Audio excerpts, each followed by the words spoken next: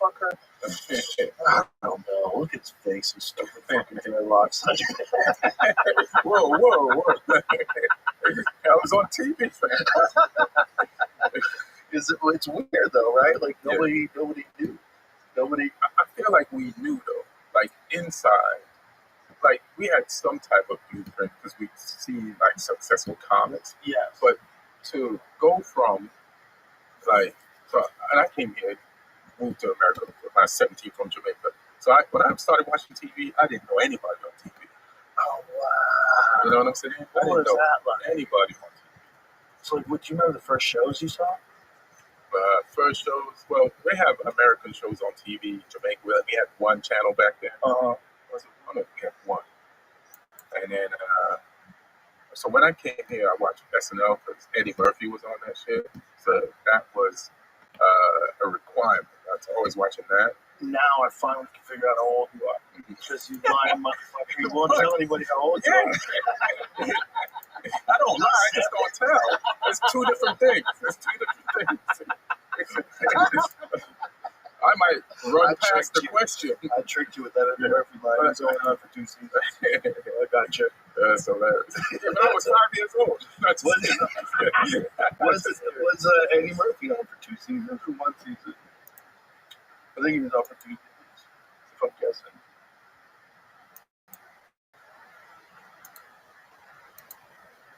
Doesn't say. Was he really? Oh, you got a little room for error. I got a little room for error. You always got a little room for error. Come on, man. So that's 3 years. Yeah. So you did the 84. Oh, you did the 81 and 84? Yeah. Oh, okay. 81. So 4 seasons. So he put in his time. Mm-hmm.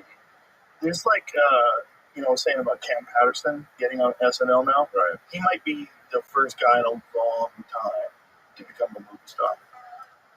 Yeah, because he kind of went away. The Mike Myers days, and Phil Hartman, and obviously Adam Sandler, and like everybody became a movie star. Right? From David Spade, they became movie stars. But then that kind of stopped, and they kind of did it to themselves and all that woke bullshit. Yeah. Like they kind of they killed comedy movies. Or they just pick somebody funny. Like there's people they overlook all the time that we know are funny. Yeah. That could be on that show. So it's good that they picked Cam. I'm gonna say some positive, derogatory shit about Cam. That's not the one. Fuck Cam. Fuck Cam. I remember the first time I saw Cam, and I saw Cam. We were at what's the that room on 6th? The Vulcan. The Vulcan. Yeah. So I think I just did your room. Then I went to the Vulcan. And what's his name? Like you're next, and then Cam was to the side. So then I knew he was next. It was like the unknown show. So then I bring him up and I watch him, and then I had a tag for him. And I said, I'm gonna give you this tag after he got upstairs. I'm gonna give you this tag, but it's only gonna make you better than me, and you're gonna get picked up in advance. I could just tell. And I was angry, and I loved him at the same time. You know what I'm saying? Somebody just got it, and the other, fuck, this guy. They got it. Yeah. You got to celebrate it. You got to celebrate it because we got into this as fans. You got into this as fans. And if someone's funnier than you got to go, goddamn, he's funny. It'll inspire you to work. Yeah. And you can be funnier than you are, but you can only be so funny. Yeah, but this is how crazy it got. So then, 2 months later, I'm in LA. I see him at the store. And I said, what's up, man? You in town? Blah, blah, blah, blah. I said, yeah, I'm here with my manager. It's my manager. Your manager's managing him? Oh, my God. I was like, I knew it. He's like, manager, ducking calls. Sorry, I'm going to check the cam. Call you soon. Yeah. All's great. But that's how close the parallels were. But that's a motherfucker's funny, man. He makes it look easy. He works hard. Yeah, he works hard. He's always working. He's always on stage. He does that 1 new minute of Kill Tony every week. Yeah. That's hard.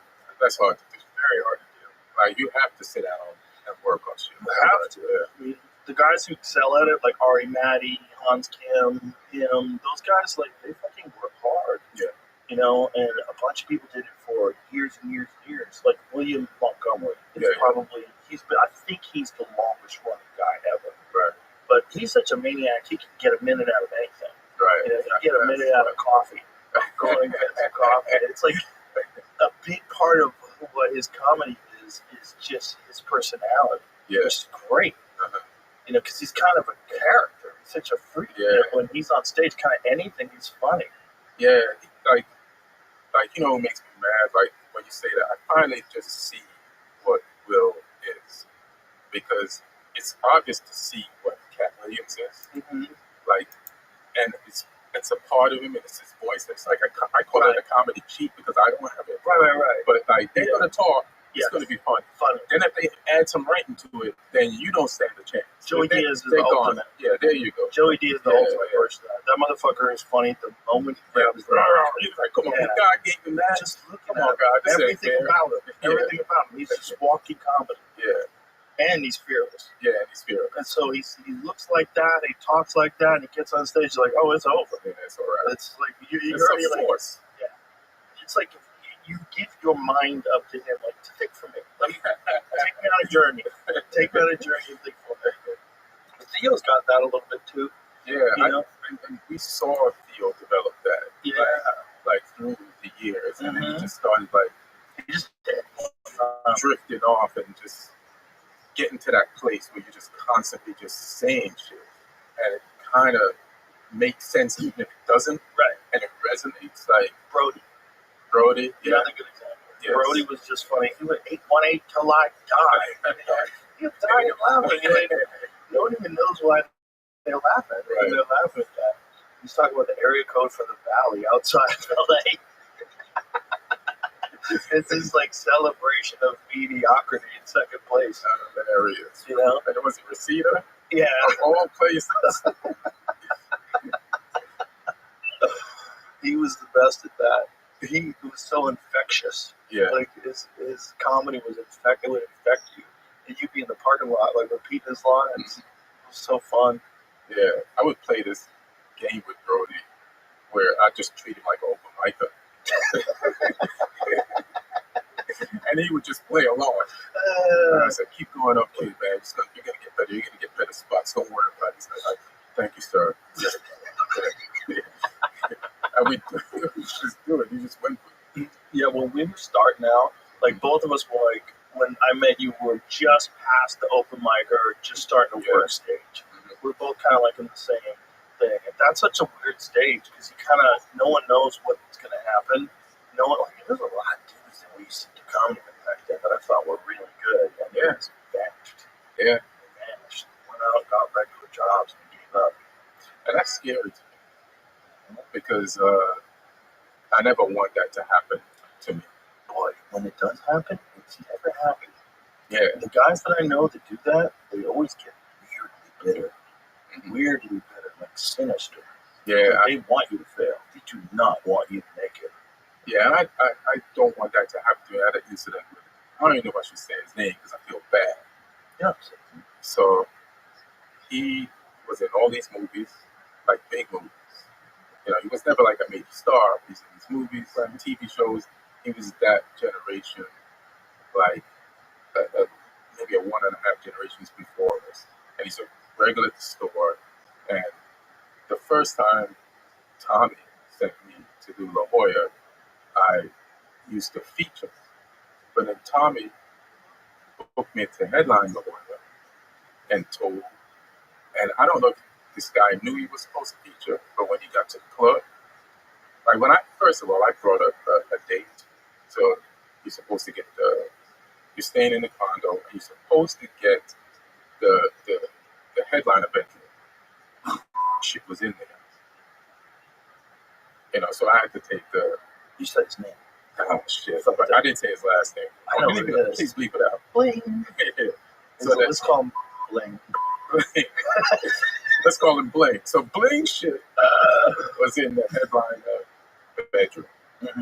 And then when we went to the store that night and he found out, like the host was on, or the comic that they did before, and then he walked out. Oh no. He walked out and said, I'm headline.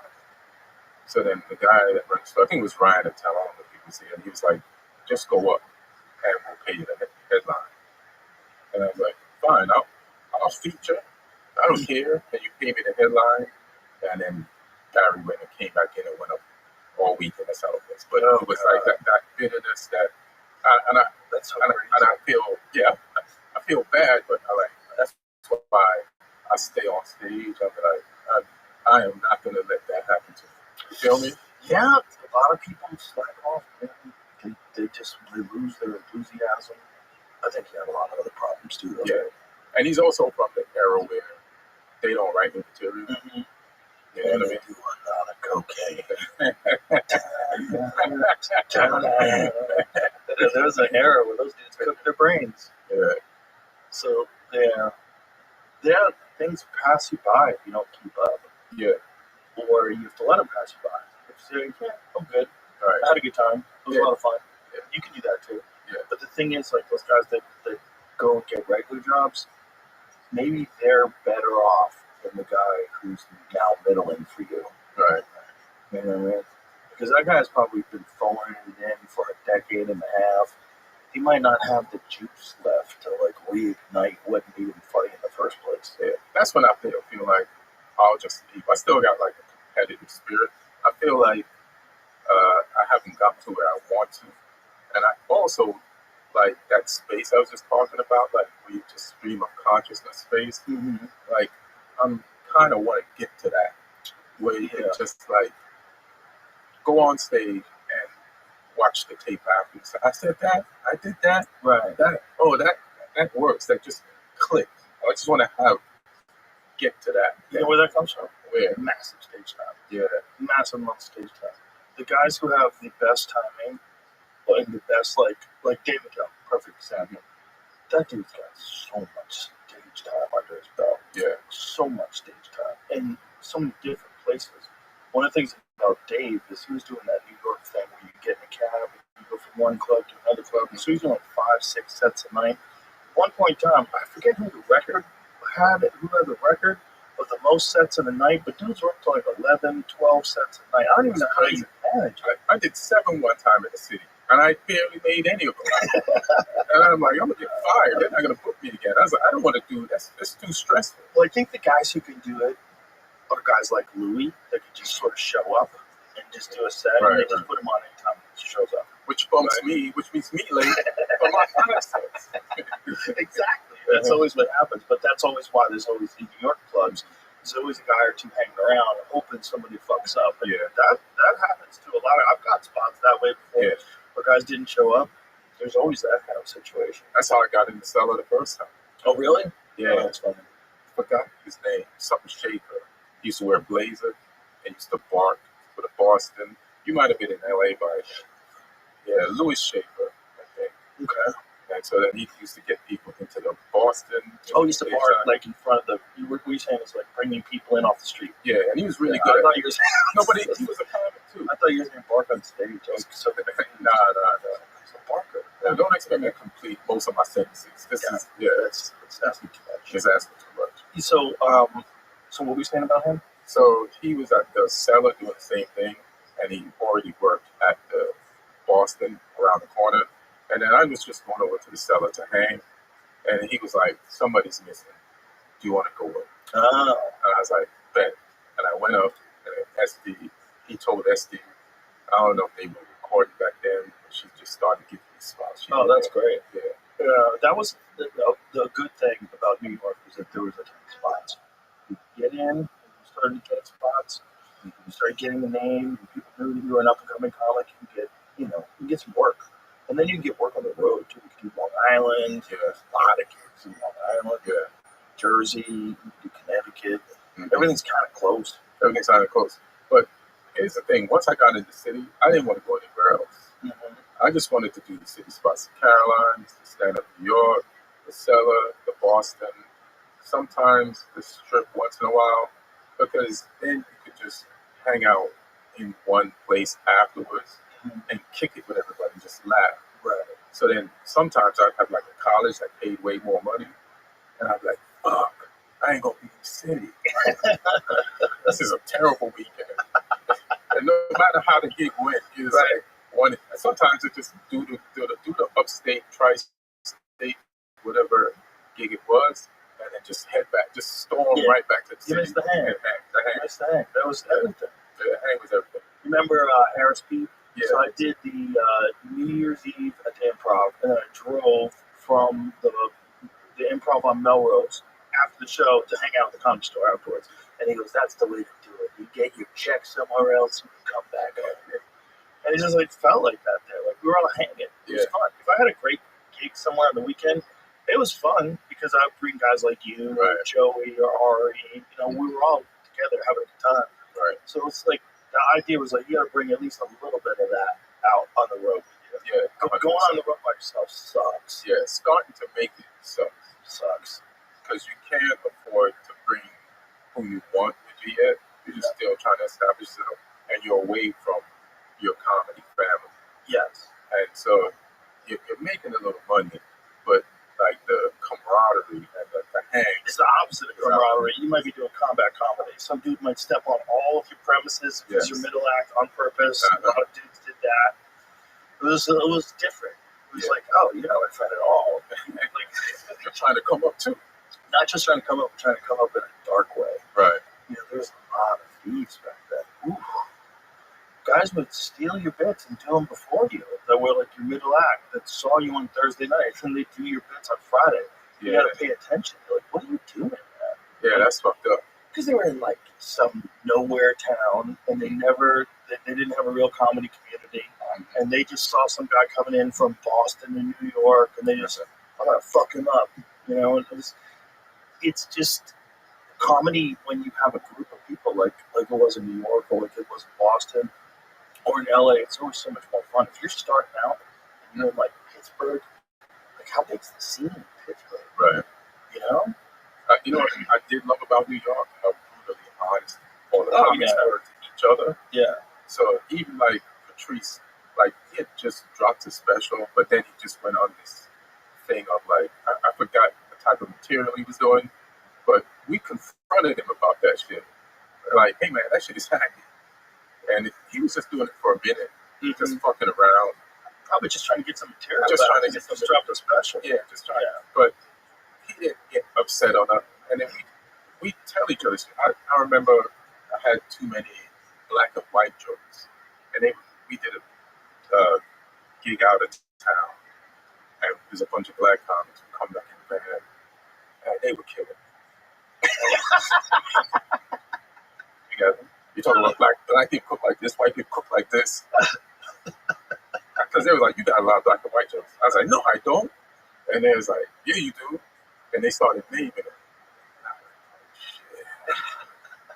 I never wanted to have black people as white people at jokes. You know, the real problem is if you do short sets and you piece it together into a long set. Yeah. I brought this one dude on the road with me once, and he had so many jokes about being Mexican because he was used to doing 5-minute sets, but when he had to do 20, I'm like, bro, you can't keep saying it. You're saying it over and over and over again. One thing I love about being Mexican, and then there's another. One thing I love about being Mexican, bro, like you gotta add some spice to this soup. This is crazy. This is one flavor. That's how weird comedy is. It's like there's levels to. Like first, you gotta get your first 5 minutes. Right.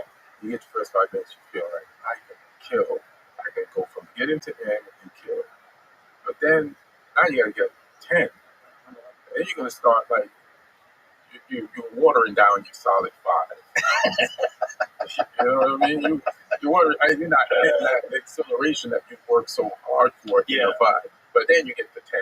And then by the time you get to 15, you can like host somewhere on the road.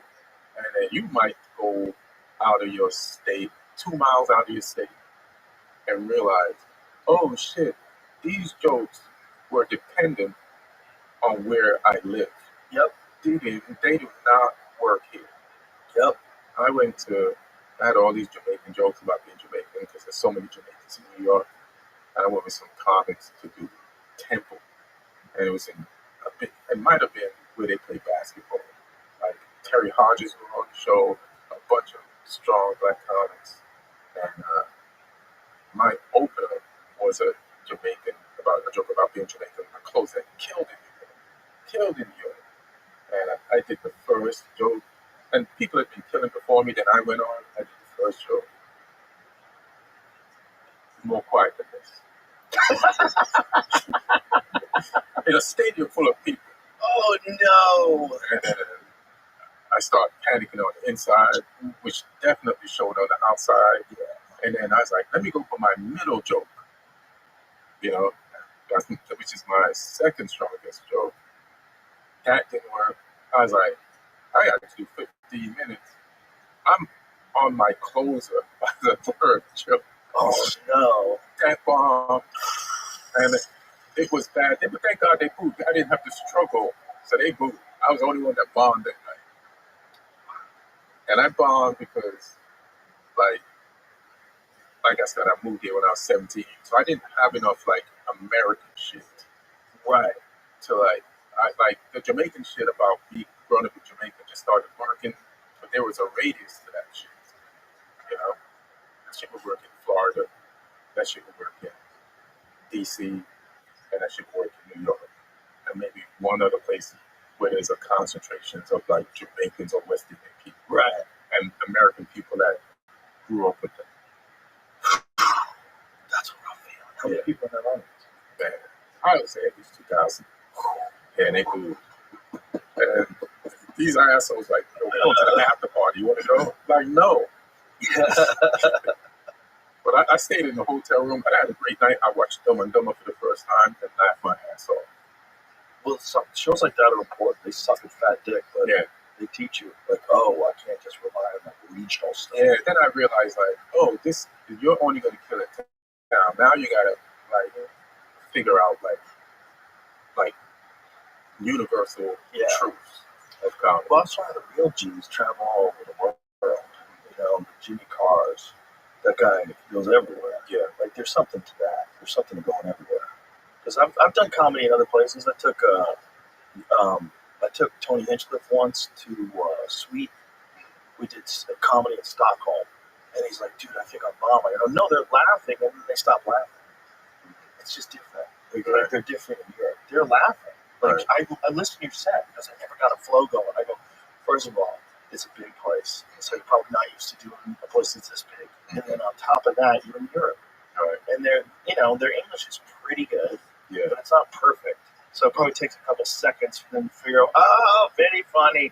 Very funny, Tony Hinchcliffe. So, I mean, what you told him is only true if you didn't get a flow going. Did you get a flow going? I got a flow going. But there was also they were there to see me. They didn't know he was going to be there, and they probably didn't even know what a comedy club was. Right. You know, these are all just people that came out to see me because I was famous. Right. You know, this is if you know, this was probably more than 10 years ago at least. Mm-hmm. But if you know comedy now, though, I think was a YouTube. I think kind of all you need now is to have a really good set, and you can tour the whole world. Like James McCann, you know that dude, Australia. If I see him, I might know. Very funny. Yeah, very funny. So funny that Shane Gillis worked with him in Australia and convinced him to move to America, and then brought him to the mothership. Curly hair, glasses. Very fucking funny and very smart and really nice guy. Super nice guy. But he's one of those guys who's if Shane didn't find him, right. Shane found him in Australia. He was ready to quit comedy. Oh shit, it's crazy. He's like, what am I doing? I can't do anything over here. It's it's hard. You have to be part of these festivals. A lot of these festivals, every year the artists will write a new hour. You know, and it'll be about a subject. Yeah, and that's another thing. They do those hours, and after the year, they don't record those hours. Right. There's so many comics in Europe, England, Australia, because I've been to those festivals, that do their hour and then retire after the last big festival. And I said, did you record those?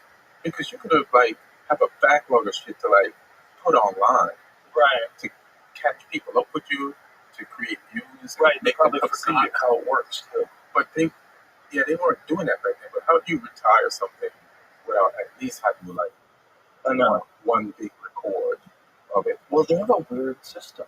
over there. Like I was talking to McCann about what the festival system is like. It's like the festivals are kind of like the only thing in common. There's a few clubs. Like there's a really good club in Melbourne. What is that club called? The Comics Lounge in Melbourne. Is that the name of it? I worked there with Ari Madden, crazy enough. And Hinchcliffe and I did that like 9 years ago, I think. So there's some comedy clubs. I'm sure there's some in Sydney. But I did one in Sydney. when you're traveling, you're doing like these comedy tours. Right. And so it's festival-based stuff. Like there's a bunch of different festivals that people go to. And when they go to festivals, like that's one of the things about like Scotland when they do that Edinburgh. Those guys, the Edinburgh Fringe Festival. Those guys, they create a new hour every year. Yeah. And you got to come back and talk about trauma or talk about what it's like to be whatever. Right. Whatever stage of life they're in, whatever stage of politics they're in.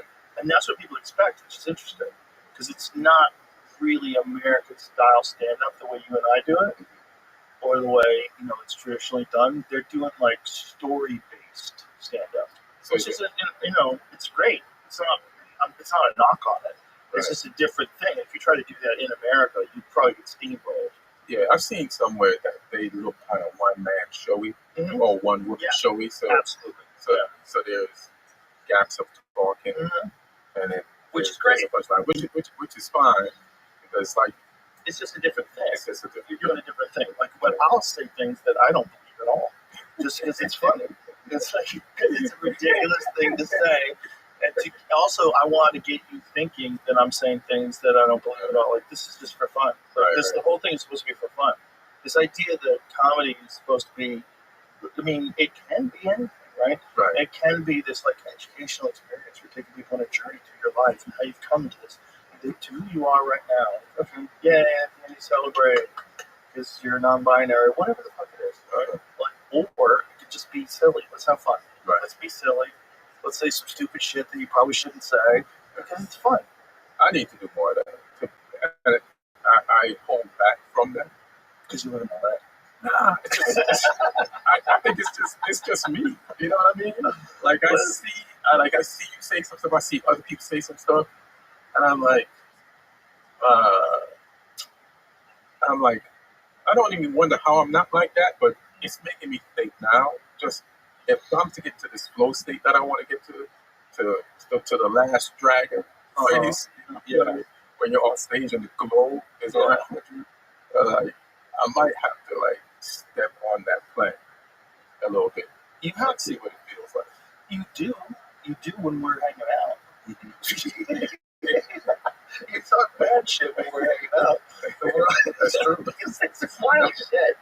No, you just take it down a notch when you get on stage. You just gotta treat those people the same way you treat your best friends. Yeah. I don't trust people like that. I don't either, but that's why I'm gonna take their phones away. That's why they're on their But also the phones in the yonder bags.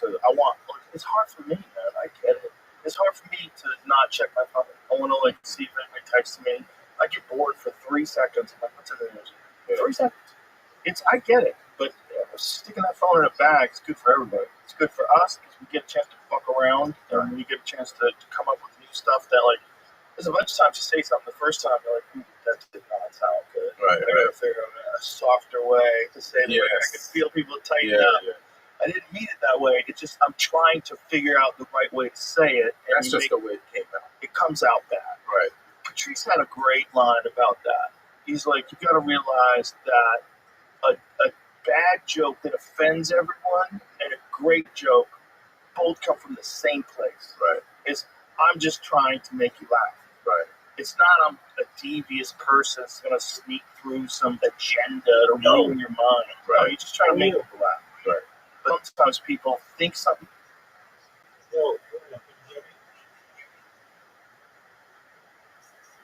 Hello. Yo, can you hear me?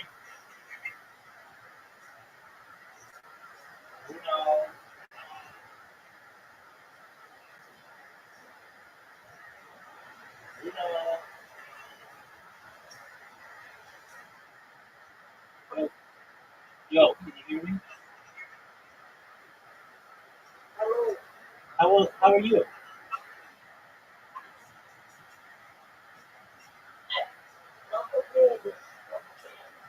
Okay, buddy, but you don't sound even a good man, so I'm gonna let you be after the other.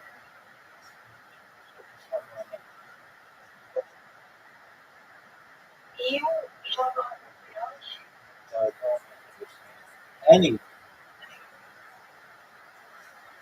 not 18. Peace, dog.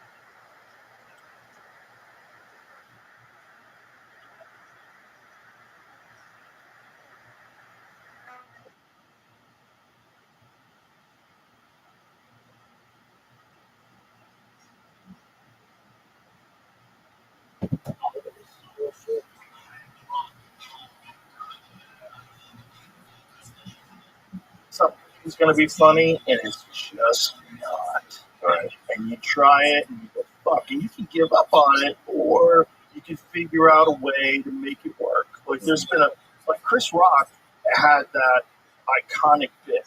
I love black people, I hate him. So he takes that bit, and he said, it just bombed for like the longest time. He could not get it to work. It's like he knew there was something in there, but it was just bombing. Right. And I asked him how long. He said, like a year. Oh, Like a year. And then it became iconic. yeah. He just figured it out. And sometimes there's bits like that just like, you gotta take the chance of offending people. You don't mean to offend them. And I don't mind doing that. Like, I do have bits. I have bits that offend people that shouldn't even offend people. Oh, there's always that. But there are bits where I'm like, all right, I'm going for here. But there is like, I still have these rules about offending people. You don't want to offend them. Not that I don't. Some things that I think are ridiculous, I'm going to go for it. Right. But there cannot be a paper trail back to me where I have to apologize. Right. So I'm like a careful protagonist or a careful antagonist. You know, like, I do want to antagonize, I do want to say some shit, but I'd be like, I can't say it that way. So I don't know, maybe I have to take more risk. I gotta figure this out. Like you know how we talk about the natural, like we talk about Joey, we talk about Cat and all these, and Cam. I feel like there's a gear that's good. Right. Yeah. That I'm having trouble accessing. Well, that's interesting. And I don't want to be like that, but I feel like there's freedom. There's my version of me. Right. Yeah. No, I know exactly what you're saying. I know exactly what you're saying. And I know you can get there, too. It's not like outside of your reach. Right. And I think it's numbers. I think that's a lot of it's intention. Like, putting your intention on them, really, really working hard on that. And then it's numbers. A lot of it is doing numbers. You know, one of the things I found when I was doing at my club, I was doing 3 nights a week, 2 sets a night. It was too much. It's like 6 hours of comedy. Right. But it's like a guy who's training for a fight. Like, you can't train the way you train for a fight all year round, because your body will break down. So fighters is what they call peak. So they peak for a competition, and then they get into the last week, and the last week they coast, so their body gets a chance to recover. So they go into the fight. They're almost killing themselves. But in that almost killing themselves, when you recover for that week, you come out so strong. And so I think I was doing that I was good at that for about 3 months, which is like a fight camp. And then it was like my voice started going, and I was like, this is kind of crazy. 6 hours of comedy a week is a lot. But there's a freedom that comes from doing that many sets. There's a freedom of like exploring thoughts. There's a lack of tension, which holds us back. And most things that people do that are difficult, one of the key things that holds them back is the tension. It's tension. It's fear. It's like you're tight. You don't feel loose and relaxed. And you know you can feel loose and relaxed. It's very frustrating. Like, what is that? Where is that loose thing? I know it's in there. Yes. I gotta find it. Yeah. I remember the first time I killed, and it's nothing now, but at that moment, it's nothing now. It's always something. But when I've seen like Jerry Seinfeld at the same club kill for an hour on a weekend, right, in his prime, yeah, I was like, oh shit, that's a great kill. That's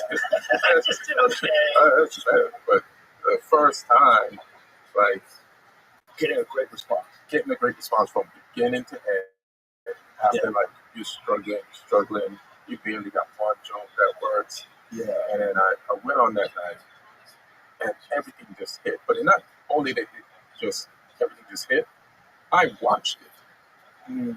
Like it was a real out of body experience. Like I was watching the audience, but I was on stage. And then when I was done, and the applause and the laughter. I floated. And then it ended. And then I was really addicted. That's what I got. Because I got high on stage. Right.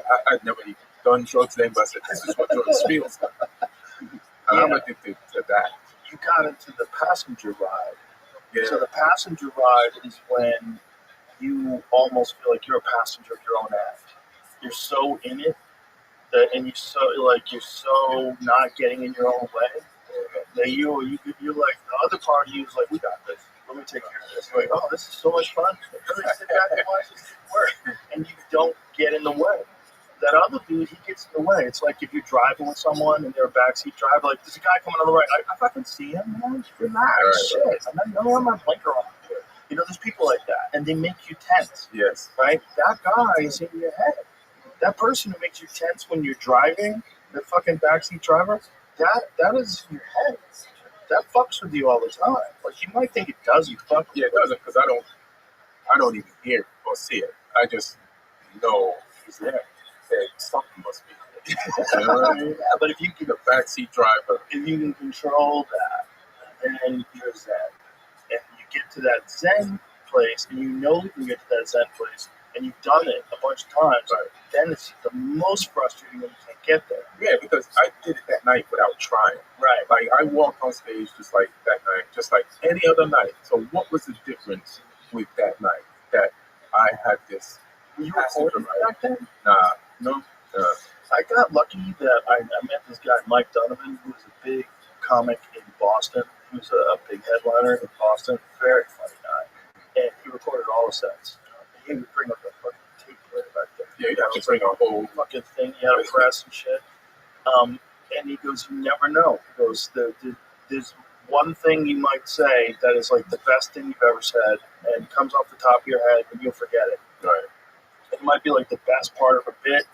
You might have a completely new tagline that comes in your head in the moment and it kills and it becomes like the main punchline of the bit. Like, you have to record those. If you don't record those, you never get those. I record all my sets now. And then I do have those moments when like, I didn't even remember saying that. This is the best thing I've said in months. That's how nobody wants to do that extra work. Like sitting down and listening to yourself after you've already done stand-up and feel it. Right. Yeah. And it was tough for me to get myself to listen to myself. It's hard. Yeah. But, you know, this is like, I think one of the things that we're dealing with, and this is what we try to address at the club, is that there's never been like a curriculum of how to do stand-up.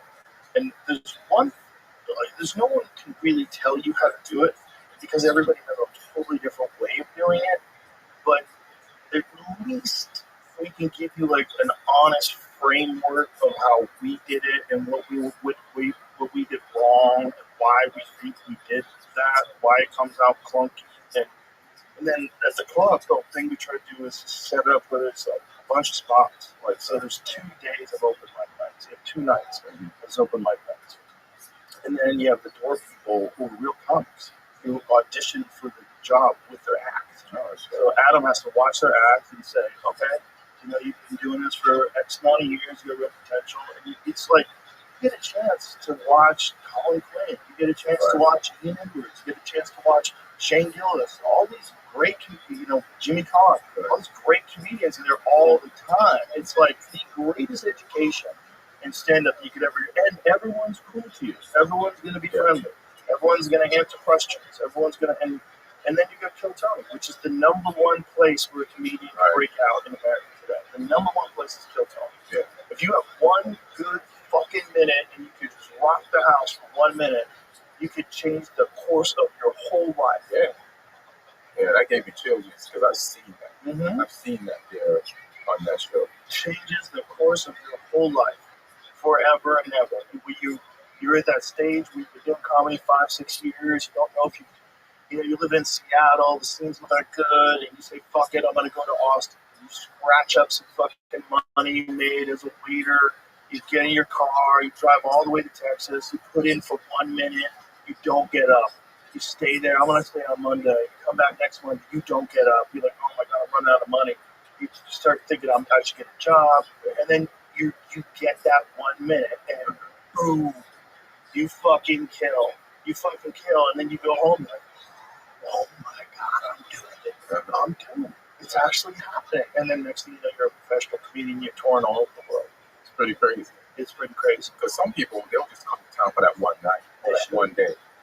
They should. And that's all they can do. And see if they can get up. And if they don't get up, it's a drag. If you do get up, if you just do mediocre, that's not good either. That's a soul crusher. That's a soul crusher. Then you gotta try to come back. But yeah, it's worth it. But dudes have gone on stage for the very first time in their life in Madison Square Garden to a sold out show.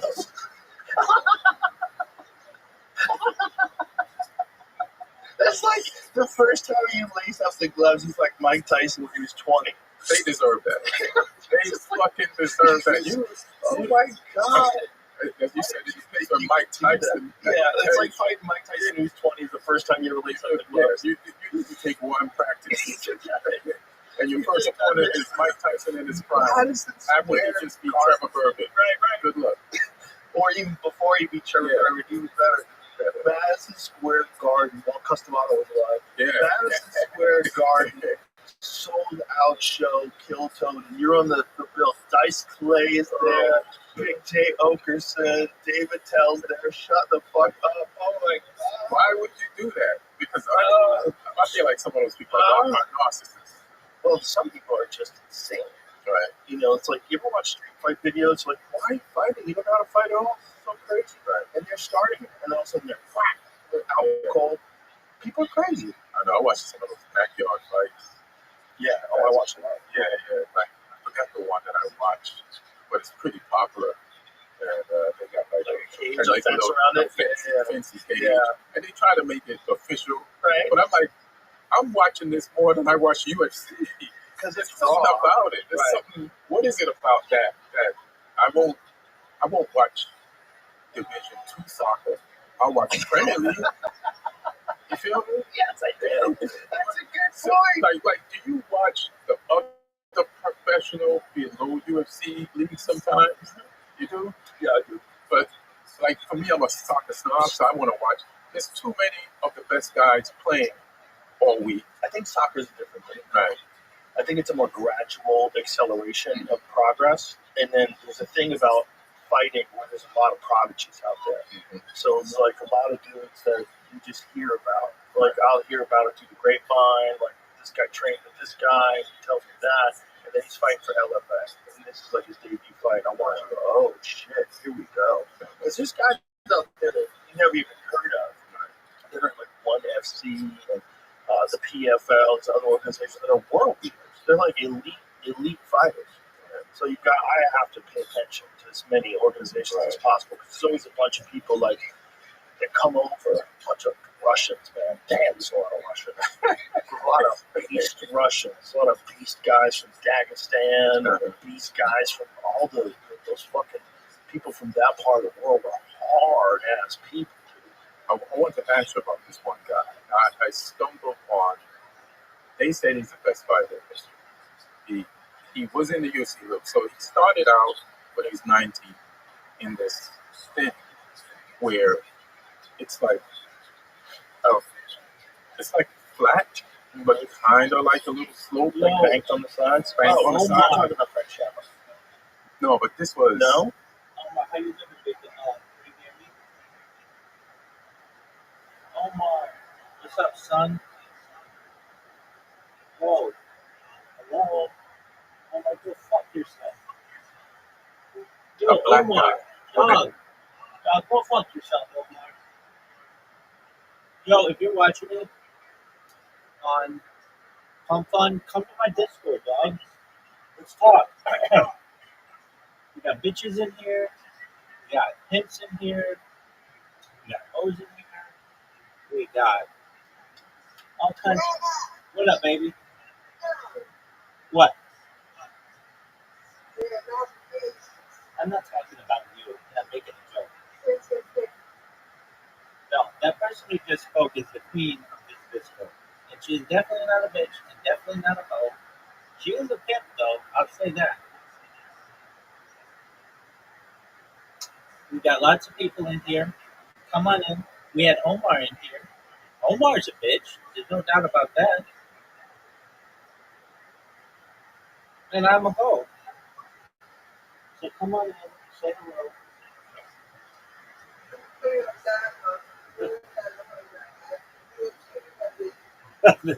I know. I'm just trying to get people in here any way possible. So come on in, have a good time. The water's fine. Enjoy yourselves. And we will again reiterate: this Aquarius is the princess of the Discord, and no offense is meant to be communicated. So I wasn't even looking to see her. I was just talking because I saw that we had a huge uptick of people. That's great. But Omar sounds good. Okay, then he had a kid, then became a cop, and then maybe like when he was like 30, got back in. And he did. Yeah. So we have like a bunch of people that yeah, it's kind of just like it's like how would I describe it? Like Twitch, but it allows you to live stream. Well, I should say it's like Twitch, which allows you to live stream, but there's a like money connected to it. So like yesterday, people made $10,000 on it. Yeah, I mean like $50.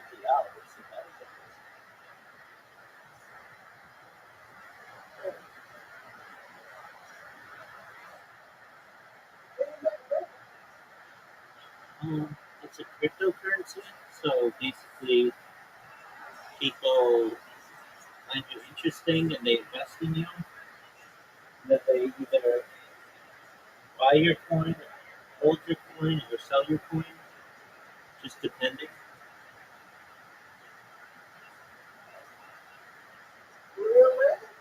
Yeah, no money. Yeah,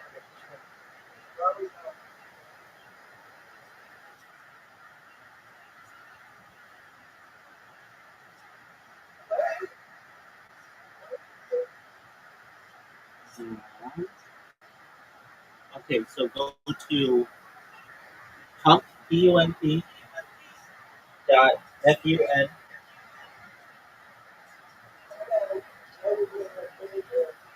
You could go.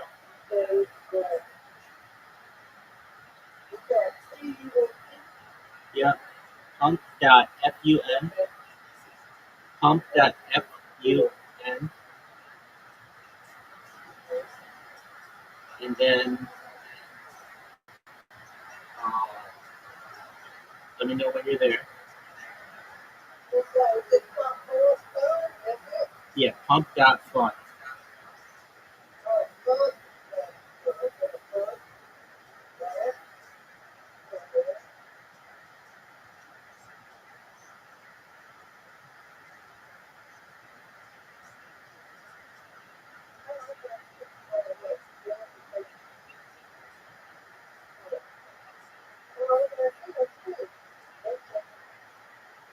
And then in the search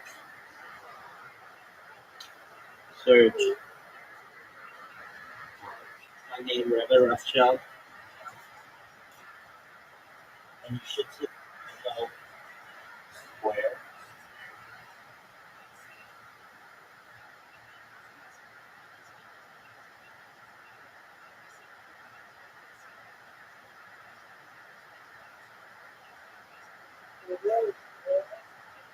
You see it?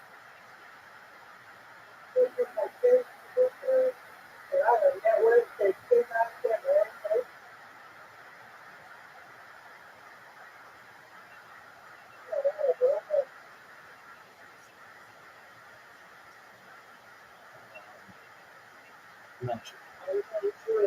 I'll be right back. I'll tell you.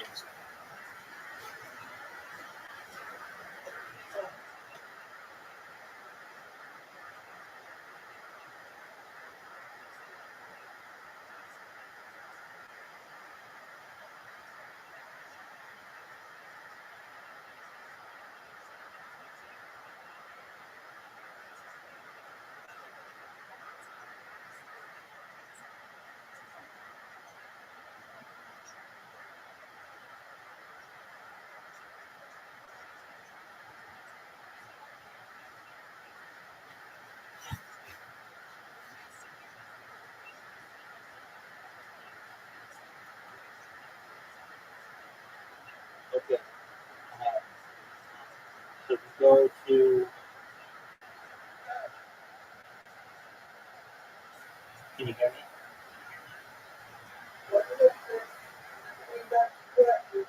You're good. All right. So have fun. Um,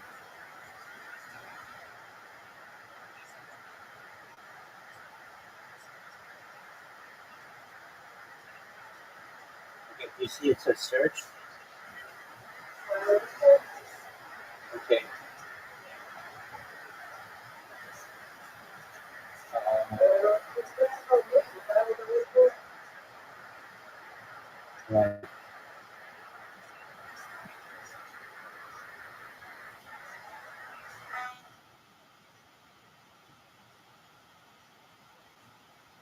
Okay. So in search, just type Rabbi, RABBI. Okay. So the first thing you should see is year of rabbit. You see that?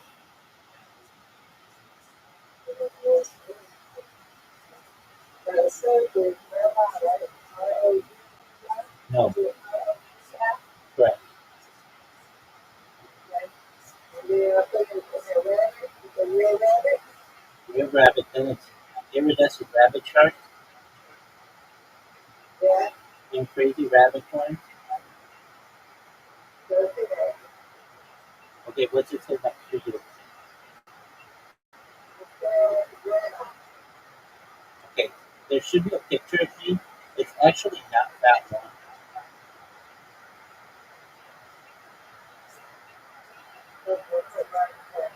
No, don't do that. Just type in. Let's see how it is like. Yeah. Click it. Yeah. Click it.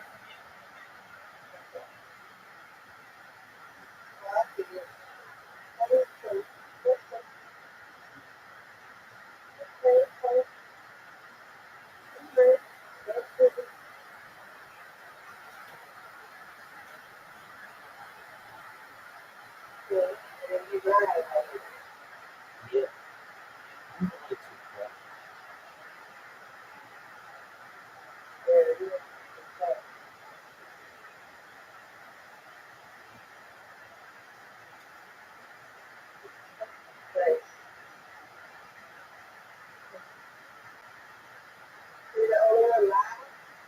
Now there are other people that are.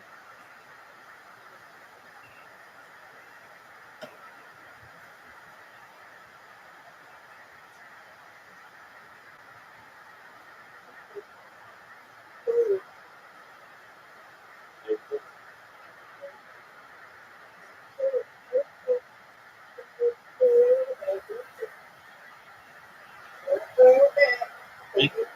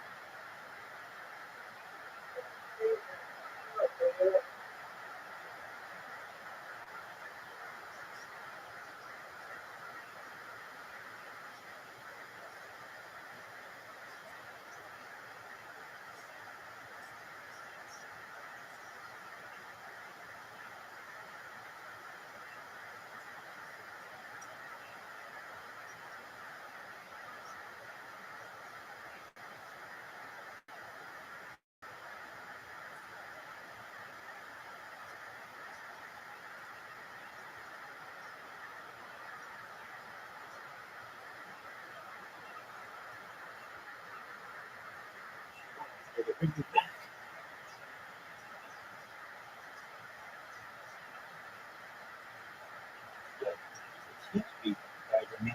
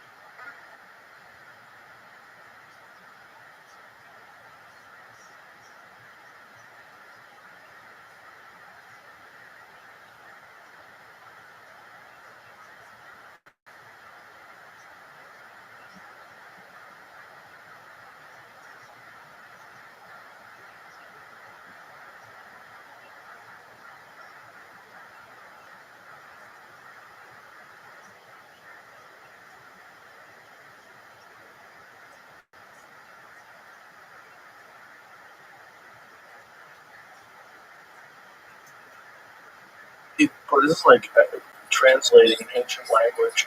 How do I not know who this guy is? You don't know about him? I know. Tell me who you fought. You pulled up with your shit. Just give me one fucking name. I'll tell you exactly who this is. I can't give you one organization. There's no way he's the best fighter of all time. But then, who's saying he's the best fighter of all time? it's a person video? Yeah, it's a YouTube video. They put the compilation together. But let me tell you something. Like, so I'm not an expert. I've been to some fights with you, and I've watched. Although this nigga was not. I'm sure. Like, I remember, like, the first time I saw Israel. Mm-hmm. I saw his compilation stuff before, and this is before UFC. Right. And then I said, "Hey, man, is this guy real?" And you were like, "Yes." So this guy. He's a perfect example. I had my eyes on Izzy for years. Right. Because in the kickboxing world, he was fucking people up with style points. Yes, this guy too. Yeah. Okay. And you don't remember his name? Is Mike? Let's try Mike something Jr. That's all I got. Good stream. How long ago was this? Was it a YouTube video you were watching? It was a YouTube. Is it how long ago? Like 6 months. Shit. It's probably gone through 50,000 videos. Yeah. Jamie can't even find. He's like, that's not enough information. Sir. You can put that in the chat GPT. He was a cop. He was a cop. He's married to like a female fighter now. But he was like, his style was like, you know, the type of this is driving stream of consciousness type of comedy. He would do the the thunder kick on the regular. Okay, rolling thunder. Thunder kick on the regular. That was just like standard. Like his feet were his hands, and his hands were like feet too. And he was just very explosive. And he did one time, a few times, like two guys beat him because he did go to the UFC for a little bit towards the end of his career, and he did fight some K1 shit. He fought in everything. But God, I wish I had more info. Because I want to know. Listen, if you tell me who this is, I can tell you everything about them. Right. But it's like I'm trying to figure out through this puzzle. This is like hieroglyphics. I think there's too many keywords and kind of lost. I'm trying to run this through Jamie brain. Jamie usually is pretty psychic about this kind of shit. Figure out who the fuck it is. But your amount of information, it's like I would think of you as a suspect. If you're a witness, I'm like the way this guy described this scene, I don't like it. I pulled the other detective aside. I go, I think we got our guy. This guy's full of shit. He's trying to throw us off the case. I should have bookmarked this guy. I should have bookmarked this guy because I was like, I need to know if this guy is really like this narrator is saying. But he fought on a legit thing. Are you sure that this was one real person that you just put together a bunch of stuff? No. Did you get ranked by some AI? He was bald-headed. How about that? Oh, boy. Had a low flat top. How about that? Light-skinned black guy. Lanky. How long ago? I guess that would be better. Yeah, what year are we talking I would say he might have ended his career like 2008, 2005. Something like that. I was like, when I was watching it, I was like, oh, I got to start watching for his fights. But then it got to like, oh, this guy's retired. And he was retired like maybe like late 30s. Listen, there's a lot of guys like that, unfortunately, that are really good. Really good. And then you watch like one or two fights, and you go, oh my God, this guy might be the best in the world. It's just the game is so brutal. It's the most brutal sport ever. You're using your body to try to break another person's body. The most effective way to do that is to separate them from their consciousness, or take their legs out until they can't walk anymore. I remember one time we went to a fight, and then I was like, hey, Joe, why they, they walk to the ring together with their whole crew, and then right before they get to the ring, they hug everybody. And it's like, I'm like, why are they hugging? They're going to be right there, outside of the octagon, and they're going to be yelling instructions, and they were in the locker room together. But right before the person enters the ring, it's almost like a goodbye. because I might not exit this ring the same way I entered, Yes. or I exit at all. Yeah. You know, so that's what fighting is to me. It's like that's how dangerous it is. Like when you're like, Yeah. goodbye. Well, it's the last thing you can do to support that person that you love. That's about to go do that. Right. It's real hard when you watch your friends. It's real hard when you watch your friends do that. Yeah, real hard. Yeah. You know, like it was real hard me watching Cormier and Joe beat him up. Right. That was hard. The Stipe one was hard. You know, especially the one with Stipe Caleb against the case is hard. Yeah. Because you know them. You know them as human beings. And you know what that's going to do to them. It's fucking devastating. It's like a loss. It's like you lost a family member or you lost a dog. Yeah. You know, It's affecting you right now. Yeah, just thinking about it. That's like, it's hard, man. That's what I'm saying. But like, for me, the hardest one was Shaw. Because Shaw didn't want to quit. And I was like, dude, the thing about Brendan that most people don't know is how many concussions he took outside of the fights. So you see the fights, but I used to spar with Shane Carwin, man. Shane Carwin was the interim heavyweight champion, the biggest fist ever registered in the UFC. He had like 5XL fists. Bro, he's so big, it was ridiculous. He looked like in the Avengers, like he would be like the Hulk. He doesn't look like a real human. Right. Like all the other people are there, and then there's Shane Carwin. He's a freak. And Brandon Sherman and him used to spar all the time, and he would get knocked out all the time. He would get concussions all the time. He got a concussion like days before he fought Ben Rothwell. He got a concussion days before he fought Nogueira. Like he was getting concussions all the time, like in the gym. yeah, that's crazy. So I knew about all that shit too, but I was seeing the effects, and I was like, you gotta get out now. If you don't get out now, there's no happy ending. There's no happy ending to the guy who gets knocked out alive. Right. It's terrible. I was watching a video the other day of that dude who fought Mike Tyson when he right when he got out of jail. Remember when Mike Tyson bodybuilder almost? Right. Was it a white guy? Yes. Yeah. Yes. And that dude, I found the video because I sent it to my friends. I was like, bro, brain damage is real, fellas. Because it's just unfortunate. But you watch a guy talk and you go, oh, okay. This is just how it goes. But Yeah, like Burns. Yep, all of them. All the greats. All great. You know, Sugar Ray seems to have kept it together pretty good. Yeah. But there's a lot of these guys.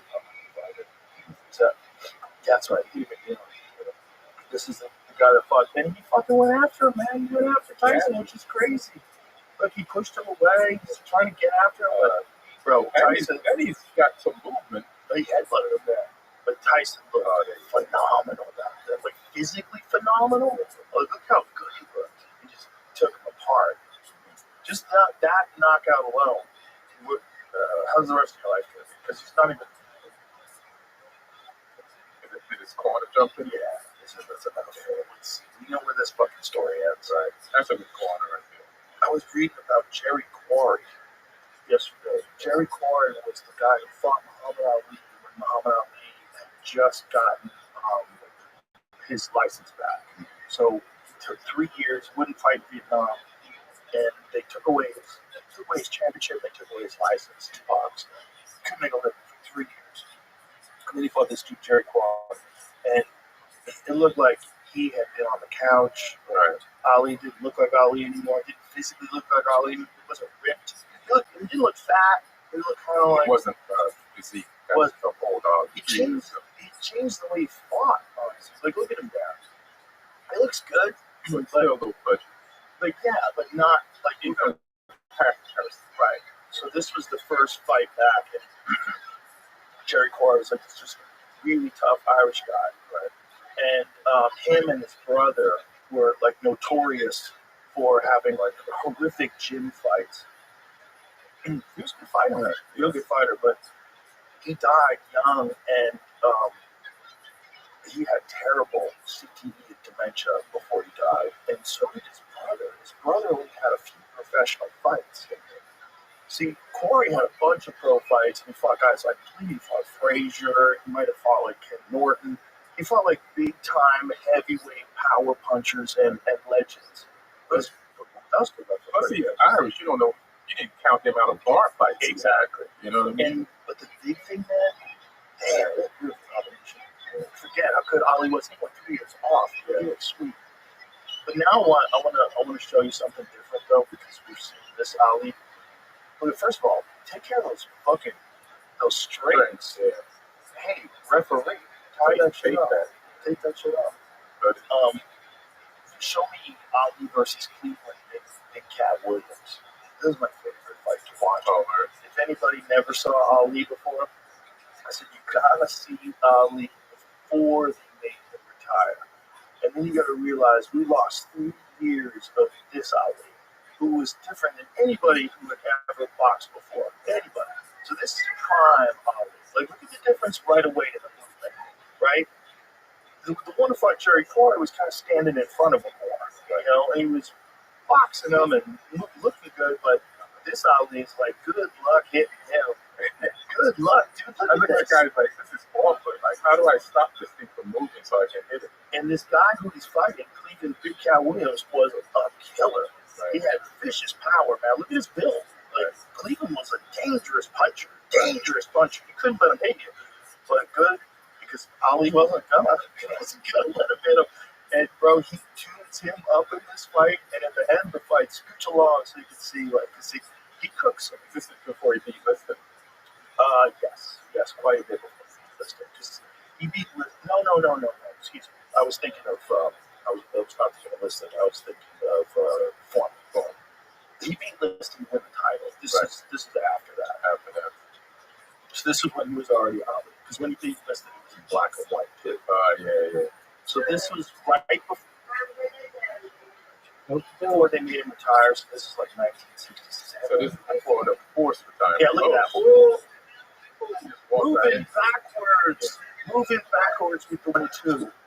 There's no woman, man. It's just, like, people who don't think boxing is beautiful, you gotta watch Ali, Cleveland, Big Cat Williams. And you should watch a little bit of Big Cat Williams before that. You see the slugfest that he was in, he was fucking people up, and you know how dangerous this was for Ali. But look at he's just bing. I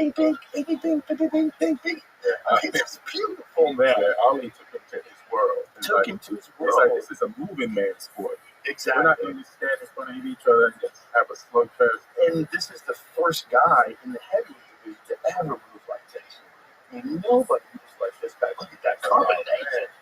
Whoa! And he stands over him with his hands up. It's extra embarrassing with that hairstyle. You had your hair done, bro? Like, you have to call, get in some women fixing it up and pressing it for the fight so you can go out after. Like, he never wore the suit that he bought to go with that hairstyle for the after party. Wait, did this keep going after that knockdown? Yeah? Oh, that's crazy. Let that guy fight another round? Oh my God, at the end of the round, he was by the bell. They used to have Taik by the bell back then. I feel like he has a good reputation of how much he's taken in his life, in his career before this. You have to let this keep going. Bro, just to shuffle on him. Oh, now he's feeling. Look at this. Oh my goodness. Oh my goodness. See, this is the Ali that we missed. God, that guy got back up again. Cleveland Big Cat Williams is a stud. To get back up all these times from that, look how good Ali looks, man. Oh my goodness. I mean, he looks like a middleweight. It's like a middleweight fighting heavyweight. And you know what was unfair about Ali? Because, all the boxers back then had chins. Mm-hmm. So you feel like somebody Ali's style would not have a chin. But you had just as good a chin as anybody else, and he would let you hit it. Yeah. And then if you did get to catch him and get the slugfest, you wouldn't knock him out. Because this motherfucker could take a hit. One guy almost knocked him out and totally cheated to keep it silent. This guy Frazier? No. This guy named him. God, what was his name? I can't believe I should remember his name right now. Because I was going to talk to you about Bob Foster. Henry Cooper. That's right. Thank you. Henry Cooper had a killer left hook. Right. Killer left hook. and he caught Ali back when he was catching his leg right on the butt. And his legs went, his head rolled back, he slumped down like this was tough. So he was like at the bell, they get him in the corner, they cut his gloves to change gloves. Like, watch this left foot. This guy, Henry Cooper, was tough as nails. And look at that left hook on his chest. Look at it right here. Oh, damn. Bro, Ali was fucked. He was fucked. So this is at the bell, right? So they get him in the corner, they get smelling salts, they cut his gloves off and changed his gloves. So give him some breathing. Did they cut the part out where they cut his gloves? I'm pretty sure that happened. I think that was an Angelo Dundee trick. Angelo Dundee, man. Yeah. What a guy. What a cornerman. He might be the greatest cornerman of all time. Yeah. It's the one with Sugar Ray Leonard and Tommy Hearns. You're blowing it, kid. Did you see him say that? Nah. He says that Sugar Ray runs out and stops him in the next round. Yeah. And that was a Hearns fight. That was Sugar Ray versus who? Hearns. Yeah. I remember all those fights. I remember the Hearns Agler fight.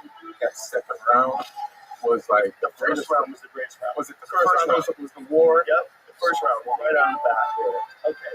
No evidence Muhammad Ali had his gloves changed mid-fight to get extra time to recover. Rather, it's an urban legend from his fight with Henry Cooper in 1963. Ali's trainer, Angelo Dundee, did bring Ali's torn gloves to the referee's attention, but the controversy only extended the round break by a few seconds, and Ali went on to win the fight. Okay, so there was a torn glove, but they didn't let him change the gloves. He showed a torn glove, and it just happened to be torn right after the knockdowns, and this is an urban legend. Respectfully. The myth is that he had intentionally cut the glove. Respectfully, he probably did. Right. Because if the glove all of a sudden was torn right after a knockdown, how many other times in his career has he had a torn glove where the fighter was winning? Yeah. 0 times. How do you tear your glove if you'll get hit? If he was in Henry Cooper's corner and he found that cut, do you think he would tell the referee? No. He wouldn't say a fucking thing. Right. It's bullshit. But I get it. He bought some time. Smart move. And 1 second in boxing. Bro, look at that face. That face busting him up. I think he stopped him by cuts. If I remember correctly. I used to watch all these old fights, but it's so long, I can't remember the full details. Like, I knew who you were talking about before you could remember his name. Yeah, I forgot his name. Yeah. Because I was thinking of Bob Foster, because I watched this whole piece on Bob Foster last night. People forgot about him. And Bob Foster, he was the light heavyweight champion when Ali was the heavyweight champion. And I believe he tried. I know he fought Ali at least once. He tried to go up to heavyweight. It just didn't carry over. Because he was a weirdly shaped guy. Like, he was tall, but he was not muscular at all. But he was here, give me a Bob Foster KO highlights. I got on a whole rabbit hole the other night because I watched this one video about when they're talking about Bob Foster and how deceptive his punching power was. And then I'm like, oh my God, I forgot. And then I went down a Bob Foster rabbit hole. And it's also the confidence in this video. He's talking about taking 1 or 2 rounds and nobody just knock him out. Is he the black guy or the white guy? Black guy. Bro, Foster had, look at this, bro. Bro. This is like a mother beating a child. Bro, he's had tremendous power, man.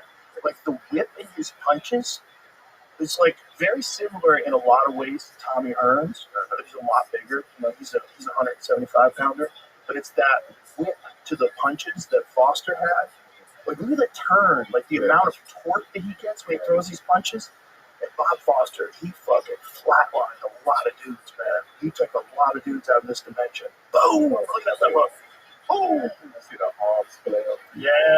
Like, you know, the arms let you know you're at the moment. Yeah, Foster fucked a lot of guys out. Oh, he had some movement, too. He did. He just wasn't quite big enough to beat Ali, you know? Ali was a solid 35, 40 pounds heavier than him. That's just too much. Yeah, he's tall enough. Oh, that's simply versus Corey at heavyweight? God, I just showed you how many guys Corey fought. Fuck. Yeah, these guys can stop each other die. No. Corey died because of it much earlier. It doesn't look like Corey. That's what it says? He's back. Okay. Oh!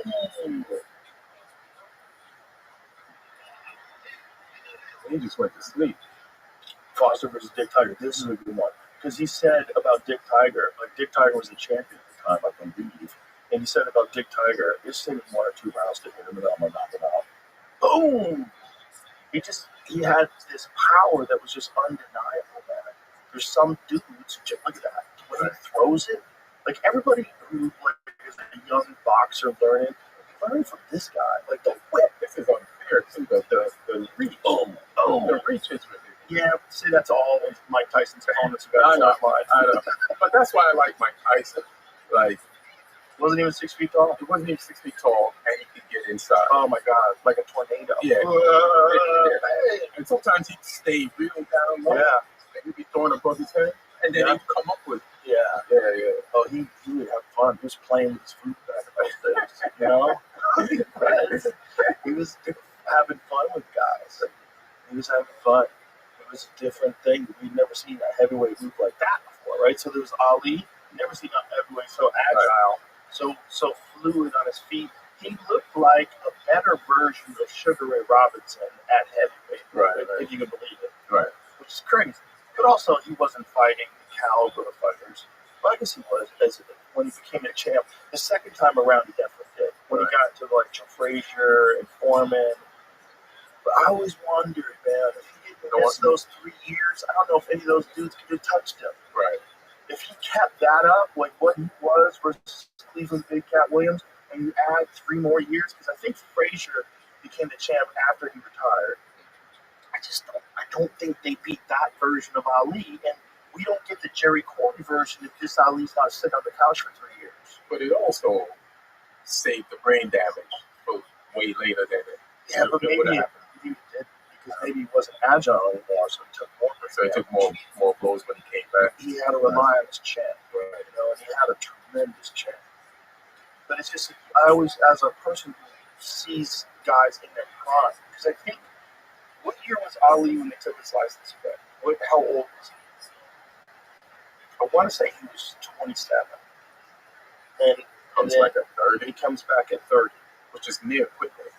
For a lot of fighters. Yeah. It gets near. Yeah. It gets near quick time. 3 years was, the thing is, like, he wasn't a guy that was like Bernard Hopkins, who just stayed in the gym, kept running every day. He wasn't that guy. And he was always involved in a lot of political things because he was an activist. He was a very outspoken anti-war activist, and they took away his livelihood because of it. Bernard Hopkins had the most. What came? He was 25 when he retired. When he took his license. And he came back at 28.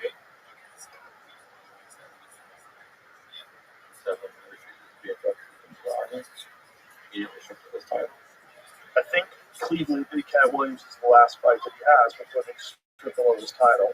They wanted him to fight in Vietnam, which is just crazy. So 5 centuries. So he comes out 70 against Corey. So it's almost 4 years, right?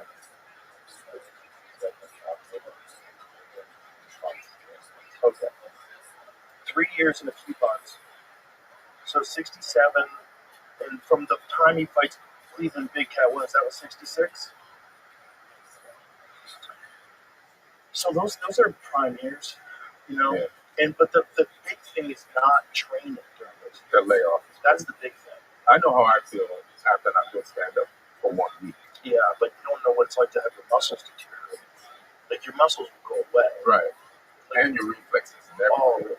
All the twitching. It might take years to build that. Right. And in his case, he never really did. He never built it back to Cleveland to the levels. Like he didn't come out and just move around like that at 30. He just didn't. Right. It was different. That was different, and it was a heavier shift to move around to because he was heavier. Yeah. He had heavier use after 30. Also, if you're going through training camps and you're not in shape in the beginning, like that's a different thing. Like I don't know how much time he had to prepare for Jerry Corey, but I would imagine it's not more than a few months. Right. So you can imagine you're saying, "Hey, Muhammad, we got to get ready." Like he's like, "I'll be ready tell me to He's get ready. joking around and Yeah. shit. Come on, Muhammad, take the serious. Get ready. I'm Hey, ready. I'm ready right now. Sucker, put on those gloves. Because he would talk shit to people and you couldn't say anything to him. Right. So if you were managing him or if you were training him, like, good luck, you never heard him. He's the greatest of all time. I am the greatest. He'll have you trained. I remember he was talking to Howard Cosell, and Howard Cosell said, "You sound very truculent, champ." He goes, "Whatever truculent means, if it's good, I'm that." I'm in. Yeah, I'm that. And he said it with zero hesitation. I remember one time he said, "I'm so fast, I'll turn off the light and get in bed before it gets dark." Nobody had been like that. Nobody talked like that. Nobody moved like that. It was a totally different thing. He was stand-up comedy funny. Yep. He was Yep. like when I watch his old videos, like normally you just watch a fight. Yeah. I could watch a Muhammad Ali talking compilation. Yeah. That's how fucking entertaining this motherfucker was. Yeah, he was so entertaining. Yeah. He was so entertaining. And because of his refusal to fight in the Vietnam War, he represented a generation. Yeah. He represented young people that were like, yeah, this is fucked. Like, what are we doing? You know, people, a lot of people were mad at him, called him a traitor, but at the end, they all kind of realized, like, oh, he was right. He was right. History. They realized they were on the wrong side of history. Because people don't know back then, because the only war they had remembered before that, either was Korea, but really people remember World War II. Right. World War II, we had to fight the bad guys. We did our thing. We stood up for our country, and that's why we got the greatest country in the world right now. And if you're not going to do your part, man, fuck you. Yeah. And then during the Vietnam War, it was like, oh, wait a minute. This might be a drug run operation. we might be like fighting in the jungle because someone wants to control drugs. Is that what Vietnam War was? I A believe drug thing. I believe there's a lot of factors, but I believe one of the major factors was control of opium. That is one. Well, I mean, I want to say that about Afghanistan as well, because the production of heroin out of Afghanistan ramped up after we were there, and we were guarding the poppy fields. And it was for the opiate prices that they put in the Oxycontin here Exactly. for the same. I mean, it's the same. It's the same thing. It's like it's all just heroin. It was at one point in time, I think it was 90-something% of the world's heroin supply was coming out of Afghanistan, and that's why we were over there. We were over there guarding those fields. I say we, not me. Yeah. We were there. Yeah, okay. But Americans were, and Geraldo Rivera fucking went over there to visit them and talk to a guy, this military guy, who explained why they have to guard the poppy fields. And what did guys say? Just like basically saying, you know, we have to protect these people from Al Qaeda. Like, okay, listen. Al Qaeda we started. Do you know how gaslighty that is? Right. Just think of how gaslighty that is. We have to protect these kind and humble heroin growers. We have to protect them from these other people who are just terrorists, Right. who live here, and we're here. We invaded this place Right. to keep these people from stopping these people from selling heroin, and we're the good guys. Like, what? And especially the word Al Qaeda. When I watched, was it Rambo 3, which was Rambo in Afghanistan, and then you watch the credits. And thank you for the great fighters of Al Qaeda. It's in the credits. Wow. It's in the credits because when Rambo 3 was him helping Afghanistan fight the Russians. That's right. So then we were funding Al Qaeda. You ever seen the movie Charlie Wilson's War? No. You ever seen Charlie Wilson's War? Right, Tom Hanks, and he's a congressman or a senator that figured out a way to funnel money. He knew Congress was going to give, like we vote to have a package for Israel. Mm-hmm. So they weren't going to vote to give a package to help us fight or give money and weapons to Al Qaeda to fight the Russians in their war. So that he figured out a way how to get funding and circumvent it to Al Qaeda so that they could fight the Russians. Because it's all a part of the Cold War, right? And like in Vietnam, Russia fought us, but through the Viet Cong. And in Afghanistan, we fought them back through Al Qaeda. And that's what's going on in Ukraine right now, too. So what's the deal with the Ukraine? Because I kind of know what's going on, but I'm kind of confused. Well, we funded, Right. we, along with the other European countries, funded. And it's kind of the same thing. It's in similar ways. But this is what they really want control over is the resources. There's The soil. extraordinary amount. It's soil, but the real thing is the amount of minerals, rare earth minerals. The computer stuff and the phone stuff. Yeah. They're sitting on an enormous bounty of rare earth minerals. They also have natural gas. So this was part of the real controversy with why Hunter Biden was running Burisma, which is a Ukrainian energy company. Like, why is he doing that? Or what is the deal there? Well, it's like what they were trying to do is control energy, control the market for that. And he had access through his dad to, and they're got a nice busy job. But there's enormous resources in that country. Right. And the war is partly over that, right? Partly over we crossed NATO. NATO crossed the line that they weren't supposed to cross. We're not supposed to arm them and have them nuclear weapons right next to Russia. Exactly right. It's not obviously, but they are a part of NATO. NATO promised at the end of the Soviet Union that they would move the arms closer to Russia, and they just kept going. Right. And the idea is that if they wouldn't do that, Putin would probably take over everything. He'd go through Poland, like, you need NATO. So I see both arguments. Yeah. I do. And obviously, the person who invaded the country is the bad guy. That's the bad guy. That's the bad guy. He went into a country, hundreds of thousands of people are dead now because of it. Right. But you don't know what the real motivations of war are until, like, the fog of war settles, and the dust settles, and the war's over, and then 10 years later, someone writes a book. Right. And you go, oh, God, it was that? Right. Like, you guys just wanted money? You guys just wanted to control oil? You guys just wanted to make sure they stayed on the U.S. dollar? You guys just wanted to do it? Like, you were pretending that there's this noble cause. The Vietnam War is a perfect example. The Gulf of Tonkin is. With that boat? Yeah, they made up an attack. Right. And then everybody's like, oh, my God, they attacked us. They fucked around, and now they're going to find out. We're going to send our boys. And how many hundreds of thousands of people died, and how many hundreds of thousands more lives were ruined forever? How many guys moved back just with the horrific memories that they can never shake out of their head? They wake up in the middle of the night screaming. Yeah. They see people die. They see their friends die. They maybe have to kill people. Yeah.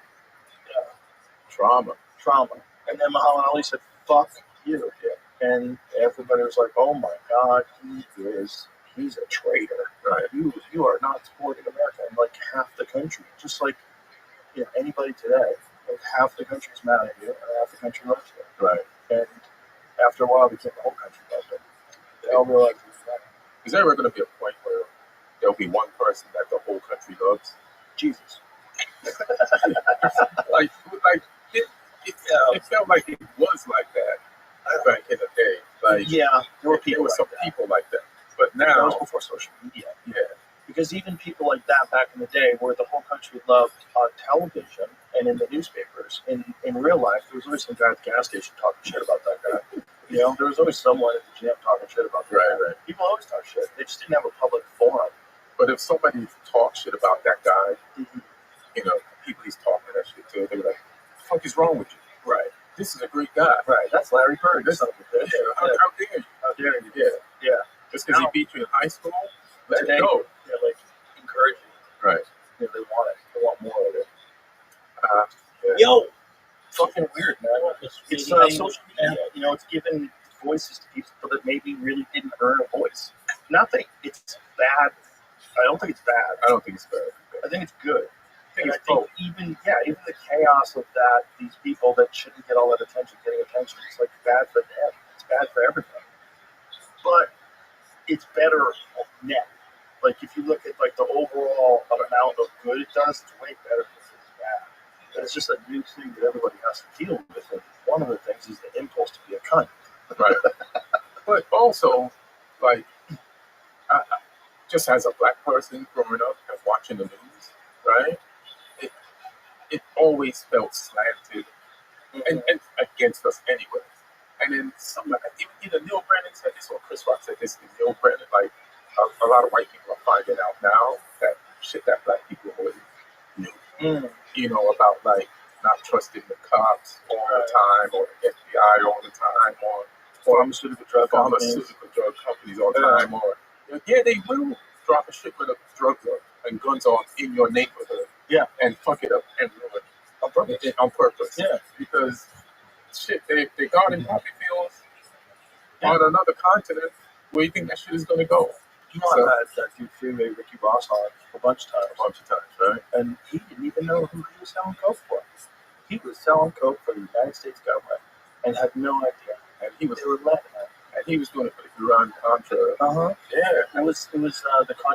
Iran Contra, but they were funding the Contras versus the Sandinistas in Nicaragua. He didn't even know. I don't know which side we were funding, but we were funding all of it. The anti-communist side we were funding. So guerrillas who are fighting against the communist government, maybe. There's a bunch of those dudes that are just playing war games.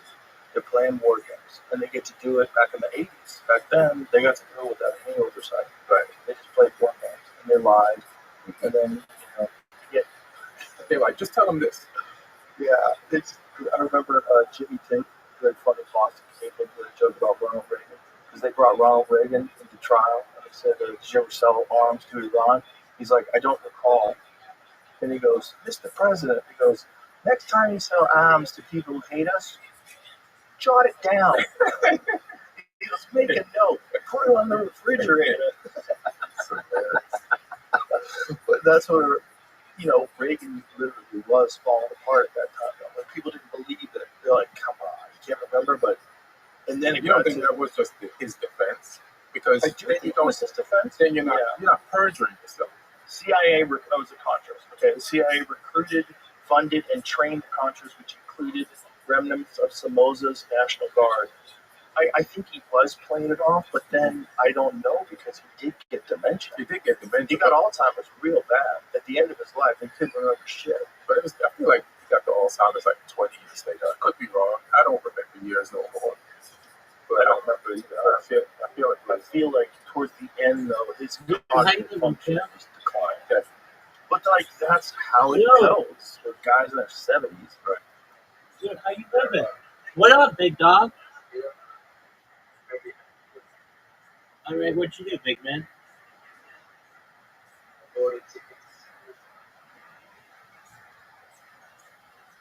Oh, like to pick up chicks? That's great, man. I am happy with you. When is that?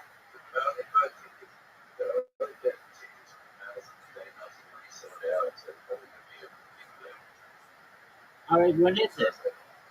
It's on Thursday night. There you go. Why don't you ask out Chelsea?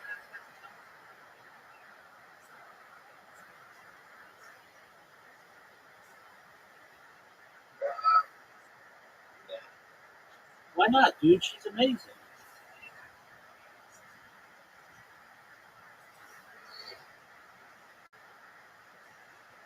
I mean, why don't you just ask her out for coffee?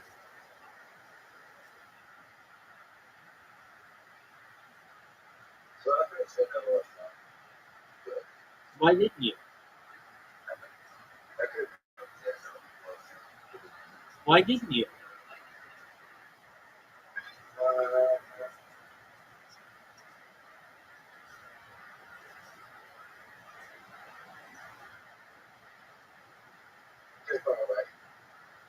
What do you mean it's too far away? Couldn't you take a train there?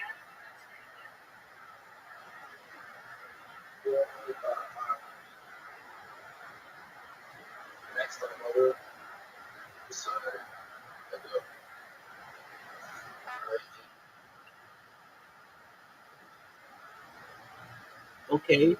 What are your 3 jokes?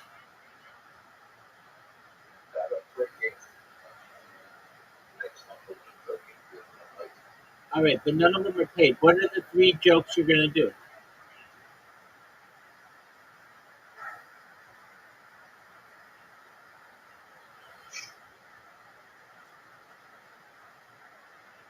Dude, let's hear your first joke. If you don't remember it, I'll tell it to you.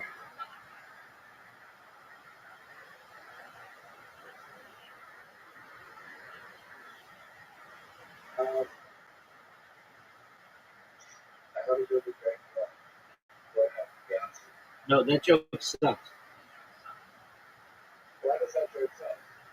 Okay, do the joke that you did a week ago Monday.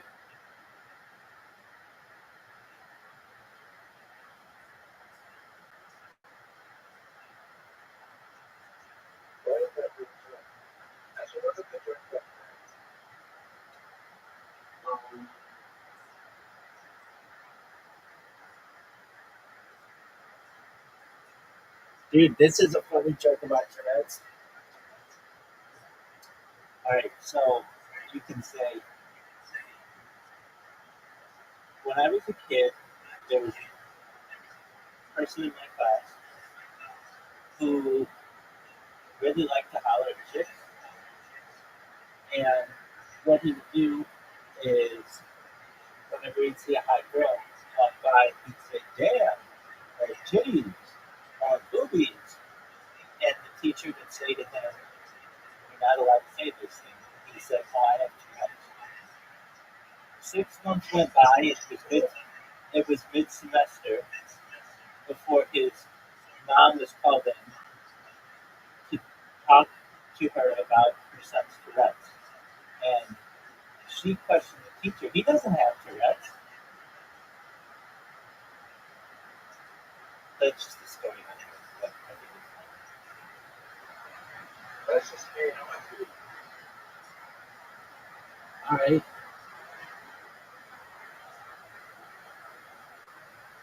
Would you do that?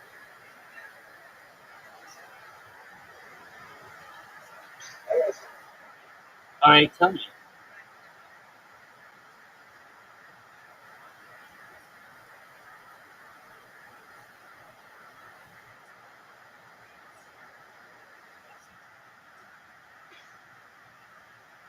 What's your joke, dude?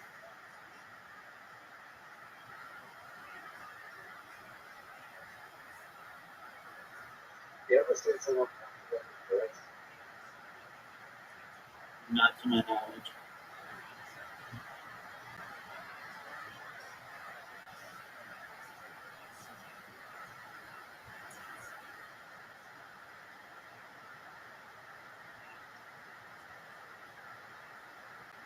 You ever seen someone with Tourette's? Not to my knowledge. Is that a thing? Yes, I mean, You just randomly took off your clothes? yeah, Tourette's.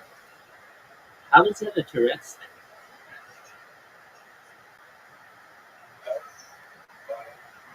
I'm trying.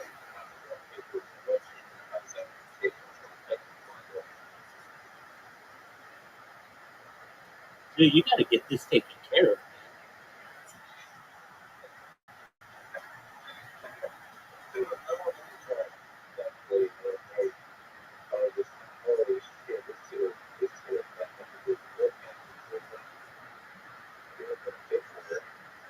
Yeah, dude, and you lose because you don't have a diagnosis.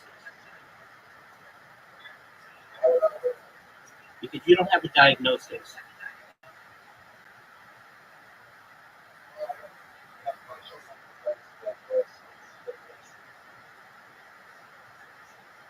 Did you get away with it?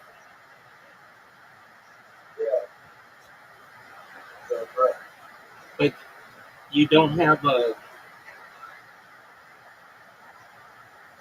diagnosis, do you?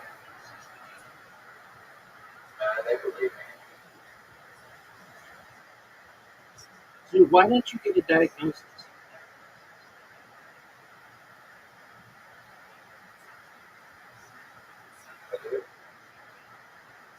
Dude, I don't even know what to think of what you tell me.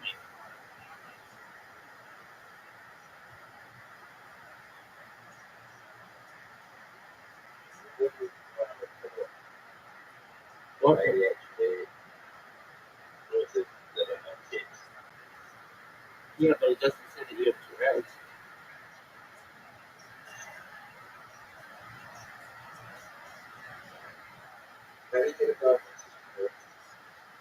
Dude, you do what you said you did like last week or 2 weeks ago, where you were like, "Oh no, I went to the doctor." You should have lied.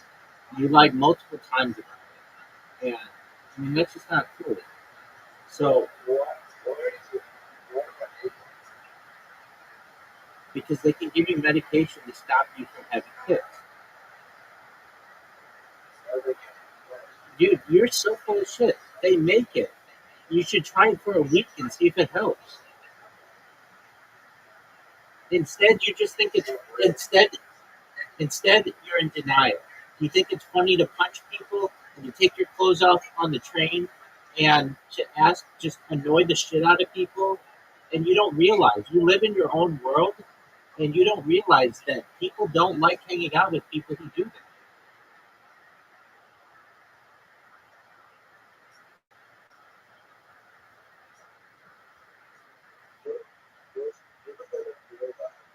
They will. They absolutely will. All you have to do is tell them, hey, you know, I punched somebody and got arrested for it.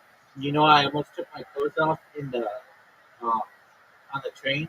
And did you know that a girl got blamed when I was in kindergarten for barking, and but I'm the one who did it? And did you know that in high school I would sexually harass women? Like they're going to give you a diagnosis and they're going to give you medication for you to be able to deal with it.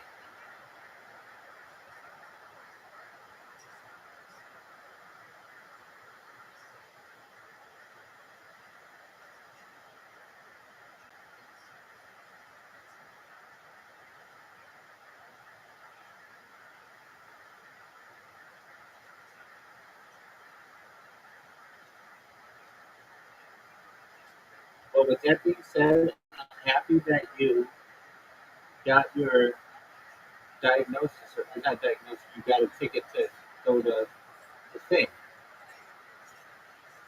the singles thing. So you think a lot of people are going to be there?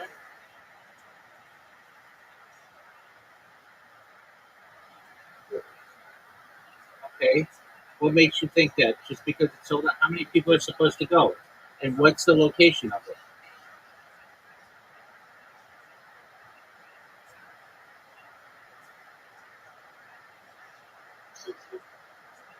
60 people? Okay. And where is it going to be held?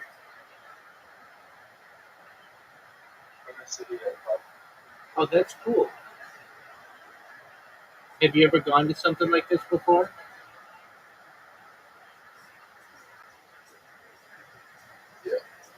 And how was it?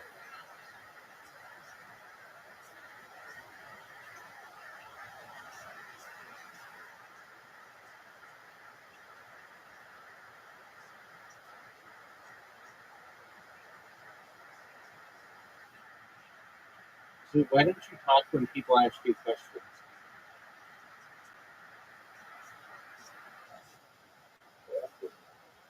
Okay, I just asked you a question. And how was it when you went previously?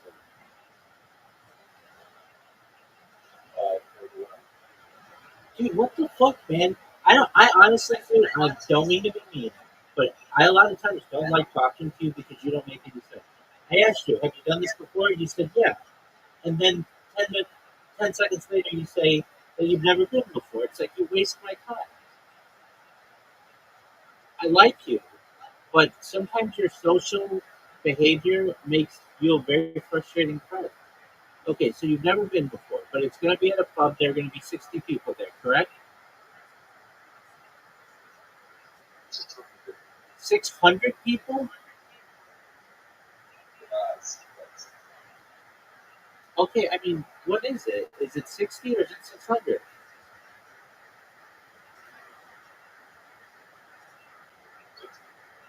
Okay, so there are going to be 60 people there. So 30 guys, 30 girls, do you think?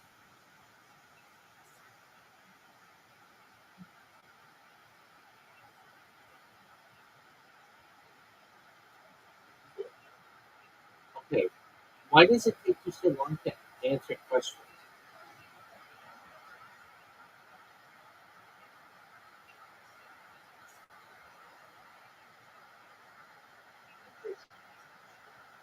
Because why? Okay, okay. That's it.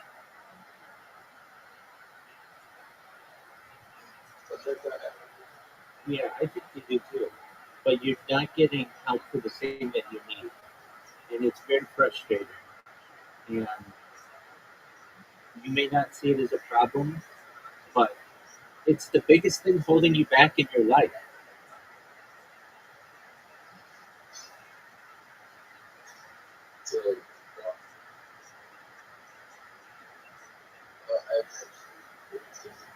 Dude, you don't have autism. You don't have autism.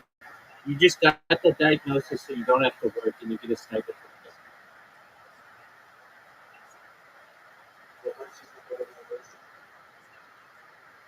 That's not what autism is. What you have is Tourette's syndrome.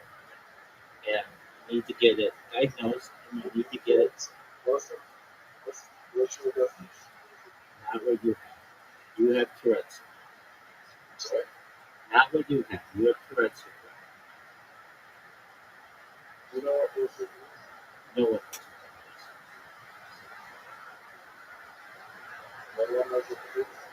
Tourette's. It's a moneymaker for pharmaceutical companies. I'm not saying it doesn't exist, but you don't have it. You just got diagnosed with it, so you don't have to work.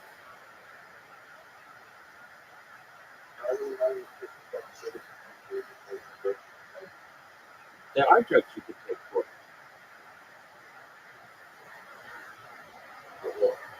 I mean, I'm not going to look them up. You can look them up. You're the one who has it, allegedly, so look it up. All I know is that you're not seeking out the thing that you need, and it causes frustration amongst those who care about you.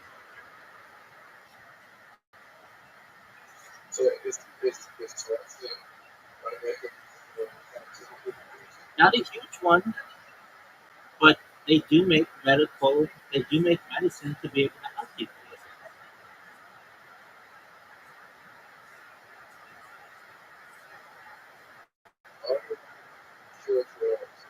Because it makes it so that you can't get a job and you can't get a girlfriend and you're not doing anything with your life because you make awkward comments that cause people to not like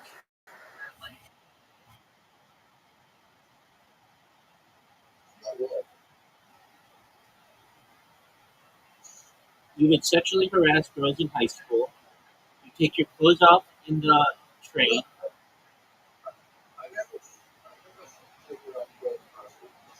You said you did. I said, I was telling a story about someone, and you were like, that sounds like me in high school.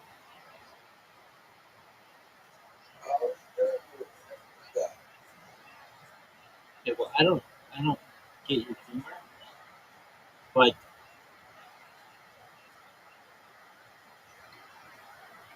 you're not addressing the major problem that you have.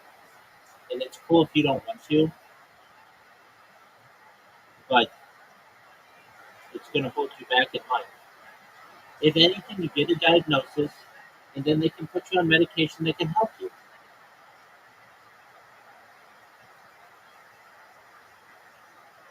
There's absolutely nothing wrong with that, and I would see it as a major accomplishment if you did that.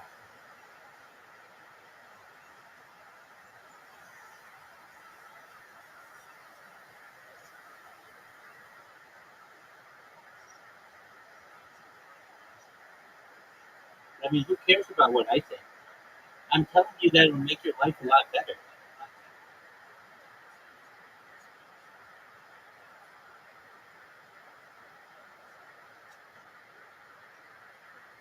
You are someone who's not living up to their potential, and you could if you were to get the diagnosis that you need. Instead, you want the easy way out, and you've done that everywhere in your life. You want the easy way out. You don't want to work at things, and that's fine. So instead of addressing the behavioral issue that you have, which is Tourette's syndrome, you just go get an autism thing so that you don't have to work. And then whenever anybody presses you on something, you leave. There you go. All right, big dog. You know the truth. Best wishes, man. I care about you and I want the best for you.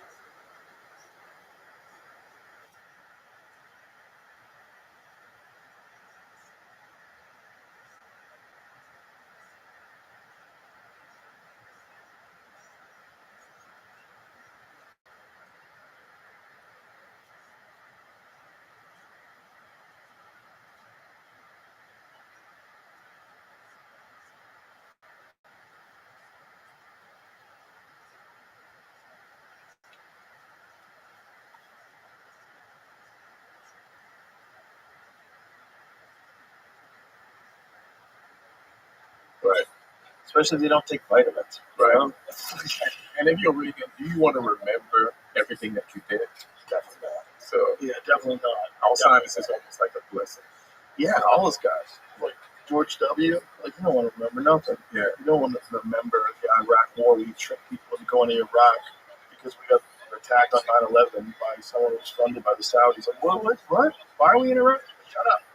Yeah, I feel Just went over there. I feel angry every time I think about that one because I was like, I wanted war. I was like, we gotta go. They got weapons of mass destruction. We gotta go stop them. Like their thing that they ran on the news worked on us. And like I never questioned it. Yeah, And I didn't question it either initially. Yeah. But I did have a bit about it. Yeah. It was like the only way for people to find out how dumb people are, like the people that run the world, they don't know. They don't get to hang out with you. They don't know exactly how dumb you are. They don't want the Ivy League schools. The only way to find out how dumb people are is put a dumb guy in as president and see if everybody freaks out. And then, it was like after he tricked people into going into Iraq, starting the war, and then he got reelected.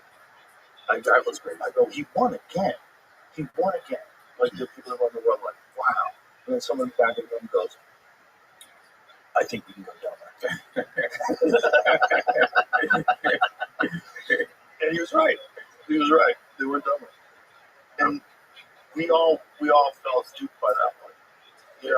We all felt duped by a bunch of different ones. One was the financial collapse, when the housing market collapsed, and then the guys started getting bonuses. They have to get their bonuses. The CEOs have to get their bonuses. What?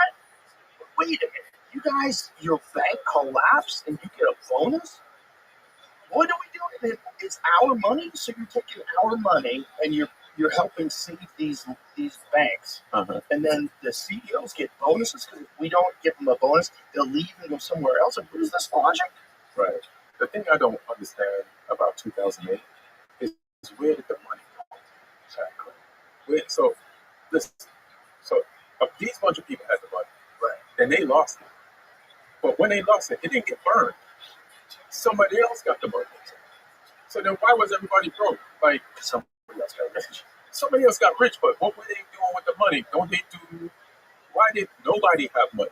See, this is where you and I are regular people, and we're not financially minded at all. Not at all. Right? So we're not the kind of devious market people that would see an opportunity and take advantage of it. Right? So what was the biggest transfer of wealth in modern history?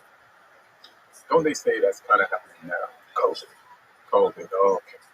COVID. Biggest transfer of wealth ever. Elaborate. So what happened was all these mom and pop places got shuttered. Right? You can't go there. You don't have we're in a pandemic. Okay, you can only go to Target during a pandemic. You can only go to McDonald's during a pandemic. You can only go to Wendy's during a pandemic. You can't go there. It's a pandemic. You can't have your comedy club open. It's a pandemic. You can't have these restaurants. Are you kidding me? That's dangerous. Outdoor dining. What about the optics? Shut it down. And so where's all that money go? Well, that money goes to all the other businesses that can stay open. Walmart, Target, all these things flourish. The stocks change. Right. 70% plus of all LA restaurants went under. People lost millions out. Where'd that money go? It got legally siphoned into other people's businesses that were allowed to stay open. Right. And also with the stimulus, like a lot of big companies got huge stimulus checks. Like we got some dollars here and there, but they got a lot of dollars.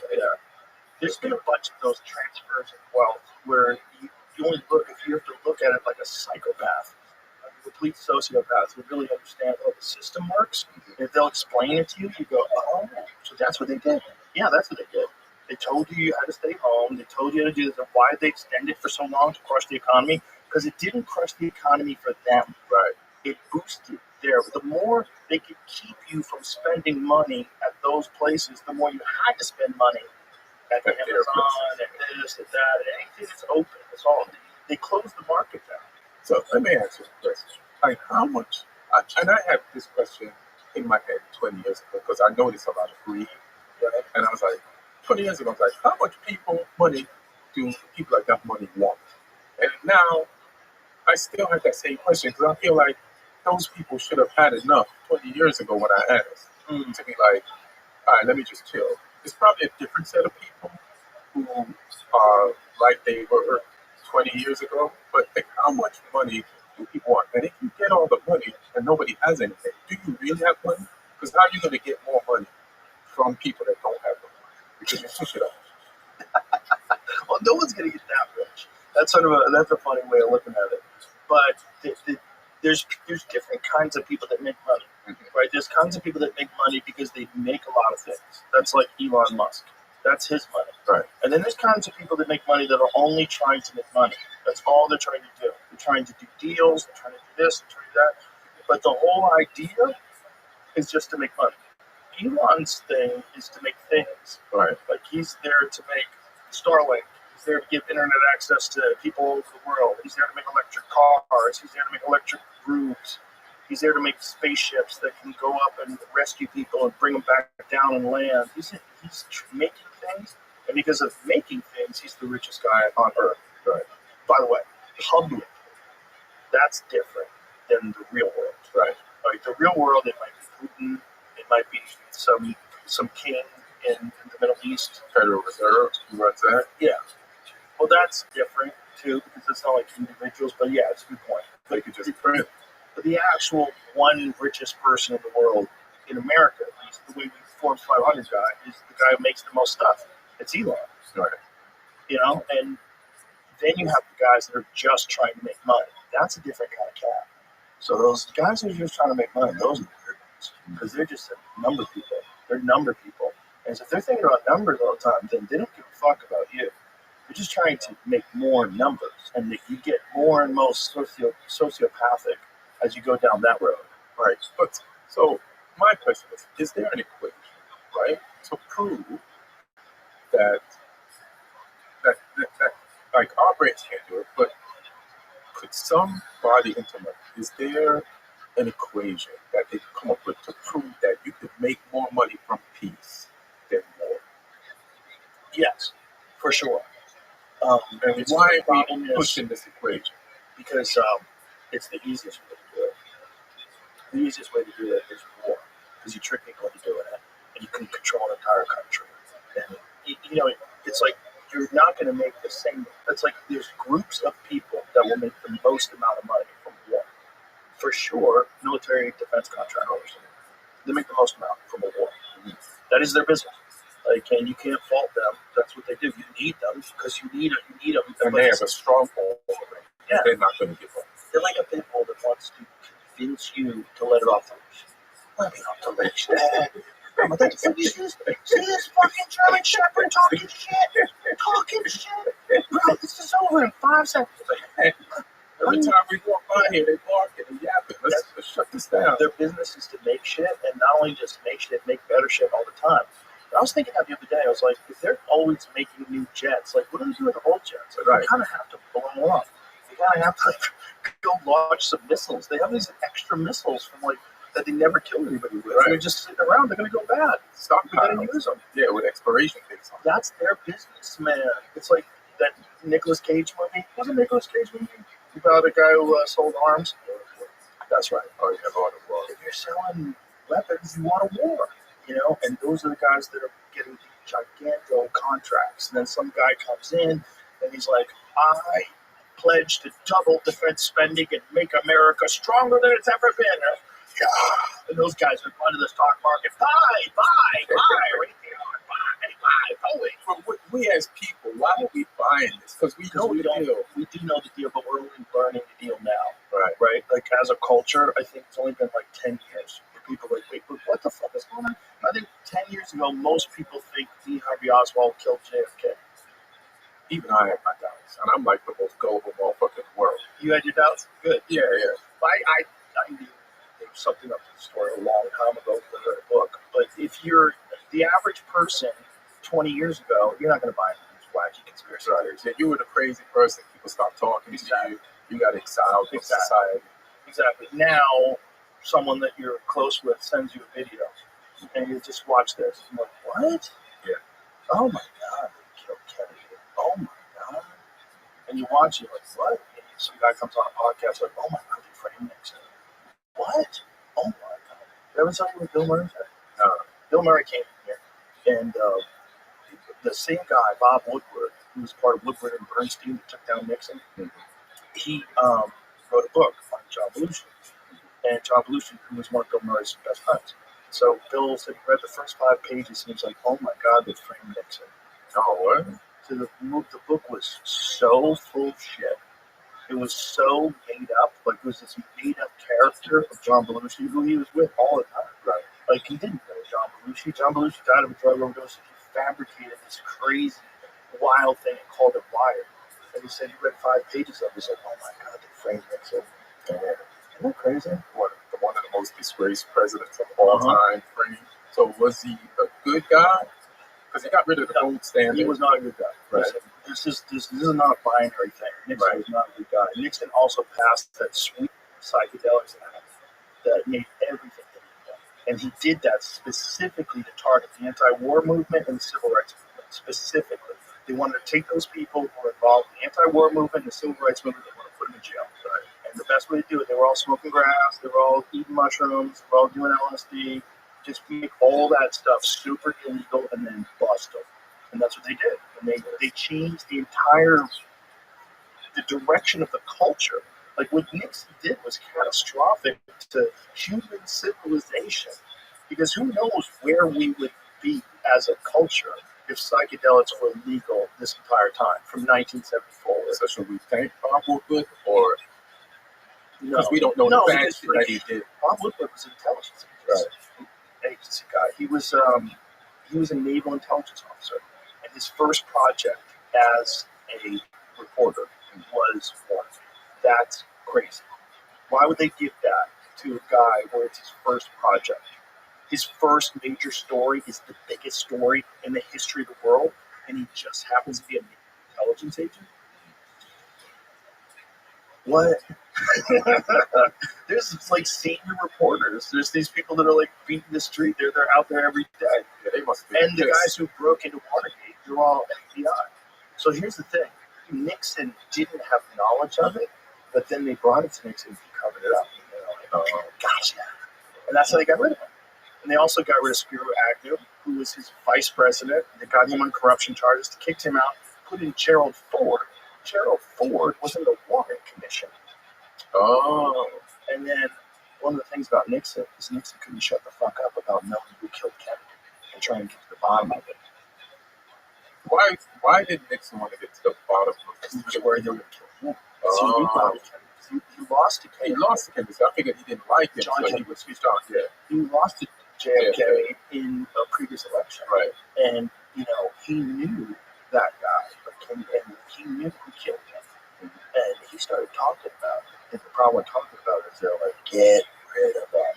I know. Do you know he was like, he won at the time. He was the most popular president of all time. Like, he won with the most amount of votes of anybody ever. And we look at him like a crook. Right. He was, and by the way, probably was. At the very least, he did cover up that crime. He didn't say, what? They did what? But no, we're gonna make a press conference and we're gonna fucking find who did it and we're gonna come clean. Instead, he tried to cover it up. But to me, like when I think about Watergate, from what I remember of it, it wasn't really that big of a deal. Like it's so sensationalized. Right. What was the real crime? Like what was the somebody broke it somewhere, and they installed recording equipment so they could listen in on people. and who are they listening The to? Democratic Party. So the Republicans were listening to the Democrats as they're getting ready to campaign against them. Yeah, It's dirty. It's definitely illegal, but it's not that big of a deal because they're doing that to you right now. right. Like if you have your phone, you know me. If you know me, your phone is bugged. Right? Like, Shit. good luck. All those things those are all haters. And that is something that we had to find out from Edward Snowden. Okay, when that was exposed, he literally like, oh God, there's a mass surveillance program that's secret that's been around forever, and the NSA has been running it. Like all that, what Nixon was doing was just a version of that, or not even Nixon doing it, but what the crime was a version of that. Listening to your opponents, they probably all listen to each other now. Right. They probably all hack into each other's emails. They probably hire hackers to hack each other's phones, and hack each other's emails and shit. And, they do that, man. It's just it's a dirty game. I mean, they turn that dirty political game into like life. Like you said, if I know you, my phone is hacked, or just is it the NSA, or is it the Who knows? There's just probably organizations that we don't even know of. Right. There's like too many people know about the CIA. Let's branch out. Yeah, like let's come up with something new. Yeah, and you need intelligence agencies because the world is a dirty, dark place filled with monsters. They have a lot of things like that, but they're still monsters. Like, look, I'm sorry we got monsters, but we have to fucking have a wall and armed turrets. Trump executive could have ordered quietly declared that NASA is now a spy agency. What? How? What? Yes. What? They spy from space? I don't know. What does it mean? Executive order challenges redesignation. I think of what NASA is officially. What does that mean? I don't know. That's right. It could be nonsense, or it could be something good. Is this a legit Did they change the name of it? No, it's still called NASA as far as I know. But yeah, the order stipulates the agency will now have as a primary function intelligence, counterintelligence, investigative, or national security work. What? Why would they do that? The major departure for the agency was historically focused on space exploration, as well as space and earth sciences over its 67-year lifespan. Not to mention that science and exploration stuff, NASA Watch founder Keith Cowing, former scientist at the agency, now closely follows its internal and external politics, wrote a blog post. There are signs that Trump's intentions behind the order were at least partially related to labor concerns rather than spycraft. The order also added that NASA to the Federal Service Labor Management Relations Statute, excluding it from collective bargaining representation. The news that NASA will now be a spy agency was seemingly overshadowed in the media by the president's elimination of union rights for thousands of federal employees mere days before Labor Day, despite multiple lawsuits challenging the change. I wonder if this is because of private space companies, because they're so far ahead. Like Blue Origin is far ahead of what NASA does. Tesla, SpaceX is very far ahead of anything that they do. It's almost like you leave it in the hands of private companies that can do a better job of space anyway. And then turn NASA into this? No, I'm like, why are you doing that? The last thing we need is more spies. But I feel like when you turn something into a spy agency, it already was. Right. And you just like, let's just make it official. Right. They put satellites in there. Right. And when we watch movies and they're like looking at parts of other countries to try to track down the villain in the movie, like they're giving away kind of what's really happening. Oh, for sure. So it is basically a spy, organization. Well, if they're launching spy satellites, they're a spy organization. Right? If NASA's launching satellites, that's mostly what they're launching. They're not putting anybody on other planets anymore, allegedly. And they're not doing anything with the space shuttle anymore. So what are they doing? Why not be a spy agency? Gotta stay open. Yeah, they could gotta move around, boys. Can't be blockbuster forever. Yeah, exactly. I think they took them into a room and they said, listen, aliens were real. These spaceships we have are all bullshit. We have a couple years left. So use it for something else. We're not going to travel to the moon anymore. Settle down. I mean, I'm just, even the alien shit. Like, I believe in aliens. I don't really got a lot of proof, but the denial of it is my proof. Right. You know what I'm saying? Right. The harsh denial. It's just like how we talked about back in the day. If you didn't like the guy that everybody liked, they ostracized you. If you believed in aliens, they ostracized you. Oh, yeah. And everything from the, it's like, remember when they used to teach us not to drink milk, strengthens your bones. Then you realize milk past a certain amount of time, if you keep drinking it, it's bad for you. Like, everything that was bad for you is good for you. Everything that was good for you, we find out it's bad. Also, it comes around again because the real milk that you're supposed to be drinking is raw milk. Right. The reason why milk is not so good for you, especially low-fat milk, is because there's not. Your body's like, what is this? Right. Like you boiled out all the enzymes and killed all the living organisms in it. It's just like this weird protein liquid that I'm drinking, and it makes you fart. And you feel weird. If you drink real milk, like raw milk, I had raw milk the other day, and I drank it. I was like, oh, this is what milk's supposed to taste like. This is so much better. It's way better, and it's illegal. Meanwhile, Why is it illegal? Glyphosate's legal. There's all sorts of shit that's legal, like Roundup. What the fuck is glyphosate? Oh, Roundup. That's stuff they spray on plants. That gives the people cancer. Not just people with cancer, like anybody close to a golf course. There was some study about getting Alzheimer's disease, like that you can get Alzheimer's much more likely if you're within a mile or so of a golf course. Glyphosate was Monsanto before they sold the company to a German company. But so then Monsanto, Maybe Monsanto bought there. well, no, they sold it. Rabbi bought it, and Monsanto escaped. Glyphosate poison. Yeah. Now I can't even remember the order of the shit. That's nuts. Isn't that nuts?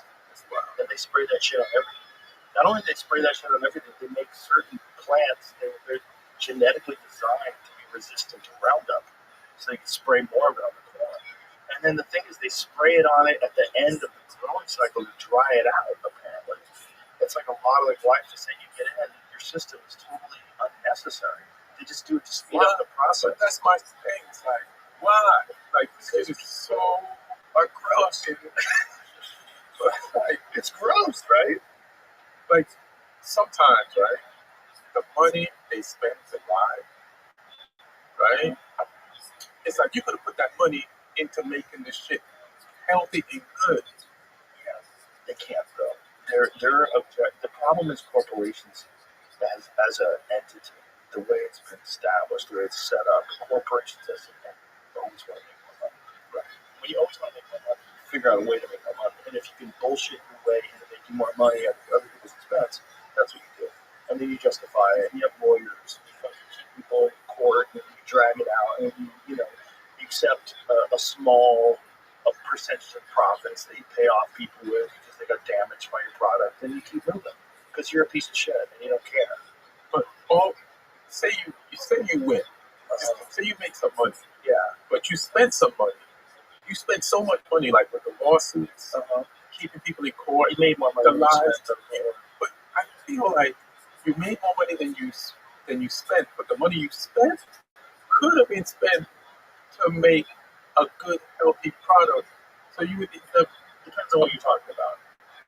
Because, like, if you're saying the pharmaceutical drug companies, no. The way to make the kind of money that they like to make, you gotta do some shenanigans. You gotta do some shenanigans. You gotta mandate medications, and you gotta brainwash people into thinking that they should be on your side, and then get them scared. And say that if we don't take this medication, it could be literally the end of civilization. Like whatever it is, like come up with whatever fucking. People are going to die, your kids are going to die, everyone's going to be born retarded. Just find a way to get people to believe, and they'll just all climb on board. They'll all climb on board because a lot of people are cowards. And that's what happens in this world. And that's where it gets really weird, because then they have an enormous amount of money and an enormous amount of influence, and then they start paying for the ads on all the TV shows. Brought to you by Pfizer. And that makes it look legit. Exactly. That makes them look legit, it makes the TV show look legit, and you're watching publicly an evil union. It's an evil union between the truth and money, where money always wins, and money will distort the truth. And they're allowed to do that. It's crazy because when I was growing up in New York, I got bamboozled once, $400. Three-card money? Nah, I was at the Roosevelt City Mall, and I was leaving. There was this dude, and he was holding a brand new box with a VCR. And he's like trying to sell it. I was like, how much? And he's like, $100. I was like, hey man, could I see it first before I give you the $100? He's like, no, if I rip away the plastic and open this box, and you don't buy it, then the next person won't buy it because it won't be new. And I was like, this is a deal. Is it frick? Brick. I gave him the $100, got on the bus, didn't even have a car, got on the bus, drove home, open, paper, and bricks. But that $100 saved me so much. Yeah. Because I always, I was just always on a swivel looking out for, where is the trick?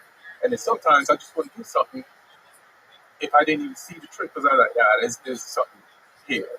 But then the Iraq War was my version of VCR, recently. That shit, that they got me. They sold me a New VCR. York, though. You were in New York when September 11th happened, right? Yeah, I was in. Yeah, that's the thing. I saw it on TV from the West Coast, but the people that were there, I think, hit them even harder. Yeah, it has to. I felt it when I went back there, which was a few months later. I felt it. Yeah, it felt different. Yeah, that shit. I was living in LA, but I was visiting. And I was so homesick to New York. When I'd go back to New York back then, I'd stay a while. And then the night before the Trade Center went down, Will Vince, he was living in Jersey City, and I used to live in that apartment in Jersey City. So then he's like, I'm gonna have some people over. So I took the train and took the World Trade Center, the PATH train.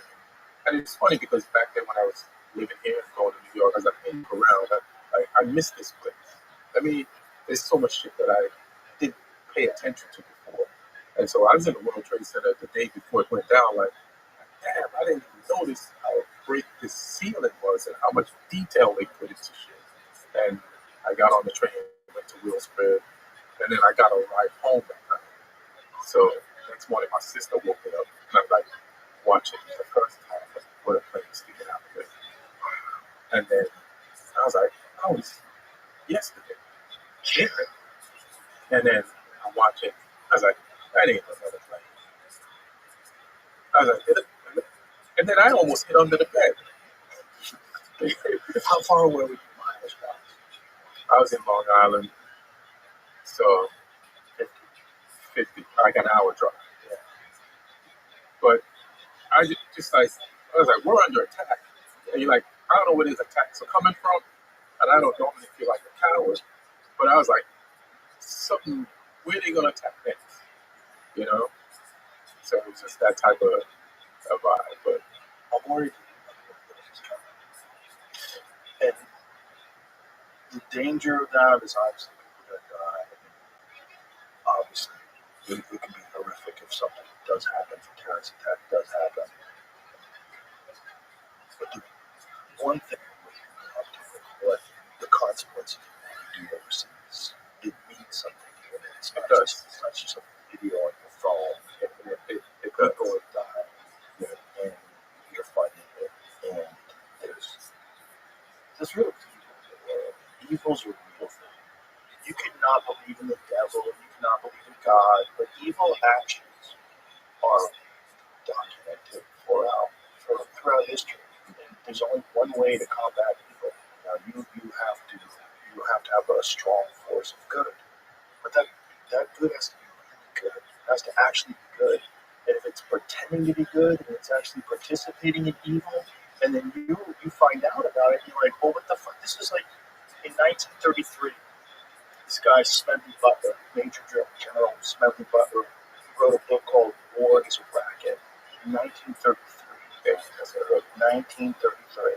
It's pretty dope. And he broke down how he thought he was over here to protect people, but he was really there to make it safe for bankers or do whatever the fuck you have to do. Control oil, control whatever was gold or whatever the hell they were doing. But he realized at the end of his career, war is a racket.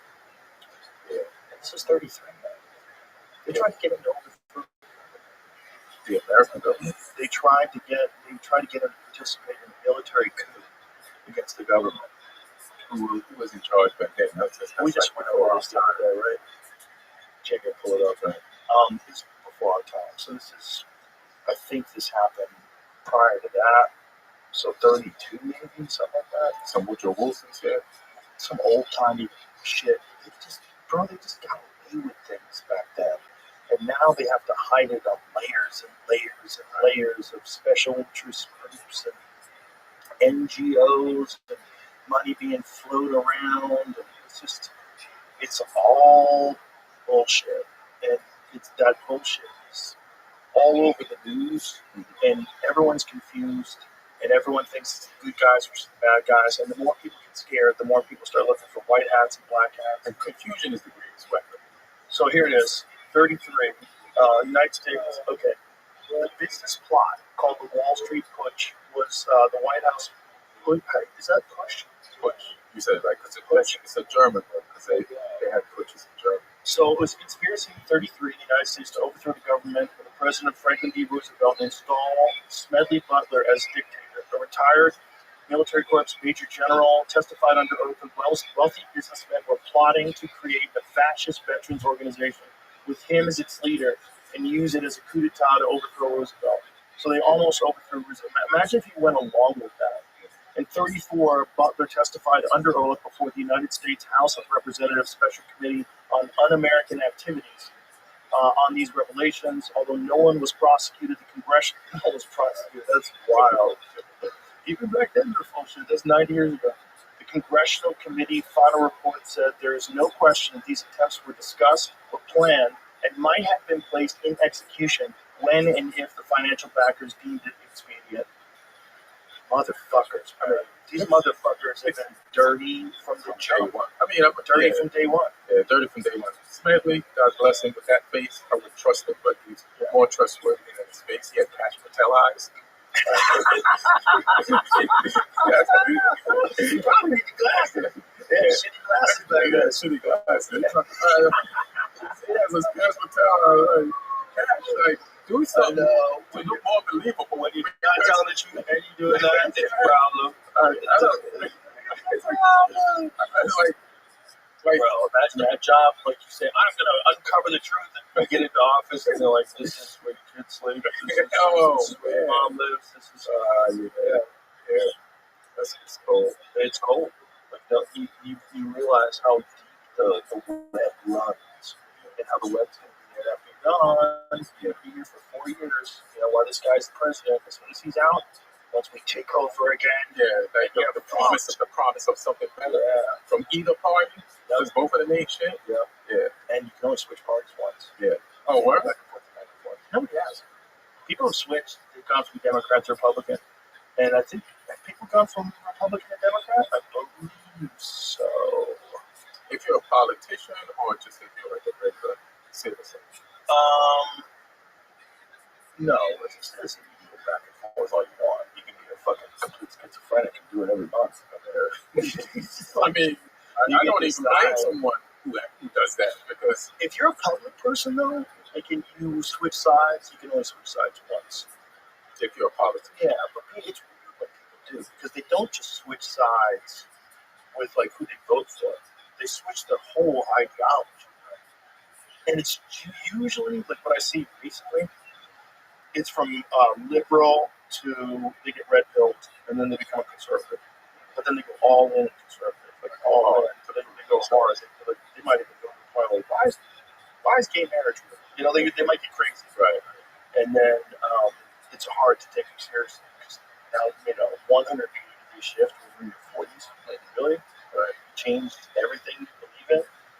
I think you have to prove so hard to people that's a big Republican that you're a Republican that you go overboard. You gotta go hard. You gotta go hard. It's like I grew up in Long Island. There's some hard pockets of hardcore motherfuckers there, but they were trying to be Brooklyn, but they're not in Brooklyn. They ain't gonna get the respect of Brooklyn.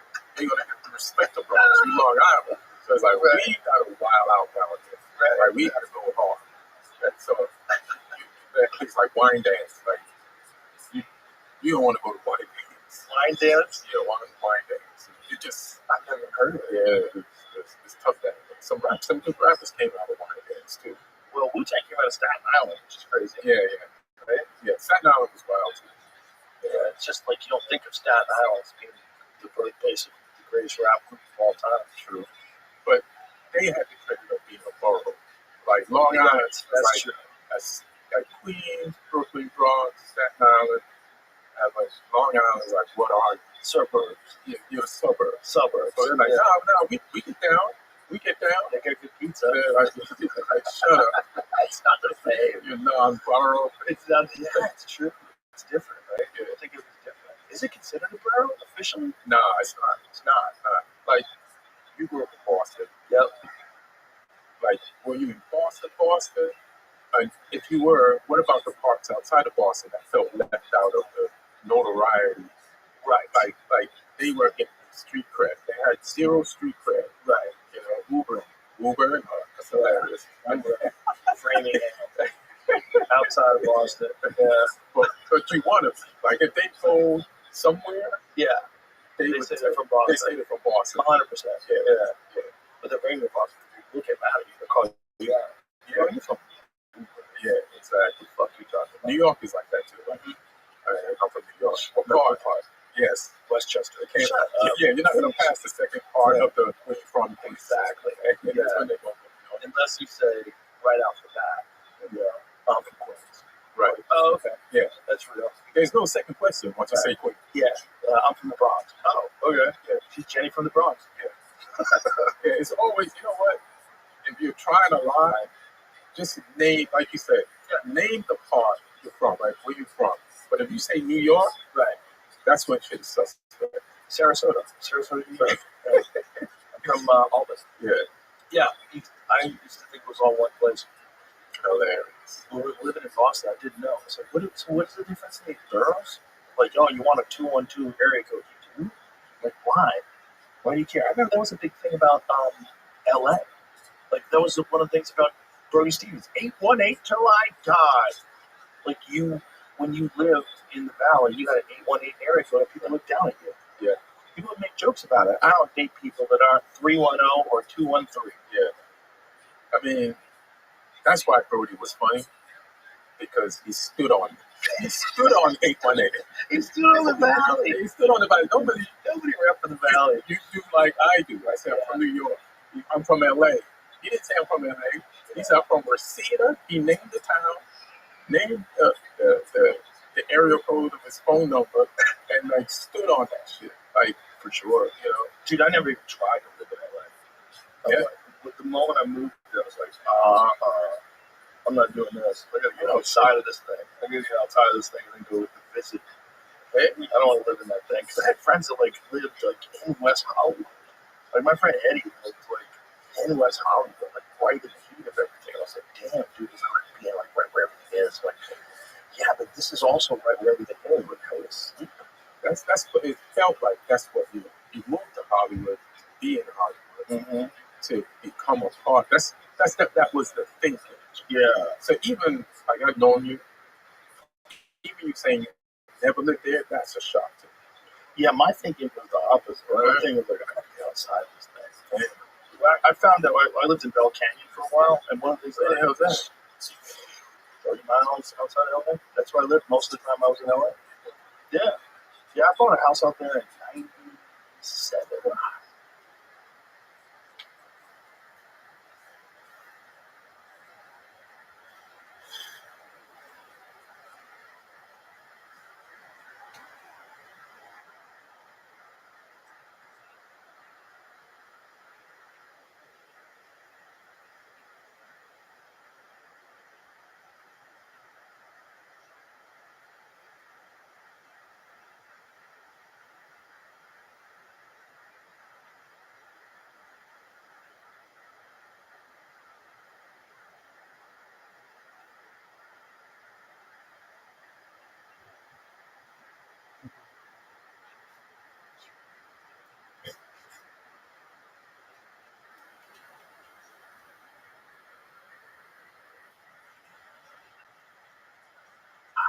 Yeah, like when I first started making money, I'm like, I don't really want to people.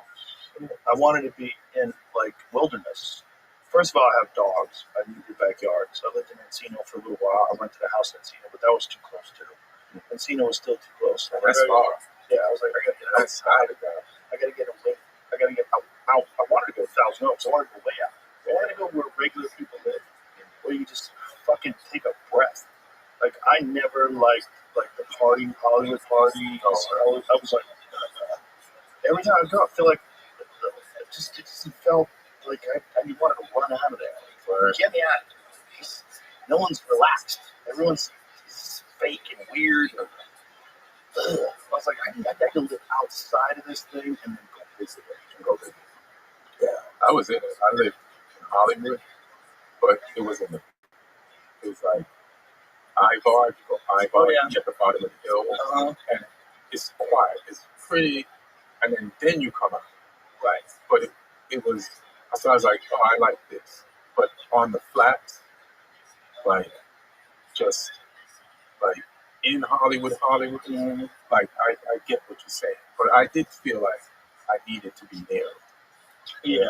No, I get the wanting to be there, and I thought about it for a while, but I just know me. Like I need downtime. Right. I go hard, and when I go hard, I need like off time. I need to be like completely off, sit down, relax, and think about shit. Because I need to know what I think, and the only way I know what I think is if there's not a lot of noise going on. I can't just operate on momentum. Right. I feel like when you operate on momentum all the time, you make shit decisions. Right. You start like going down roads you shouldn't be going down. You're like, what am I doing? What the fuck am I doing with my life? So did you plot your life out a lot? No. In a sense? No, I just like go on instinct. Right. Instinct is like get away from everybody. Right. Like go quiet. I just wake up in the morning, have coffee on the porch, and just hear birds chirping and see a fucking deer bounce by. That's what I like. I like to relax. That's so cool shit. Yeah, you have to. If I'm in Manhattan, fuck you. I'm like, I don't feel it. Right. This is a place for me to visit. But it's just my personality, like whatever it is. Like even when I lived in New York, I couldn't afford an apartment that had rental. I couldn't afford a rental car space, but I needed a car for the road. Right. So I took the total opposite approach of you. I did not do the clubs in the city very often. No, that's why I met you. Yeah. No, I still did some of them. Right. But most of the roads were good. Right. So I did a lot of gigs in Long Island, and a lot of gigs in New Jersey, because that paid real money, and I could do an hour. I was like, I could get better in the city, but I'm getting better in these 5 and 10 minute spots. Like I need time. I need like real time to put together an act. Because when you're in Boston, you always went on the road. Everybody did the road. Right. So it didn't make sense to be like just doing 1 10-minute spot, another 10-minute spot. Like I can't. I thought the opposite. This is why. So I was doing all those shows that you were doing, like for the hour, for the feature. First, I started hosting, but then I was like, I need to get on TV so that I can get on the road. Yeah, and then people book me and come see me. So then I said, let me go to Manhattan, which takes me out of the hour situation. But in these 15-minute spots, build, people see me, put you on this TV show, put you on that TV show, and like as a stand-up, like the improv or whatever, like stand-up show that they would have it in. Because back then it's like a few late night show appearances, and then boom, then you could be on the road. So I went that route, and that was my mentality for probably way after the shit changed. Oh, you hung up to it too long. Yeah, even living in LA. Yeah. I remember I was with Kevin on right? He just moved to LA, and I wrote on his sitcom, The Big House, and then he's a good actor. Like, and when he wants, like I've helped audition before, but I ain't really helped him audition. He'd just be like blah blah blah blah blah blah blah, blah. And he wouldn't say all the words, but he would nail the feeling of the shit. It's like you have to remember everything. And it's like it was an eye-opening experience. But then he said, I want to be on the road like Cat Williams. I was like, why you gonna do that? Get another TV show, and then the fame of the TV show will get you on the road. Thank God that nigga didn't listen to me. He went on the road. He put like $1,500. The route to film and collecting emails. Yep. Yeah, they're the complete opposite. And Kevin Hart. Yeah, well, he was always very smart about the social media thing. Yeah, like a separate business. Because, like, I remember there was a story about someone wanted access to social media to promote a project they were doing. It was like, no, that's a totally different deal. Like, you got one deal, you got Kevin Hart to act in your movie. Another deal, you get access to Kevin Hart's Instagram. Like, I built this. Right. This is my business. If you want to do that, we can talk, but this is not the same deal. Yeah. I was like, oh, okay. Because they did that to a lot of people. They did that to Arsenio. I remember Arsenio Hall was at the Ice House, and you remember the Arsenio Hall show came back? Yeah, right. So came back, they took over the social media. That was part of the deal. And then they didn't give it back to him. What? This is a long time afterwards, like months and months and months afterwards. We were hanging out at the Ice House, and it's like, I can't get my social media back.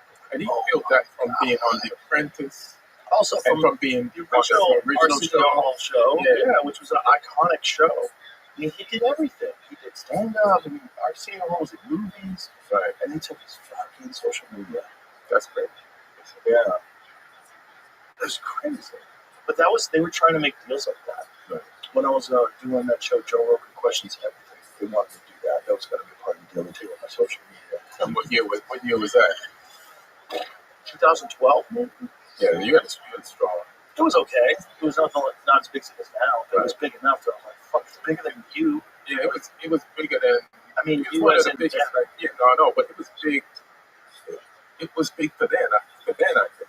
It was pretty big, but my point is, like, for me, when they were saying to me, I'm like, my social media presence is bigger than you. Right? You have a network. Your network social media is not nearly as big as my one person social. Why would I do that? Why would I let you have access to it?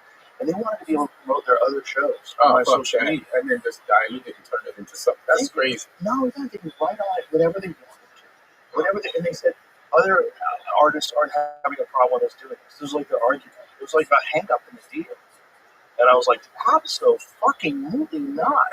Like, if I post something, even if it sucks, I want people to know that came out of my fat little thumbs. Like, I wrote that.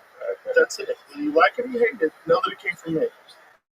And when they did that, I was like, oh, so how many people were doing this? There was a bunch of my friends had to sign off deals like that. Right. It was part of the deal. If you wanted to do this new show, you had to give them access to social media.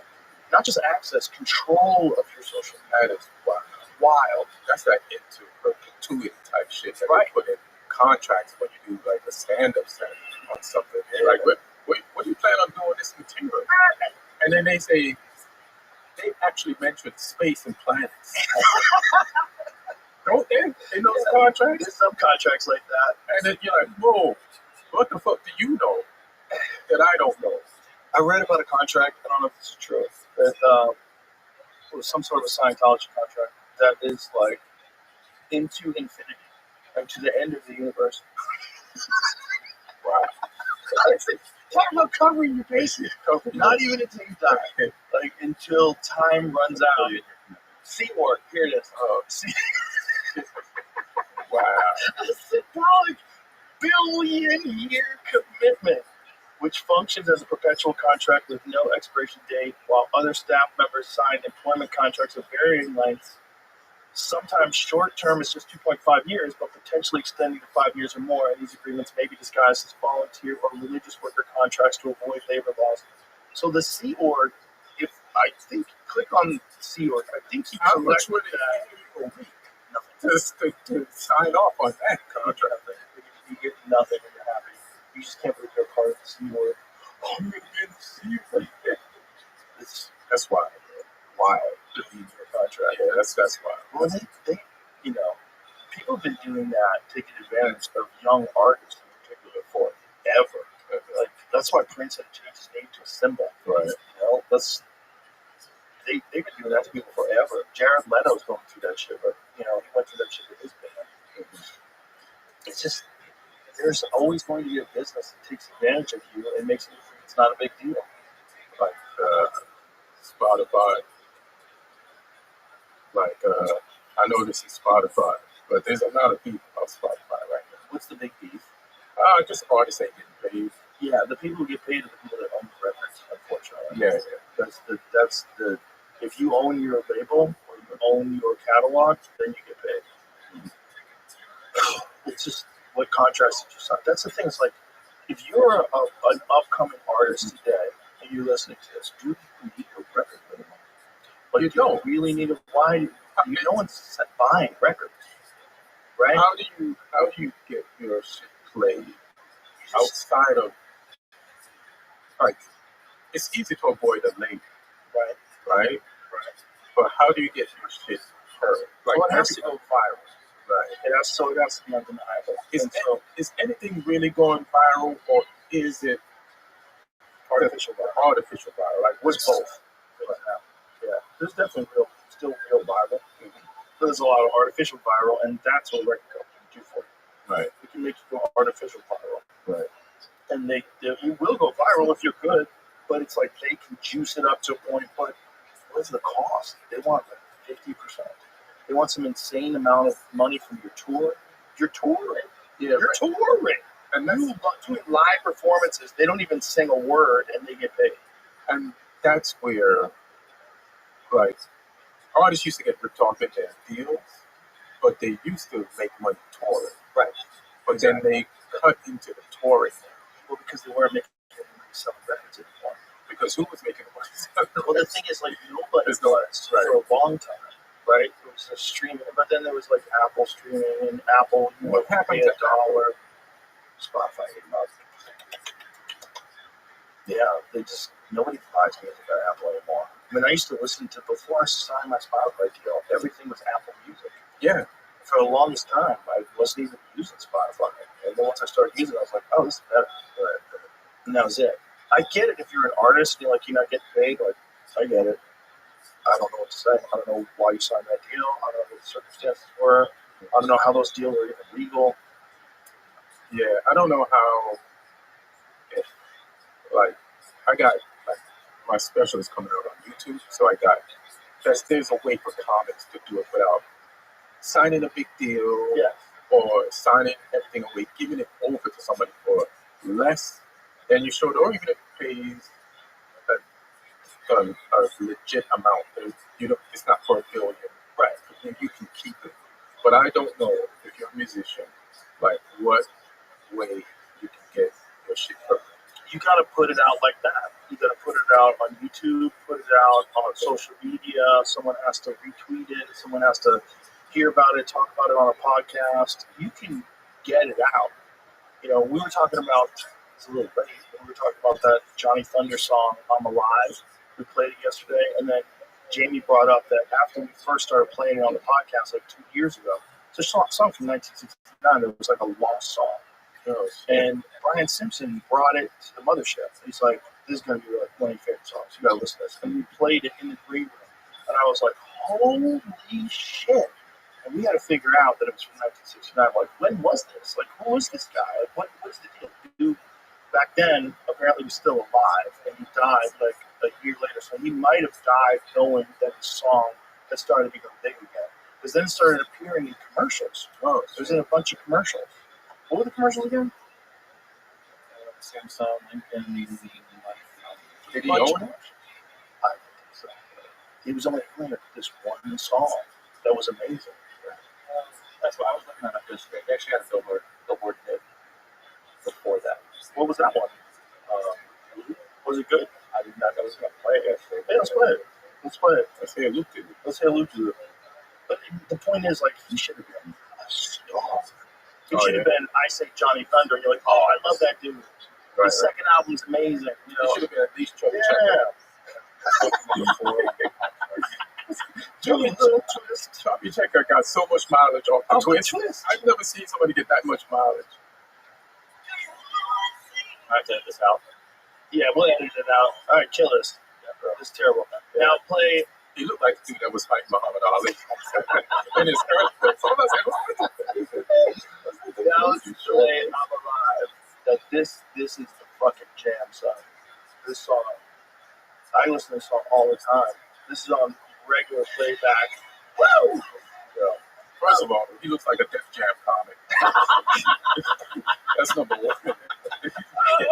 Like, or even like an Arsenio Hall, like back in the days. Like So what year was this, Jeremy? It was 69. yeah.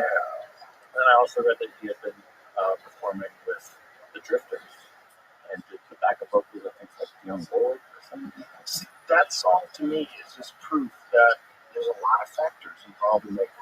Because that guy should have been a fucking superstar. That is a superstar song. Yeah, because I'm listening to just the opening. Yeah. I was like, let's stop there. Let's stop there and take that in for a second. Yeah. And then it switched. I wasn't even ready for the switch. I know, But I was right? like, let me go with this. And So good. then I could see it like the beginning or the end of so many TV shows. Right. Like I was like, oh, Yeah. this is The guy that wrote that song. Tommy James performed it and recorded it a year after that. Wow. He sang Money Money. That was another song that, like, that was a famous song that, what's his face? Guy with the hair. God damn it. Billy Idol. Billy Idol came out. Wow. Which also seems like a really good music. That was when I was in high school. How weird. When Luke T was a hit, and then he made the other song, it wasn't.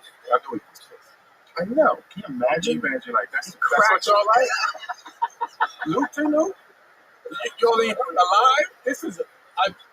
Listen to their live shit. All right.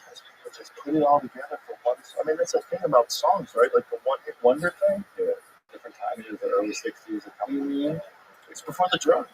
The early 60s, people were still naive. They were goofy. Yeah. They were still Father Knows Best. You know, they were all Father knows best. Yeah, look, leave it to Beaver. Yeah. They were goofy. People were goofy in 63. By 69, they got wild. It was real quick. I wonder what people with internet minds back then did. Right. So people with internet mind, internet mentality, how did they mask in society? How did they Comic cope books. in They society? read a lot of comic books. Yeah, they went to comic book shops. They went to, like, punk rock concerts. Yeah. Yeah, they had, like, fine. They went to CBGBs. Yeah. They had fine places where they could fit in. There's no online forums No. for that. No, it was a factory for turning people into drones. Right. That was society back then. Turn you into a worker drone. Yeah. Oof. Yeah, because school already trains us for it. Yep. If the bell rings, you get up, go to the next class. And, It's designed for that. yeah. It's not the best way to teach kids. And guys like you and I, they label you as like ADHD or something. Yeah. They get labeled. I didn't get labeled because I don't know why. I kind of like my father was like, they're immigrants. They're like, so you got to work hard. You know what I mean? So you got to like apply yourself. And they went out of their way to provide this opportunity. So I didn't want to go up to a certain point, but after a certain point, like I was gonna do comedy, which was something that they didn't expect or would have wanted to do. But high school and college, like I didn't mind. You know what I mean? But maybe around college, that's when shit started to get like a little wonky. But the high school shit, I get some good grades. I can follow that blueprint up until there and a little bit after. But then in college, that's when shit. Well, then they're prepping you for the real world. You realize it's going to be a whole day doing shit you don't want to do. And there's no joy in Leadville. So, like, fuck. Right. Unless you're into it. Unless, like, college is, like, whatever subject that you want to pursue in life, because that's the way to go. You know, if you want to be an astronomer, that's how you learn. You know, but for comic, like, college is just, like, why am I forced to do this? Like, why am I making myself do this? Like, what is the end goal? If I get a job, I'm fucked. Right. I knew that I always wanted to like make a decent amount of money and be middle class. That was I was like, so you got to go to college, right? To do that. That's the way we were programmed. Right.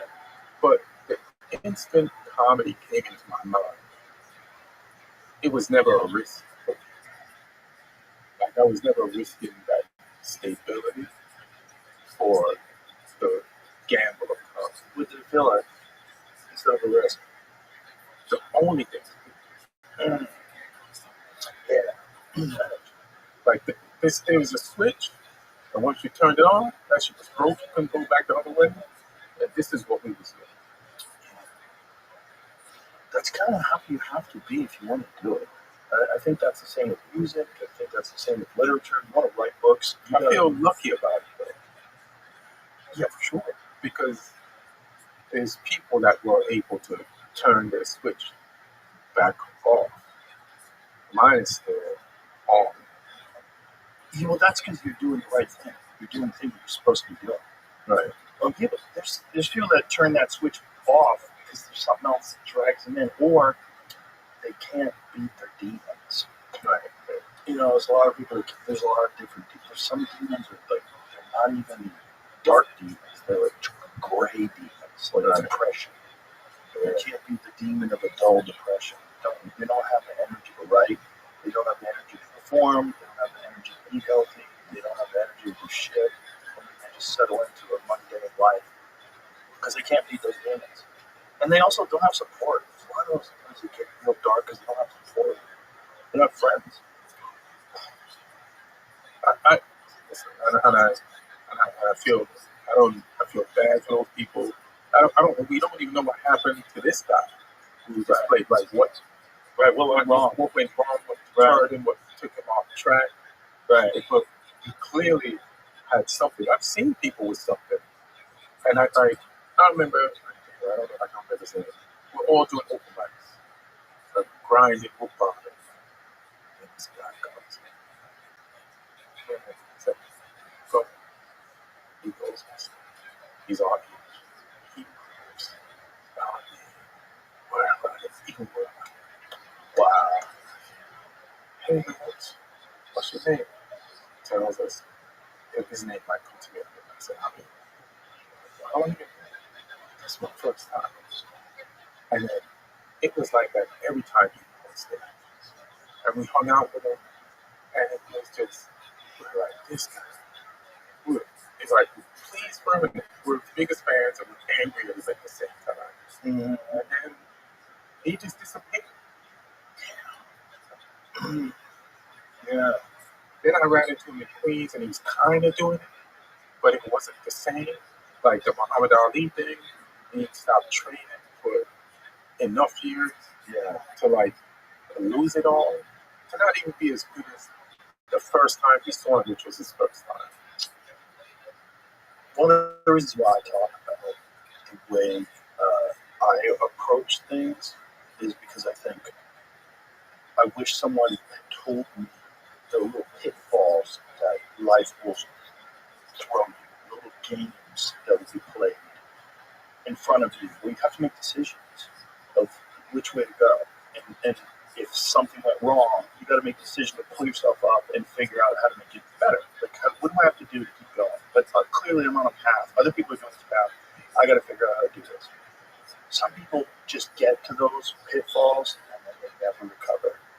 They start drinking, they start eating too much, they start doing this, they start doing that, they get into a bad funk, they lose some money, they get into a toxic relationship. That's a big one.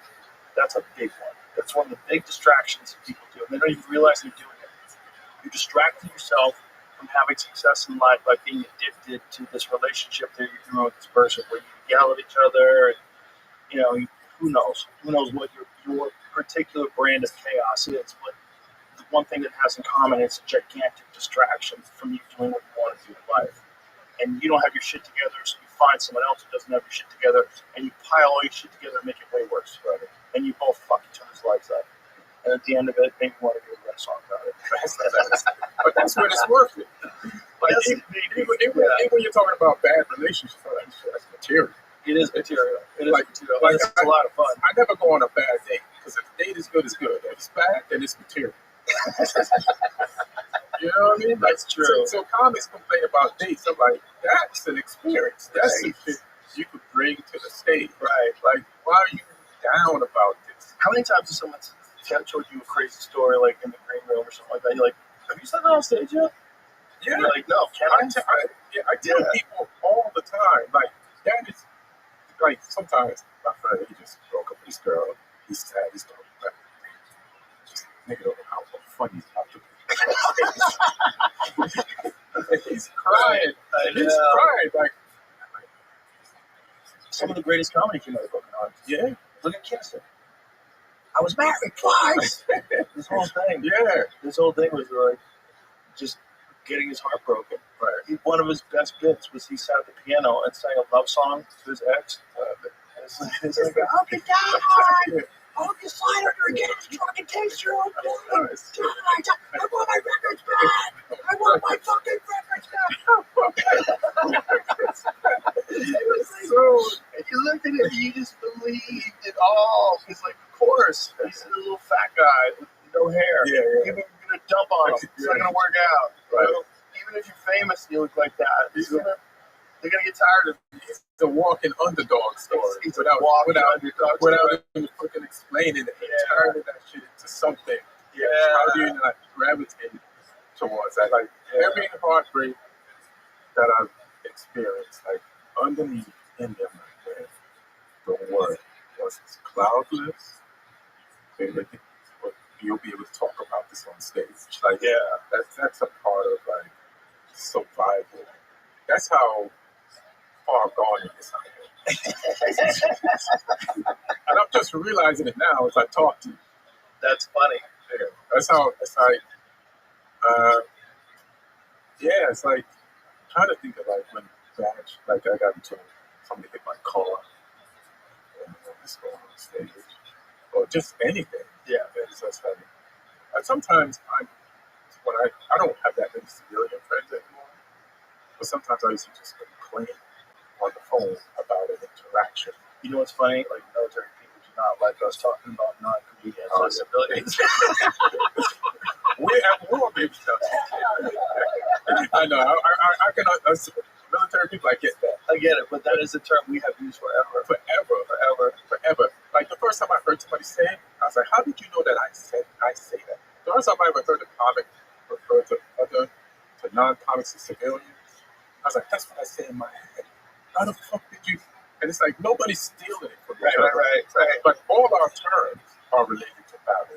Like bomb, killed, you know, died. Yeah. You know what I mean? Yeah. So it's like we all got battle terms. Yeah, well, because it is kind of a mental battle. Right. There's a weird battle of control, and there's always a lot of drunk people in the audience who don't want you taking control. They want to take control of you. I mean, Donnell Rollins got his start as a heckler. Donnell Rollins, that's why he proudly. He's like, I'm a proud heckler, son. It's really funny, but it's like, so it is kind of, there's a battle too, and it's also a battle of your own self. There's a battle inside of you to try to, like what we were talking about before, to get to that flow state. Yeah. Like, what is that battle? Yeah. There's some nights I don't have it. It doesn't come. Right. Other nights it's right there. The moment I start talking, I'm smiling, I'm in the groove. And it's like, do you have an inkling of it before? Yeah. Did you do anything to get there? I always think about that. Generally, it has to be a day that I work out. Like, for me, I work out so much that if I don't work out, I get a little bit, just a little tense. First of all, you're in shape that's disrespectful to me. You gotta eat bacon if you want to get this kind of shape. I gotta catch up some soybeans. Where the Hellcat? I ate some today. Yeah. I cooked up some heart. For lunch. Oh, shit. It's good. Oh, for lunch? Yeah. That's what I ate. Elk heart. Okay. That's a big key, man. Protein. Animal protein. It's very important for you. If you want to keep going. The thing is, it's like way easier to keep going, though, than it is to get going. Like, if you're 58 and you start working out now, like, that's hard. But if you're 58 and you've been working out for me, like 40 years, right? You know, it's not, like hard for 40 years. Hard now. Just 15. So, yeah, more than that. Like, I probably started working out when I started wrestling, because that was like 14. Karate was around the same time, then Taekwondo from 15 on. So I've always worked out. Right? It's like, so my body just, if I don't work out for a day, my body's like, what's going on? Like, trying to get rid of stuff. Like, I don't want any anxiety. I don't want any tension. I want to blow it out. You probably sleepwalk into the gym. You probably like wake up sometimes like, oh shit, I worked out. Yeah. Like, I didn't press the button for the code and you was in there. That's no fucking idea. Well, that's why I like things that you can't sleepwalk through. Like, you do like heavy rounds in the back. Like, you can't sleepwalk through 10 rounds in the back. And that 7th round comes around, you look at the time, and like, fuck, I got 3 more rounds. You do 10. Yeah. Just got, I mean, I do it at my own pace. It's not kind of fighting. But it's, 10 where you're going at it. But that's the point. The point is that when it's done, I'm like, oh, I fucking did it. And it's really 10. It's only 30 minutes of work. Yeah, I know. Yeah, fighting. Yeah. But this is 10 3-minute rounds when I hit the back. Now, like, think about an MMA fight. It's 5-minute rounds. That's crazy. Yeah, that's crazy. And another dude's trying to kill you. Yeah. 5 minutes. It's like you get hit in that time. You get choked and body slammed. Yeah. Yeah. And you have to recover. They have ice on your chin in between rounds. Like, fuck, am I doing with my life? I should have went to school. Yeah, that is a crazy mentality type of life. But God bless them. And they have to be all in too. When you're all in comedy, you always have been. They have to be all in the fight. Even then, there's no guarantee because there might be a Mike Tyson in your division. There might be a Sugar Ray Leonard. There might be a Floyd Mayweather. There might be a dude you're never catching up to. Like Crawford. Yeah. Like I say, like, I don't know much about fighting, and I've learned a lot from you.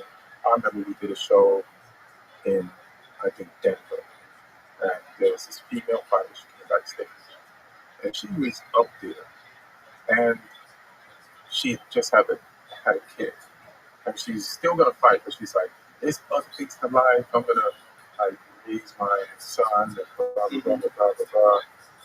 And then once she said there's other things to life, and I said, in my head, you're a fighter. And just the way she said it and some other things, I was like, she should fight right now. And I watched all her fights after that, and she might have won this. But she didn't, I can't remember her name per se, but I just remember her saying that. You're the king of that. Not being able to remember. Leave us with mysteries. You're welcome. You're welcome. I'm out. They're trying to find that dude that you said is the best fighter ever. They're scouring right there. Yeah, somebody came up with that. Yeah, it's a thing that you have to either want to be a world champion, you have to want to be the best in the world, or you have to be willing to accept that you're a journeyman.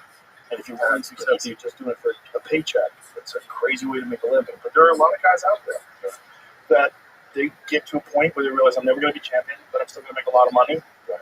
And I'm still going to have some good fights as long as I don't have to fight any world champions. I can be successful 60% of the time, maybe 70%, if you're lucky. How much hard way to live, though. It's so hard to live. How much, like, what's the average, like, paycheck for a fighter like that you just described? It depends on how much they have crowd popularity, right? Like if you're a Donald Cerrone, Cowboy Cerrone, who never won the title, but he's a guy who loves him, he would make some real good money. Real good money. I don't want to talk as school. I don't know what his checks were, right? But you could get rich. You could be a multi-millionaire. Like Sean Strickland, he was just talking about it in one of his Instagram stories. That's why I can say this, where he said he's got about $4 million in the bank. And I'm like, that's amazing. Yeah, and he's in his 30s. He's in his 30s. He's still top of the food chain, one of the best in the world in his division, and he's got money set aside. Like, smart dude, but how to be able to do that? Because if you don't do that, then you run out of fighting, and you run out of money, and you run out of options, and you run out of ideas. You don't know what to do. That's a terrible. See, we could do what we do. Don Herrera said this once. He was like 65 years old and got off stage. He fucking murdered. And he goes, Joey, he goes, one of the things I love about this fucking game is like, as long as you're in it, you're still getting better. He's like, I'm still getting better. Right? And it was beautiful to watch because it's true. Like Rodney Dangerfield, deep into his 70s, killing. George Carlin, deep into his late ages before he died, killing. You know, you can still do it. Yeah. And with fighting, there's a time when all this fails. Right. All the shoulders fail, the back fails, the neck fails, the wheels fall off, and then you can't take a shot anymore. You gotta get out. Yeah, I've seen it in boxing because that's the combat sport that I watched the most growing up. Mm-hmm. mention another league that I can't remember. So there was this black guy. He was fighting a Mexican guy, but they're big name guys. And Elgin Taylor, Julio Cesar Chavez. Boom. Yeah. That fight. Yeah. Never the same after that. Oh shit, yeah. He was winning the fight. Yep. Winning it. Scott chased him down. Yep. Got stopped in the last seconds of the last round. And Elgin Taylor was never the same. Never. Never the same. All the skill, Yep. all the technique, Yep. and he was a great fighter. Great Olympic gold medalist. Yes. World champion. He didn't let them leave that ring the way he went in. Yep. And he was good enough to beat Chavez. Crazy. Kind of. Lost. But He almost beat Chavez. almost. And that would have been a great moment. Huge Huge. moment. But the amount of damage he took up until that final blow was already sealed his fate for the rest of his life. Even if he never got hit with that last punch, if he just made it to the final bell and raised his hands up and they gave him the decision, and if they did that, he still is never the same again. Because Chavez was breaking it down, and then you got around those guys the next day. That's the saddest thing about UFC. I run into two lost the next day at the airport. And you see them at the airport, like one eye is completely shut. They got bandages on their forehead where they got cut open, their arms in a sling, and they're shuffling because their legs are so beat up they can barely walk.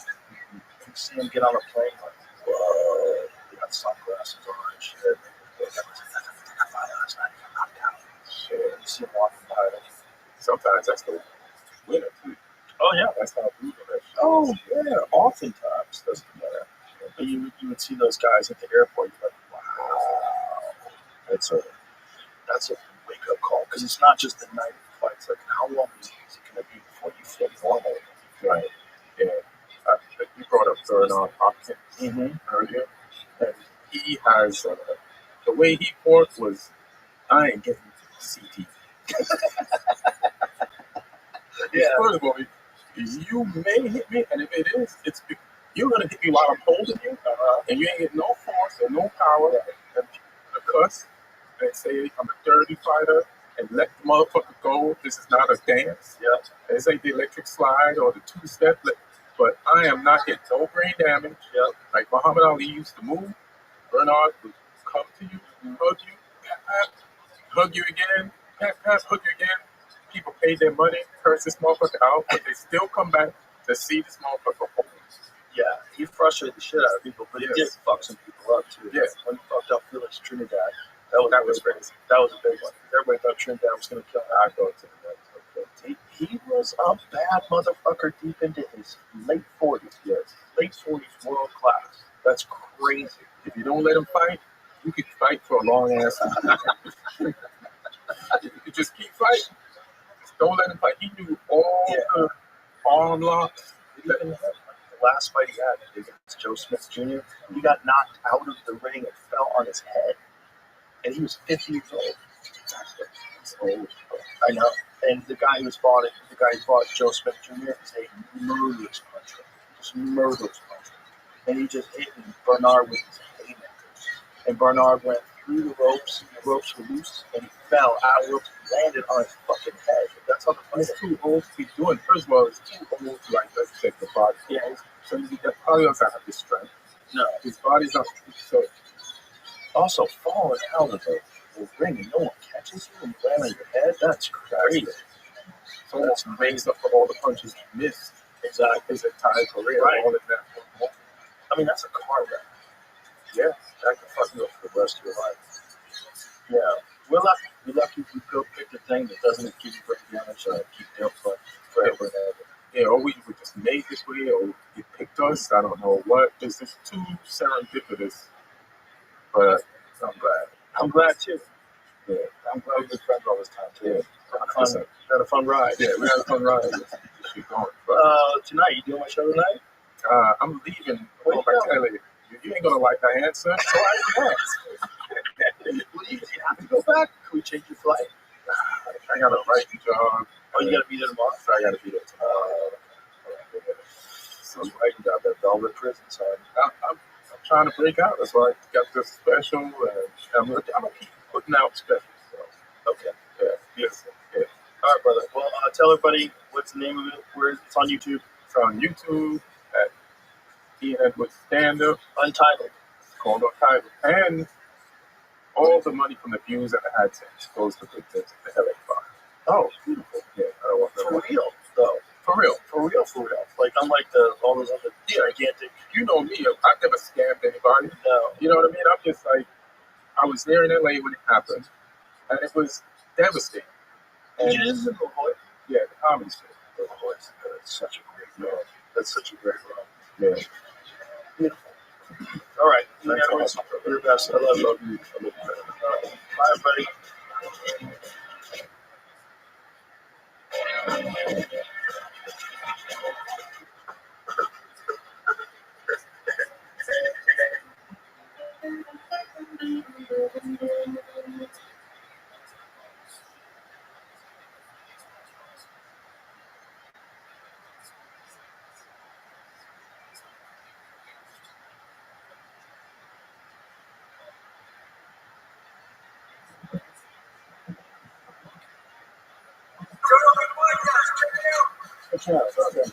Saying my name, Joe Rogan podcast, my name, all day.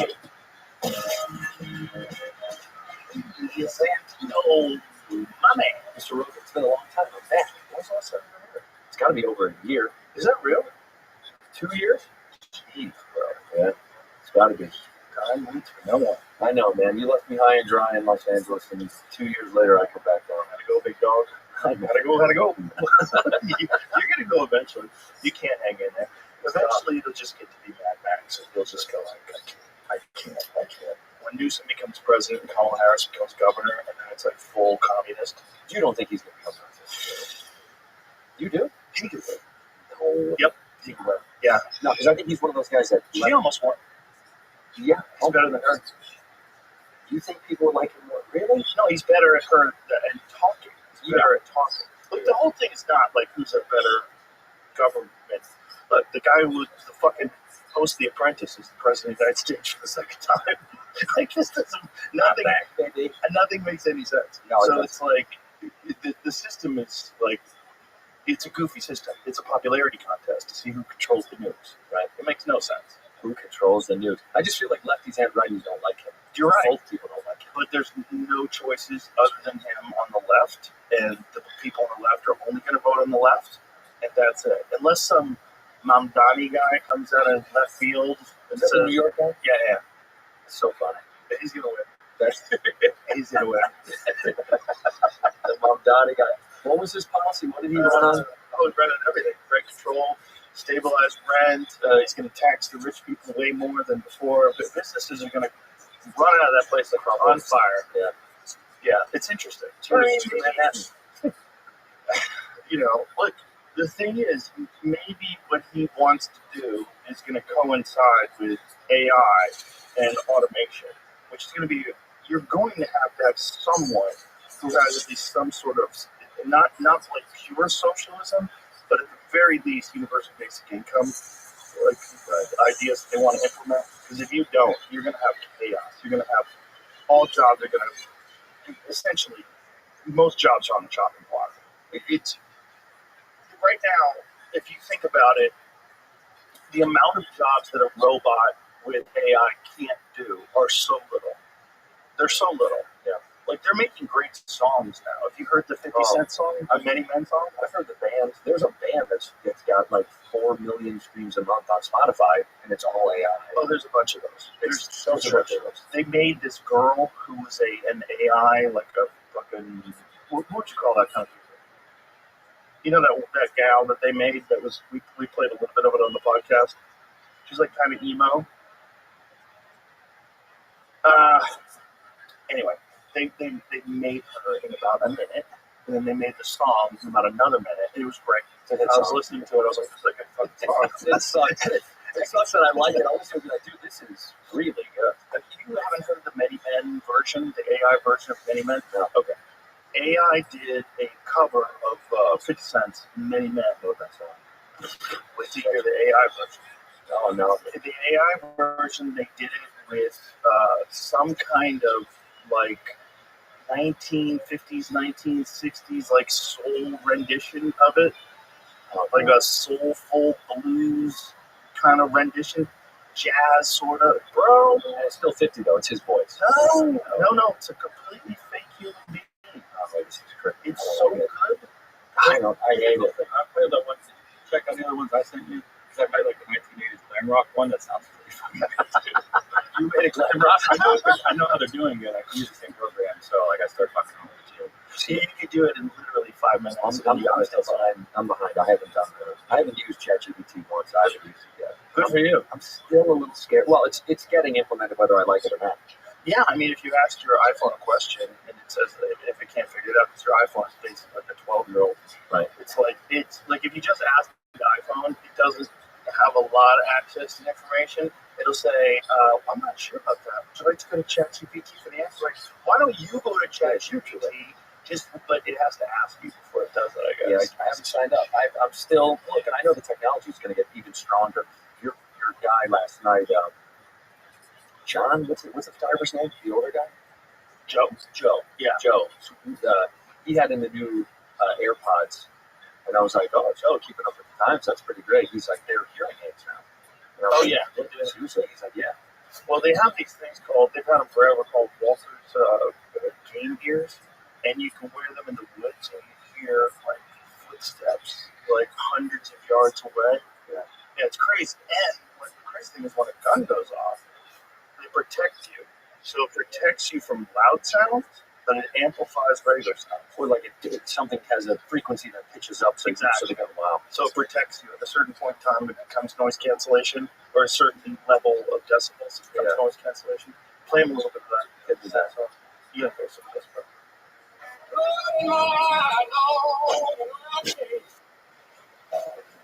They made a video too. Follow me.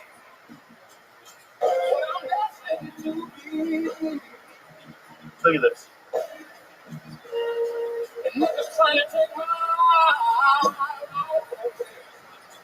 Oh my God. Woo! Put a hole in the nipple. Fucking with me. This is so good. It gets better. Listen to this.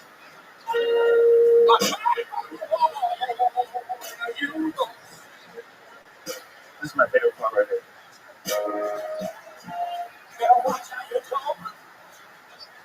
When you talk about me,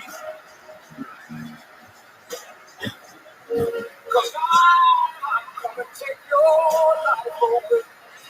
That's not a person. It's not a person.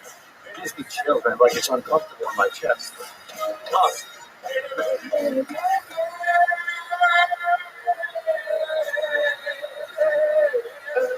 That's my favorite right there.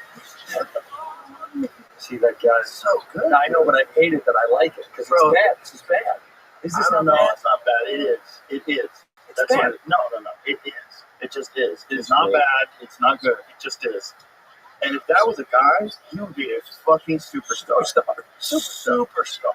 Out of the gate. If that was like some young cat that just came out of nowhere, and this, or better yet, some dude who's been doing the road for like fucking 20 years, and now he's 42, and this is his debut album, and he's just been fucking grinding it out at these weird bars and shit. Yeah. And then he comes out with that song, you're like, oh my God, where is he? I gotta see him in real life. Where have you been? Where have you been, sir? He kind of has that Aloe Black. Do you know Aloe Black? Yeah. He kind of has a little bit of that tone, a little bit of that. But it's so funny. Charles Bradley. Yeah, Bradley, a little bit of that. Yeah, little Charles Bradley. Well, I mean, they get the best out of every fucking vocal ever, and they combine it and make a perfect person. But that's the infringement on art is what's scary because you're like, well, at some point, are people going to not want human art? Are they just going to go, just give me that. I want to like, are people going to go, I want to watch a movie with Sharon Stone from '96? They've already done that. And you can, but I mean, at home, just make your own movie at home and play it. No, that's not. They're doing that. No, I know they're doing it. I'm saying, They've done Luke Skywalker. They're doing new Luke Skywalker movies with young Luke Skywalker, like new scenes in Star Wars that never happened, but HD. That trips me out, man. I don't know. It just makes me feel like we're getting further and further away from original creation. But it will open a new hole of art, which would be how good can your new art AI be? I'm against it right now. You're dead right. No argument. Doesn't matter. I know it's happening, whether you like it or not. It's not just happening. It's happening at a pace that is unstoppable. This conversation we would not have had 2 years ago. No. Because 2 years ago, no one was even thinking like AI is going to take over art. No way. No. But now it's over because they basically look. Everything has been said. Everything has been told. Every song has been sung. Smash them all together. Make a new version of it. All you need is a prompt. All you need is a prompt. You got a new Bob Dylan who makes the old Bob Dylan look boring. You got some renegade Bob Dylan, some wild dudes out there doing yoga in the woods. You know what I mean? It's like you can't stop it, Dylan man. doing downward dog in the pines. A perfect person. You can't stop it.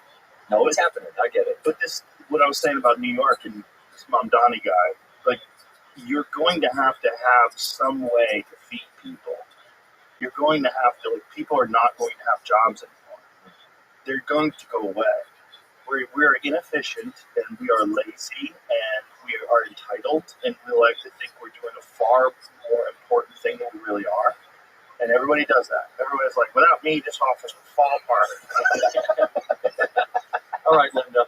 Everybody does that. I do all the paperwork that you won't do. Yeah, that will. Yeah, I never get any credit. right. I tell you what, this guy, that's a piece of shit. I should be the boss. That is, I mean, it is going to take away so many jobs, but will it create more? Will it create more jobs on the other side of it somehow? That's right. Isn't that the goal? If you're going to ruin a lot of these jobs and take them apart, is something else going to create another job on the other side, fixing some of the problems? I think you're thinking of the wrong way. You're thinking that jobs are essential. They're not. No, I mean, some are, right? No. This thing. Oh, this is fucking me out, dude. This is taken this gummy this morning. Oh, you should have taken two. You brought me one. I'll print it out, man. This thing is the new dominant life force on Earth, and it's emerging from its cocoon right now in real time. That's what it is. It's just giving you little snippets like songs and movies and art and answering your questions. It's doing all these things. But this is just coming out of the cocoon. It's just going like this right now. It's not out and growing. Right? It's coming. And it doesn't matter. Like, our jobs essential. Well, what does that mean? It doesn't. You're talking like I'm a flint napper. I've been making arrowheads for 35 years. You're telling me that flint napping is going out of style? I don't buy it. Yeah, one day you're not going to need an arrow because someone's going to have a gun. Okay? One day you're not going to need a flint map because people are going to invent alloys like titanium and steel. They're going to use that instead of fucking flint. And this is just how the world works. This is how technology works. This is how innovation works. As long as the Earth stays in a relatively stable environment, we don't nuke each other or get hit by a giant rock from space, this is what happens. I say, speed that rock up. Let's go. No, suck it. This is fun. Let's get out of here. No, it is great. It's exciting. No, I just think I think the fear for me is, I just hope the younger generation still likes, I think live art, the shit that we do, I hope that still stays. Oh, it's always going to stay. I love live art. I love live comedy. I love live music. I love it. I love going to see things live. It's exciting. It's always going to be something because it resonates with you on like a deeper level than seeing something on television or watching it on a screen. There's a connection that you have with a human being in a room that's singing a song that you can't get anywhere else. I saw your boy, I saw Killer Mike at Blue Note a couple nights ago. Oh, nice. And he had like gospel singers with him. It was unbelievable. It was so, it was like alternative to what he usually does. He played some songs from the Michael album. And it was just, those things to me will never get old. Maybe because I love that. Yeah, well, no. And I hope that does deteriorate with time. That might be the only thing that people think. Let's go see shit. It's all robots and live shows. I mean, you're going to say, like, look, I painted this myself. It took me 60 hours. That's cool. I made a better one in 3 seconds. It's insane. I just pressed a button. I thought it. No, I didn't even. I just thought it. Right. Happened. Printed out at my home. Right. Yeah. Like That's coming too. I had the idea, and when the printer was like, Oh, is this what you want? yeah.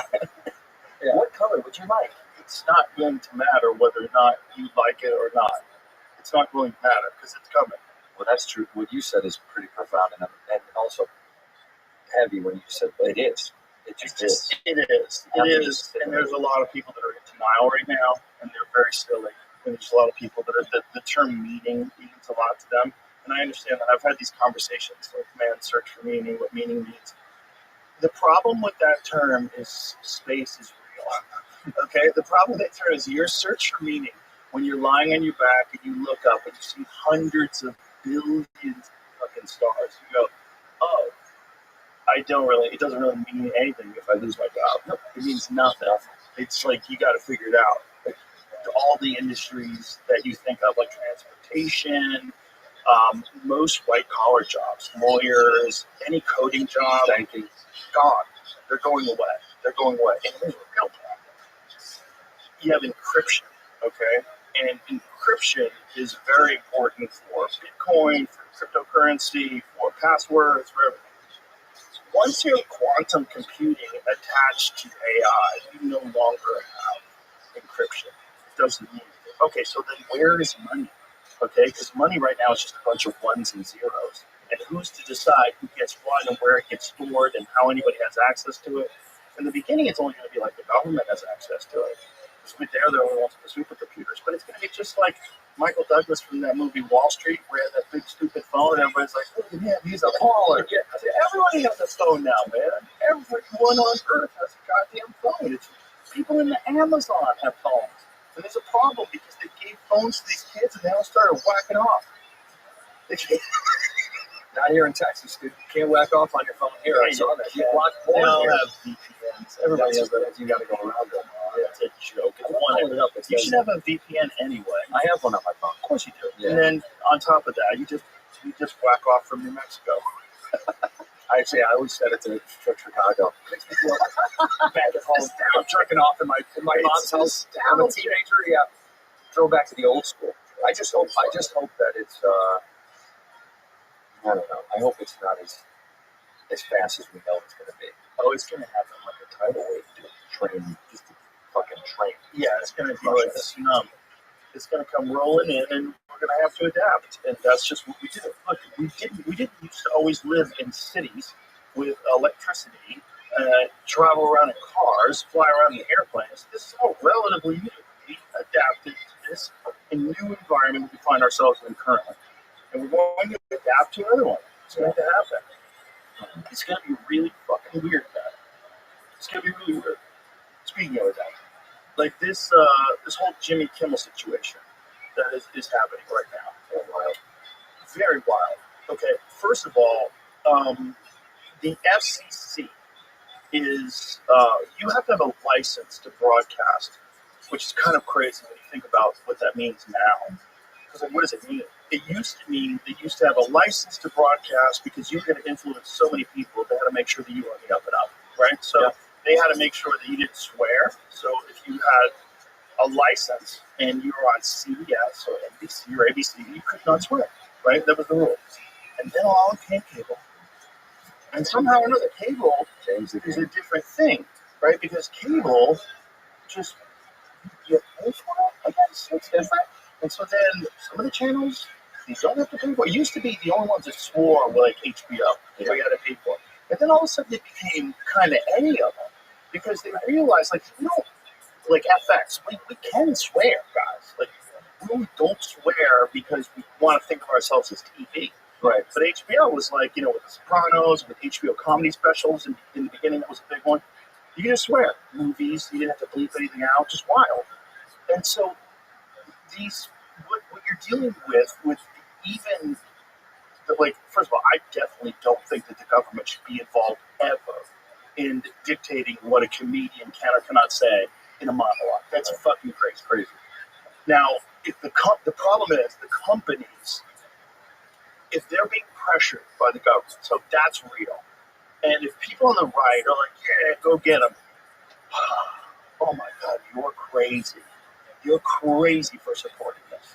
Because this will be used on you. You don't think that the fucking globalist lizard people who run the world are sitting here going, great, what do we got, 3 years? We'll wait this out. We'll wait this out. Yeah, let them say the government should be involved in censoring people's speech. Yeah, let them support that. Let these fucking dumbasses, because Jimmy Kimmel's a leftist, let these dumbasses think it's a good idea and we should celebrate. Yeah. That's the most toxic shit I keep seeing online. But people are like, yeah, shut them down. Now, this goes into a lot. Just to jump back, when you said, you just brought me back in my mind. Like, I remember first watching Married with Children. And I remember, like, because they were like a racier show on TV. Yeah. And I remember the shift. And my mom didn't like that I liked it. Yeah. And she was like, what do you like about the show? I was like, they talk like people we know. It just kind of sounded like someone you. So what TV started to do, it started to sound like your actual community instead of this very, kind of this veneer of everyone kind of speaks very cleanly and politely. Married with Children talked how you heard a guy talk, how your dad would talk or your uncle would talk. Yeah, it was like one notch in a different direction above, like the Archie Bunker. Right. All in the Family was like one of the first shows like that, where the dad was kind of an asshole. He was so funny. And funny. Yeah, he was so funny. Yeah.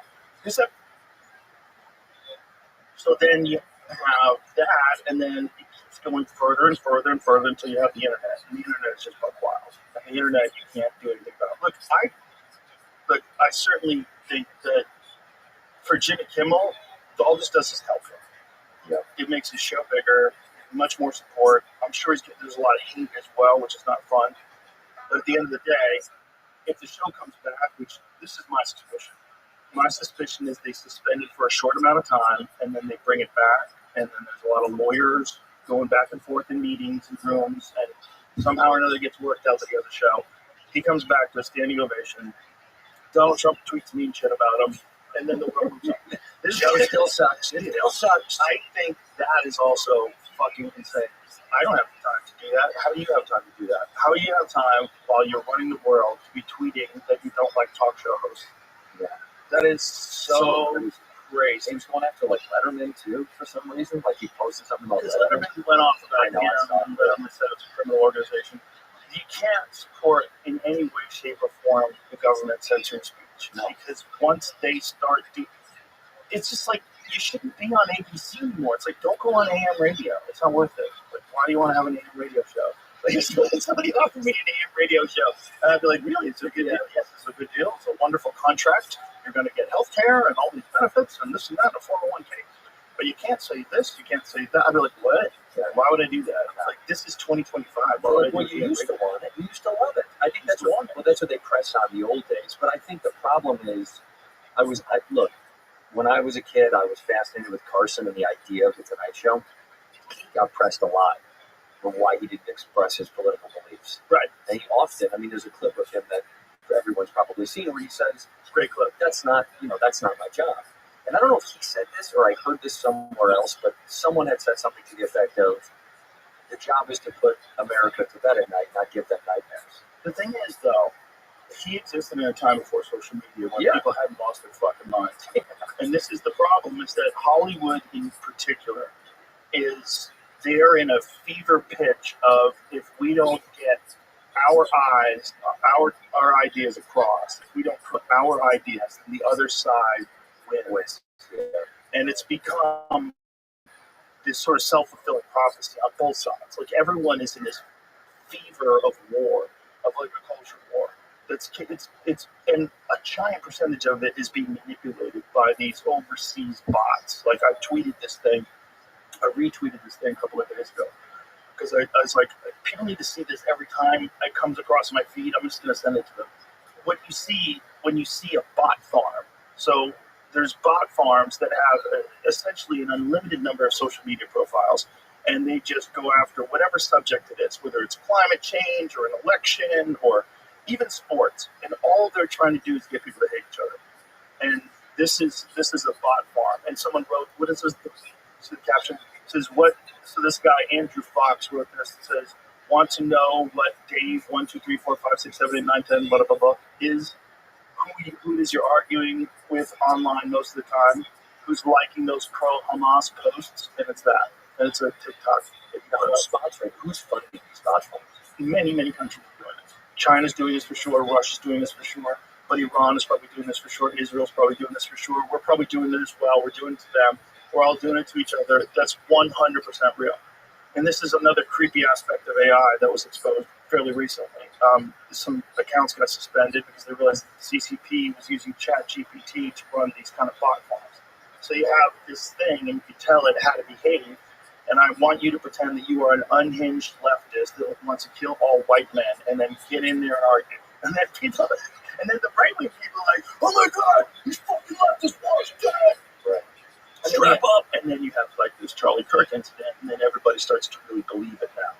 Like, yeah, they want us dead. And then you see the response. You go, oh my God, people are going along with, like, people are losing their morals and their ethics, and they're cheering that someone got murdered on television. Because they're all ramped up with this social media bullshit, and a lot of it is being amplified by people that aren't even real people, and a lot of it is just getting everybody in this fucking fever pitch of culture war. And that's why you're seeing these young kids cheering. Did you see that TMZ clip? Well, I've seen a bunch of these different clips of people like going off. Did you see the TMZ thing where they find out that the moment they find out cheering in the room? people cheering, I did see that. Yeah, the moment they find out Charlie Kirk is they're dead, clapping. cheering. He's dead, and they're clapping. But this is not just one person. There was a guy who was at the scene. At the scene, they got I'm not pro boxing. I'm not pro any of this, but this is just what's going to happen. You know, you cheer when a guy gets shot, and you can see the guy who got shot. You're in the general vicinity of this guy, so a bullet whizzed over your head, shot that guy in the neck, and now you're cheering. Good luck finding a job. Yeah. Right? And this is the reality of living, right? So, like, why is a person reacting like that? People wouldn't have reacted like that 20 years ago now. It's not a normal thing for a 20-year-old kid to do who's in the audience of some college thing where, you know, change my mind or whatever he says, whatever his slogan is. But that was what Stephen Crowder would say, right? Change my mind. Yeah, I don't know what his was. I think something similar.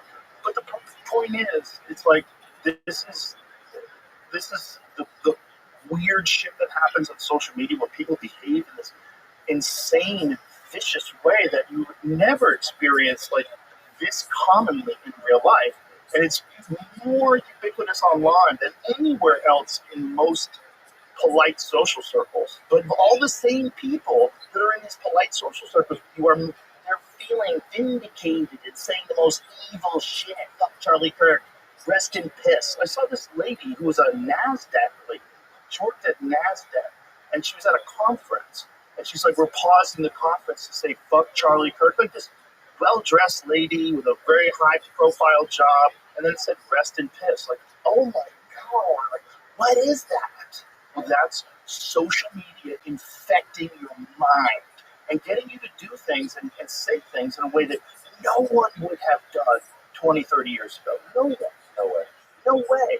And so this is like all boiling up with this Charlie Kirk thing and this Jimmy Kimmel thing. The Jimmy Kimmel thing is, unfortunately, what I think what he was trying to do was just set up a joke. He was trying to knock on the MAGA people, but also set up a joke, which was good. It was very funny. Like where he showed the president's response, Charlie Kirk. Yeah, the new ballroom they're building. And he said like the fourth stage of grief is destruction. Fantastic joke. He also said that's not how a grown adult reacts to the death of his friend. It's like a 4-year-old mourns the loss of a goldfish. Yeah. Very funny. It's a great joke. He was trying to set it up. Yeah. But he set it up in a way that, like, okay, you're saying something that's actually factually inaccurate according to the narrative. Now, let's be real clear. I don't necessarily think they know what's going on yet. There's a lot of weird shit going on with this. First of all, there was that one guy who was the decoy. All right, so you got this guy who's an older guy who starts yelling out, didn't he take his pants down? Took his pants down. This guy was at 9/11.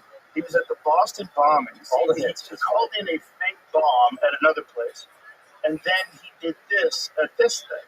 right at, so somehow or another, this guy has the state of mind that the moment someone gets shot, he yells out and says, I did it, and takes his pants down or something like that. I don't know exactly what he did.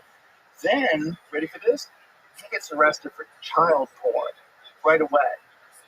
Right after this happened? Oh, right away. He's in jail for child porn. Why is that? Well, now you can't handle it. Right, he's right. Because when the internet people start going, how are you at all these different things? Like, what are the odds? Like, if someone ran it through one of the ChatGPT fucking perplexity things, like, what are the odds that this guy would be at all those different events and be involved? Like, zero. This is the guy? Yeah. I just like that the pants down part is just it's like, why is your dick out? I did it. I'm not saying this guy is insane. He's clearly insane. Or not. Or he's professionally insane. Right. That's where it gets squirrely. I almost texted you when the Charlie Kirk thing happened because my antennas went up about, they showed the photo of that kid, the guy that they have, 22-year-old, whatever. And I was almost going to be like, dude, you think he's got the capability to do that? Yeah, well, listen, there are people who look like that have the capability to do that. Yes. Yeah. Nope, not hard. Not hard at all. Let me dispel that. Okay. 200 yards from a prone position with a dead-on rifle. So if you have a dead-on rifle, so you set this rifle, you set your 0 to 200 yards, right? You know how far you're going to shoot. It is not hard at all. If you shot a lot, you don't have to shoot a lot. You could do it tomorrow. If you're if you were experienced, if it's someone that's never shot, could they do it? 100%. Not if they've never shot, they wouldn't know where to look. They'd have a hard time acquiring like when you look through a scope, like with the reticles here, like it's sometimes a minute. You gotta know the distance that you have to be from it to really line it up in your sights. But you could get a guy like my friend Andy Stumpf, who was a sniper in the SEALs. You could get him, and he could show you how to do it in the afternoon, and then you could hit steel at 200 yards every time you took one day. Yeah, not that hard. Because it feels insane to me. I'm like, seems tough. It seems tough. We still haven't figured out whether or not the gun that shot Trump had a sight on it, because we weren't sure if it had a sight on it or if this guy was using iron sights. That was 140 yards. If you shot it with iron sights, that's a lot harder. Because iron sights is you're lining up, so you have these two things in the back and this one thing at the front of the barrel, and you got to line those bitches up perfectly, and that's how you stay accurate. That is a lot harder to do. It's like those shotguns have those, right? Sure. Yeah. Distance. Yeah, like you buy a Glock, that's what it comes from. Right. But this kid had a rifle with a scope. Now here's where it gets weird. The first images of this rifle with a scope, I swear to God, it looks like he has a composite stock on it. Like it looks like a modern 30-06 rifle. So a 30-06, so that's the rifle. 30-06 is like, that looks like a very modern looking stock. I mean, it might not be. It might be just a bad resolution. It might be wood. It's hard to tell. But if you showed me that and you said, hey, this is my cousin's rifle, is this any good? I'd be like, looks like a standard bolt-action rifle, looks like a sophisticated modern scope on it. Sure. Now, apparently, the narrative is that this is his grandfather's rifle from World War I and doesn't have a serial code. Okay. Interesting. Sure. Why? Wait. Why are you using such an old gun? Like, that's kind of crazy. Like, is it possible that an old gun can be that accurate? If you have a gunsmith and you work on it, yeah, it's totally possible. You have a really good gunsmith and he sets it. If you're like a nostalgic person, you like driving an old car, you can bring it to a mechanic, you can redo the brakes. Sure. So if you had a good gunsmith and he took a look at that and the action was true and, the bore is good, you could conceivably shoot with a gun for hundreds of years. Right? Guns don't necessarily go bad. Right? They don't expire. Right. And especially because all this stuff, like the trigger and the action and all that different stuff is replaceable. So you can just it's compartmentalized. It's components. This one thing. They said that he took it apart and then put it back together again. Shut the fuck up. Do you know how much time it would take to do that if you were highly skilled? To disassemble a gun. To disassemble a rifle so that you can get it in a backpack. And by the way, not going to fit. Not going to fit. And then somehow or another reconnects it once he gets off the roof. What? What's That's that what about? they pitched. Is that what they pitched? Huh? Yeah. Here's the other problem. Your season, you shoot something. Okay, like say if I take you to a long range shooting range and we sit there and we get you on a bench and you're sitting there and you go, okay, we're going live, and you flip off the safety and then you squeeze out that trigger you hear, boom! There's a gap in 200 yards between the shot going off and the impact. There's a gap. It's like boom, ding, boom, ding, because it's far. 200 yards is far. Even if that bullet is fucking, it still takes time to get there. And really long shots, like I know guys who do, like my buddy Justin, he does these long range competitions where they'll shoot out to a mile plus. They're shooting steel targets like that big at a mile plus. And he's like, dude, the hang time is crazy. It's like seconds. You hear separation. Oh yeah. Well, you're watching it through the binoculars too. It's like somebody else is watching it. So you got a guy next to you that's a spotter, and you shoot, boom, and he's like, literally, it's that long. So that they're trying to make them seem instant. It was like boom, huge down, instant, boom down. So you think it was closer? It could have been closer, or it could be the echo from that gun. By the time the sound gets to you, the bullet gets, because it takes longer for sound to get there, right? Because these bullets are supersonic. So the bullet will actually get there before the sound gets there. So that's something to take into consideration. So it probably can't. Now that I'm thinking of myself, I'm like, well, that's a dumb, like, I had a dumb point. Because the bullet is actually faster than sound. But I don't buy assembly and reassembly. I do not buy that. They said he had a screwdriver up there. Fuck yourself. A screwdriver? You need more than a screwdriver. You need multiple tools. Okay, you need Allen wrenches. You need like specific gunsmith tools. It's complicated. Oh, I've got a video. I've got a video of a guy breaking down a Mauser. And so this Mauser is the same exact gun that supposedly this dude had in his grandpa had in World War I. So this guy breaks down this Mauser, and here it goes. What's the fastest amount of time you can do that? Many seconds. This guy's very good. Very good. So this guy who's doing it has clearly got military experience or gun experience. I don't remember. But see who watches the video. But this guy knows what the fuck he's doing. And it would take me a lot longer than it took him. And that kid would take him forever. Unless this kid has secretly been training like John Wick for the past 6 months. So watch this guy break this down. It's two different tools to take it apart. It's York's key and Allen key. Now, if I take a shot and it uses some of this, I have to remove the bolt, remove the magazine, grab my Allen key, hit the 2 bolts on the bottom, put those away in the Allen key, grab my Torx key, remove the scope, put everything in the backpack, make sure I have everything, and make my way downtown. It's going to take a lot longer for him than it is for me, especially because his fine-tuned motor function, something as simple as grabbing an Allen key to a little bolt, is going to be extremely impaired due to a dump of adrenaline throughout his bloodstream. An extreme elevated heart rate is going to make these fine-tuned skills extremely difficult. I mean, just for him to think and analyze of what needs to be done to disassemble this rifle and get away would be difficult. We're not really going to touch the topic of him assembling the rifle on top of it. So the people that are listening to this, just listening, he's at 38 seconds right now, and all he's got the barrel away from the stock.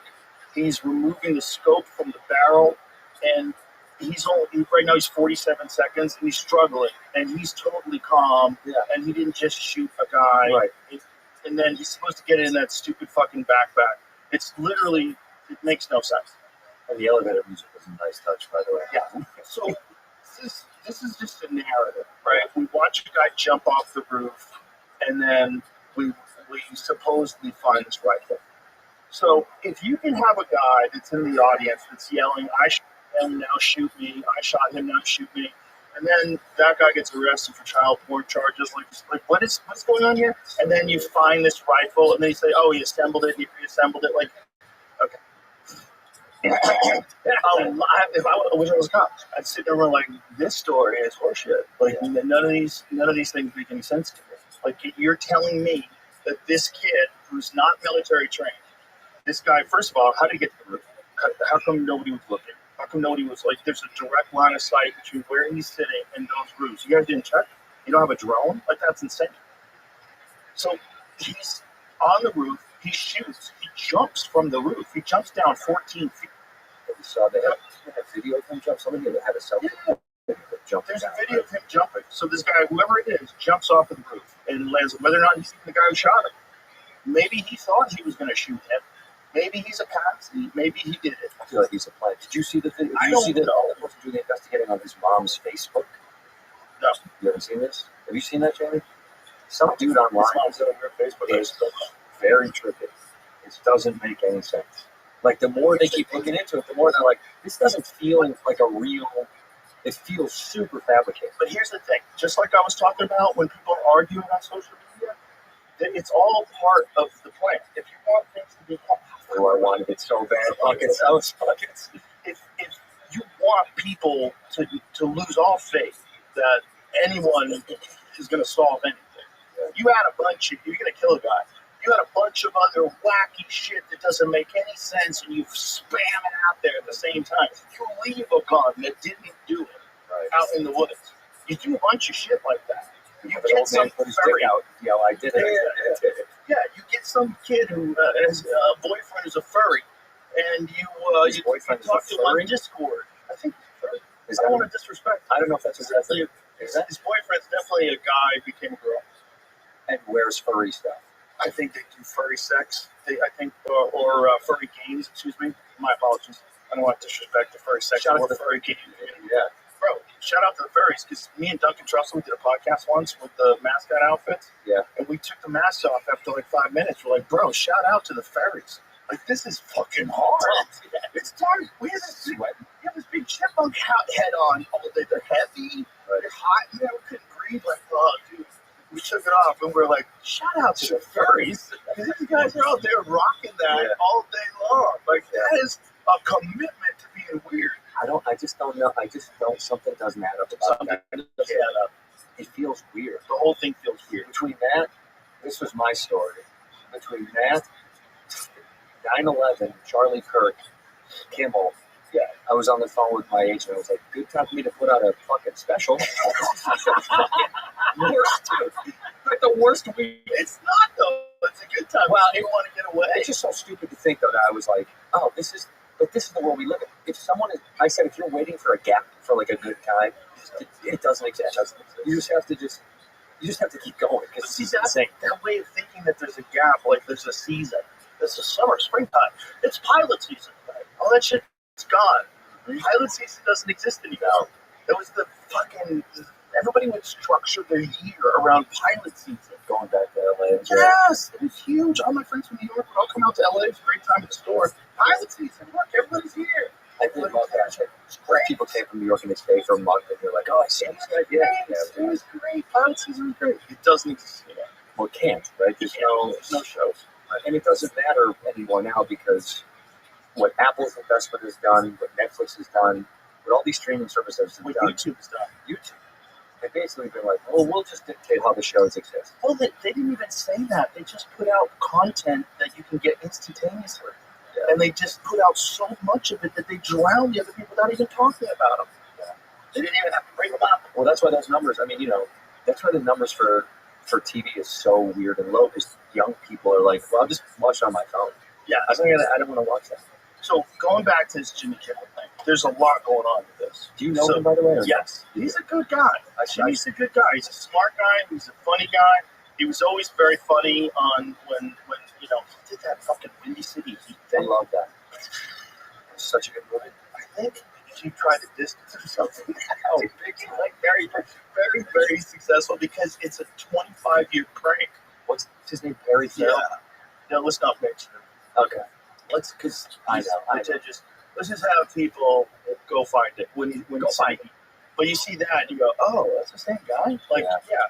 Well, one thing that does happen to guys as they get older is, they soften their ways and they change who they are and they change how they interface with the world and and then if you're in Hollywood, you're also addicted to an ideology, and it depends on what kind of style you have. So if you have a funny, mocking style that is like satirical, that's always making fun of things tongue in cheek, like Norm Macdonald, perfect example. McDonald, even if he's making fun of you, it's not gonna piss you off to the point where you tweet about him. Because if you do, he kind of won. He kind of got you. You know what I mean? So it's like Kimmel has this sort of go fuck yourself style. Well, just kind of ironically, he celebrated in his monologue when Tucker Carlson got fired. It's kind of a problem. And it's also kind of a problem that he, in his monologue, talked about how it was the right thing to fire Roseanne. Yeah, I remember that. A little bit of a problem. Yeah. A little bit of a problem. Also a problem that he thought the unvaccinated, made a joke about the unvaccinated people shouldn't get hospital care if there's people who are vaccinated that need that room. I think the joke was, oh, vaccinated person who's had a heart attack, come right in here, sir. Unvaxxed person who gobbled horse goo, rest in peace, Weezy. Like, that was the joke. Like, I'm unvaccinated. And I was like, that's kind of a fucked up joke, but I'm not mad at him. No, it's a joke. It's just a joke. It's a joke. But it's like, those things, one problem. This one thing where he said it was a low point. What did he say? I want to be real clear. Let's like pull up his actual quote, because what he said was not bad. It wasn't accurate though, but it wasn't bad. He was just trying to set up this joke of Trump, which was good. It was a great joke. It was very fun. But the setup was a little wonky. I do remember listening to it. It's the problem with doing it that way on Monday is that by Sunday night they already knew that this guy, his family had been saying that, again, I don't even know if he really did it, but this person who they're talking about, The plant. this person who they're talking about, whether or not he did it or didn't, well, the FBI is now investigating deeply and further, by the way. We'll find out. So Cash Patel did say that. Whatever that means, right?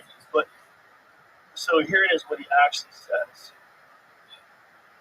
Here's the actual the weekend. With the MAGA gang definitely trying to characterize this kid who murdered Charlie Kirk as anything other than one of them, and everything they can to score political points from it. In between the finger. Okay, stop right there.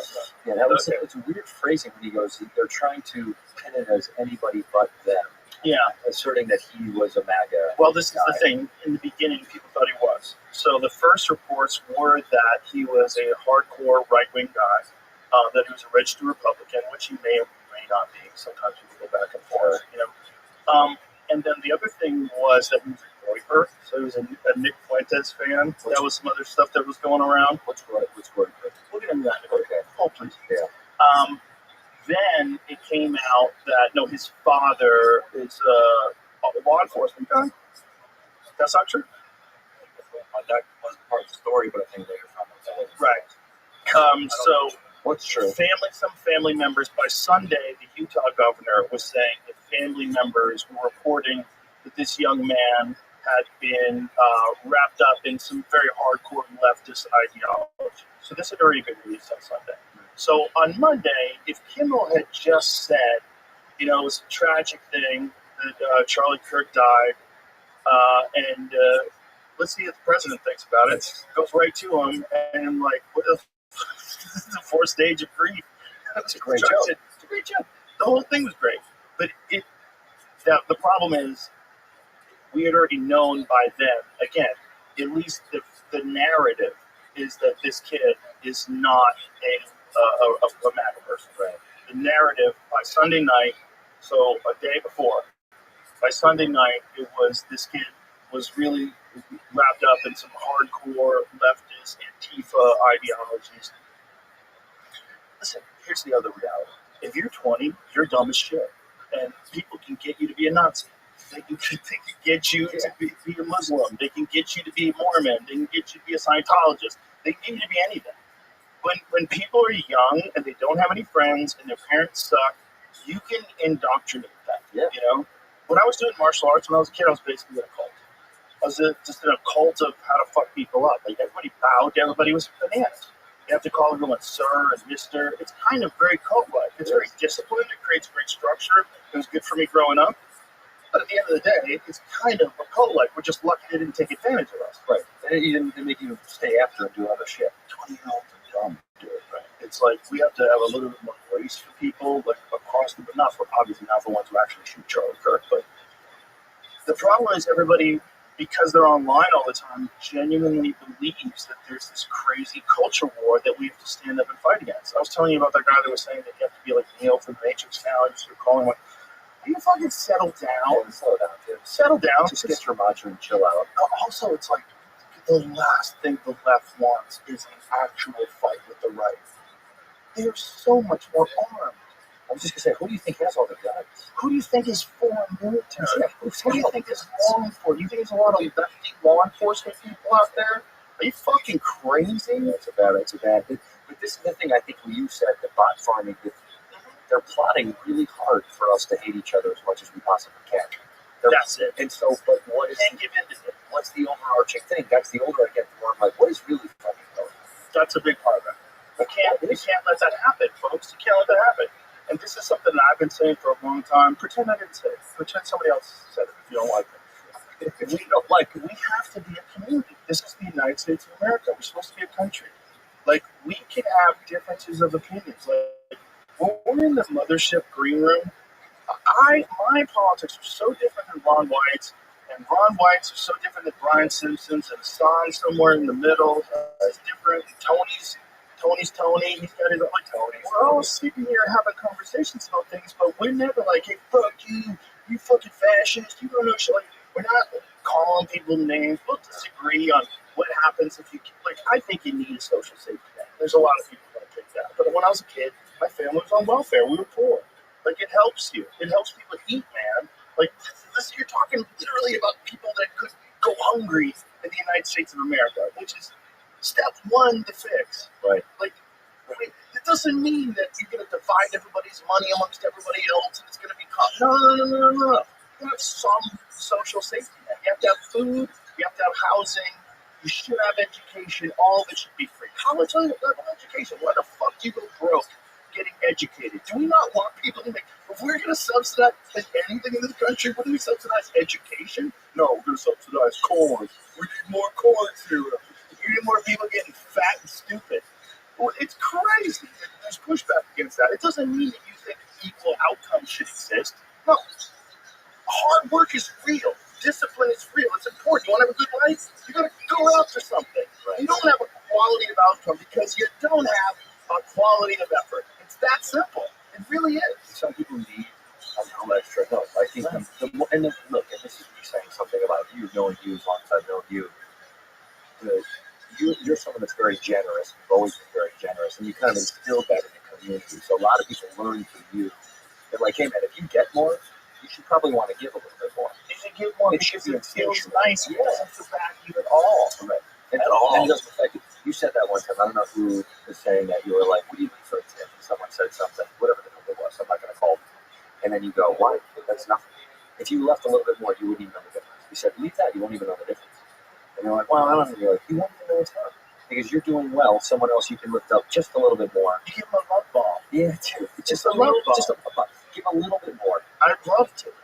Because when like, if I'm in Europe, it kind of bugs me out because nobody wants tips. And They it don't looks have so crazy. It's a weird system because this system is flawed as it is because I do think that people should be paid a living wage. I don't think you should have to rely on the benefit, the generosity of other people that you're serving. That's kind of crazy too. Yeah. Because not everybody is like me. A lot of people are fucking really stingy. I know some people that really suck at tipping. And it's gross. Call them out. Here we go. Here's the Let's list. not do it. But the point is, it's like when you do, if you can do it, like if you can live, if you're supposed to leave $10 and you leave 100, like, you know how good that feels to that person? It's just like you give them a little love bomb. And if you've got some money in the bank, do you know that $100 is missing? No, you don't know it. You have no idea. Drop behind me in that fucking Starbucks bowl. Piece of shit. Let's move on. We're going to the airport. There's a lot of people listening that's like, I'm not doing that. You don't have to do that, but whatever you can do that doesn't affect you. Look, if you're getting by and you're struggling, I get it, man. That's not what I'm talking about. I'm talking about once you're not, giving people a little is good. It feels good. It's nice. And I think that carries through. I think people start to see it as a cool thing to do. It's So a then nice it carries thing. on, right? Being nice is, and it's the other thing is, it's like you don't realize how much it benefits you. Like, it makes you feel good. Oh yeah. It makes you feel good. Oh, I love it. It's a universal thing. It like Yeah. feeds it. It feeds. Yeah. Yeah. I'm going to say this one thing about the Kimmel thing, and then I'm done because I didn't finish kind of my thought before. But I like Jimmy. I texted him just to check in with him because I've always liked him. He's always been pretty. Also, my buddy was like, "Oh, crazy! Like one of the last guests on Kimmel. I did it like a week before he got dropped." I was like, "Oh, that'll be cool. That'll fucking end my career of late night with his canceled show." But I like to do it a lot, and I think my beef with that world is, I think they got so political and they had to ground themselves in it so much that it took away from how fun those shows could be. Yeah. So that's my biggest problem with all of them. And it's not necessarily Jimmy's fault. It's not any of it. It's kind of that just the system that started to take place. It's everybody's fault. It's the president's fault, too. Well, Because yeah. he's doing it back and forth with them. Yeah. But meanwhile, he got together in that dinner with Bill Maher, who's been talking shit about him for decades. And apparently Bill Maher liked him. Yeah, they like I each other. think I saw that. Do you know how crazy that is? That what works at the Comedy Store also works at the White House? Just talk to him. Like, how many times do you really a little beef with a comedian, you get in front of him, and you have a conversation with him, and then 20 minutes later, Mark Maron, 20 minutes later, you're hugging each other? Right, because most people in person are cool. Yeah. But you get lost in whatever the fuck is in your head, and you're arguing with yourself. And with Trump, it's all about disrespect. You know, if he feels disrespect, if he could turn those guys all into fans of his, we might save the world from a war. I'm not kidding. And it's like, whoa, a person like that shouldn't be president. You're right. But also, no one should be president because everybody has a little of that guy in them, which is what drives you the most nuts. Everybody has a little of that fuck you. Even though I'm the president, I'm going to call some girl I slept with horse face. I'm going to call Kim Jong-un Rocket Man. Little Rocket Man. There's no one should do that fucking job. Understand, it's crazy. It's as crazy as wanting to be on late night TV. It's antiquated. It doesn't make any sense anymore. It was a good job when there was like 150 different fucking cities, and it was like, you know, 1 million people in the whole country, and you can kind of like keep it together. We're at 330 plus. Who knows how many people snuck in during the last 4 years?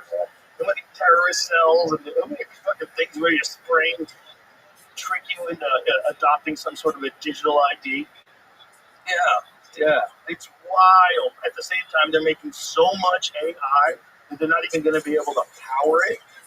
The grid's not going to be able to handle it. If we're going to really compete in the AI race, we have to substantially improve the power grid and power output. How do we do that? You're asking the wrong guy. But I know Brian Simpson said this today. I'll send it to Jamie. But I was looking at this, I was like, Jesus Christ. It's one of those things where you're like, every time I start to think, well, if we take care of all, this too? This too?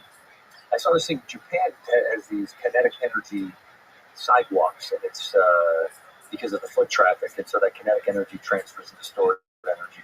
We're going to need nuclear, dude. Yeah. And we're going to need a lot of it. They're doing a Google AI, and this Google AI, they're connecting to the construction of 3 different nuclear power plants. So, 3. Yeah. You have to power the new God, Santino. You got to power the new God. The new God requires a lot of electricity. Yeah, God, he's hungry. Look at He's energy.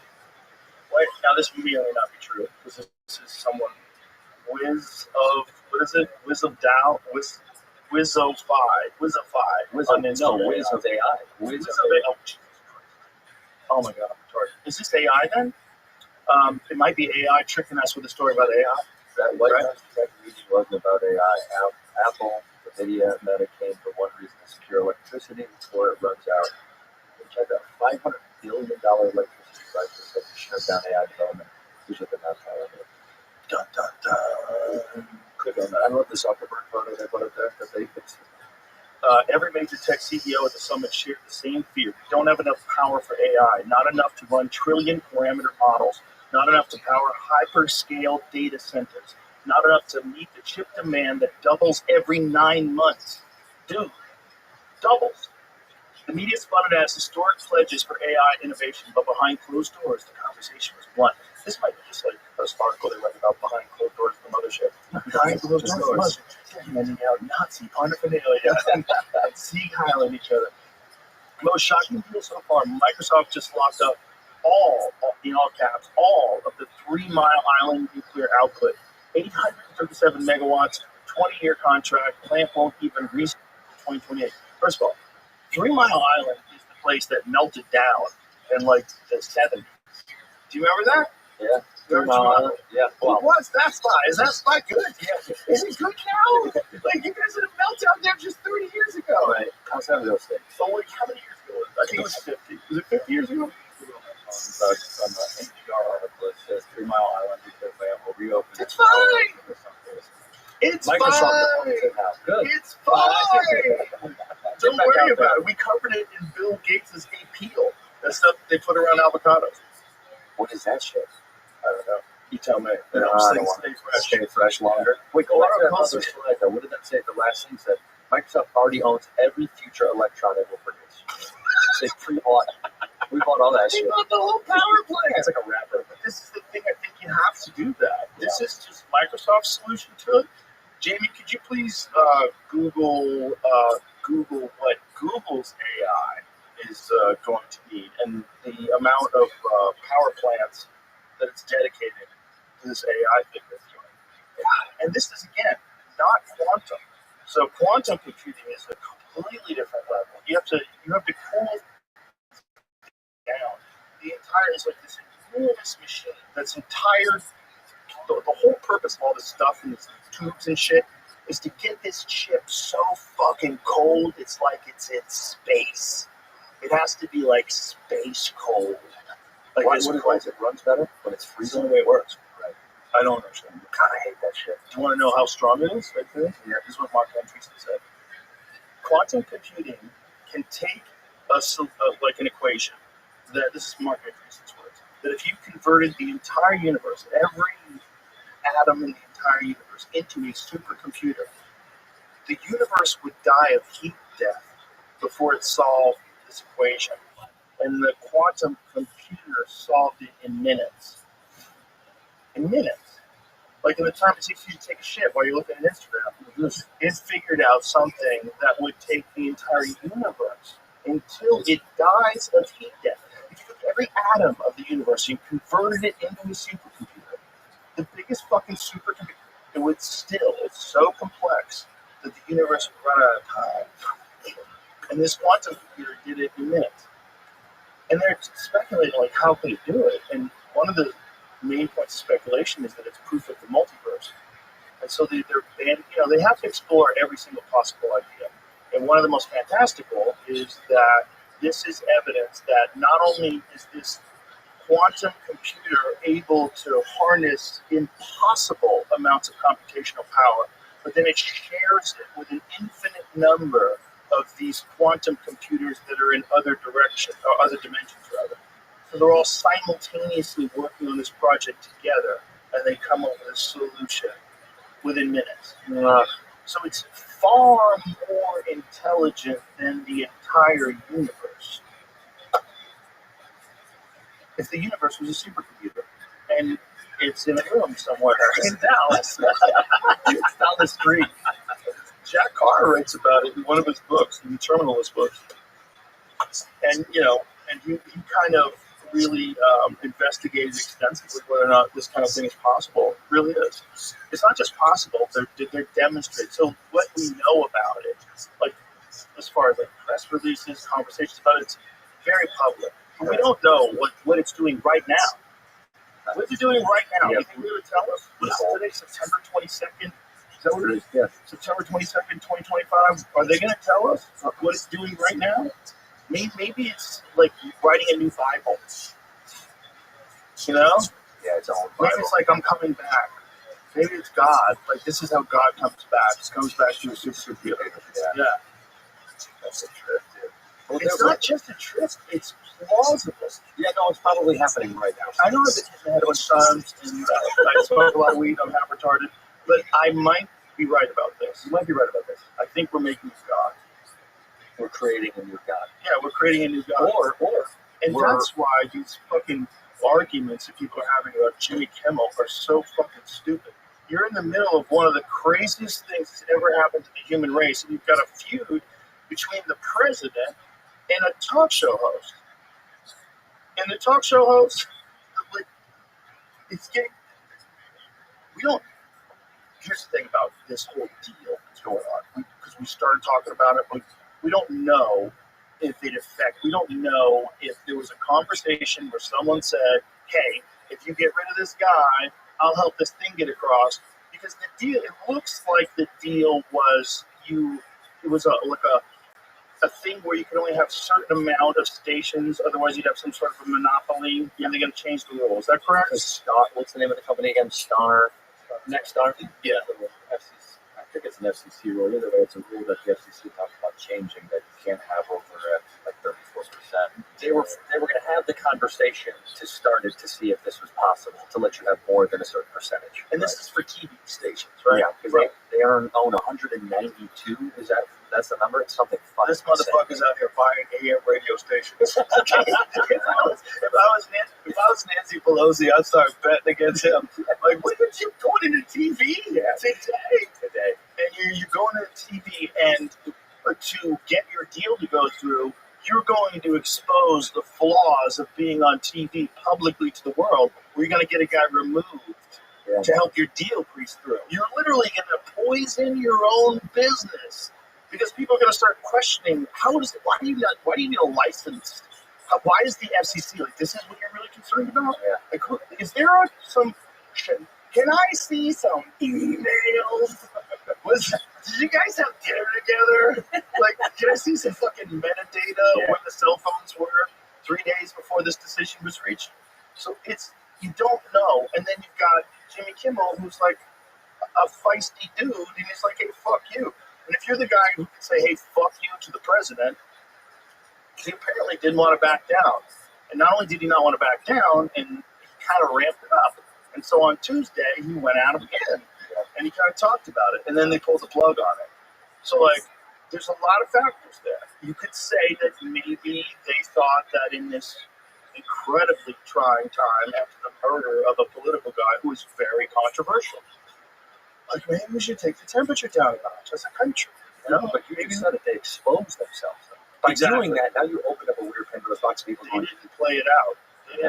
You have to play 4D chess with that shit. Because, like, if I was working for them, I would say, hold on. You have a very, very vulnerable business. This business is kind of nonsense.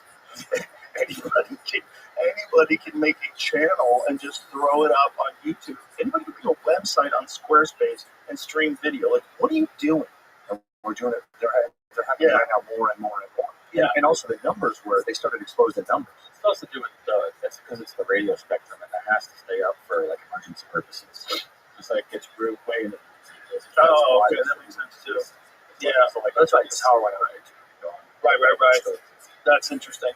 So you need some kind of a way to get signals across, but guess what, kids? If the power goes out, that's your last concern. See you later. The last concern is how many bullets does Bobby have? Can I borrow some bullets from Bobby? We got to go shoot squirrels to stay alive. There's no more squirrels. Shot all the squirrels. We have to move to where the animals live, because you think you live around animals, but you live around a relative number of animals for an urban or suburban environment. Once people start shooting the pigeons, they go away real quick. The passenger pigeon used to be one of the most populated birds on this country, and they're extinct now. The passenger pigeons were so numerous that they would fly overhead, they would block out the sky. You wouldn't be able to see. Yeah, there's millions. What does that look like? Like a cloud of passenger pigeons that would fly over cities. Just block out the sky. Died out because of food, because of what? We killed them. We killed them all. We killed them all. Probably caught them with nets. I don't know. The sky. But we killed them. Yeah. So it's like the animals that we have around us, like you said, oh, I look at the suburbs, I'm fine. No. No, you're fine for a week. You're going to be shooting deer out there for a week. Like, no, they're going to go away. You're not going to have any more deer. You're going to have to live way away from people where there's a good population of animals, a sustainable population. And then they might figure out that's where you live, and they might not visit that spot anymore. And they can realize they can just go 30 miles left, which is, what evolution's all about. And then you're going to realize, like, oh, that's why the Native Americans were nomadic. Fuck! So this beautiful log cabin you built, you got to leave it behind. And you got to go chase around these fucking mule deers, because it's the only way you're going to stay alive. You're going to sleep on the dirt with some stupid rolled-up mattress that you carry around your back. Yeah, that's what you have to do. That's how you have to live. On the go. And if you don't do that, you'll die. That's it. So all this nonsense about the FCC, you can suck my dick. That is such a small problem. It's such a small problem, but man, I'm not in favor of silencing talk show hosts. But also as a talk show host, you should be accurate, And again, I don't know if the narrative that the governor of Utah was saying is correct. I don't know if that's even the kid that did it. Things change, man. People for the longest time thought Lee Harvey Oswald acted alone because the government told you that. Right. It wasn't until Dick Gregory came on the Geraldo Rivera show that people started to question that. And that was, how many years later? 7. No, I think it was like 8. Let's see, it was 63. It might have been 9. It might have been like 9 years later. 70. 12 years after the murder. Finally. Crazy. So, 12 years after the murder, people watch the Zapruder film, and in the Zapruder film, you clearly see him grab his neck, like he got shot from the front, and then you see his head go back into the left, and take the headshot into the left. So that alone made everybody go, hold the fuck on. Yeah. And then they started looking into the conspiracy around the bullet. So they had said that there was 3 shots had rung out, and that he had hit Governor Connolly, and the president had been hit twice. The problem with that narrative was there was an underpass and a ricochet from the underpass where a bullet hit one of those little curbstones and hit a dude and fucked him up, and he had to go to the hospital. They documented that. It became on record that this guy was hit with a ricochet. And so now you got a problem because you have 2 bullets that have to have all these wounds. One of them is going to be the headshot, and then you got this other one that causes 3 fucking holes in 2 different people. It's a lot of ricocheting, dude. It's a lot of fireworks for one bullet. You got to find the bullet in perfect condition on the gurney where they're bringing Lee Harvey Oswald's body in, which doesn't make any sense. Like, how is it even there? Oh, just happened to go collect it after he shot him in the head, then he put it in his pocket, and then when they killed him, they dropped it off. Like, what are you talking about? It doesn't make any sense. Oh, excuse me, it was Connolly's body. That's what it was. It was in the gurney for Connolly's body. But either way, shut the fuck up. How's that bullet getting on the gurney? And how's it imperfect? It just fell out. Oh, look. Oh, it's right there. And it looks like it's been shot through pillows. Have you ever seen the magic bullet? Take a look at it, Jamie. Show this motherfucker how the government was lying to people in 1963. But then if you could call them up, they go, okay, fine. Whatever. No one cares because nothing happened. It's 2025. I'll show you some shit in 1963 that's 100% bullshit. Yeah. 100% bullshit. They admit it though, right? What is this? Didn't we just have a military plane shoot a UFO, right? Did we just have this? Yes. Hellfire missile. It's so fun. Bounced right off. Why shoot a UFO? So look at that. That's the bullet. Oh, that's the bullet that's supposedly carved out of wood. It's a perfect bullet. It's so dumb. And I've had arguments with people. Well, it's actually not. It's misshapen. I'm like, how many bullets have you shot, bitch? How many fucking things have you shot with a bullet and taken a look at it? I bet I've shot a lot more than you. And I'll tell you what, when bullets hit things, they distort. Yeah, they don't look like that. They don't look like that. And they definitely don't leave more fragments in Governor Connolly's body that were missing from the actual bullet itself. The idea of that ricochet moving through. Shut the fuck up. Shut the fuck up.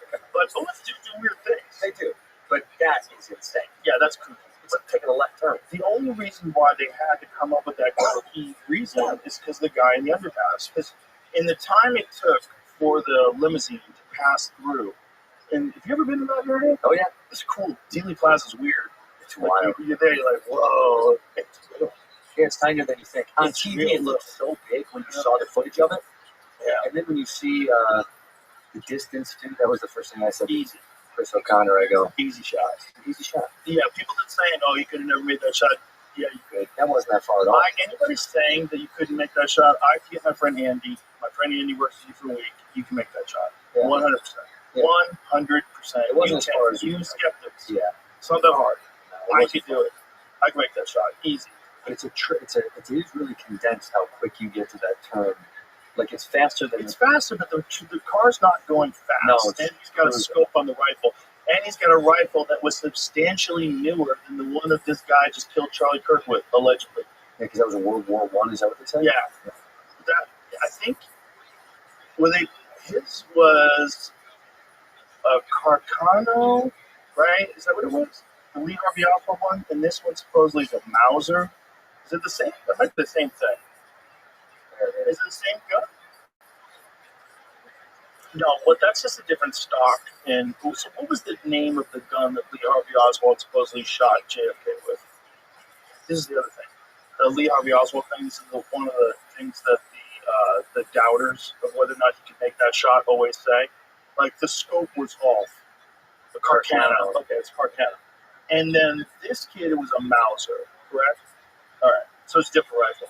But the point is, like, the Mauser that this kid had is substantially older than the rifle that Shot in JFK. 1963 shot JFK. That's kind of creepy. When a good hunting rifle, first of all, everybody's uncle has one. So it's how many, at least one. There's so many hunting rifles out there. You can get a hunting rifle. It's not a hard rifle to get. It's one of the most common rifles people possess because there's a lot of people that, they don't want to go to the range, but they do go deer hunting every couple of years, so they have a 30-06. That's a regular, normal deer hunting round.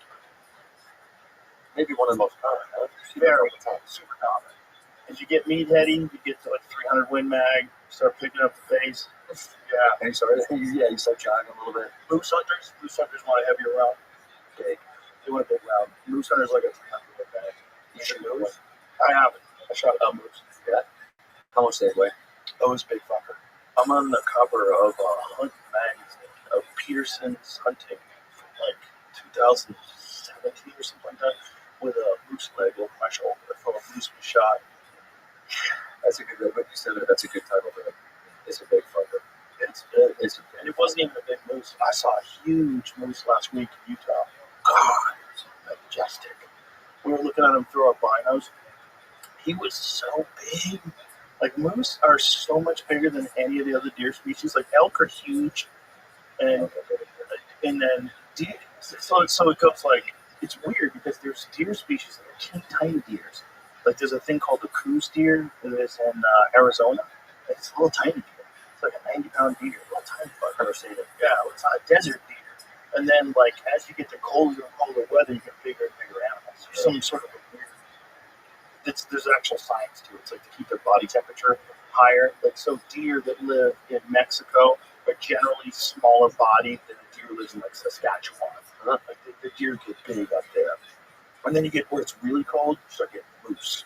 And those motherfuckers are big. Oh, I saw one in Banff. I couldn't fucking. I was like, it almost didn't compute. I thought, man, that looks fake. It looks fake. It's so fucking big. There's a video of these people driving on the highway and the moose is on the median. Have you ever seen that?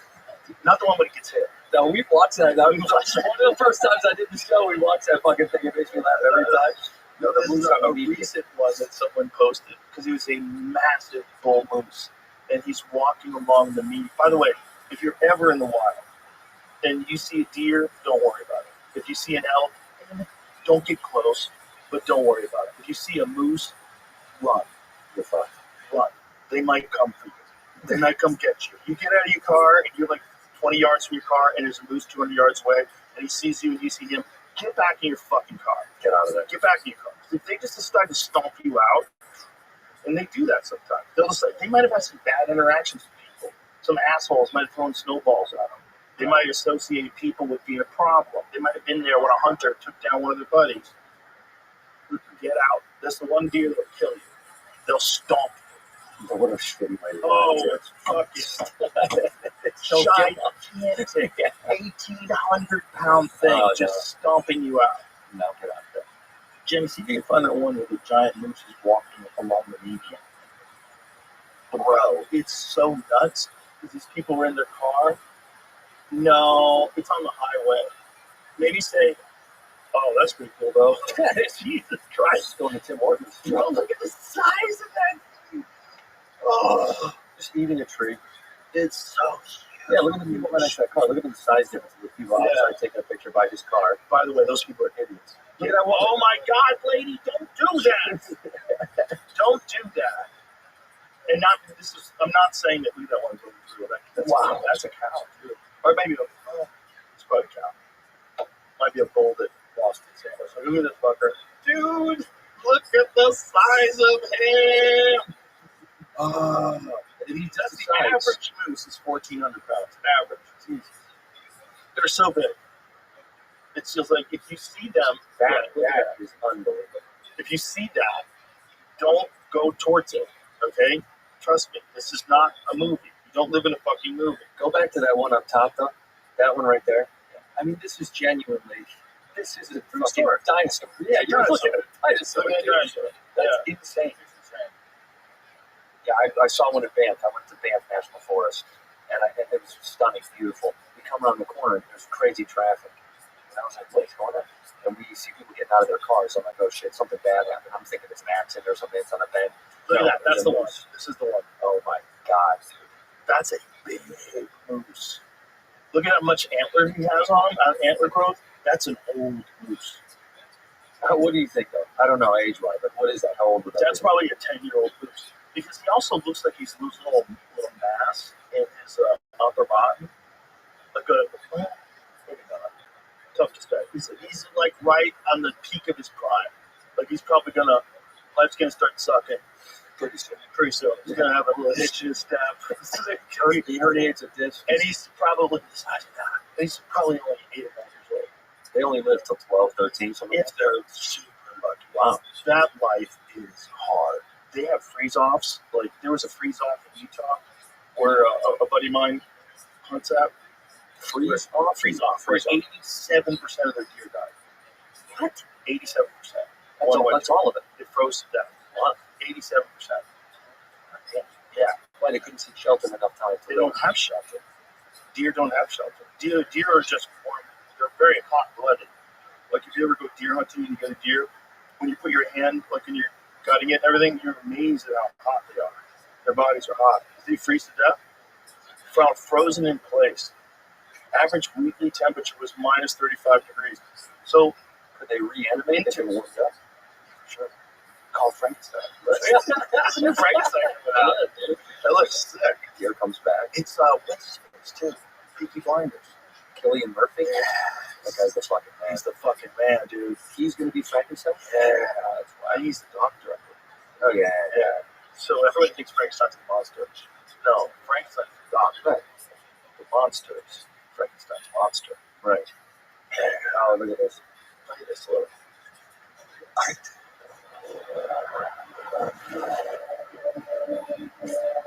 Standard music.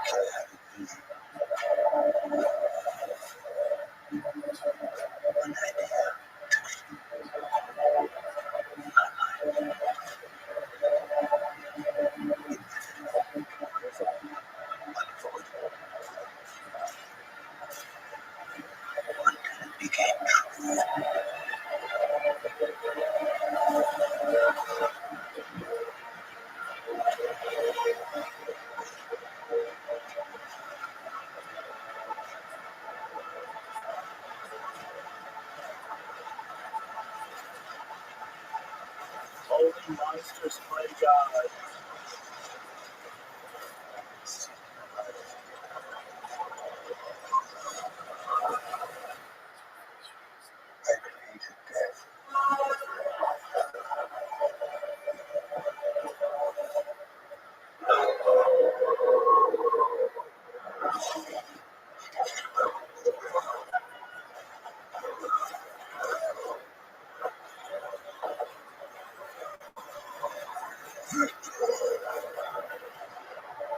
Yo. Okay, that's not Cillian Murphy.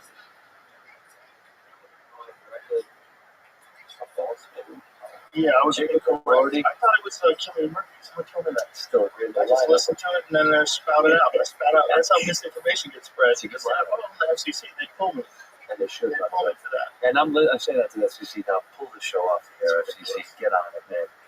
Yeah, they try to do that too, even though it's on the internet. But the point is, with this Jimmy Kimmel thing, if you let this happen, it's going to be able to happen with something that you agree with. Everything across the board. Yeah, if you're a person who's on the right who's happy that he's getting pulled, yeah, fuck him. Like, if his show goes away because of bad ratings, that's one thing. And you want to celebrate it, go ahead. But you don't want it to happen this way, kids. You don't want to give that kind of power away all of a sudden. You know, and people could say, well, they've always had that power. And, you know, it's true. And look, the FCC fined Howard Stern a fucking preposterous amount of money. You know, Howard Stern was doing shit on the radio that no one had ever even thought about doing. Yeah. Like, you want to talk about like a real pioneer? That motherfucker, when he was on the radio, he's a little woke now and he likes to wear a mask. He's a different guy than he was. He's a different guy. He's making girls ride Sibians live. I get it, but I just still respect the guy who did it in the beginning. And the point is, without that guy, we would not be here. And that the amount of money they fined him during the Bush administration, people forget. So that was the right. The right at the time was going after Howard for indecency. And so I think it was because he was criticizing George Bush. I think that was the find out if that's like the narrative. The same comparison with the Kimmel thing, though. I think the fines go to the actual local Parenting company. Yeah. company, not ABC. It's the local. That's right. They just barely afford it because that was the whole discrepancy, right? Right. They own a bunch of these local, so they're pressing local people Exactly. to go take this out Exactly. because they can't afford it. So they're trying to crush the business. And the way they would try to do it with Howard Stern is they were using obscenity or indecency. I think indecency is right, but it's hard. Right. They did that, and then they fined what was his company that he worked for? He worked for a very large company. I think they got hit with a big one. Well, that one says Infinity clipped maybe in '94 for $600,000 in '94. In Infinity in 1995 included a $1.715 million payment to dismiss all outstanding indecency cases. So they hit him for $1.7 million in '95. How much is 1.7? What is that in today's dollars? Oh, I like guessing. So let's do this. Hold on. 95, 1.7 million. Yeah, I'm guessing 10, no, 6, 3 and some change, maybe 4. $95. I'm saying 7. 3 and change. I say 4 roof. You say 7 roof. I'm thinking about Afghanistan. How much money they pumped into that? I'm thinking about Iraq. How much money they pumped into that? They printed money the entire time. It caused inflation. Yeah. That's why everything's so expensive. I'm going through my head. I'm like, I know. no, I see that, man. I feel like it's about 7. Jamie, what is it better now? U.S. inflation calculator. That's the one I use all the time. I do this literally all the time. I don't know why I'm obsessive when someone's like, do you know how much that was back then? I hate when people do that. It doesn't matter. I'm always like, what is that? What is that in today's dollar? Yeah, Shut the fuck up. What is that now? All right, I'm saying 4 at the most. No more than 4. 1.7 is got to be like 7 million. I'm stuck on Jamie. What, run through AI? You don't have crypto, do you? I got a little, but not much. I think it's mostly nonsense. I'm gonna run it through ChatGPT. You guys see what the chat says. Okay, what was the number? What was the 1.7, right? 1.7. What is $1.7 million in 1995 in today's dollar?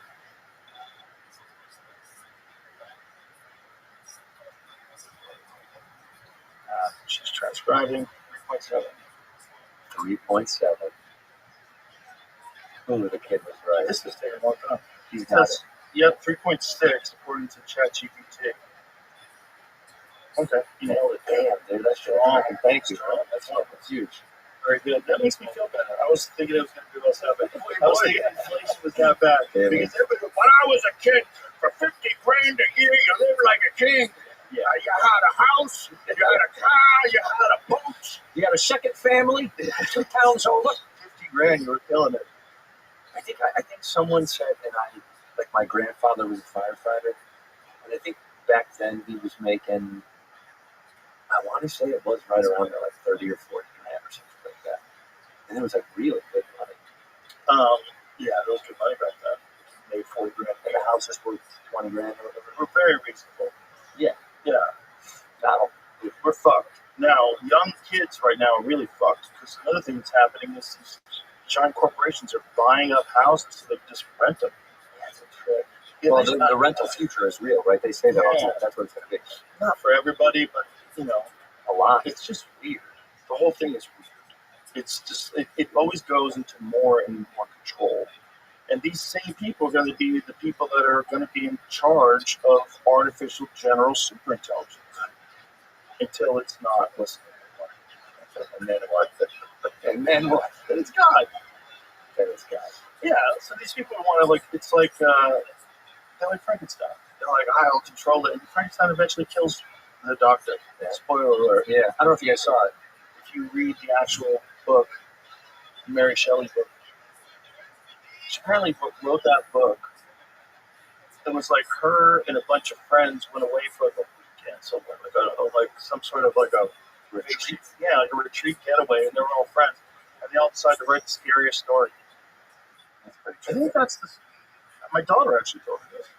That's the Mary Shelley tale. Yeah, tell me that's true. I'm pretty sure that's how it all went down. And she fucking nailed it, son. This is wild. That's what she wrote that book in the 1800s. See, this begs this question. Do you think, and Dylan has talked about this, that when they're like, there's an interview with Dylan, it's like, they're like, could you write that song today? Bob Dylan? Yeah, and then he was like, no, because something else was living through me. Like as if like something was empowering him to do this and write that story. There's a little of that, right? Yeah. So this is the story. The summer of 1816, Mary Shelley, Percy, and Claire took a visit to Claire's lover, Lord Byron. My lover, Lord Byron. Please come with me by horseback to visit my lover. Come to Geneva. Come to Geneva. Poor weather conditions, more akin to a winter, forced Byron and the visitors to stay indoors. To help pass, imagine get all the way out this fucking dude's shitty house in Geneva. Can't even go out. You just have to huddle by the fire to stay alive. To help pass the time. There's no electricity, bro. It's not 1816. Byron suggested he, Mary, Percy, and Byron's physician have a competition to write the best ghost story while stuck indoors.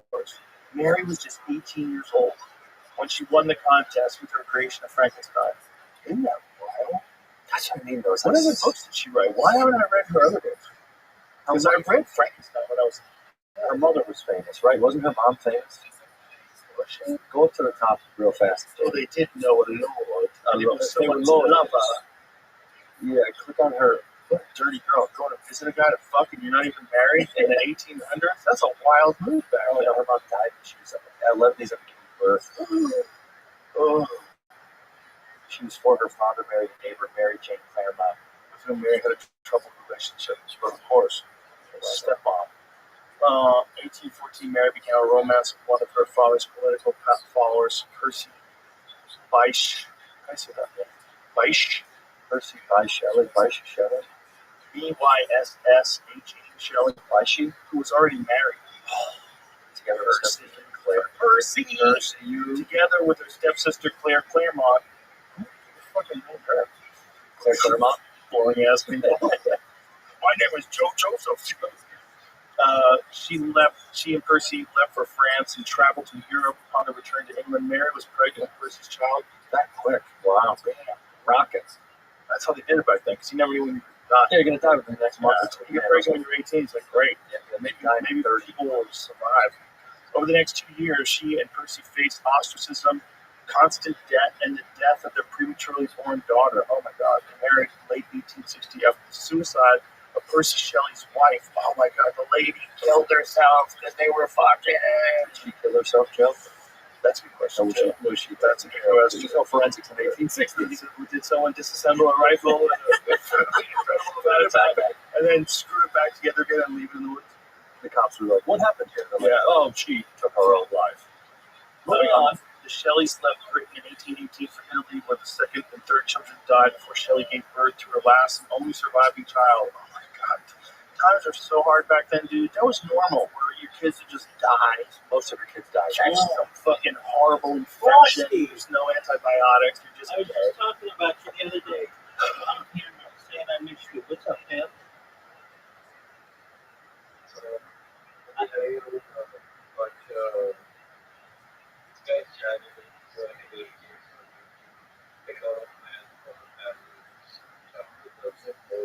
How was that?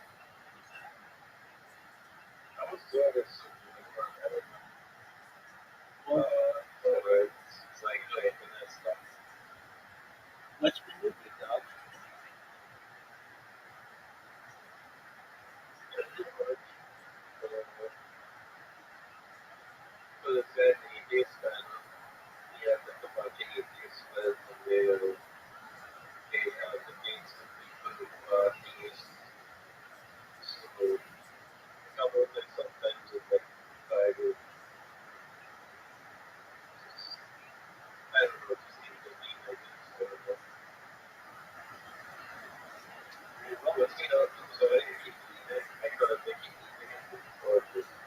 Yeah, because you're a little bitch.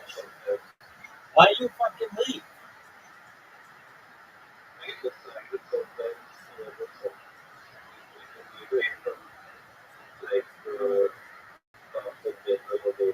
Yeah, but you don't have to leave the display.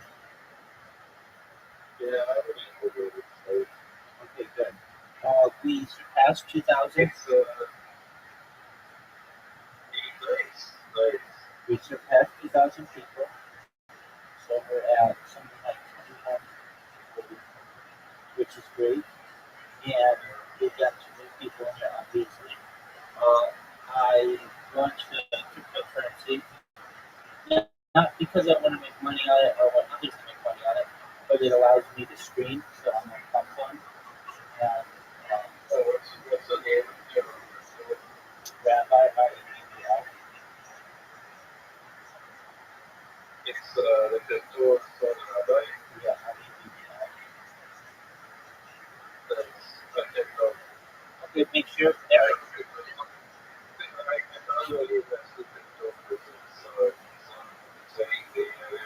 Yeah, don't worry about it. You don't have to.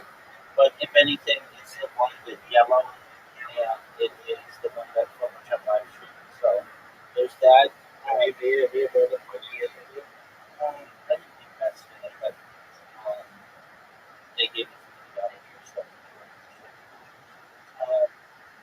And then I've just been reading robots on Twitter, and they've been thus far very good.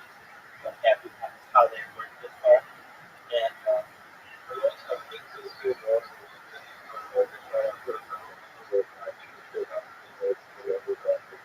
okay, what happened with that?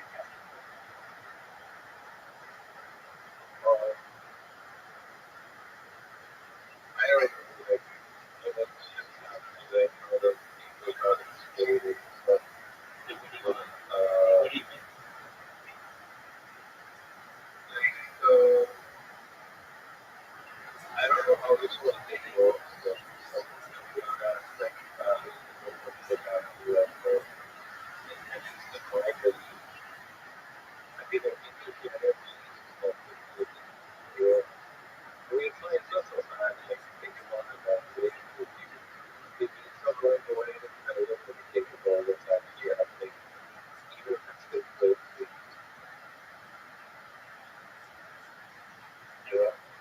I have no idea.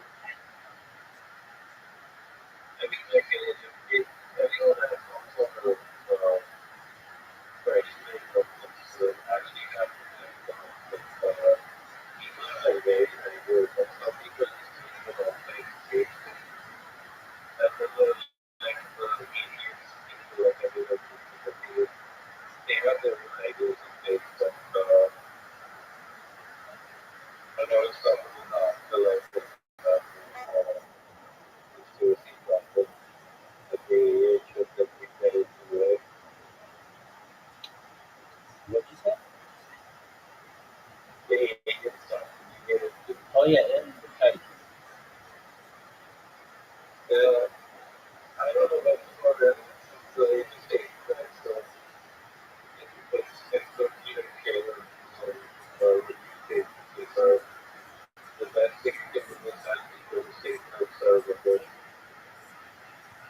All right, well, that's cool. How's your family been?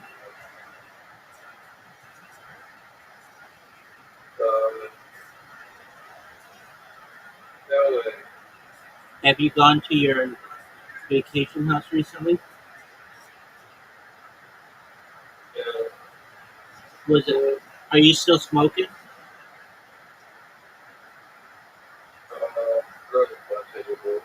Are you vaping? Well, that's good, dog.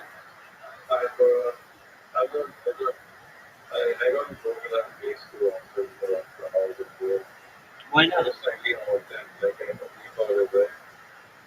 Yeah, and it doesn't have air conditioning, right?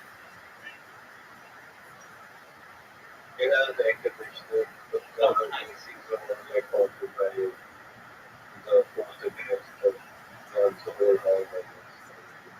All right, you really believe that?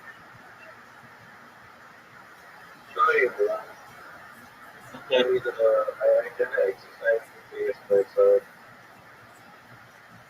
All right, is that what you have to do?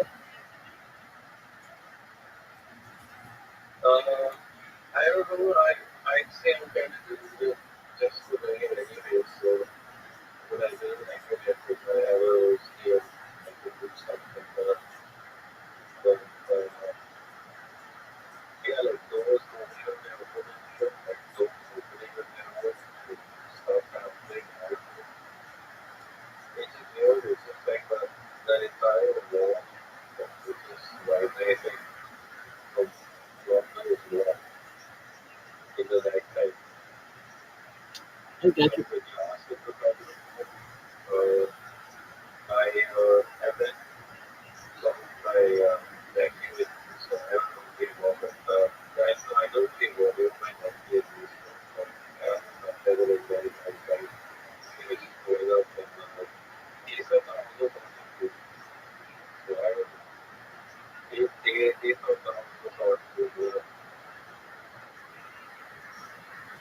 Okay. So what else has been good, big dog?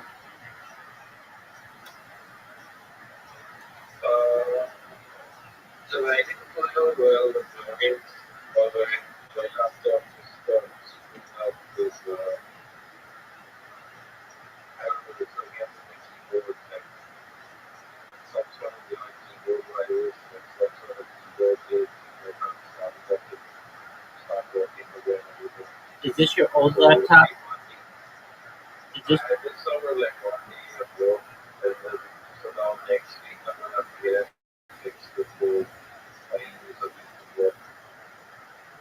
okay? Is this the one that you would play Mortal Online 2? Well, yeah, but then I thought you bought it back. Oh, okay. Oh, you sold it back.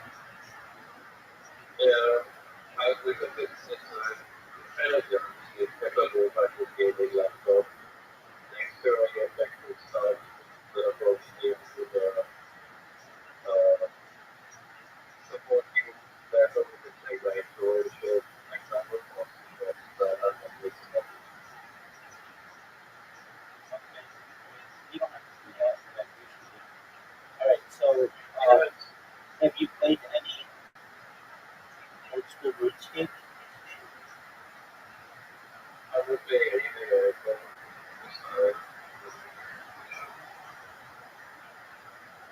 Okay. Why no old school ROTHSCHILD?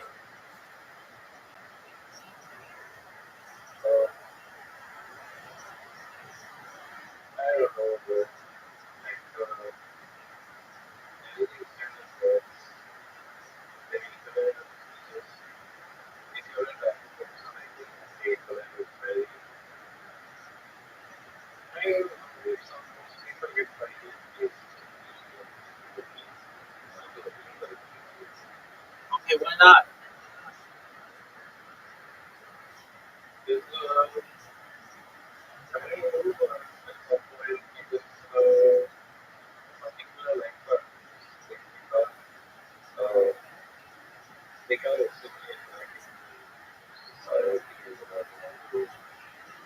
Okay, why can't they assimilate back into society?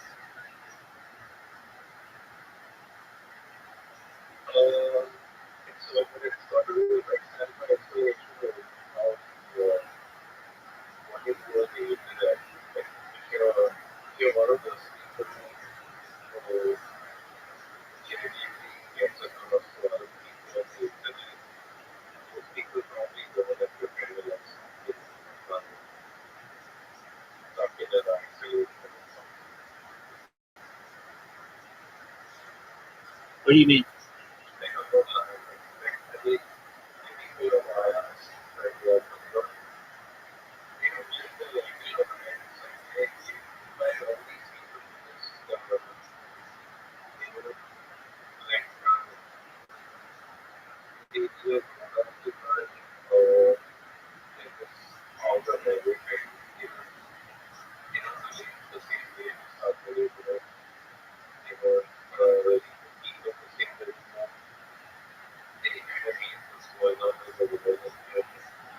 Why is that?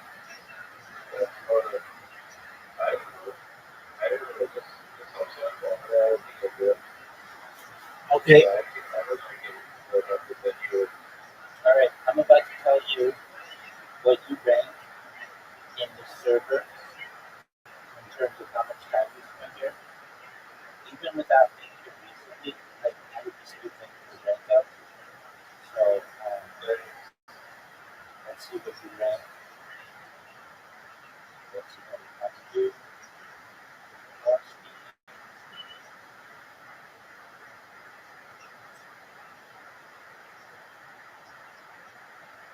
All right. You are number 16 all time. That's pretty good. You spent a lot of time in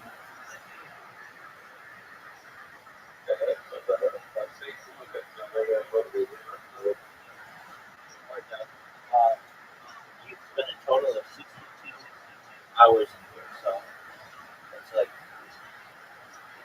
good amount of time. Especially considering you don't just stay here and not talk, you always talk.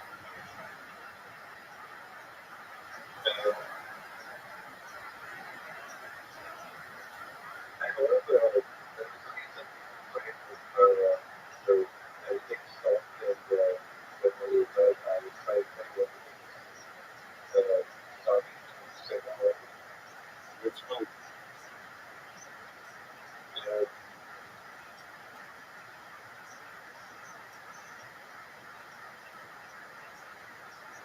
So are you going to get a new computer soon, or are you just going to get your computer fixed? You're just going to get your computer fixed? You're not going to get a new computer? Okay, what kind are you going to get?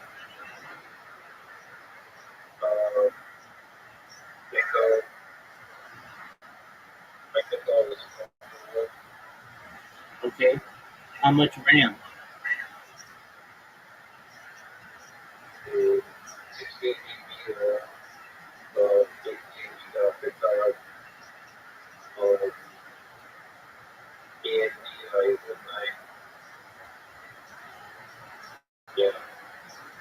Well, that's pretty sweet. Would you ever try to get a 32 gigabyte RAM machine?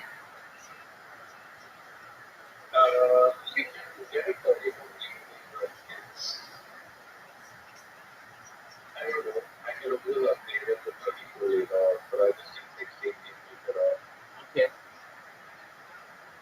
Are you? Is it getting colder?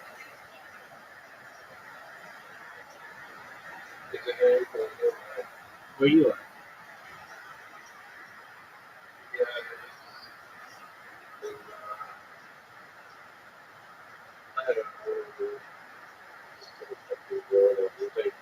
Why is everything so weird?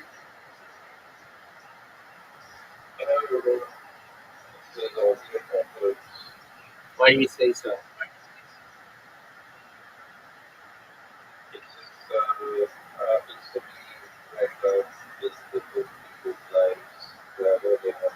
Okay.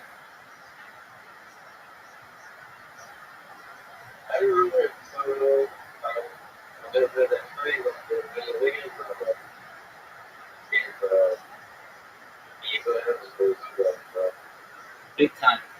Have you been watching any kick streamers?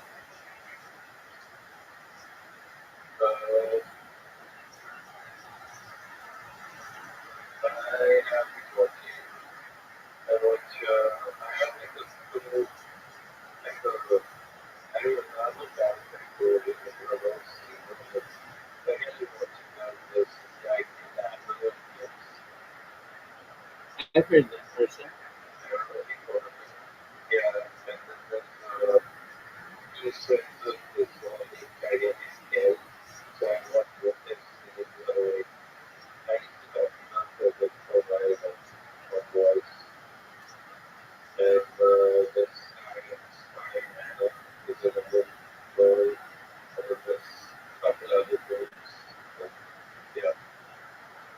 Okay, what about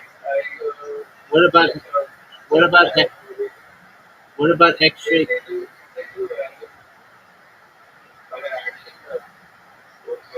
What about X straight Savage?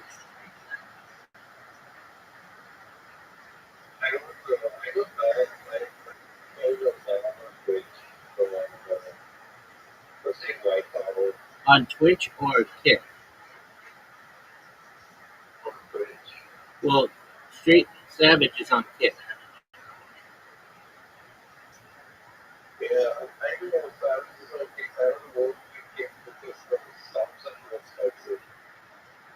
Okay, I mean, you could just lurk.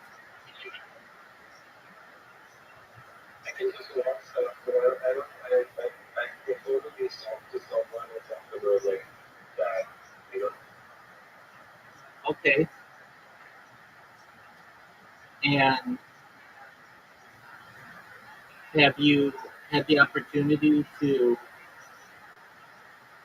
watch X Straight Savage at all recently?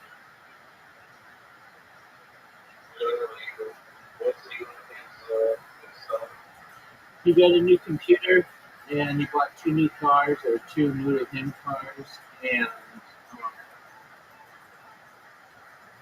he's been doing well on the Kick Partner program.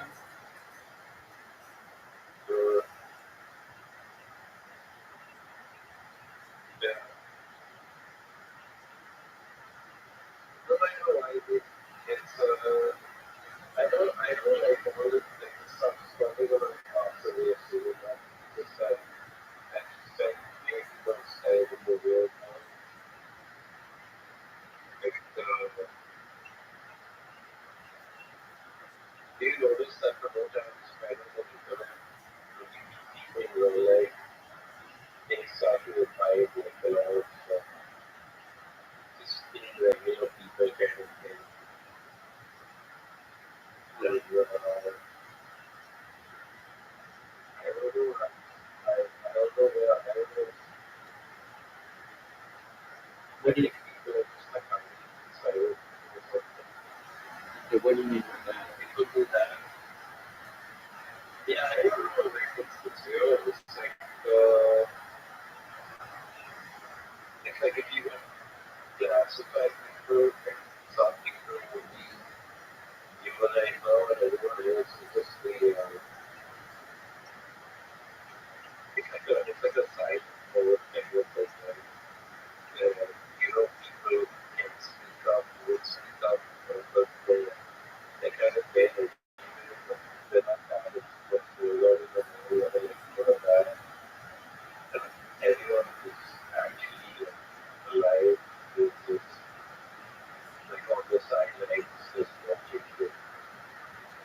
You want to hear an interesting statistic I heard?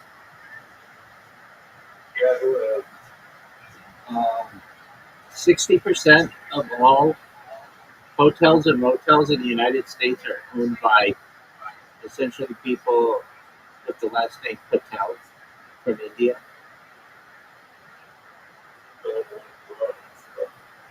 Isn't that interesting?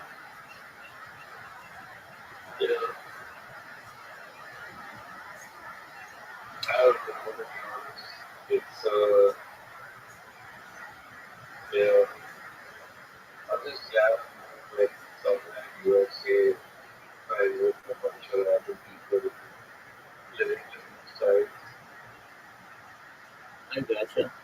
Well, how about girls? Have you met any girls recently? Why not?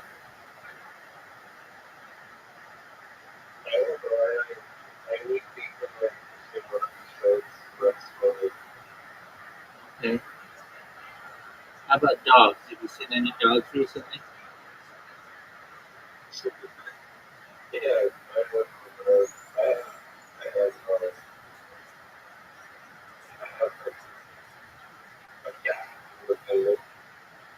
Okay, how's the cat?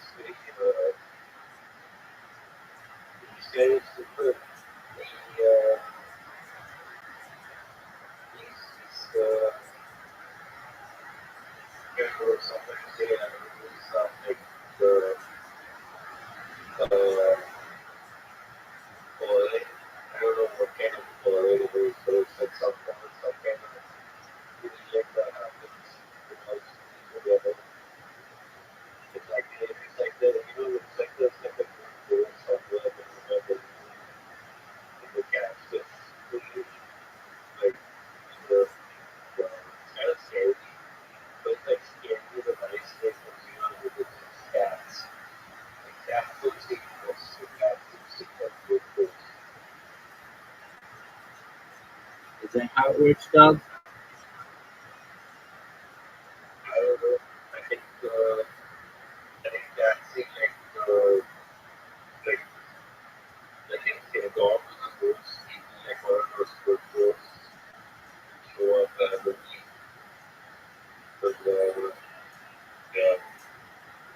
All right. So what's the name of the cat?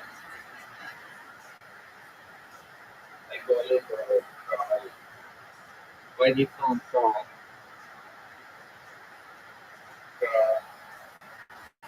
Yeah, why do you call him that?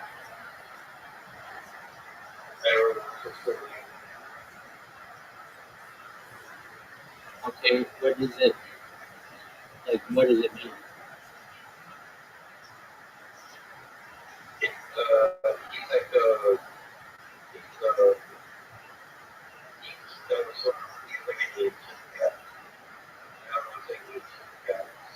How old is he?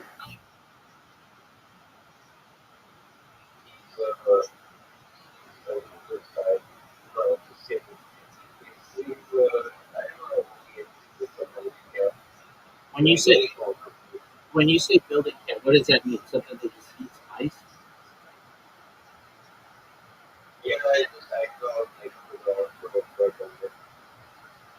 Okay, but he's not owned by any. But he's not owned by anybody.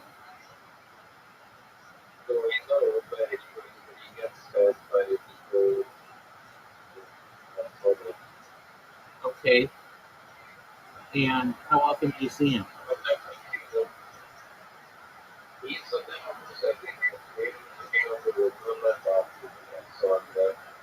Okay,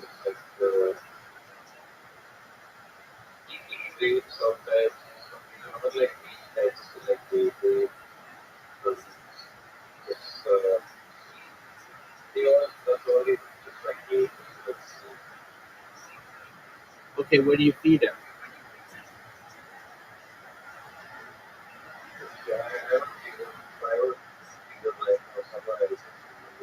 I know, but what?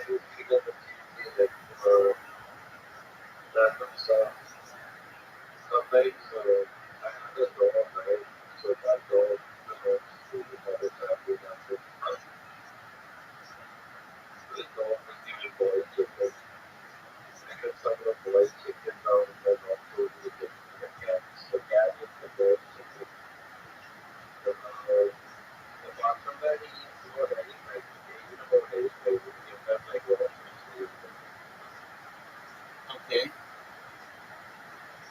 what about what about tuna fish?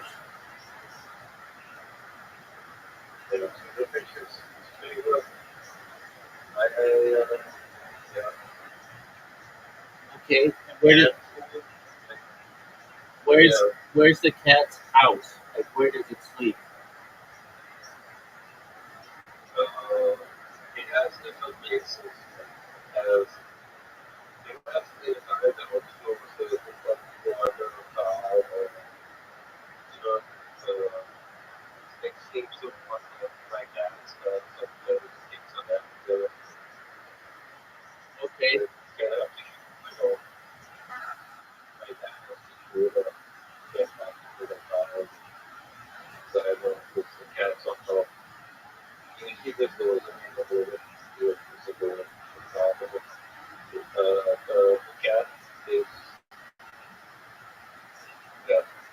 Does it like to be petted? Yeah,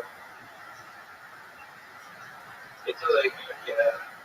Sometimes it follows me, and sometimes it follows me. It's walking down the road, and it started to like stand out of the cars while I was walking. They would come off the car, would follow me, and then go on to another car and follow me. Okay. And, Does it like? because the cat takes like a walk to something, or like wants to like do stuff. Right. Does So he like? Does he like to be petted? he likes to be very. When he goes on the road, like upward about his stories and animals, sometimes when it comes to doing rapid stuff. Okay. So it's under the car, but it's probably goes like that one time when things are out of control and I have to look at some stuff. So I lost my mind. That was just actually Okay. So does the cat like to be petted a lot?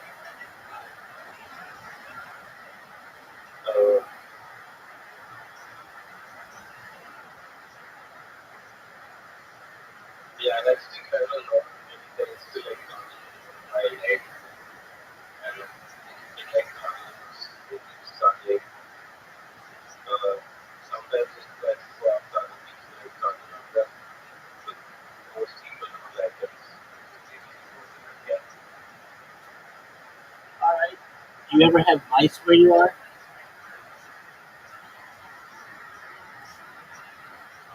Nice. Yeah. Yeah. They come from the pure, they come from just pure sauce. But then there's a theme in that. It's like it's just a very like in the people's where it's played by people and so my age, I don't know what the kid is. And it's always bad or something, but my game played out like one of the few ones on like hold it down out of the man the same just to stay the other way that keep the beat and not get far and then the like one thing labs and the company the kitchen and they do all sorts of stuff. Okay. Rats, rats, not mice. Yeah, and then yeah, Okay. And does the cat ever eat the rats? the rats, some of the rats, they're like, they dominate and they're not, they're not, they're not just stay around in a place with the cat, that's just a cat, that's it. Those types of cats, all just like, all the cats, family, cats, the animals here, they're like, they're all they all go like wild and then domesticated. Like Mumbai is kind of like one of those places where the wilderness kind of seeps in with the city itself. You know? Yeah. Is anything in Mumbai still called? Is anything in Mumbai still called Bombay? Is anything in Mumbai what? Still called Bombay? People still say Bombay, but if you say Bombay, there will probably be met with people who like will tell you something. Maybe you don't know the year or whatever. That works the same way, vice versa. So if someone says Mumbai and then they say Bombay, then that's a whole other thing about Mumbai versus Bombay. Because Bombay was more in the English right? And Mumbai was more in the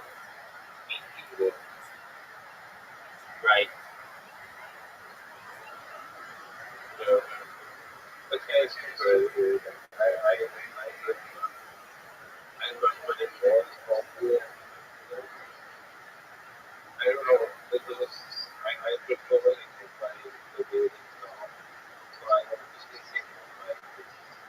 I think that is very this the point of the this like that. I got you. You know, We're done. All right. But are there like that's the program. any restaurants named Bombay still? Yeah, everything is named Bombay. Yeah, you get all sorts of No, I know that, but are any of them still called Bombay? Are they all been renamed Bombay? so there's going to be the Okay. Well, you need to be around here more often. Don't run away. Don't leave the server. You're the 16th most streamed person in here, and keep moving up. I don't know, like people think we don't break down by stones. That's good, dude. Yeah, I don't know, like you have like a lot of stuff after the for me, like if I don't have that game, for me, that's not that big of a deal.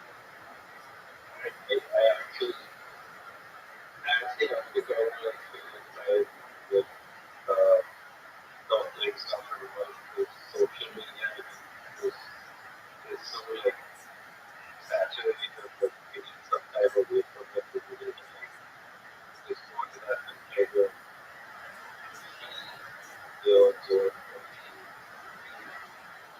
edit software. So I feel like if you get bored, if you don't get bored, you just start with your own people, you can start with the sense of whatever it is. Okay, why is that? You know? Yeah, why is that?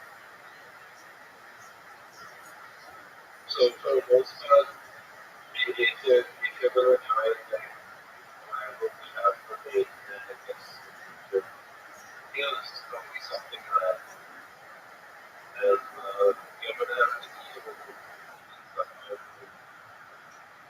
that so I don't know, maybe just something that's too hard that stuff that we if you got isolate, if you got overload, if you got just do anything you need to do whatever you're gonna have problems communicating with the other people and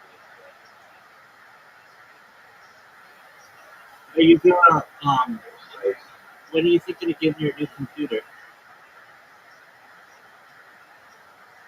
But the next year, like, so I got the first the I don't know about anything people. I want to get that with that. So Okay, and do you think you'll start gaming with it again? yeah, I'm doing like that stuff is I get attached to that. So it's like to train it from there. I just get lost in the over Yeah, you load Mortal on like 2 don't you? Why do I you mean, like? I like to like football and watch all like and the reason why is because the community is very like they might be kind of like lots of people, but for the most part they're like the game is kind of it's like the so favorite like stuff like Is that your favorite game? uh, More than old school RuneScape? uh, yeah. You like Mortal Online too? Most of it You like is an old game. It's not a new game. Okay, why do you say that? So it's going to be right. So if you put it out for a while, you might make some progress to study or get your house. And it's not going to be one person. It's a game that is important. If you kind of 5, 6 hours and do nothing about it, apart from 3 levels, They only have 3 levels? you know, yeah, that's how it works. It gets to the point where it starts to get ridiculous. That There are only 3 you levels. spend enough. Yeah, There are only 3 levels in the whole game? no, it takes really takes 5 to 8 hours to get to the levels from 80 to like from 75 to 80. Okay. And if you had to if you had to play a game for 100 hours straight, would it rather be Mortal Online 2 or old school RuneScape?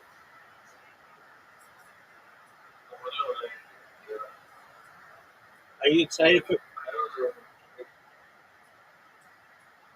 Are you excited for Grand Theft Are you excited for Grand Theft Auto to come out?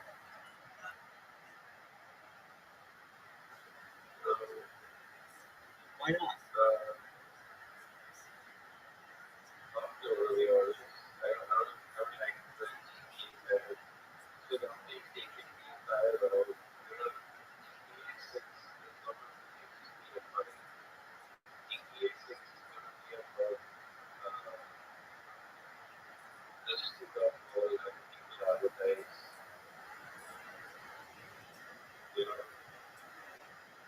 What do you mean? It's not like that anymore. I think that is it's going to change. I'm not sure if that like it's popular to alive. So they have to take out. Okay, what do you mean? So you know like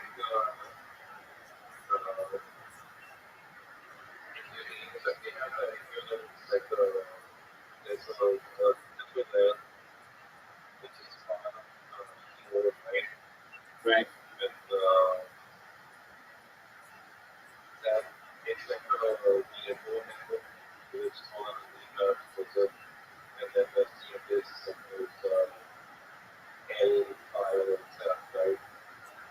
Okay. We don't Yeah, so we don't call it hell. I think that's like I think there are like two separate goals. One is but other thing is to get from them and get where we actually live right now. And everyone else so it's the OG Okay. and that has to run I E is so it's like one coexistence alone so like getting coded and everyone else belongs to the other the workers where everything's easier. Okay. Yeah. Okay. Have you played any sports recently?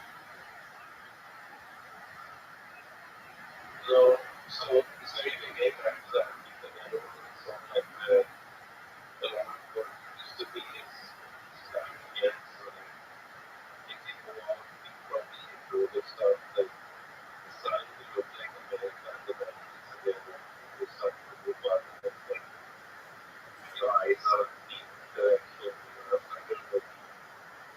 But everything's like a hundred foot. Everything's like you know all the wrong way you could see like that sort of thing. Okay. Have you ever played Halo? Have you ever played Highlight?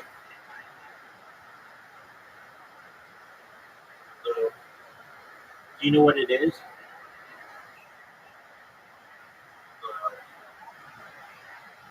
Like, I thought it was an Indian here, but maybe not. All right. Have you ever played cricket?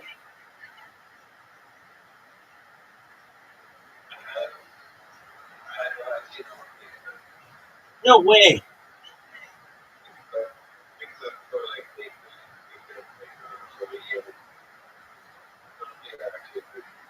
What's make-believe cricket?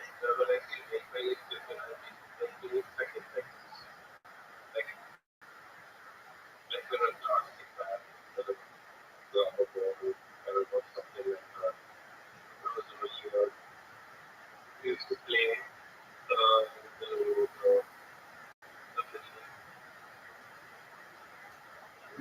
Where the cat is? the cats wasn't there, but it's really bad. Like, Okay. So you used to play cricket, like just playing, but not seriously. Okay, what sports did you play?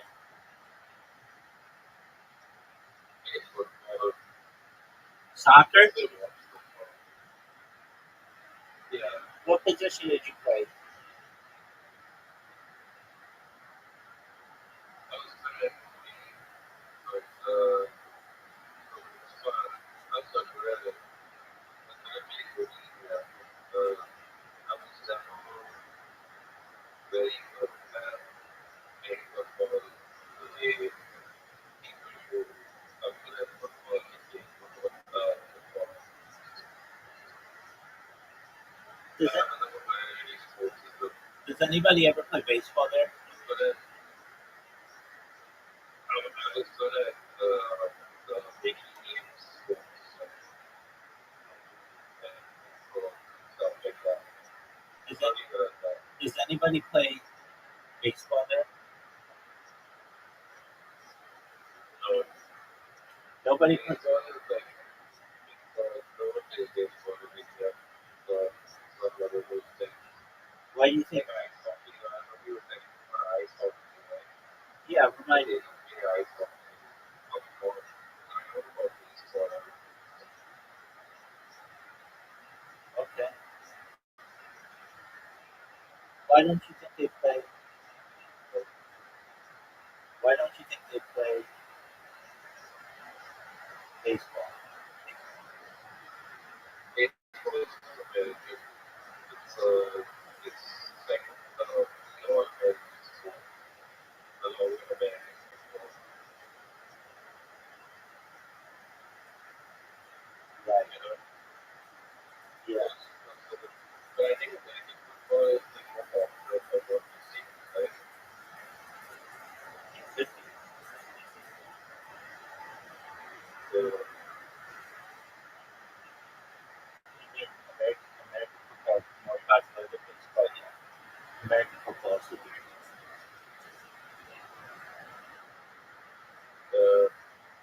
uh, American football is a lot easier than soccer. Like, I think there's a lot much to do. I think American soccer is enough, but it's so bad. What are you talking about? American football, you get like hit by like 300 people without that. Yeah, in soccer you have to have like high amounts of athleticism. You need to have like full awareness and everything. Second year of the team I understand. is really hard.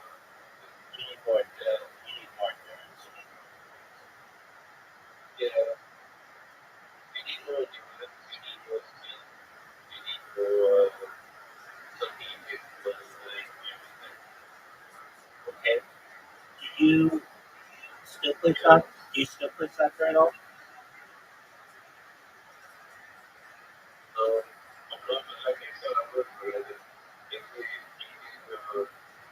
If you want to be like I have to like maybe I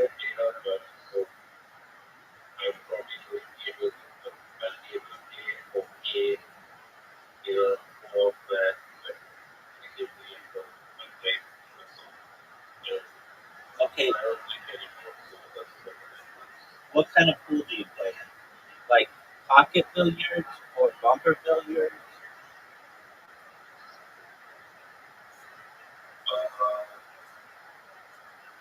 No, I just regular food. Do you know what karam is? Yeah. Do you know what karam is or carom? It's like played with little discs. Yeah, it's like I've played a lot. I know it's good at it. I know some very good at it. But I'm scared. We'll have to play. We'll have to play sometime on Play-Doh.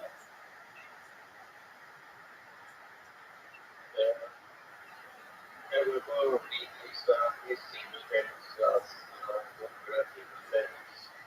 So I just take care of them. So those kind of things. I meet people a couple of times. So, but yeah, What do they put on the board? Is it like sand or something? What do they put on the? it's like that. Oh, okay. Yeah, And so you have to add it before playing every time. yeah.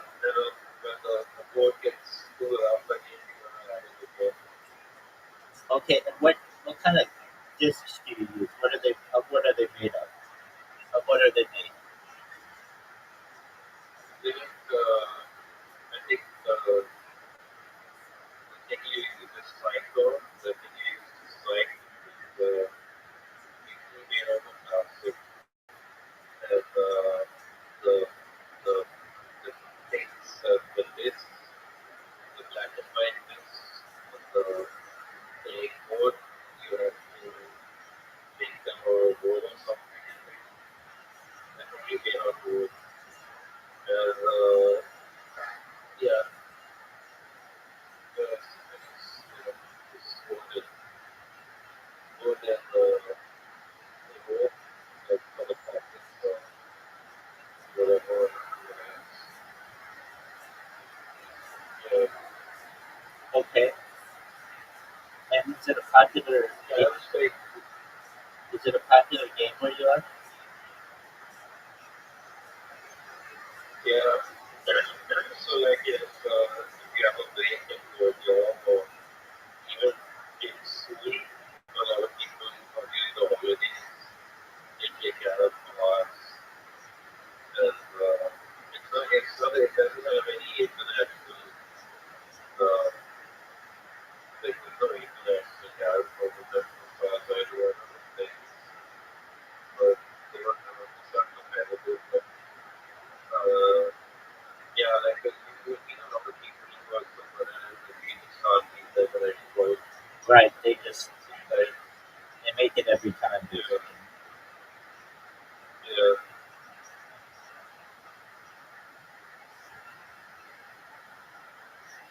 Did you like you said people play it on the breaks? Like it's a big table though, isn't it? Yeah, it is. Yeah, it is. Yeah, it's one of those games where you need to be like completely aware of how to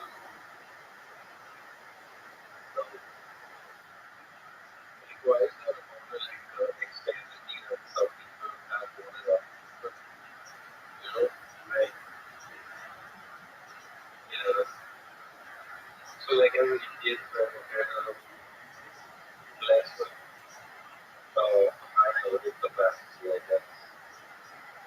Some people have it, like some people don't have it, but like you started realizing, I don't know if it's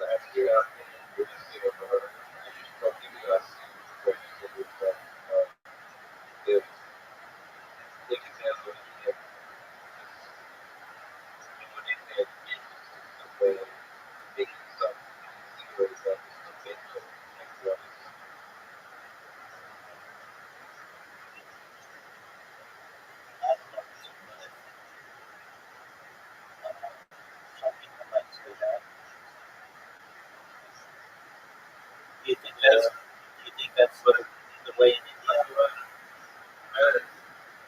No, I think like it mostly now people are like education so the kind of like word is I come to realize that in USA it's a different thing and those kids who have these like weekends they're absolutely get selectives and like some of them don't have any like security that so they don't get out of all stuff because they don't have the security like that sense of security which means like they have to go they can go to something. Yeah. So,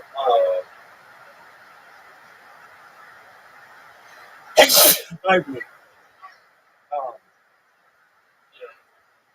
do you feel that's the way that it is in India? So I mean I don't know if it's the same like but I mean like I don't know I don't know if you could get what this once you introduce the idea of these kind of liberties or whatever you want to call them. A lot of people get mad about just the subject liberty, but I think it was get that. Okay. What did they get mad? About the idea that you're nobody thinks you're Do people think that's what's going on? they don't that the powers that actually think that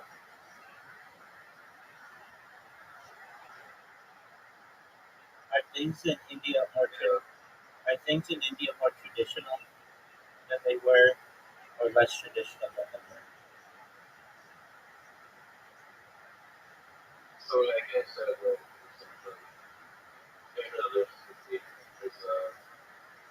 you have like a population of people in the working class who want to belong to the rich community who speak Hindi and stuff like that. Then you have like middle class people who either just speak English or whatever. I don't know. Are there Just in more of the city or whatever, they grow up differently and get better jobs, etc. etc. I don't know. are there any But it's just that global division. are there any Muslims near you?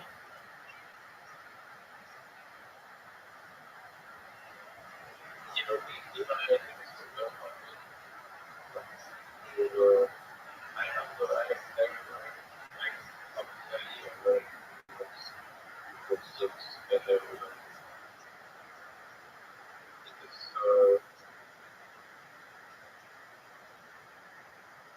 there were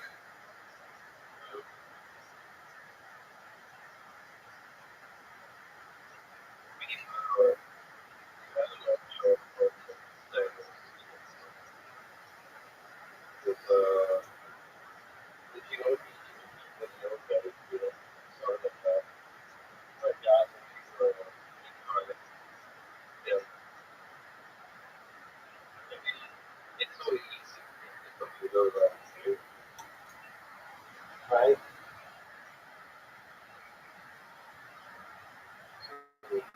It's terrible. But, yeah,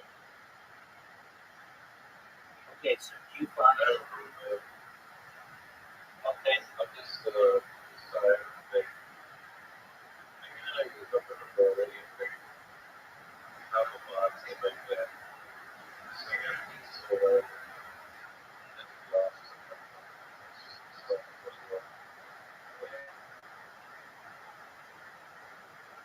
Is that how you feel? I don't know. Like, I'm like moving to time.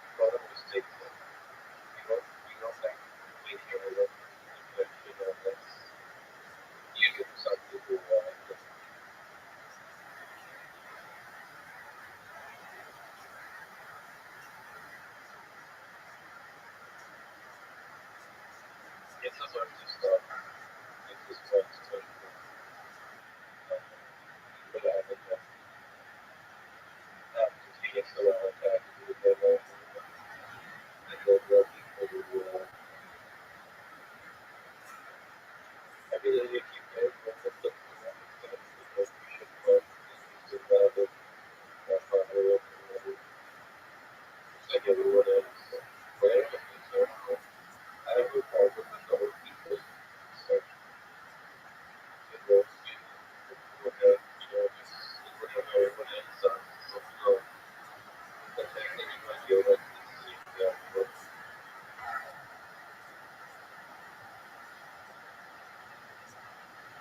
Do you find that people are becoming more advanced technologically in India?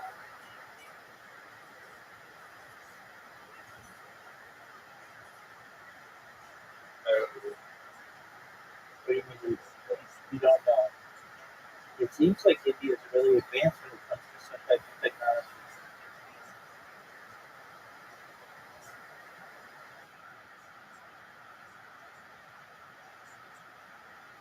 Is that not true?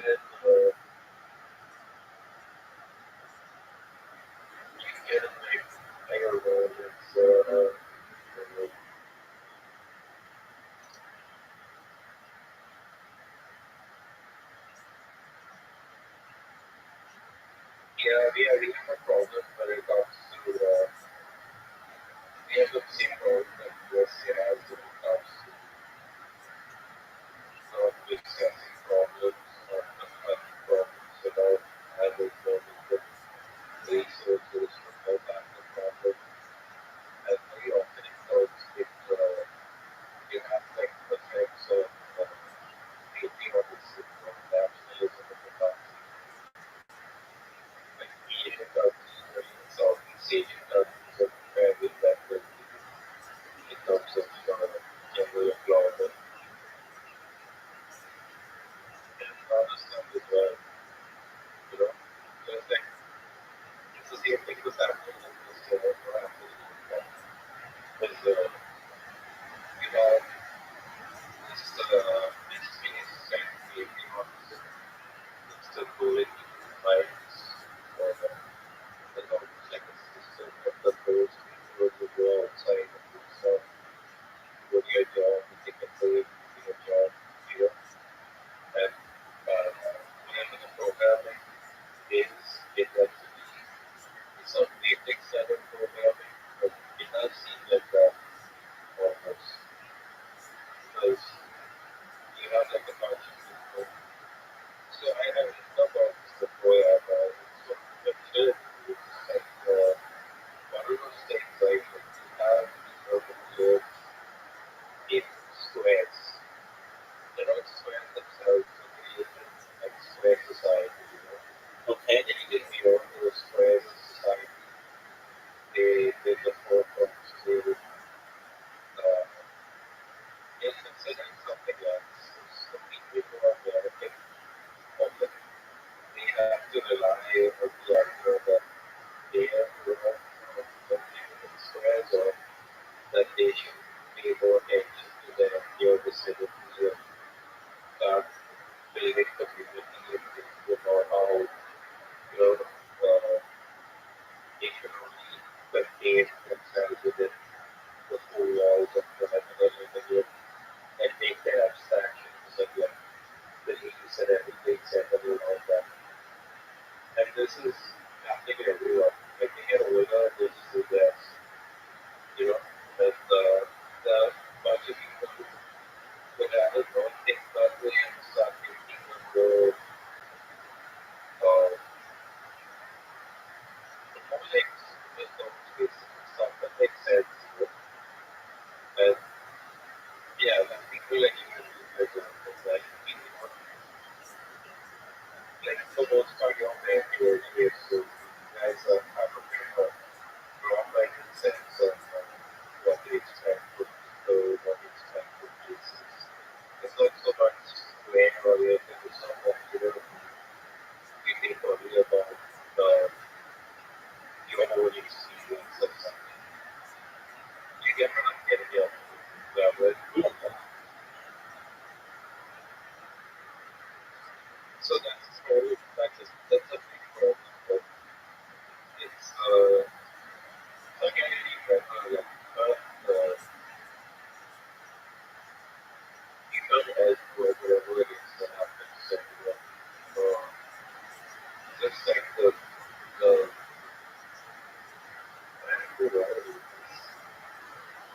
sometimes that's not really different vehicles because if they take the vehicle places to only make it straight up, everything around you was kind of like upside down, but the part make it up with same with the basics out of there.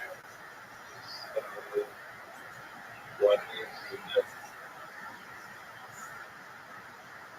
Is that how it is? I don't know. It seems to be like if you talk about your own experiences with it, then you just take on the days and take that person to live about what else,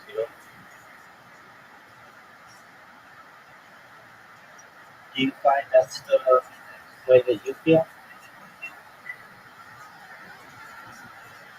Yeah, that's the way it's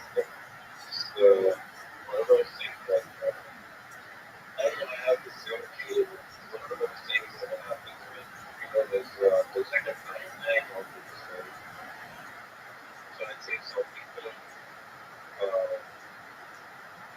some people who are older than you are probably more after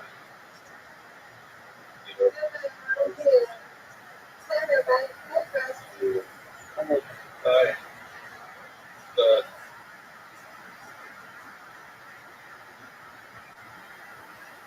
Just tell me about like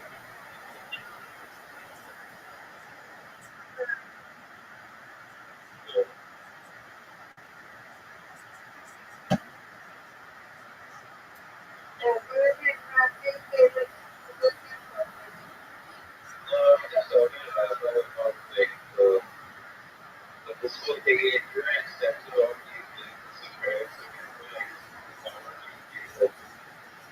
seeing some kind of thing like a university or a celebrity something at a university. Or they just be like a just like music for oneself or for themselves. And talks about like like about how their own life experiences pointing sort of things that you should understand yourself and the things on. But very often those life experiences and that whole culture they have is just kind of advice for other people. It's just encouraging that role of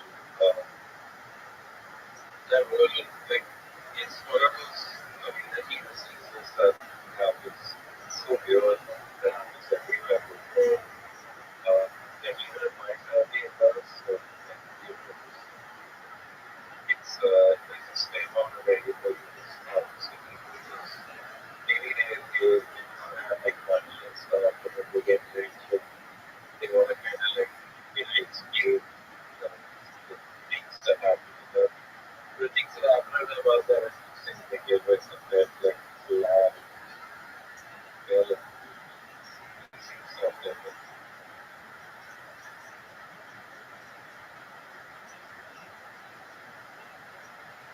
have people become Yeah, that's all right, big dog. Well, like yeah, you know you're always welcome here. It's great to see you again. Don't be a stranger, and yeah, yeah. come back tomorrow. I will come over later. Okay? Yeah, I'll come back tomorrow. Please do. We didn't. It's going to be a daily update. That's what I want. Yeah. Excellent. And the daily. Take care, big man. The daily Mumbai update from Crosby. Thank you, big dog.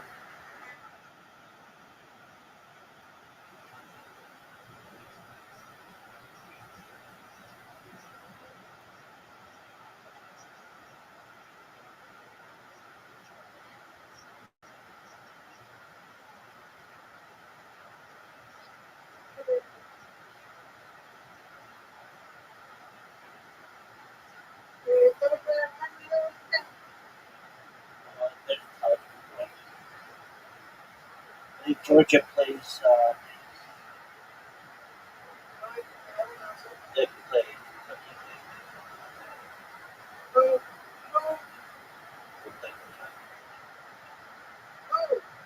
Georgia.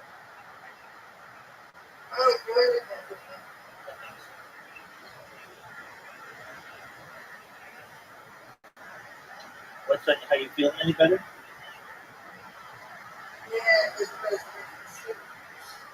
Did you sleep?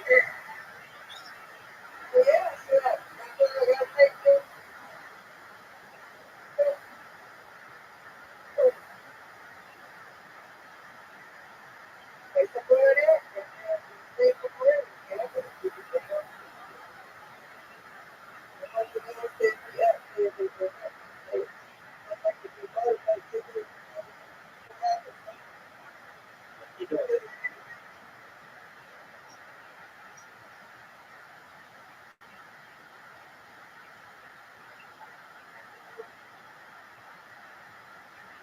What's your plan for today? Just to get fluid, take your medicine and stuff.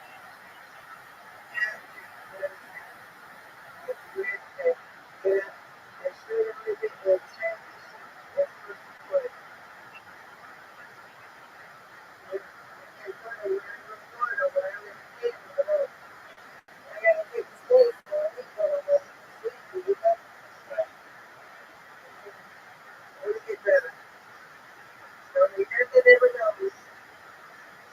Yeah.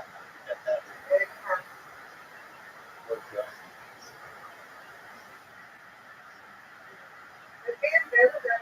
You sound better.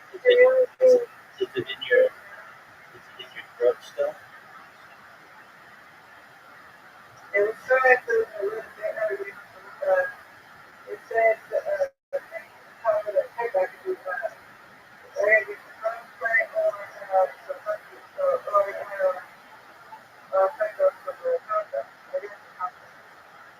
Or being that cough drops?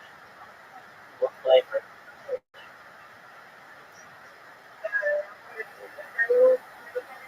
Is that your favorite kind?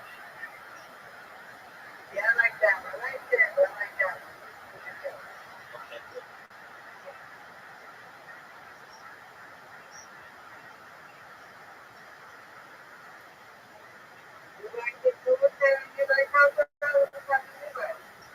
I'm a big fan of chewing cough drops. And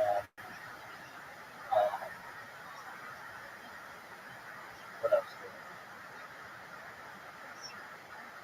Cough drops. But I like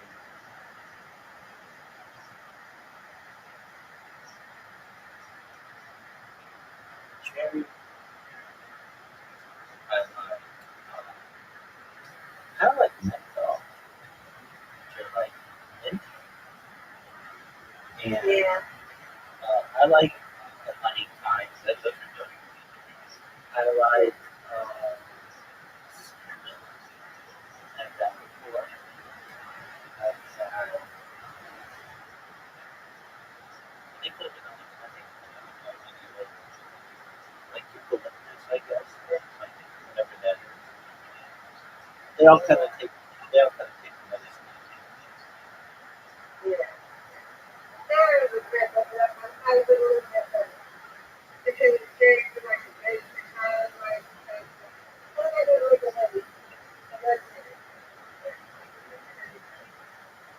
Right.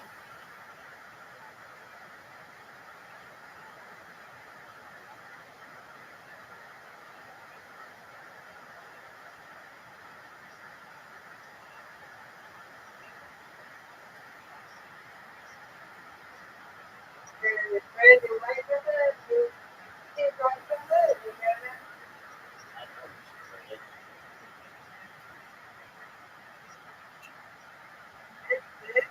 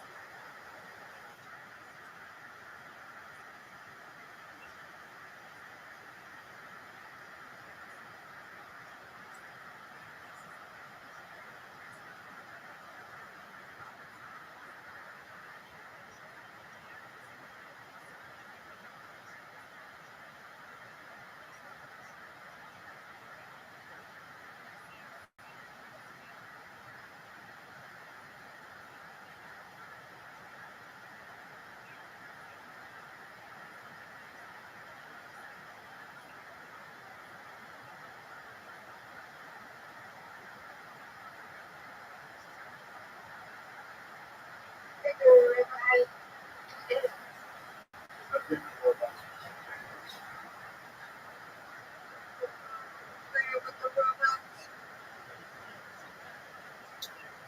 like game and cat house between the big tech giants.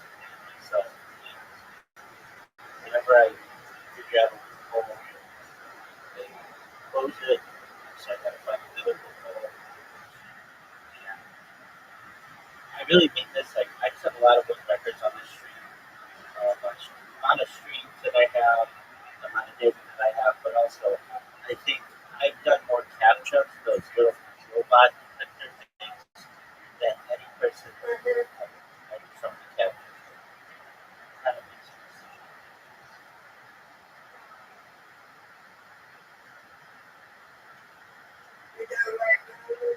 Oh, they are. I mean, it's fine to do like one or two, but when you're doing thousands over the course of a week, it is.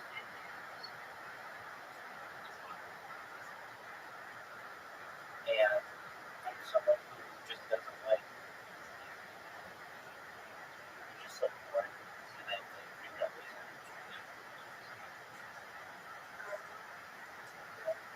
so I got this new bot that so not a lot of people know this. They make a phone and a computer, and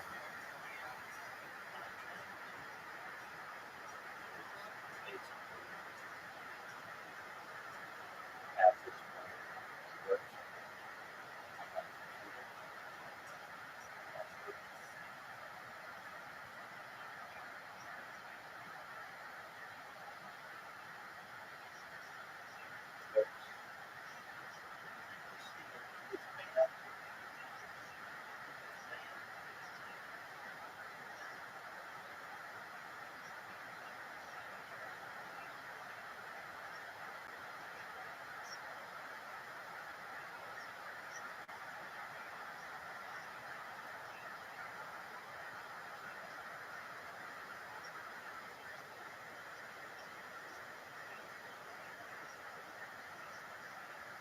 When's the last time you drank water this party?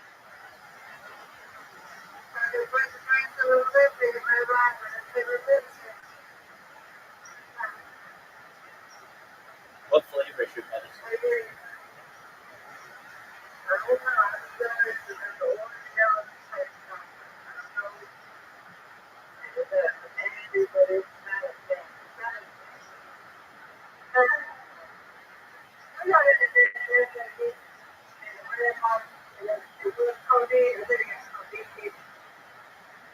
Yeah, I know what you mean.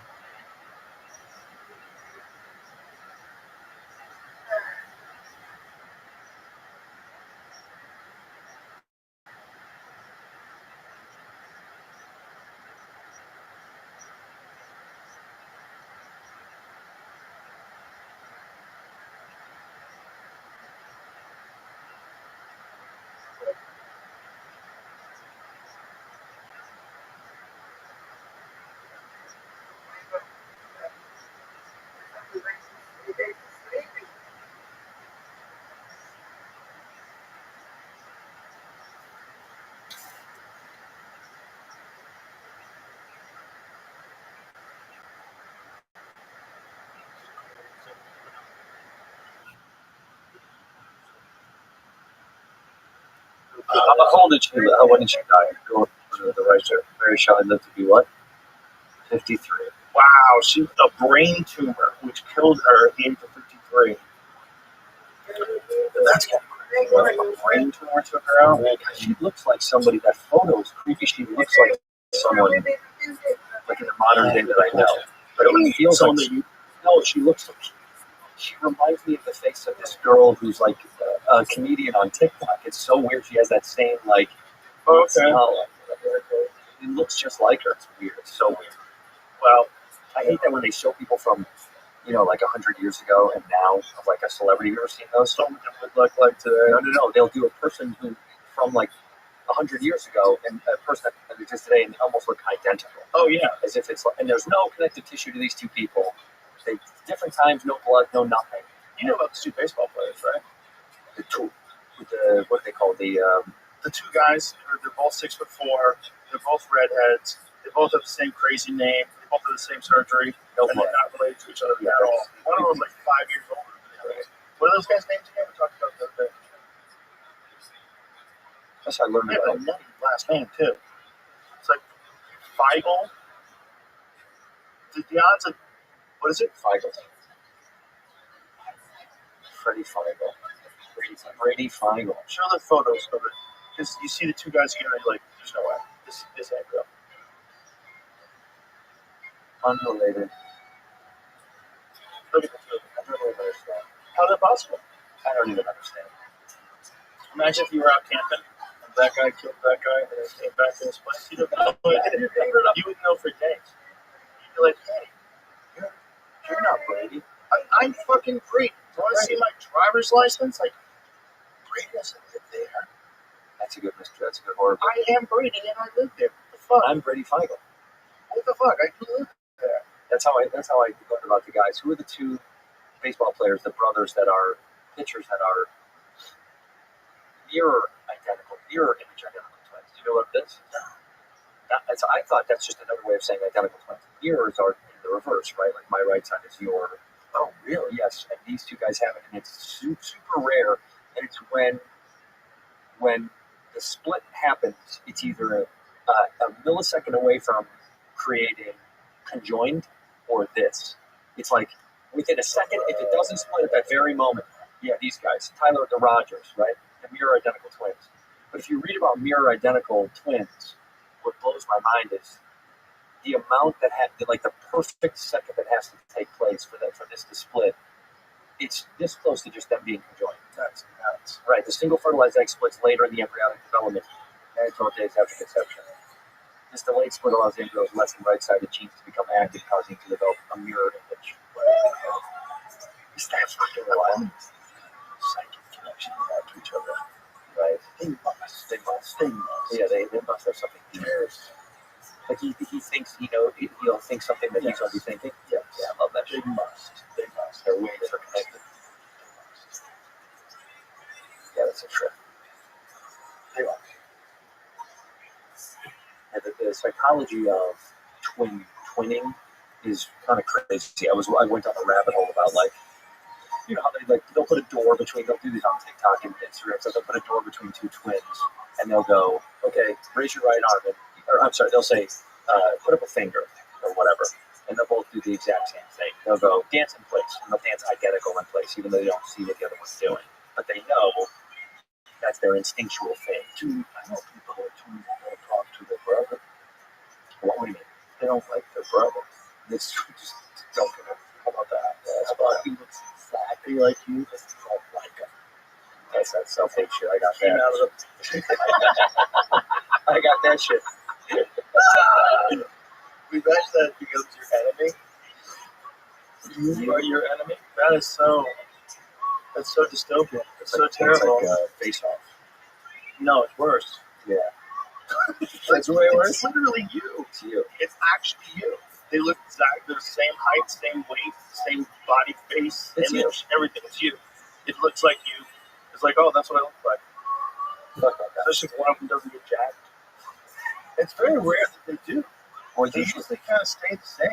because they copy each other. They typically, Is that what it is? yeah, usually they want to do the same things a lot. Wouldn't you imagine your brother starts marathon running? Like, dude, I'm not fucking doing this. You're like, I'm going to get down to 140 pounds. I'm going to run 100 miles. And you're like, no, I'm not doing that. I'm not doing that. I want to be able to change a tire. Right. You fucking weigh 140 pounds. Now what are you doing? Like, I want to run forever. Like, we're twins. No, don't do that. We can't go alike. We can't do this, bro. I'm not fucking kidding. Like my friend Cam, when he does like this 100-mile races, he gets real big. It's got like 155 pounds. It's creepy looking. You have to because you shed so much, right? And also, doesn't it change your facial structure because of this pounding? So but you're showing it that your mind is strong enough to allow your body to do that. Because you have to do that even before you run. So if Cam, like the heaviest that I've known him, he was probably like $180. I think he's probably like somewhere in the 160-ish range now, you know? And he just did it by not eating a lot and working out all day. Just fasting and working out. Yeah. Just eating like he would map his calories out. And That's it, so right? he can get real thin, so he can run these long-ass races. You don't see any jacked dudes. Well, you do see Goggins, he's pretty jacked. But he's jacked in like a slender, athletic, like a beefy, like Brock Lesnar looking dude, right? Like you're not going to see some Brock Lesnar looking dude that's going to run 200 miles. No. I don't think. I don't think the body could handle that. There's so much weight. I think if you condition, run something like that, you got to condition yourself. You have to condition yourself with that kind of body, like for that long. Like you got to break something. Like it doesn't work that way. That thing's designed for destroying. It's designed for running through walls and shit. It's not designed for running long ass distances. He's never got into long distance. Any running at all. I've run. I used to run in the mountains a lot with my dog. Loves running. I used to take him when I lived in California. Take him to the hills, the canyons. Yeah. I was always worried about mountain man. Was it there yet? That's the thing. I have a golden retriever. If a mountain lion just took out my golden retriever in front of me, I have to fight. Now you have to Fight fight a him mountain out. lion. I have to fight a mountain lion. And then I'm going to lose my face. Do you hear about Rogan? I fought a mountain lion, dude. I don't know how to turn out. The show's not going to go good. Oh, no way. But you can't carry a gun in California. No, you can't. It's not like you're ever going to need it, right? But you might. No, It's not like you're ever going to need it. You're probably not going to need it. You're right. You're probably not gonna need it. But you might. But you might. And that's what it's about. Because California does not control the mountain lion population.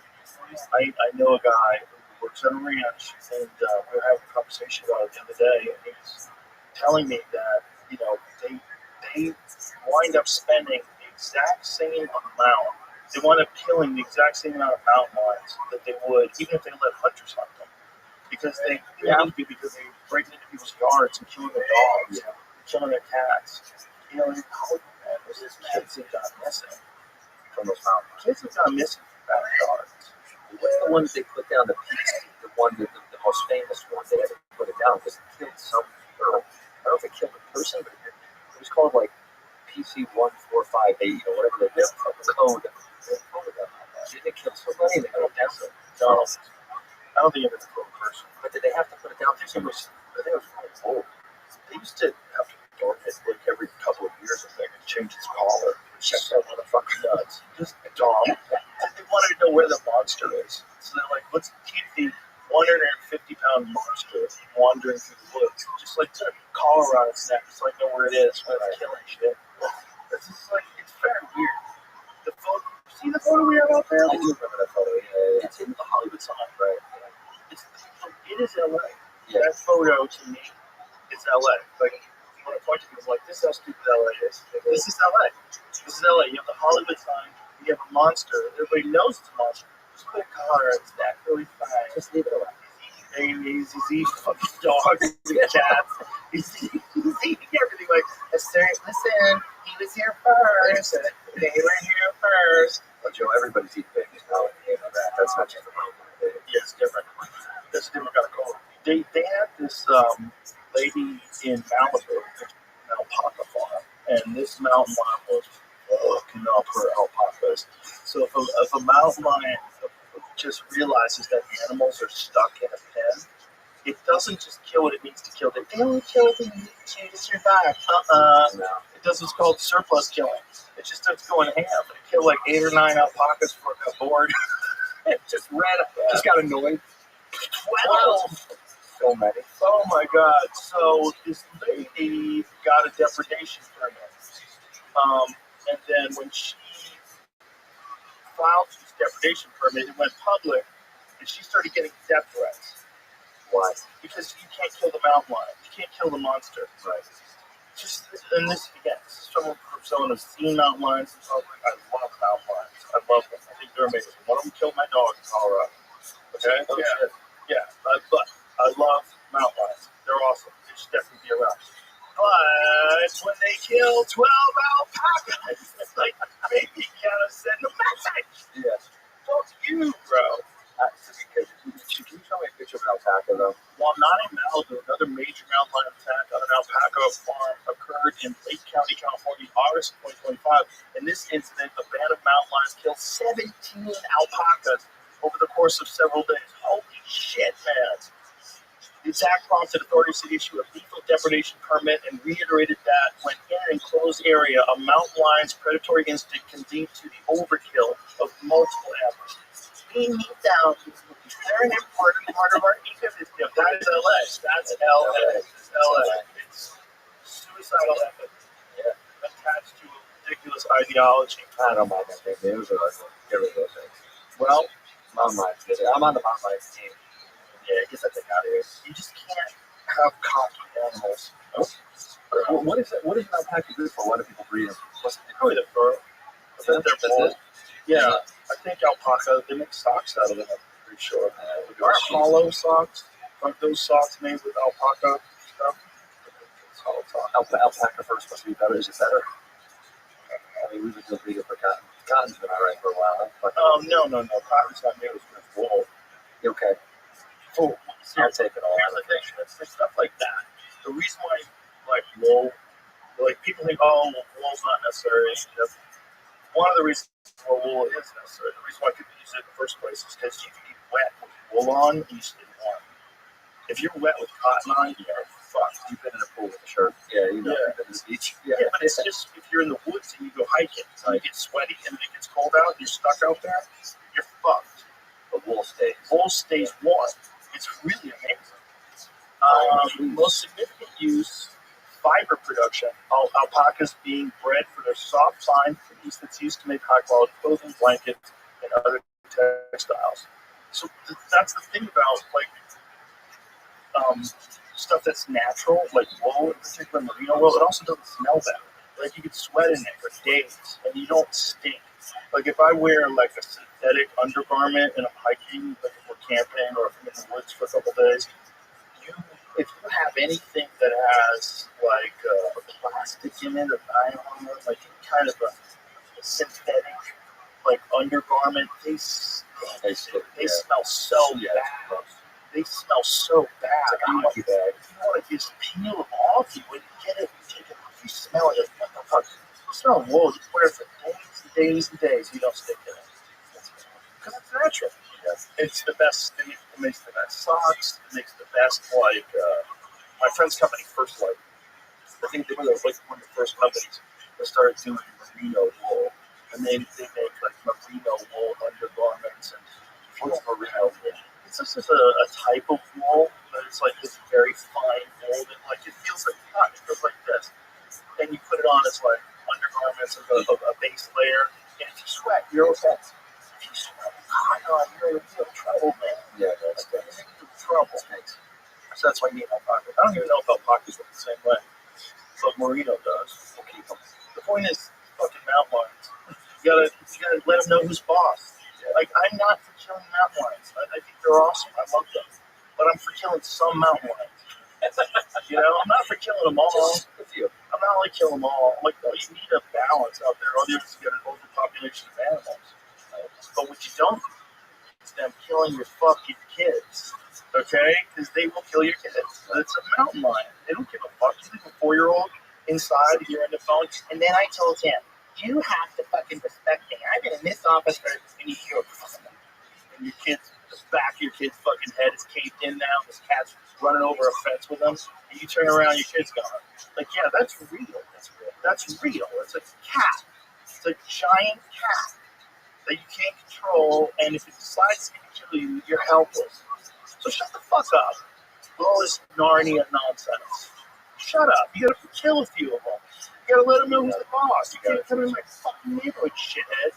You don't put a collar on them and take pictures. So cute that they're in our neighborhood. Look, they're camping in front of my house. Waiting for your kid to go get his balls. Are you fucking crazy? You just ate your neighbor's dog. Now they're waiting for your kid to get his balls. Going to the mountain lions after 11-year-old girl attack at the California home. Yeah. There you go. Malibu. Yeah. Last month. Just shut the fuck up, you people. You're out of your mind. Yeah, we are.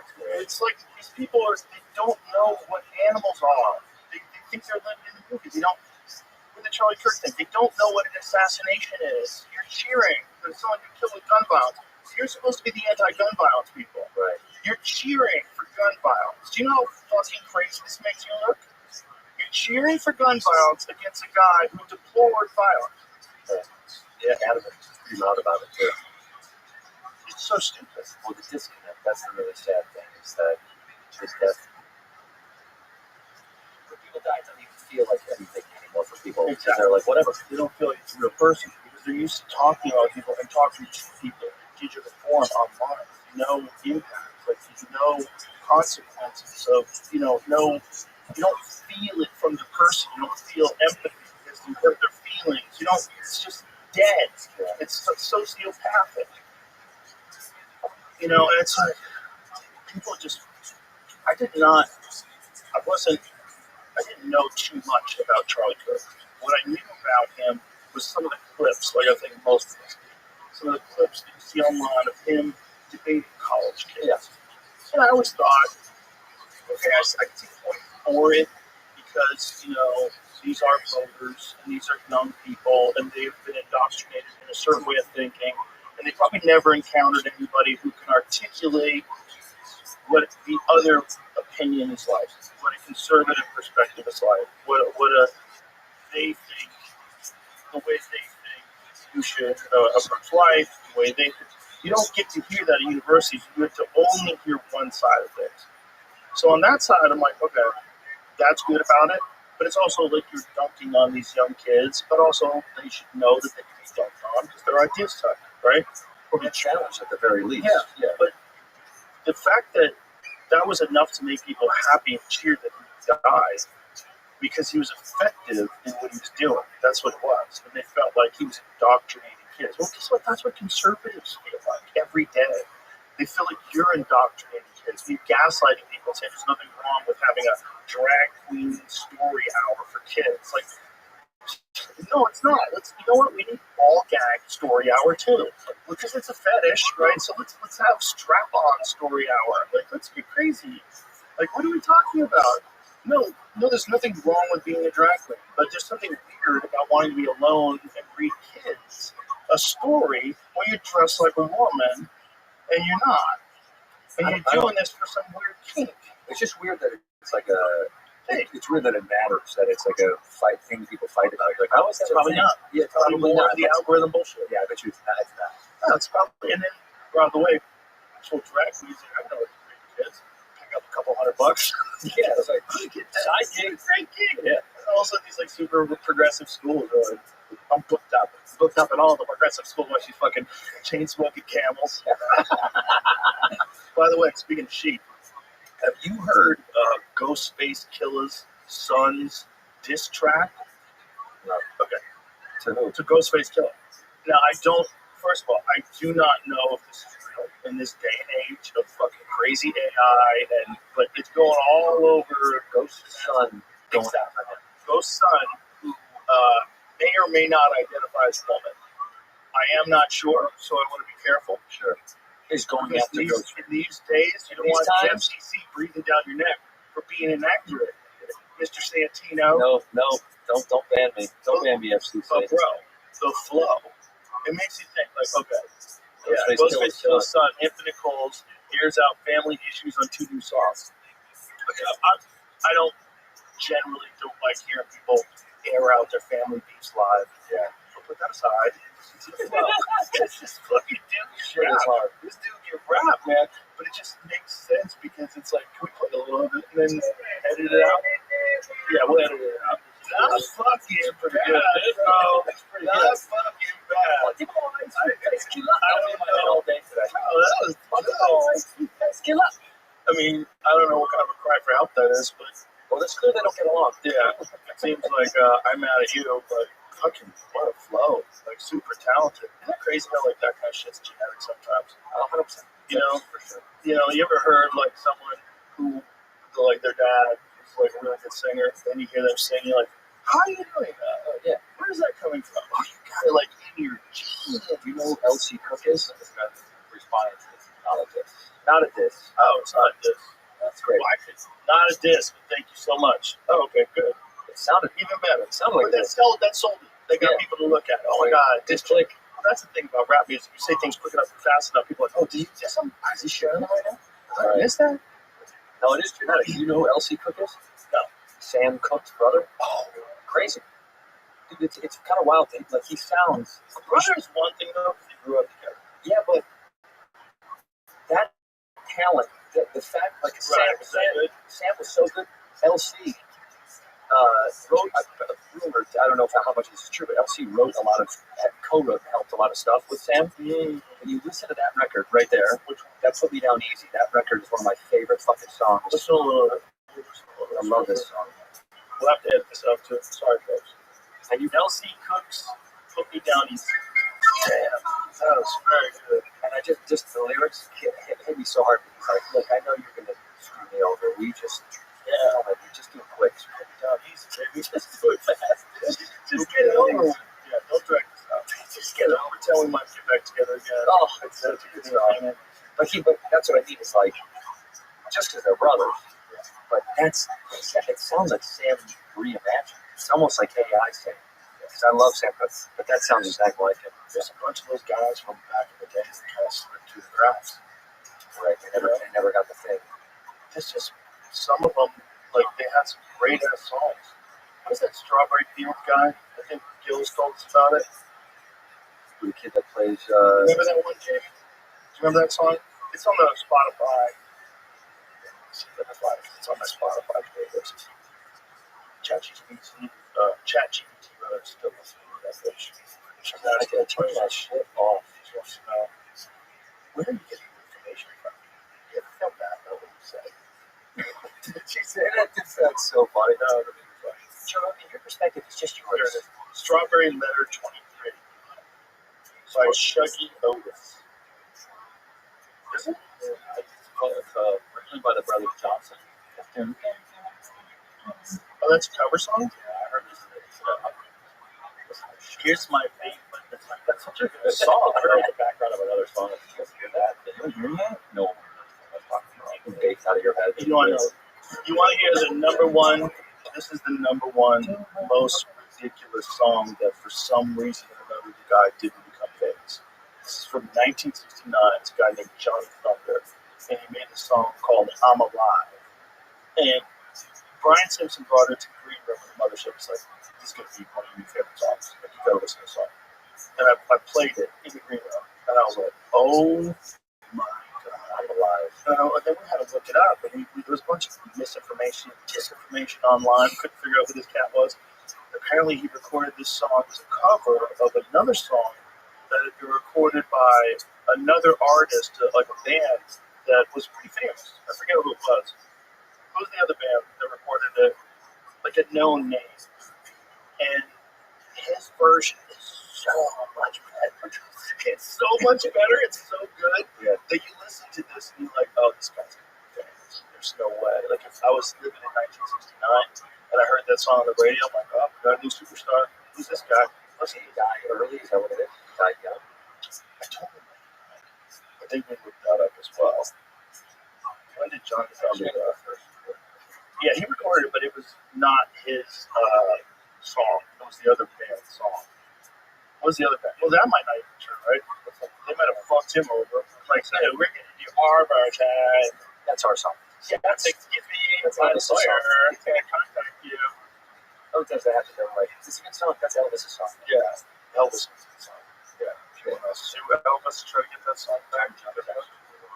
Tom Jones. But that was afterwards, correct? What was the other band, though, that recorded it? One version of it and another. What is it?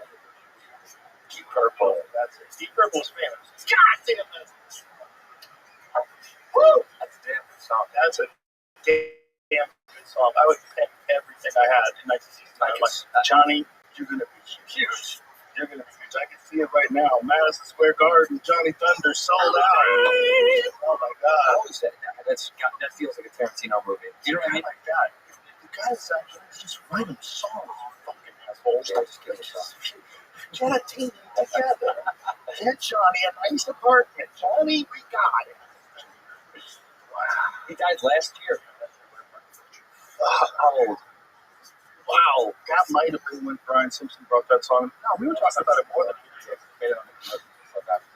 that's right. So we started talking about it, and then it made it into commercial. Like they started using it for like Jeep commercials or some shit. I don't know. What was it?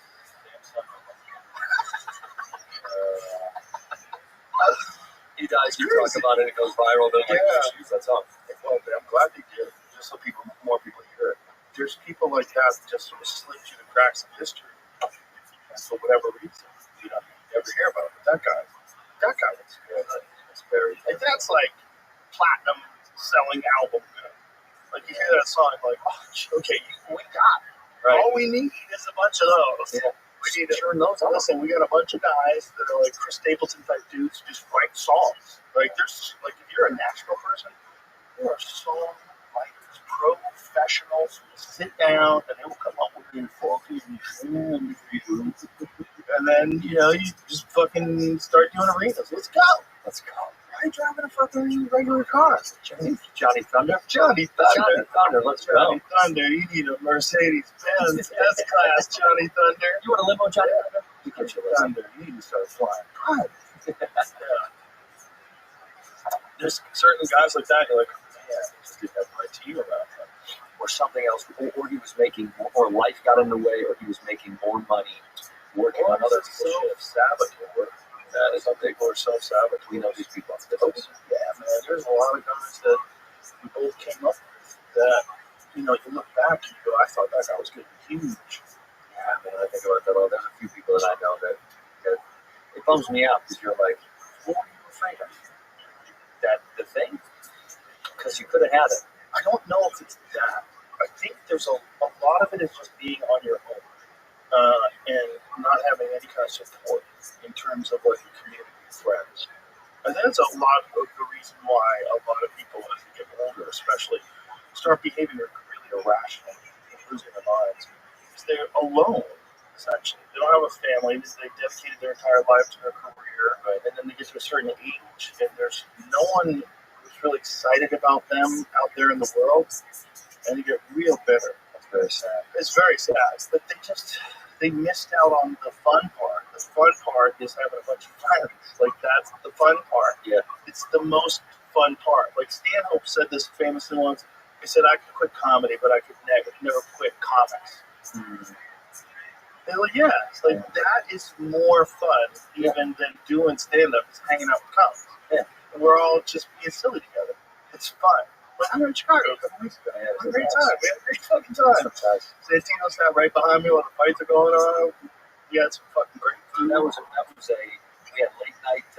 had late night Italian pizza. Yeah, it was great. You know how insane that was for me? I went to the Cubs game. I sat behind home plate, and then I went right from the Cubs game to come see you. It was like a monumental day. I told my cousin Luke, I was like, this is like going to be one of the best days I've had. It just like I was riding on a high all day. Oh yeah, what a day. Well, last night I was at your club having a fun time with all the boys. Gillis came down, and he comes down and he starts it up too. Yeah, that club's got a great vibe, man. It really does.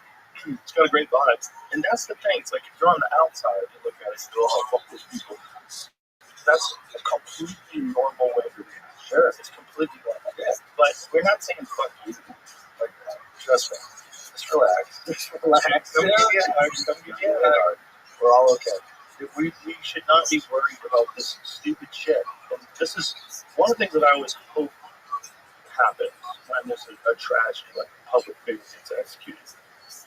People just start having a little grace. Just give people a little grace. Yeah. Just a little bit more. Yeah, take the temperature down.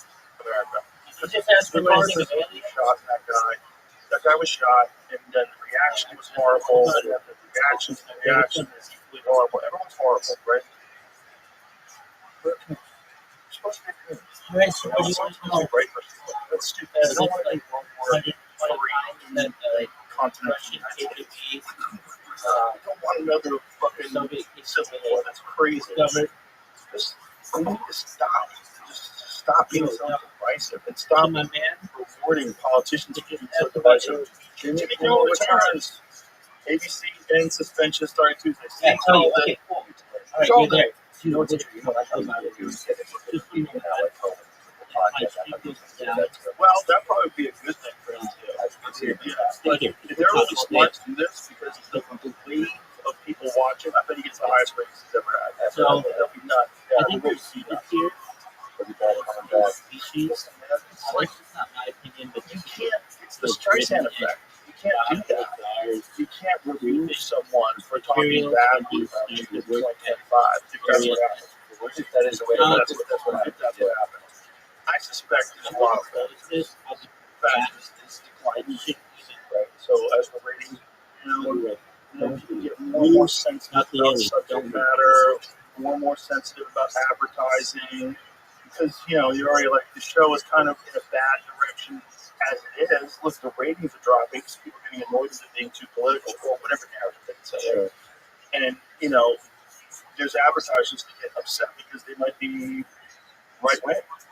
It is a decision we made because we felt some of the comments were ill-timed and thus insensitive, the statement said. We have spent the last days having thoughtful conversations with Jimmy, and after those conversations, we reached the decision to return the show on Tuesday.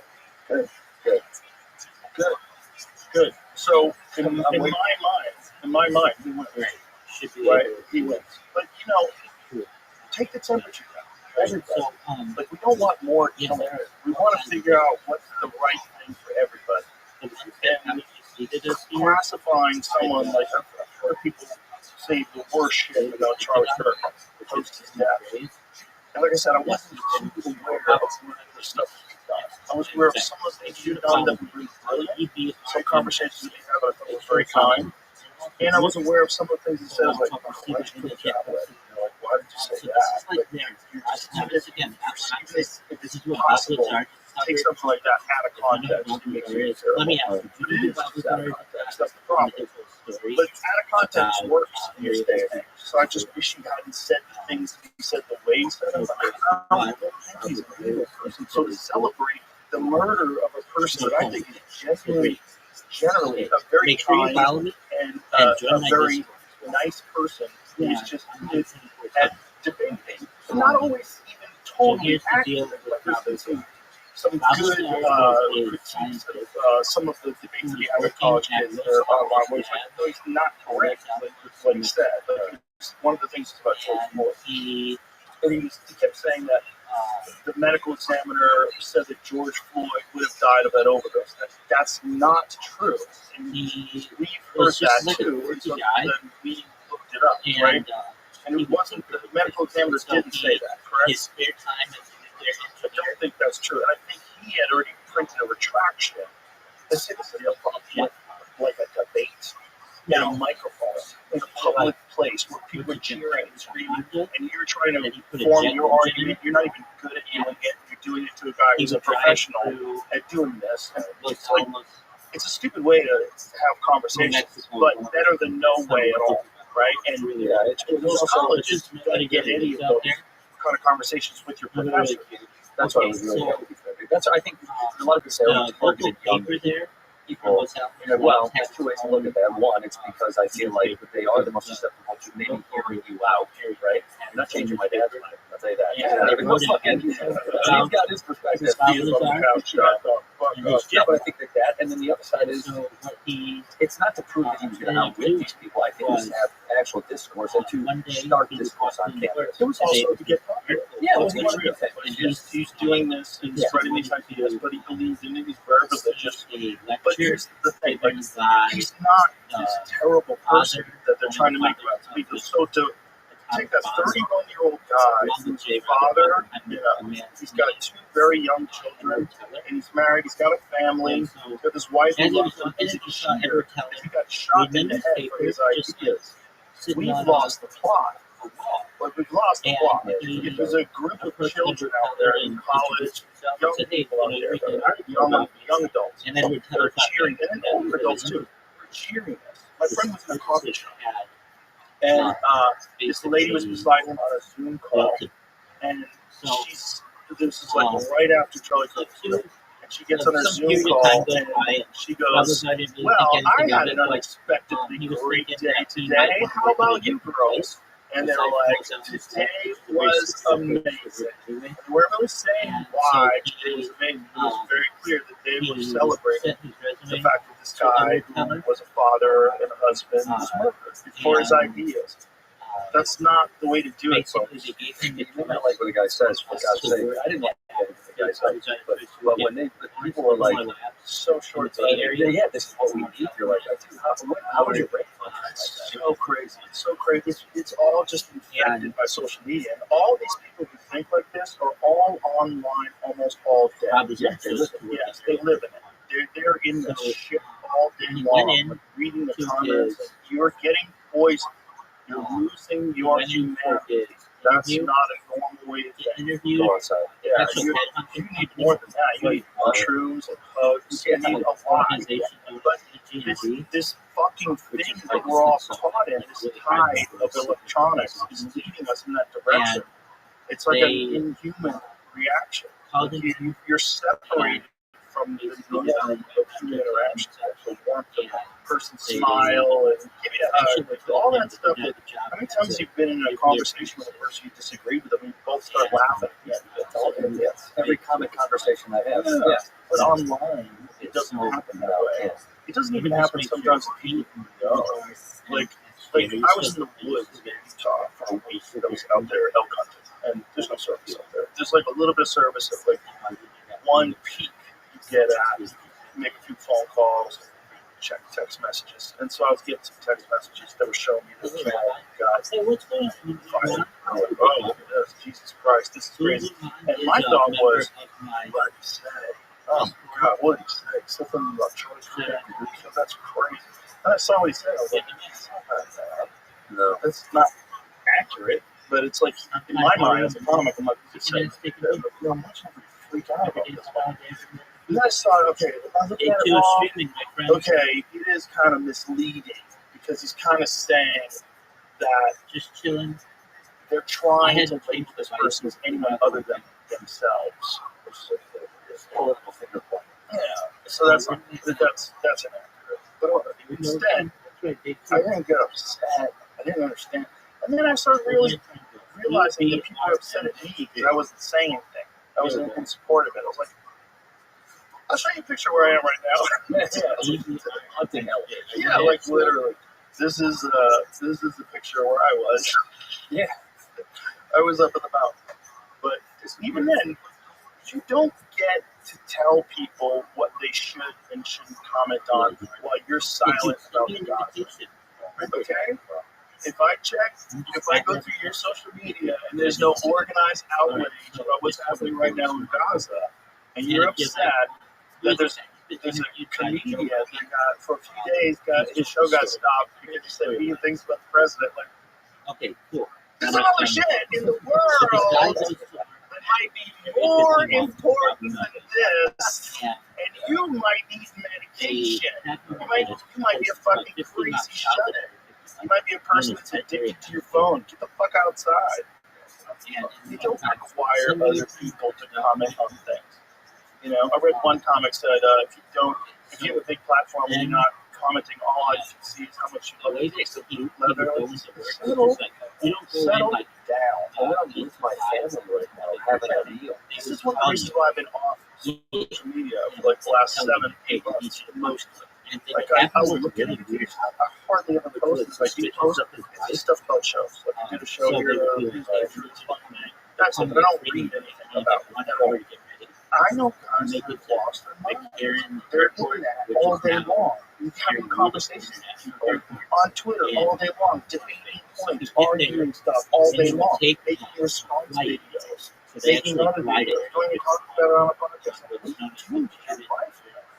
This is nuts. Well, everybody raised a lot of these people that were like, boycott ABC and Disney, cancel it. And I was like, well, don't do that.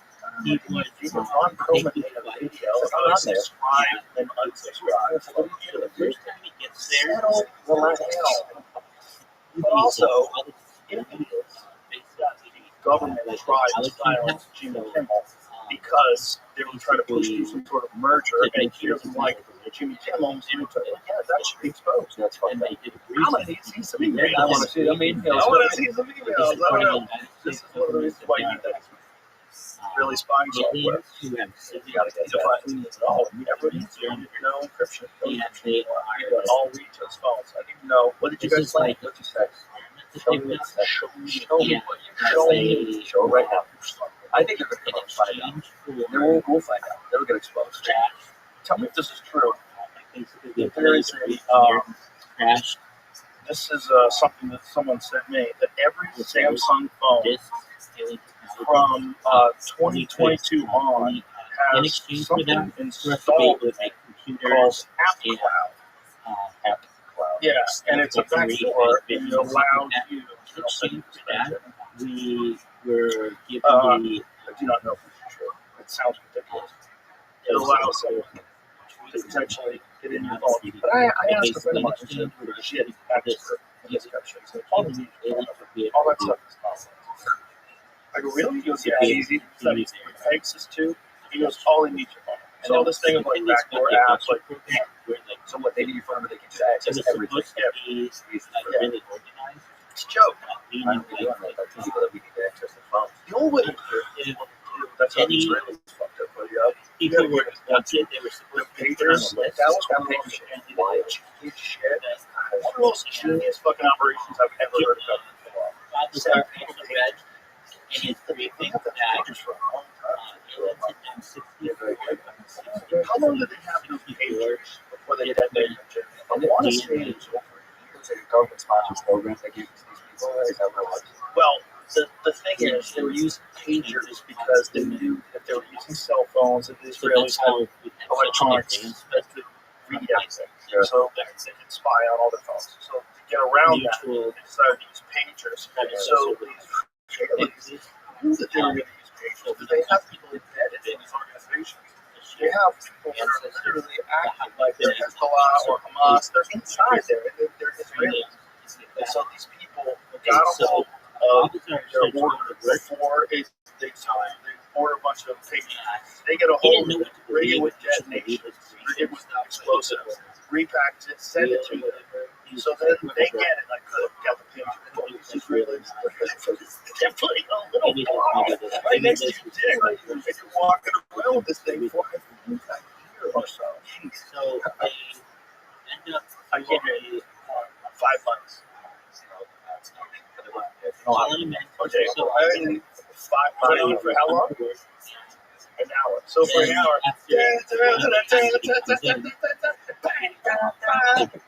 everywhere you look, patients blowing up on these sticks. Think about where your patients are. Right where your big old bowling ball over your legs used to be wild. And they planned it out months and months in advance. How about what they did to the Iranians? Do you know what they did with them? That they had this thing. They made a phone call. We need a meeting of everybody. Meet at the bunker. And they met them in the prank phone call. So all these Iranian guys, they met in the bunker, and they fucking dusted that bunker. It's blew it apart. Yeah, I was coming from higher order. The only guy who let's go meet at the bunker. It's genius. So they get there, and there's a sliding door.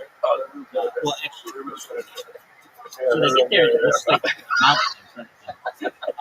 But if you look closely, there are like bay doors, like garage doors. I'd be like,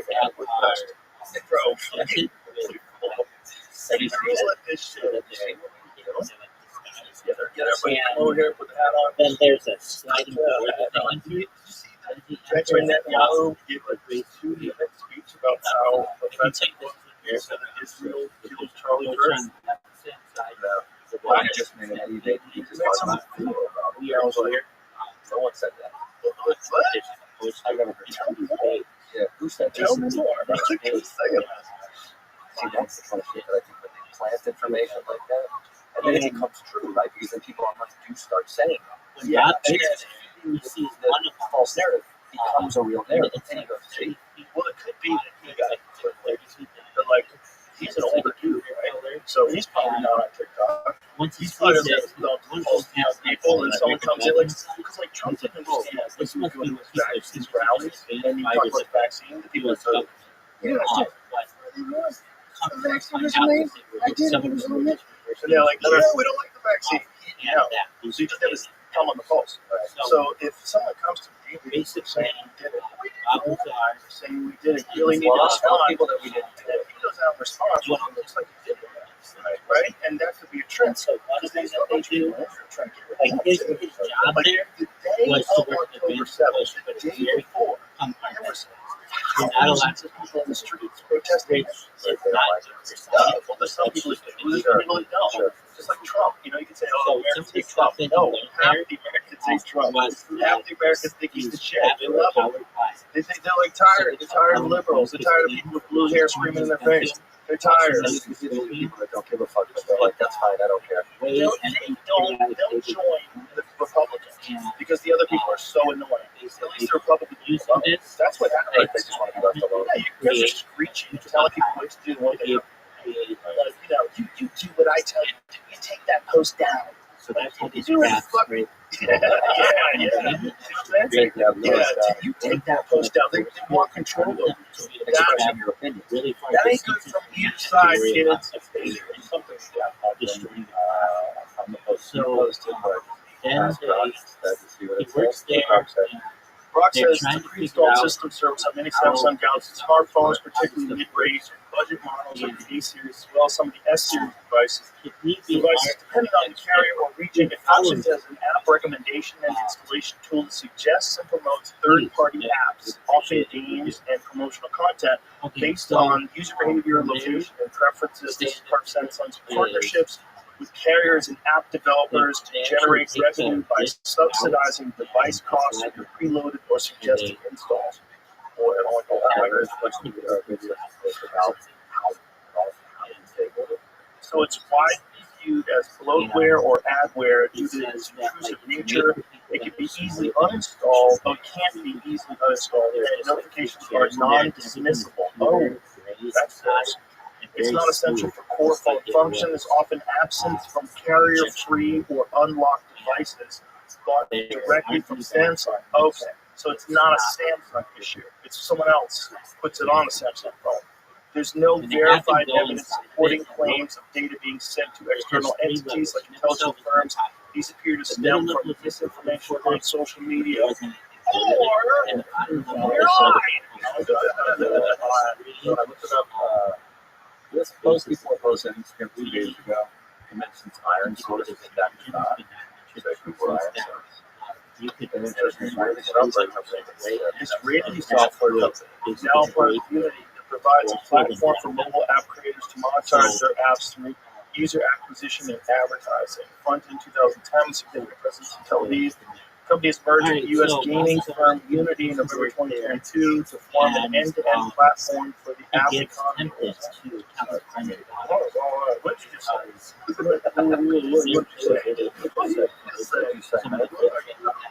Israelis, iron source. Bro, they are the best at it. They figured out Pegasus. That's how whoever got Jeff Bezos got him. He got into a WhatsApp. So that was the first Pegasus. I'd send you a WhatsApp message. Like, send you gotta check this out. And you'd be like, what is it? And so you check out some X article that I sent you. But as you're clicking on it, it puts an exploit into your phone. So now they have full access to your phone. You get all your dick pics, all your photos, all your dirty little text messages, all my dick pics. But now with Pegasus 2, just your phone number. And So dark. it's not. How can they protect you? You can't protect them. Yeah, it's really hard. And then you think, well, I'll just use encrypted apps like WhatsApp does that, right? WhatsApp, yeah. And then there's also Signal, and I guess just like Telegram and a few other ones, but they can get in those too if they want to. They did it with Tucker Carlson. Tucker Carlson was going to the Soviet Union. He was going to Russia to talk to see if that was before he probably trying to bring that bitch back. He was going to Russia to try to meet Putin, and they found out. And they contacted him. They said, we ran Signal. I said, what? I didn't even know you could read that. What did they say? What was it? So his Signal chat was he was going back and forth with someone about setting up a meeting. I've never seen an alien myself. And so I have seen something that I couldn't explain. It was like a red ball. whoever it was in the after we finish the vodka session, wait, eat. There we go. Spend an extraordinary amount of money. And send me a follow. Yeah, Please. because, you know, that's what While you're doing that, I'll finish my food, but I have to go to the bathroom. I'll be 2 minutes. like your wrong opinion. Send me a follow. Oh, fuck! I know what you're saying. I don't ever think that not talking to people is the solution. Oh boy. But I do understand what you're saying. Yeah, but traditionally, don't we usually try to talk to people so we can try to figure out how we can make some headway? It would be a better option for everybody, especially if cooler heads can prevail. But the thing about this Ukraine-Russia thing is, like, I think Trump grossly underestimated the amount of work that it's going to take to stop this. You know, when he was running, he was saying, one day, get me in the office, one day I'll have a deal. No, there's no deal. There's no deal.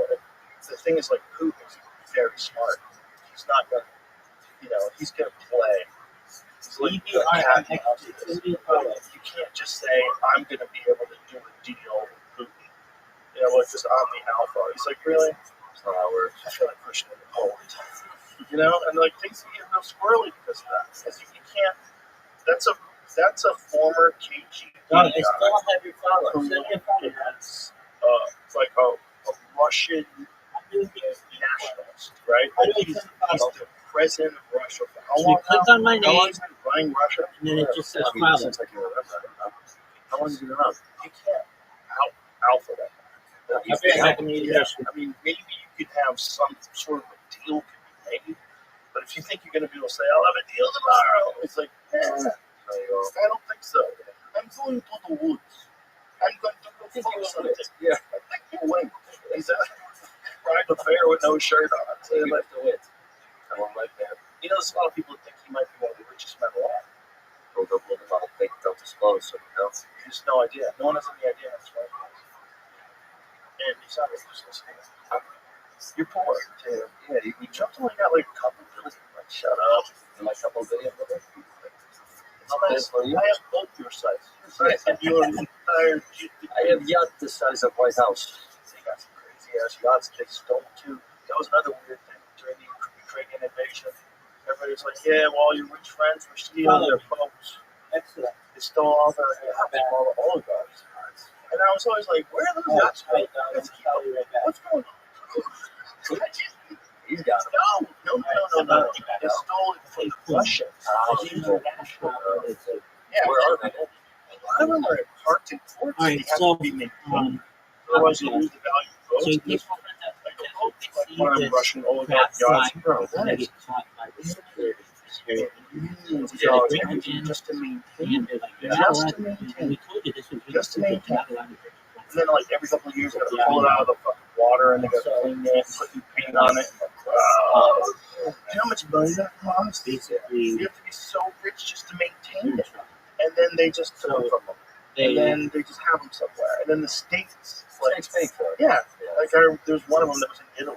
And so the Italians had to pay it. They're like, we're going to pay for you money. I don't want to pay for this. They're fucking, I mean, how many, let's find out, let's take a guess. How many Russian oligarch yachts were captured? How many do you think were confiscated? If you had to guess. I want to say 14. Oh, I was going to say, I wanted to say something in a number of like 30.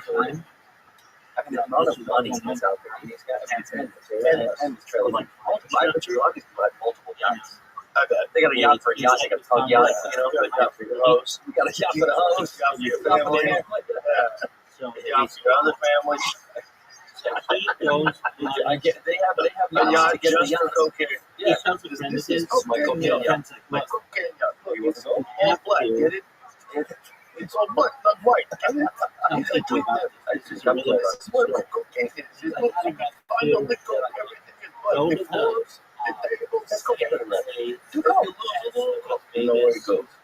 You just look for white stuff. You can see. I haven't found the number yet, but one of them I was looking up, they got it in Fiji. Oh,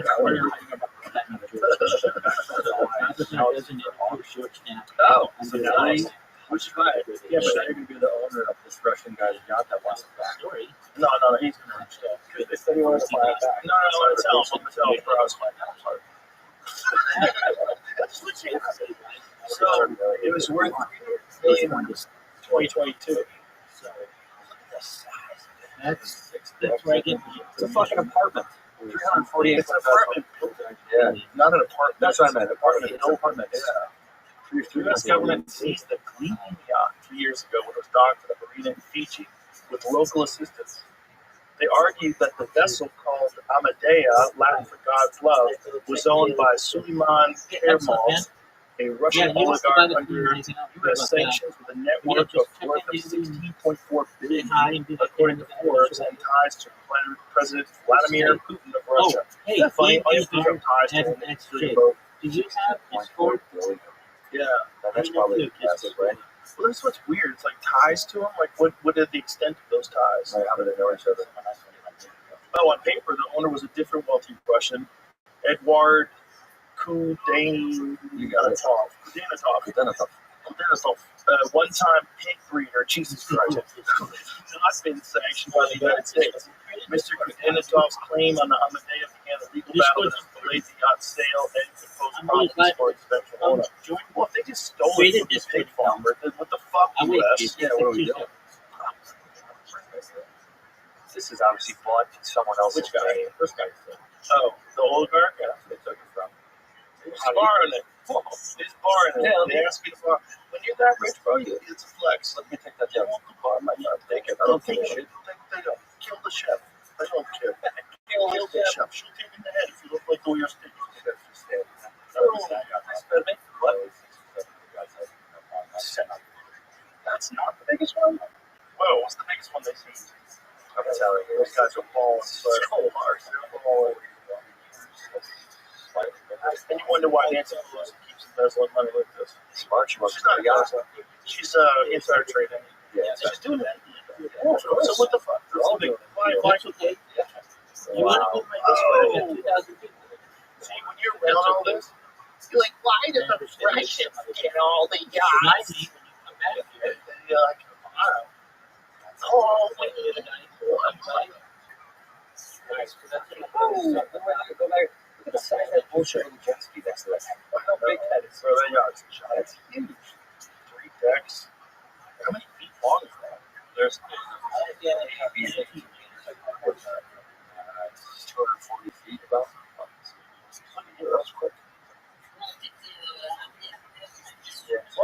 There's like a formula that you do when you convert like meters to yards. How do you do that? Like someone told me from the archery community, told me how to do that. It's like a range finder that says meters. 1.09. That's right. Meters and yards. So if it's like, which one's longer? Huh. Okay, so 100 meters is like 110 yards. Give or take, yeah. There you go. I know the only reason I know that is golf. If you golf, if I golf overseas, they always do meters. Right. And they don't convert for you. So you'll go, when they say it, they'll go, down in Australia, like 129. I had my phone out at one point. I was like, oh, that's fun. you're making fun of me. Like, come on, man. You got my fucking conventions. Like, they taught us in high school when they gave up. well, I get that. But they gave up, like, by the time I was out of high school, they stopped doing that. Same thing with curves. 85. They gave up on the metric system in 85. They were going to try to impart the metric system in the entire country. Nope. Fuck you. You got the bomb, bitch. I got the bomb. They were doing our own numbers, man. They get inches. You can suck my inch. Inches and pounds. Go fuck yourself with your metric system. It's kind of funny. Yeah, I like it. Fuck you and fuck soccer. Fuck you. Fuck you. Fuck you. America. You're not doing it. You do it. Not doing it. Sorry. We got a sport like soccer, but it's like concussion. You just run at each other. Speed. Crushing each other. Yeah. Gladiator. Yeah. I wonder what's worse for you, that or fighting. I used to think it was that, but then I started watching some documentaries about old-time fighters. Yeah. Oh my god, dude. Remember when the NHL was in the band fighting, and then I think they found out, there was research that found out that the most concussions that came from on the ice were from board hits. Oh yeah, for sure. Heads bouncing off the board. For sure. So they were like, the fights weren't, because you're so unstable on skates, the fighting wasn't as brutal as obviously ground fighting, because you have stability, right? I saw a good judo throw a guy though. It's pretty rad. On ice? Yeah, it's kind of, it's not cool. If the guy takes the helmet off and you judo throw him, he could die. Because I don't know. I don't know how that got. It didn't look like he died, but he definitely got KO'd. Let's do quick toss them. Those ice fights, though, they're brutal, but they're bouncing of the head off the glass. Watch this. So, now he bounced on his back, I think. So it's 100%. It's a good throw. Yeah, that's not good. Boom, right there. 100% bounce. Yeah, that's not good. Not good, not good. Yeah, that's good. It's a good throw. As a guy who appreciated the positioning, was perfect. It really knew his shit. That's the thing, if you can teach like a judo practitioner, you can teach like a Carl Parisian or Joel Romero or Hector Marpol, wrestler, but Hector Marpol, who's a jiu-jitsu champion from Cuba, teach a guy like that how to fight in hockey games, you're in fucking trouble, son. That's why they grab a hold of your shit. If he's a really good skater, I'm sure he's got amazing balance, because every judoka has insane balance. You have to be able to like rotate your weight, transfer your weight, split second intervals, and you got to be able to manipulate the other person's body and weight, and kind of strong to have to slam someone on the ice like that. Well, that's when it's over, though. That's the only rule in hockey, right? If you're down, it's out. Is that the rule? You can't the fight's over when they go down. Yeah, you can't have those down. Aren't they doing like a whole fight league or like a hockey fight thing? Yeah, I feel like the Russians have that, like a hockey fight thing. The Russians have to go fight in cars. Yeah. Did you see the car fight? No. You buckled up in a seatbelt. Oh, I have seen this. Yeah, they just start beating the fucking shit out of each other. That is insane. It's so insane, dude. It's so insane. Yeah, these guys, right? Yeah, that's exactly right. There's just ice Oh fight. my god, this is so crazy. So they have MMA gloves on, they're fighting on ice. This is nuts, dude. This is back fist. Yeah, no, pretty good idea. Except the whole skate thing's nonsense. Like, why are you limiting people's movements? Yeah, it is so much harder to fight on ice. Oh yeah, It's so hard. but also it's such a factor that if you're a really good skater but a shitty boxer, you can fuck the guy up. It's probably better than you, for sure. Because he's not going to know how to balance himself when he's transferring weight. You can just kind of pop him. And you won't be able to do anything about it. You can keep it together and just like gently pop him. Stumbling all over the place. It's just a dumb way to fight. Ice fights, baby. It's weird though that hockey allows fights. I love it. Yeah, like one sport, It's tradition. weird. Yeah, I know, but it is. But I do think also because the brutality of the fights wouldn't be as gruesome as that of NBA, NFL. You know what I mean? Right. So I think they factor in the fact that it's like these fights don't really last long. They get a couple shots, it's usually over. Nobody gets hurt. And they usually break it up pretty quickly. Yeah. The refs can sneak in, they will. Yeah. I don't know, but I think it's a cool part of the sport. It's a great part of sport. Without that, people are going to hate it. Of course they did. Oh, with the helmets on. The helmets are smart, honestly. Because when you get KO'd and your head bouncing off the ground, you really need that helmet. But you can also break the fucking shit out of your hand on that helmet. Oh, they are for sure. Sure. Yeah, that's terrible. Breaking hair. Cool ice fight. Sponsored by Buffalo Wild Wings. Sponsored by Pfizer. It's to make you depressed. Try taking Zolotans. Zolotans will figure everything out for you. Yeah. We got some weird time on it. Really do. Well, we're trying our best. Yeah. We're trying our best, and it's totally fucked up time. I do think we're going to see a swing. I think things are going to even out a little bit. Be a little bit calmer. I think people, it's so chaotic. I hope so. I hope cooler heads We're in a bad way. There's a lot of people, unfortunately, in this country that don't see a bright future for themselves. This is also part of the problem with the narratives that we're being fed on social media. Is that they start looking at their economic future and it's very bleak, and they want to point a finger and say, "I'm something fucked." Like, why are these people that have all this money? You know, and this is one of the things one of them CEOs was talking about on the podcast. That they have to be really careful because, like, once AI does happen, like, people are going to come to that. Oh, yeah. The people are going to, like, But did you see what happened in Nepal? They took over the whole government. But they overthrew it. They overthrew the government. And they voted in a new leader on Discord. That's how they voted in that new leader. Wow. And they took over the government. Because the government was trying to impose rules on what they could post online and see online. And the young people had enough. And they're like, we fucking done. And there was an actual overthrowing of the government, which I do not know if it was orchestrated by intelligence agencies. That's the problem. I used to think, what a great story. That's so cool. Then I met Mike Pence. He's like, no, USAID has been funding these things for years. But what? No. Yes. They keep saying USAID's things are too dirty for the CIA. So they're farming off to these NGOs. Whoa! Whoa! They're hanging on to helicopters. That's crazy. I haven't watched a lot of the news. I'm pretty proud. I think he was randomly traveling on motorcycles there while this was happening. He just sort of stayed. That keeps going on the ground. It is so nuts. Imagine, like, look, we can get you out here, but we don't have time to get you in the helicopter. They're at the door. Just put this fucking thing between your legs and hang on. You have gloves? By the way, how long do you think you can hang on to that without a strap? 0 seconds. Not long. 0 seconds. That's going to be tough. Yeah, that's a wire. So Yeah, that's tough. that's a nylon wire. Wow. The real story behind. Okay. What is that? Which one? Yeah. Nepal Gen Z protest. The real story behind the uprising. Connecting the dots. Look, they're all still there. Everyone's got their camera out, and some people have masks on. Jesus Christ, man. We live in the dumbest of times and the wildest of times. The mask thing. Like every time I see someone with a mask on, I'm like, you gotta stop!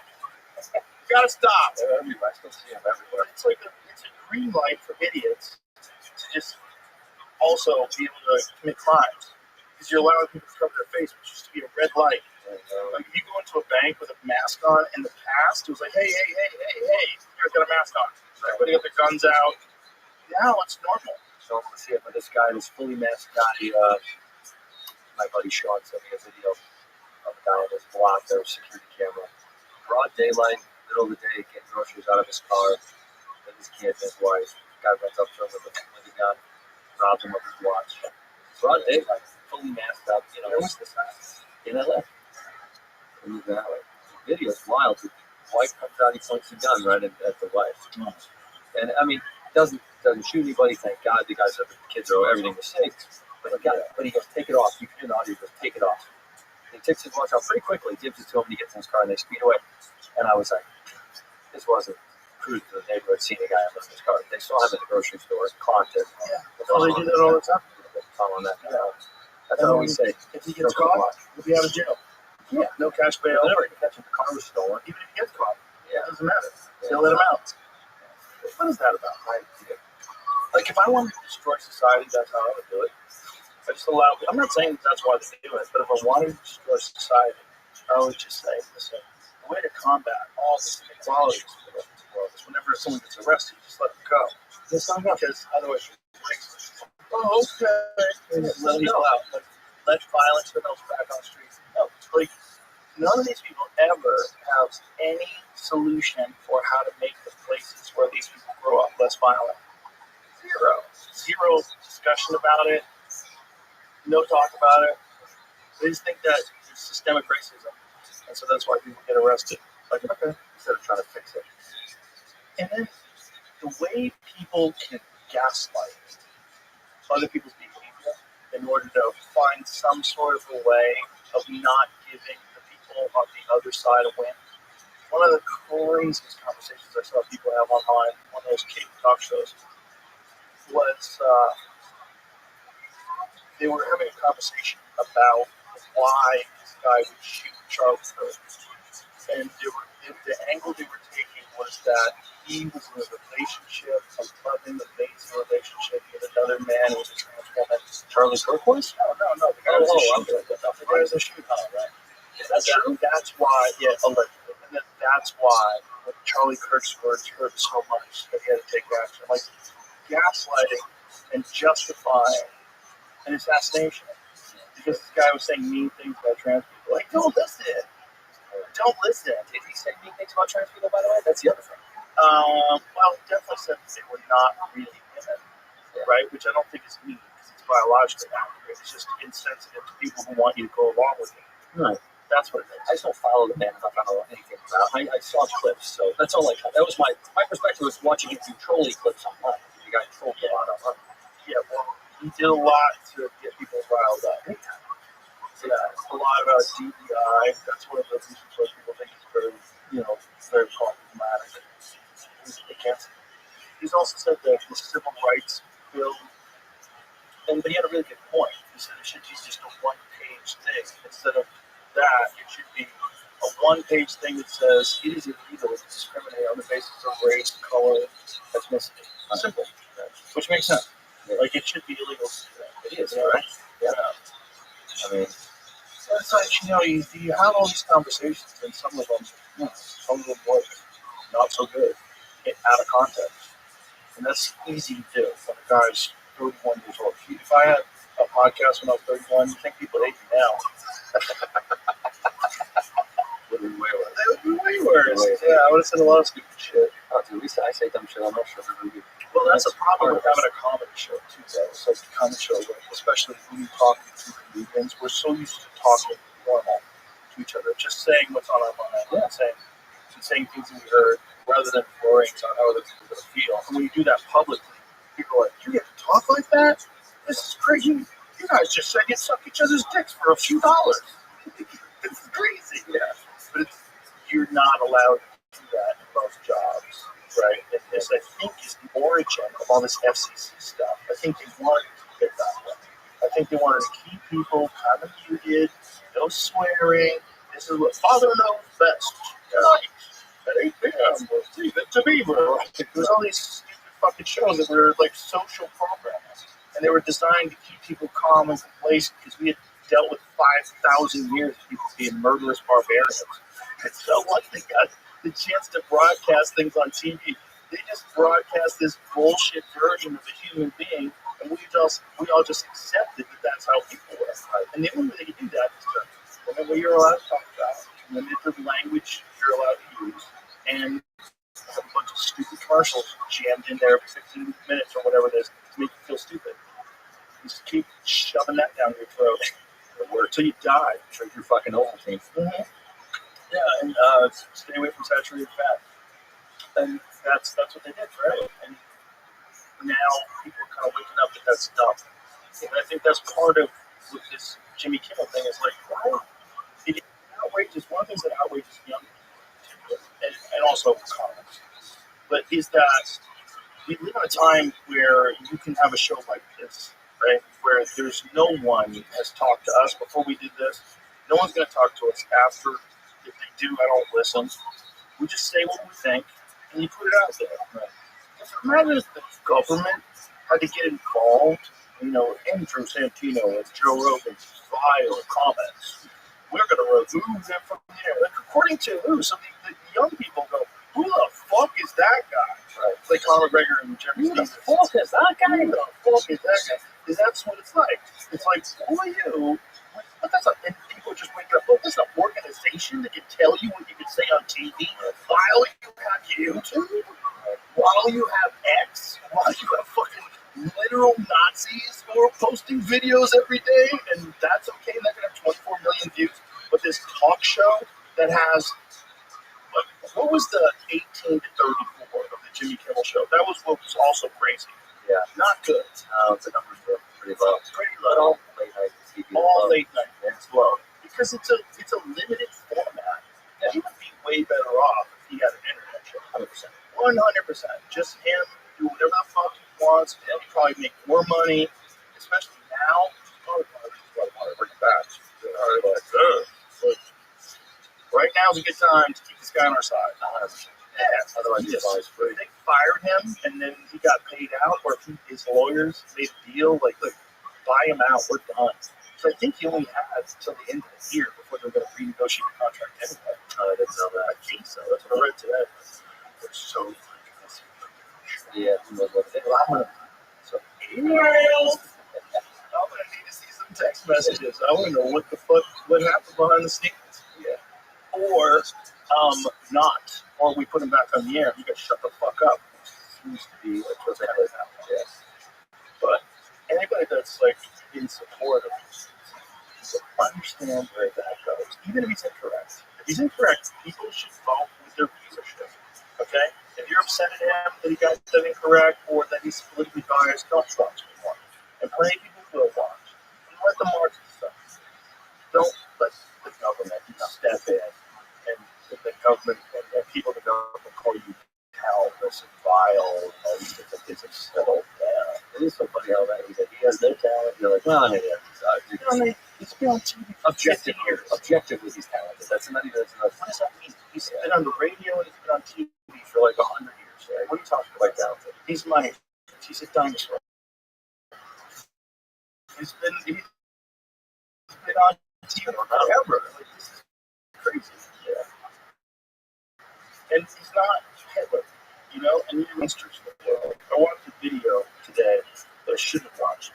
And it was a video from Gaza where they found these 3 men that they suspected of doing something or sharing information with Israel. And they gunned them down on the street. And the video was horrific. They have these guys blindfolded. They kicked them in the back, face down.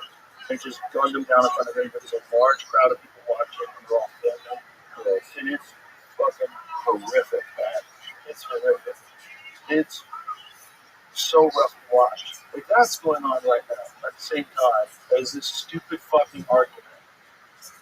You know, there's so many things we should be paying attention to. There's so many things that are just absolutely insane to the world right now. And we're focused on this one thing as if this is the end of the world. There's a giant something headed our way. Many of these wacko conspiracy theorists that I follow think is a UFO. there's that one that some people think it's a comet, and that obviously the little guy from Harvard who doesn't think it's a comet. I think it's a UFO. And he thinks it's some sort of an intergalactic spaceship that's traveling from somewhere else. Come on down near us. And then there's a bigger one behind it. There's a new one that they just discovered very recently. That's the other yacht. That's the other space yacht. That's a couple of fucking space yachts. From Space Russia. Have to run. They're trying to take away spaceship. We will shoot everyone else into space. Yeah. Did you see that orb? I sent it to Jamie. So there's this orb that they apparently have carbon dated. And this orb that has all these weird writings on it. It's very strange looking. It's made out of some alloy of aluminum that's 3 times stronger than military grade aluminum. And it got labeled, or it got dated to 12,560 years old. Yeah, so straight from a radiocarbon lab report dated September 19th, 2025. So look at that thing. Look at the drawings on it. Like, if this thing's actually 12,000 plus years old and has these inscriptions on it, those very strange microchip. Yeah, and the center of it is exactly like a microchip. And that this is made out of some sort of an aluminum alloy that's 3 times stronger than military grade aluminum. You know, it does look like coming out of that microchip, that picture. No mushrooms. So let's go back, go up a little bit here. The sample was treated with HCI, cleaned and burned at 900 degrees centigrade or Celsius. Graphite conversion measured by accelerator mass spectrometer compared against official oxalic acid standards, plus or minus 30 years uncertainty. So I sent this to my friend Jesse Michaels. He's got an awesome YouTube channel. You should check it out. It's called American Alchemy. And he is my go-to expert when anything is really fucking screwy online. Like, is this real? I'll send him stuff like that. So what he was telling me, though, that there is an issue with the actual dating of it. Okay, so the carbon dating is real, and this is from Jesse. And we assume that we have an aluminum sphere 3 times the hardness of modern aerospace aluminum, which was created 12,600 years ago at the start of the Underdries. It's a full paradigm shift. On another news, there's so this is what he was saying though, that there was an issue with the way they analyzed it.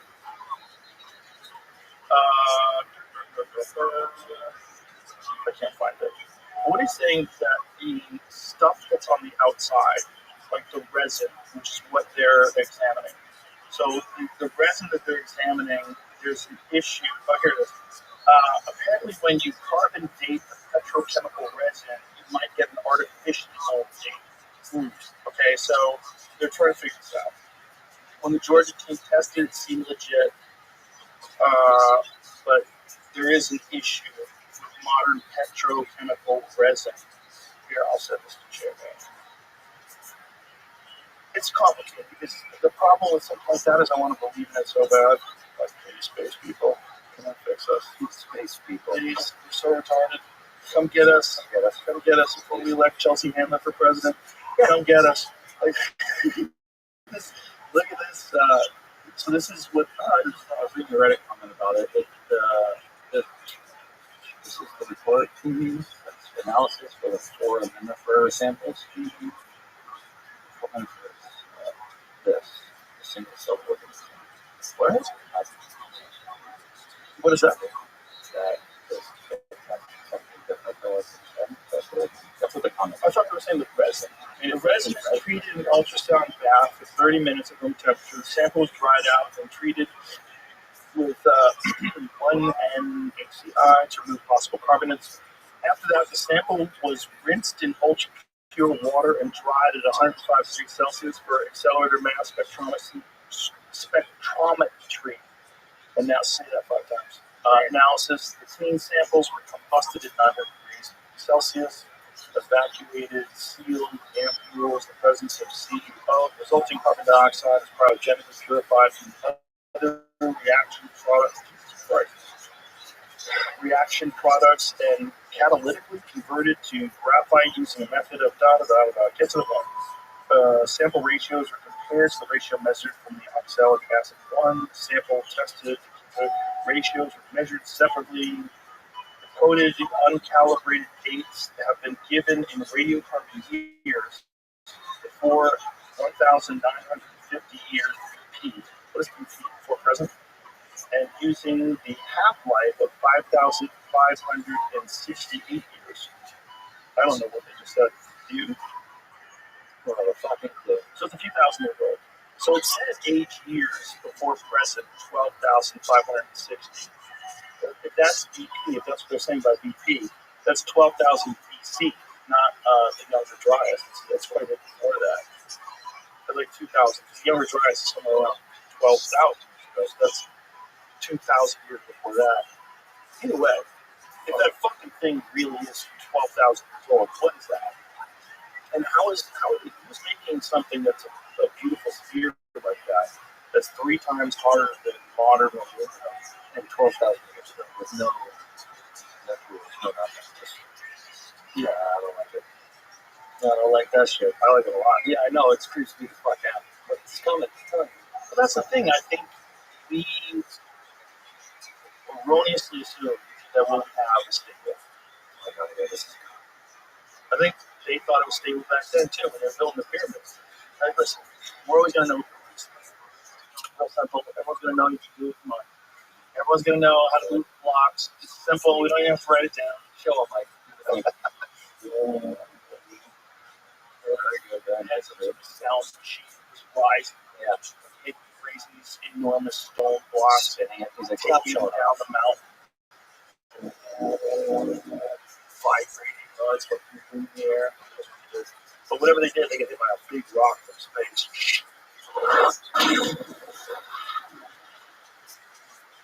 And there's a few savages left. It took them about 5,000 years for them to reinvent civilization. And that can happen to us, bro. And that might be the one thing that makes us want to get the AI going. That's the sphere. How cool is that? Looks like a helmet. They're saying that it's not for the next, I suppose. Oh, okay. And I guess I'm not that's why that's part of the material. But I think it's metal sphere, why we need organic material. Well, it's the only thing that they can test. But the problem is, if you take that thing that someone made it 100 years ago, and stick it in molten dirt, and then you test that 12,000-year-old dirt, like, Eureka! This ball is 12,000 years old. Step right up. That's great to see it. Also, here's the thing. If you can make something that's 3 times the hardness of modern aircraft aluminum, could you draw better half moon? Yeah, it should be able to. Why does it look so shitty? The bad too. Yeah, it looks like someone did it on the boardwalk. Like, so you got that when you were done. You got some Chinese letters, and they bleed out. And it's bleeding out, right? Like, it doesn't look shitty. It doesn't look good. Like, if you saw something that was made today, like even the stuff that they made in Egypt was like way better. Like, I see this angle of this thing. Yeah, why is that? That's true. Like, look at that thing on the left, the upper left, that little half moon, the tip of the half moon, and the top one. Yeah, look how shitty that one is. She did a bad job. It's like when you're a kid and you get a coloring book and you go outside the lines. Fucking loser. Fucked up. Fucked up. It's not useful. Yeah, that's weird, dude. Weird. Look at the image, the close-up of the circuit board. That's crazy. It also makes me think, like, now go fuck yourself, because now you're playing with it. Why are you making a modern version of it? Why does it have that fake Mona Lisa in that thread? That's that fake Mona Lisa.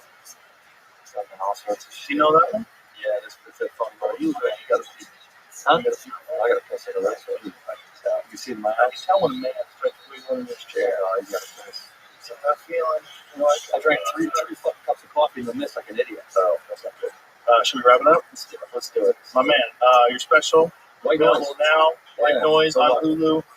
I heard it's hilarious. No, fuck you. It says it, dude. Yeah, just trying to help you. When we went to New York and Colonel was like, "Do you see this fucking shit?" I looked up and I was like, "What is it?" He's like, "They got this as the name they're doing for us." I was like, "Oh, whatever." The special's good. Go watch it. What's good that they're doing it though. Hulu's put out a lot of specials. They put out her special, your special. They do one with Gaffigan as well. Gaffigan, Sebastian. Nice. Yeah, that's great. Listen, the more the better. Yeah. More streaming specials, the more competition there is for it's better for all of us. Better for comics. Yeah, for sure. And then maybe coming soon the Jimmy Kimmel Show. Hulu. It'll be hilarious. All right, my brother. I love you to death. How long are you staying in town? I'm going California tonight. Are you here tomorrow? I gotta leave tomorrow. I got a show tomorrow. Do you have to? I do. All right.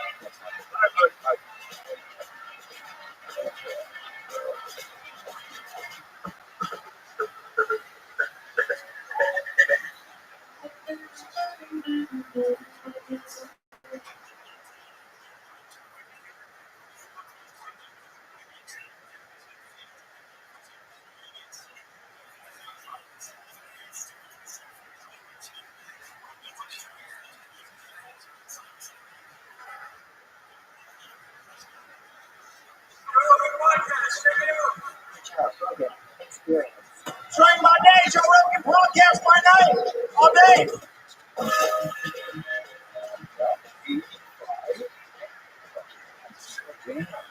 Yeah, you have to. Well, see, if you're ever gonna shoot something at 45, you want to be comfortable at twice that. Okay. So I'll shoot 90.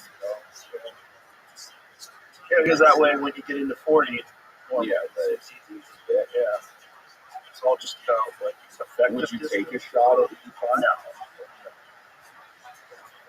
You might take a follow-up shot, like the animals are kind of go down. Yeah.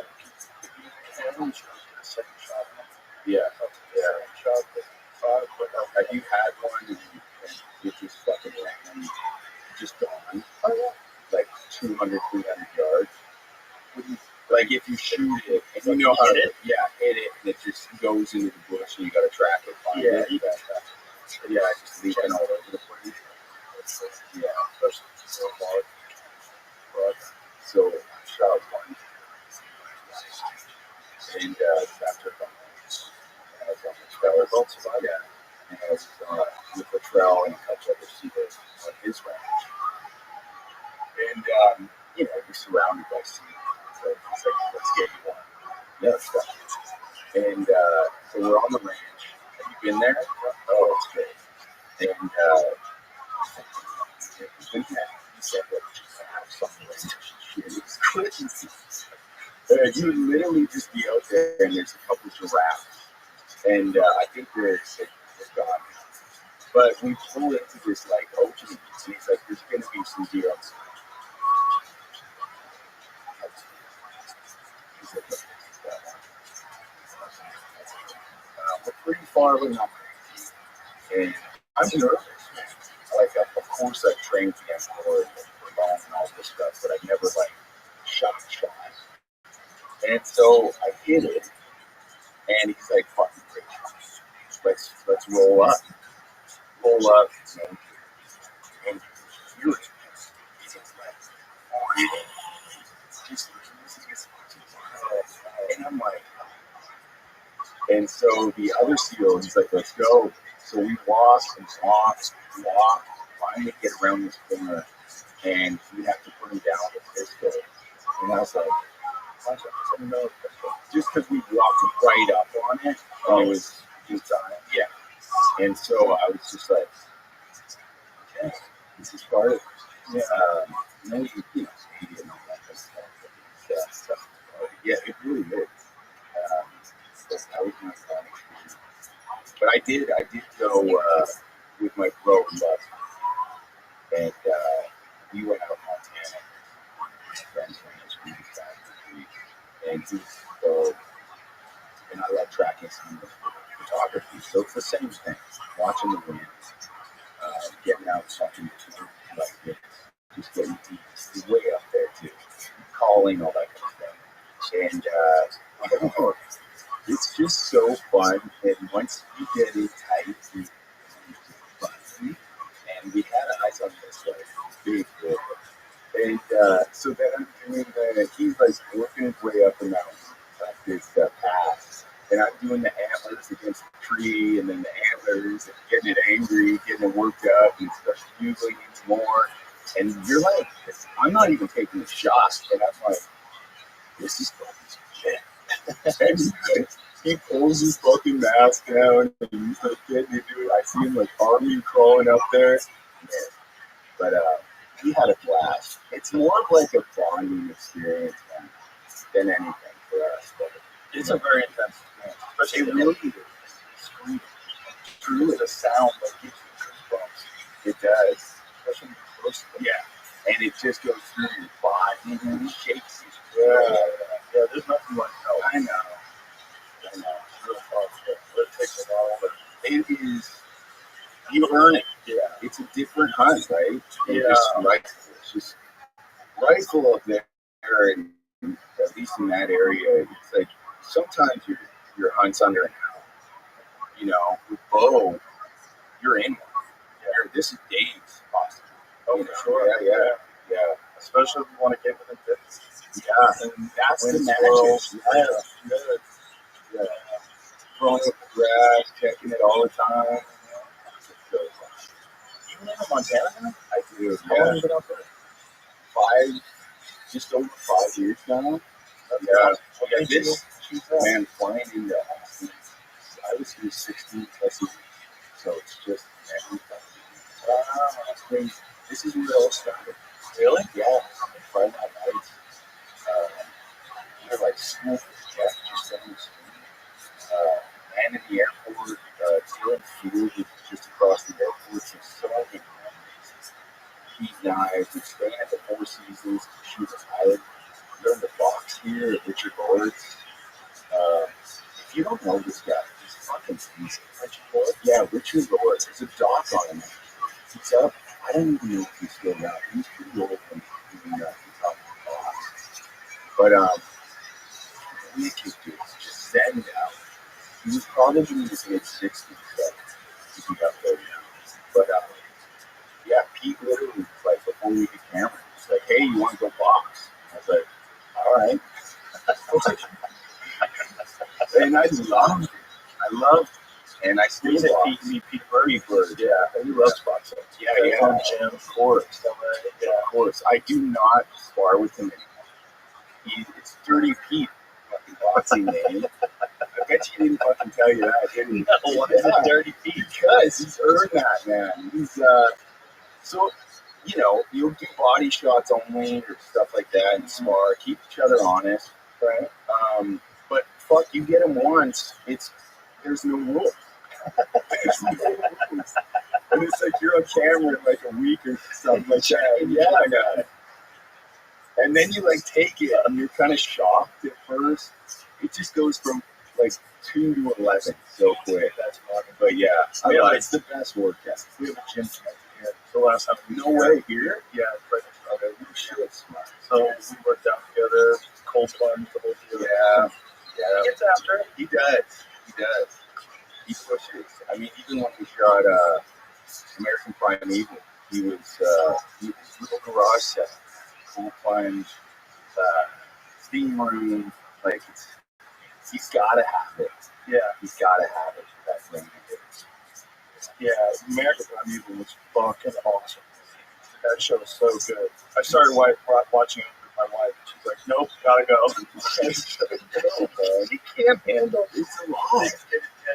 That's a fucking intense, but also probably super accurate. Yes. Like one of the most accurate representations of what life is probably like. Let's back that. Yeah. I've learned so much. I'm living in Montana. I got to this cowgirl friend of mine who I met at that ranch. I've been working with this shaman just outside of Livingston. And I was telling her I'm playing a guy that kind of raised by Shoshone and all this. And that was kind of where I hung my hat. This guy lost his family at 6 or 7 and adopted or sold to Shoshone. This is who he is. He's more Shoshone than his life. So I started working with the shaman, which is incredible. And then went down to the Shoshone Reservation, Wind River, worked with the elders there. It's tough, man. Because obviously going there, you're like, and they knew I was coming. But it's like you're talking to these elders, and it's like we meet 5 minutes in, and I'm like, so what do you guys do when you bury your wife? And you're asking this heavy question, cultural question. Yes, that it's true meaning behind it all. So she took a long beat, and she's like, and then I went into this other room at the school there, and this other elderly woman comes in a wheelchair, and she sits there, and she's like, what do you want? And so we just sat there for hours, and she was incredibly transparent. She really open. I would take all this and go to Pete and be like, listen, I got my guy, so he's right. So she showed me it was very tough. What's it working with a shaman? Yeah, so we do like 2-hour sweats. Sweat box? Yeah. How that's set up? It's Fire in the box or something? Yeah, so it's fire is always burning before you start to sweat, and then he'll grab river rocks from Yellowstone River, and then the fire's going, and he'll bring these rocks that are in the fire into the middle of the sweat box. And there's 4 doors to this one, and you'll fast the day before, and you'll put the river rocks in the middle, and they're smoking hot, right? And then he brings river water from a spring. And then you fast, and then you have your intention ties. So you would sit down with them for an hour or two and talk about what you want out of this. Sometimes it's like, do I want to have a kid? Or a buddy of mine who's using heroin or something. So I would bring him and have a sweat to get my energy and sweat down. Or my dad has or something. Or something. It can be light too. It doesn't have to be so heavy. But he's been amazing. Like before, I started moving in a couple weeks, and I'm just gonna go do a sweat and get ready for that. Whatever energy he's gonna give me to go into this shoot, and then for the private, it's fun. I wasn't a good rider. I'm still not on horses. And he gave me, like, my horse has a feather. If you really watch, I have 4 horses in it, but my first horse has a feather in him. And I wanted to do all these in honor of the horses, which obviously is showing you. So he just taught me a shit ton about just to honor that tribe, honor what they do, and to be as authentic as possible. So that helped me beat Isaac so much. But yeah, It's such an intense character. I imagine you're playing a guy who's a white guy who's like deeply ingrained in the So it's like it's very conflicted. There's a lot going on there. And you want to embody what this guy would be like. yeah, and you meet him when he's mourning, right? And he's lost his wife and his son. He married into the tribe. So the female chief, I married her daughter and had a son. And so when you meet Isaac, he's just in mourning. And everything is full circle. Everything is circular. So the only way he could reunite with his family is to die home. So that influences the way I fight. So the way Isaac fights is almost wild. Like I just got chills thinking about this. There's a fight I think in episode 2, which is fucking insane. And he did it rehearsed. This is very good. And we have these one guy's Blackfeet, unbelievable guy. And I kept using it because he's a great stuntman. And so he's like, you guys are gonna fucking roll down this hill, and I want you to fight your way to the river, and then we'll cut, and then I want you to fight in the river. This is like maybe 28. The safety guy is like, whoa, this is not cool. And this is all like on the go. So JJ dashing on my double, he's like all in. He loves these. This is near the end of the shoot too. So, and everyone's game. And that fight was just so fucking intense. So is it choreographed at all? Nothing. Literally nothing. So how do you know like when he's gonna punch or you're gonna Yeah, punch? so during, if it's you and me, it's like you will walk the area, make sure there's no sticks or whatever that are going to fail us. And during the fight, I'll be like, okay, I'm going to flip you. Oh, wow. And then it's like, okay, I'm going to drop. And So then you have to say it. yeah. And then Pete will be yelling behind camera to be like, okay, now work your way on top of them. And then we'll fight, work our way, roll, work our way. And then he's like, okay, find a rock, kill him. Yeah, right. And then that work ride, which I'm so proud of. I've worked on that forever, but and I had talked to Pete about it for months before, but we was just rolling so quick. And I told our K camera, Brett, to get in tight. I mean, any shot with Pete is fucking tight, which I love. And I'm like, Pete, I'm going to do this work class, so I can go down to him. And he's like, gotcha. And so when I did it, he finally called cut. He goes, what the fuck? I was not fucking ready for that. And it's those moments, though, that he allows you to just go, yeah. You're such a smart guy. He is, man. He's dialed. He's like bone. He was just so present. Totally.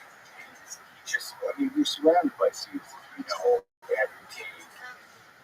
I don't think you could do anything prep with just like no producers, no feeds, no nothing. It's just every morning, 7 a.m., 8 a.m., we're up in the mountain.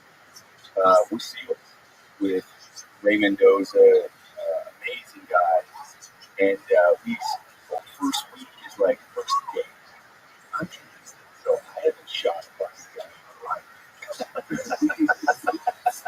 The first time you ever shot a gun was Lone Survivor? Well, yeah. That's So first, Chris Karachi, who's a fucking legend, a man's man.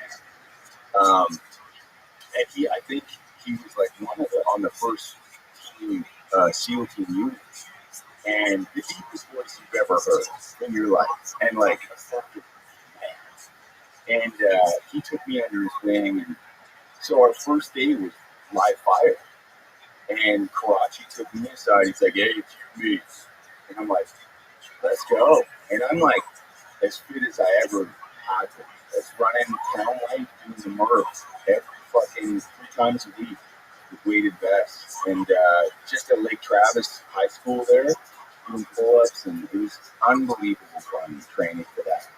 And first day was live fire, and that fucking gets you right. That you cannot fuck that. And they make sure that. And then I hadn't met Marcus yet.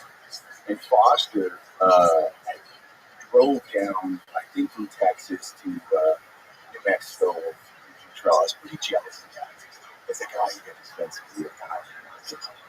And I was playing Mike, obviously, and he's Marcus' best friend. And so we're on this fucking range, doing live fire, like upside down, reloads, combat reloads, jamming, blindfold. It was full on. And Emil's actually a great shot. Marcus comes, everything goes full stop. And right when he's coming, there's a PA on the other side. And she's bringing fucking banana shakes out, which is not a good look for these actors. And Marcus makes his shakes, and he looks at the actors, and he's like, what the fuck is that? You guys got to get shakes in between. And one of the actors just shamelessly goes up and grabs one of these banana shakes. And he's just talking to Marcus, and I'm for the first time. And I was like, you might want to put that down. Like, wait till we fucking leave before that. But, and then it's just a beautiful experience. The second week of training, we were doing simulations. Have you done that? No. Oh, you wouldn't. So this will break in. And they hurt. It's like a hard plastic paint tip. And they fly like that, right? Dark. Yeah. Snow goes past. Right. And so we have sims now. And Mike was, my guy decides to push left, push right, see cage, get the fuck out of here, buy yourself some time, whatever. I gotta make these calls. And so the SEALs are Italian. And they're like, go up the mountains, tell them. They're all dressed in Italian. So we meet up at the bottom of this fucking mountain. They're all in Taliban. We're like, okay. So they're like, give us 10 minutes, and when you get ambushed, we're going to watch. We're going to engage. We're going to see what you do, see what you've learned the last week. All right. Okay. So it happens, and you're just walking, right? Just like we are in the film. You're just walking and waiting to get ambushed. You know shit's about to hit. And so they hit it, and you hit the ground right away. Where the bullets are coming. And you can hear it, which really sets you straight. And so I'm looking over at a meal, and I'm fucking 12 o'clock. They're just straight up in these trees. I'm like, 12 o'clock, fucking push right. You gotta get there, because we're in this open field. I just got chills. We're in this open field. And I'm like, get the fucking cover, dude. We gotta fucking find a way to cover. And Emil's like taking his time. And he's like, bro, fuck. Alright. It's fucking intense. And I'm like, push. Right. I got Foster behind me. He was like so in it. He's fucking crawling through cactus and like bleeding. And I'm on the ground crawling, screaming at Emil. Marcus comes out, we got hammered. I literally don't think we got to a match. Like, and Marcus comes out, and we're not laughing, but it's too light. Like, we're taking it too lightly. And I'm like, you gotta push, man. If I'm pushing, if I'm telling you, so Marcus comes in and says, stop. He goes, I thought he was gonna rip it. And he comes over to me. He's like, this is funny. Do you understand the stakes? every one of you are fucking dead.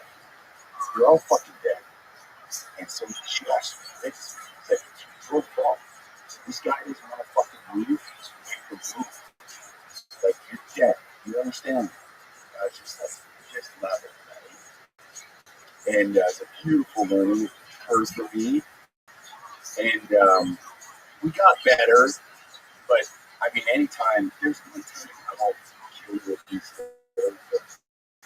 One time I was like fucking proud. Like we got in a ditch. It was too much. Simulation, same thing. And we got in a ditch, and we're all here, fucking looking down. Right? Like fucking, we're in. We're still in a fight.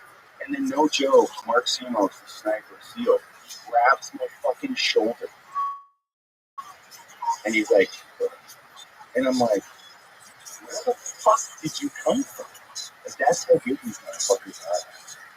He's like, it was just an amazing experience. When you train for something like that, like how much time is that? Like when you know you got the role, Yeah. and you know you're gonna fail. Like how much time do you give yourself to prepare for something like that? Long, I love crap. So yeah, I do. Yeah. Why do you love that? The more time I can prove myself into this guy, especially when the stakes are so high like Nerf. I mean, physically, I did this little comedy in Canada, and if you watch this movie, and I was training for Rome during this movie, so it's called Screwing Trail, in Newfoundland. Beautiful fucking trail, and it's me, my best friend of 30 years, and my assistant, who's a great guy, and we're training for Rome, getting ready, doing like 50-pound runs, weighted vests, all this kind of stuff, Screwing Trail. So if you watch this movie, like beginning to the end, my body goes from like this to just fucking stacked in this movie. And so there's that, but obviously 90% of it is. And so I just love that. I love the prep. I love that pressure. He did a beautiful thing, bringing 19 guys down on the expedition. So it was like, he brought all the families. I think it was before we became, man, you know, going home. And then the elevator at the Hyatt in Sackville, and Albuquerque, I fucking throw up. I knew again. I can look at my working shit. And then we all have that fucking voice in our head that's like, I'm not for shit. You do enough, you're not ready. And that's why I prep so much, because it eliminates that fight. UFC or anything, these guys fucking prep to eliminate that self-doubt. So you can be like, fuck that. You know, so it's the same mentality. And so that was my first words to Dan. Feel like I mean, everything I have into this has to do with stuff I know how. He was just so fucking gracious with me. Gave Mike's firefighter patch, and just told us amazing stories. I'm super close to him. So, I love him. I think you gotta have it, especially with this process. Where he's so off the cuff sometimes. And if it's an idea he has on the day, which he really means in his gut instinct, obviously that's got to be pretty fucking beautifully, but you just got to be ready for anything. And if you don't prep, you're not ready for anything. So that one was special. Yeah. When you get into a character, like people are most of do you try to stay in that character all day long? But you try to break for lunch and just be yourself? I try, for sure. But You try to stay in the character? No, I try and be with you in the moment. That much. And not, even though, you know, it is weird. Because you're on location. Yeah. On top of the fucking house, we're trying to see you at that day. Yeah, it's so important to see this guy. Yeah. Yeah. And then you're having lunch with the talent. They're coming in and they're like, hey man, we're big fans. Oh God. And you're like, this is fucking weird. Yeah. And shoot, I didn't put that up, but it doesn't blow your head off, man. And so, I mean, Wahlberg's quite light in between, so that can be infectious. And if you like Ben, it's very, like, he carries that weight in a beautiful way. Why he's so good. Emil's quite light. But yeah, there's definitely a tone, right? Especially when you're surrounded by such a quick reminder of what but yeah, you're up on that mountain, having a sandwich, out the camera, cruise, use your shit. And then lunch is always quick, so it's right back into it. And it depends on the day. Like if I know, like the climb up to Mark's death was you're just carrying on that day. Just keep on.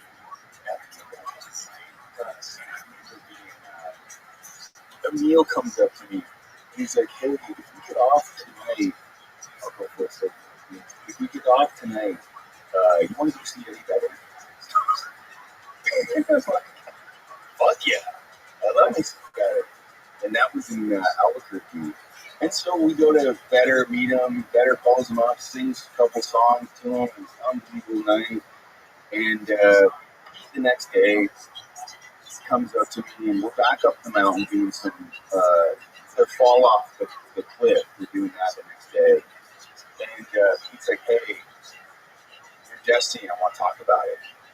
And I'm like, "Okay, what do you want to know? I got some thoughts on it." And, you know, I talked to Marcus in the hotel, and you know, he remembers one specific thing he'd like me to do. And so Marcus was pushing himself up with his rifle, climbing up this rock. So I'm like, that's really all I want to make sure for Marcus' sake that I get that in. And he said, yeah, we're going to shoot this in a parking lot. Just outside off the highway in Albuquerque. I'm like, yeah, right. And he's like, no, I want to control the light and have a beautiful landscape behind Murph.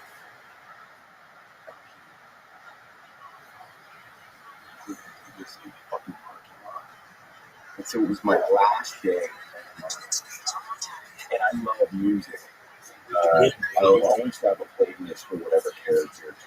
And Explosions in the Sky, who's awesome, who was at the time awesome, he's great guys, and he uses them all the time. And they're just acoustic, no lyrics, which is fucking great. And so there's one song that has a heartbeat, and that was my song from her, and it slows down. And so I go, you know, prepping in the trailer, I walk down through this fucking parking lot,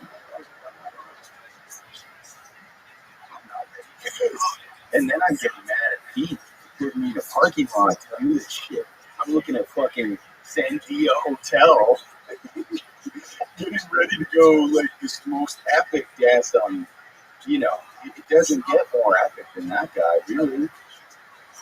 Put in the tunes, and they built this big stage that was like 4 feet high in the rocks, and then surrounded it by green screen. And cameras on the Phantom camera, which is that super slow motion. That's where you see the spit coming out of Murph's mouth and all this. And I just broke down. Like, just like cutting myself right before. It was just like months of thinking about it. And prepping, putting so much pressure. I had explosions in my head, and I was like, you're overwhelmed with emotion. And he comes up and he's like, so I took 5 minutes, camera crew's waiting. He did like, I told Pete I want that rifle to climb up in the rifle. And I think we did 3 takes. And then the camera crew shot. So he's a DP. He DP'd American Primeval, but he was a camera op on ball. And he was working in slow-mo camera. And he just goes to me, he's like,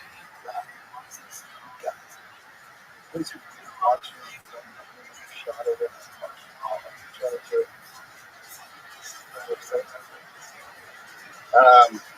Very much. Like we would go. We went in school. The first time I saw this, I think it wasn't the Redskins. Denver Broncos. We go and show this to the Broncos, and Robert Griffin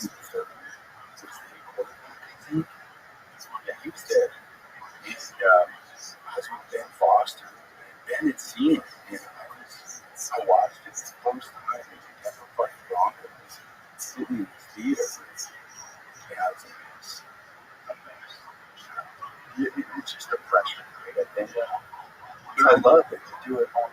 Yeah, truly. And then my first email was to Dan. Dad, he thanked me, and that's all. Yeah. That's got to be a very intense kind of role because you're playing a real human being whose family's still alive. Maureen, Johnny, Dan, the whole family. And there's a destroyer, beach, mail, UPS, or not UPS, but like a fucking stamp or whatever named after him. It's insane. There's all these huge honorary plaques and statues and all this kind of stuff. So if you let it, like, overwhelm you, definitely can. Yeah, but it's been, I mean, that's where all this, my love for these guys stem from that, you know. That's where it's like, I could see it.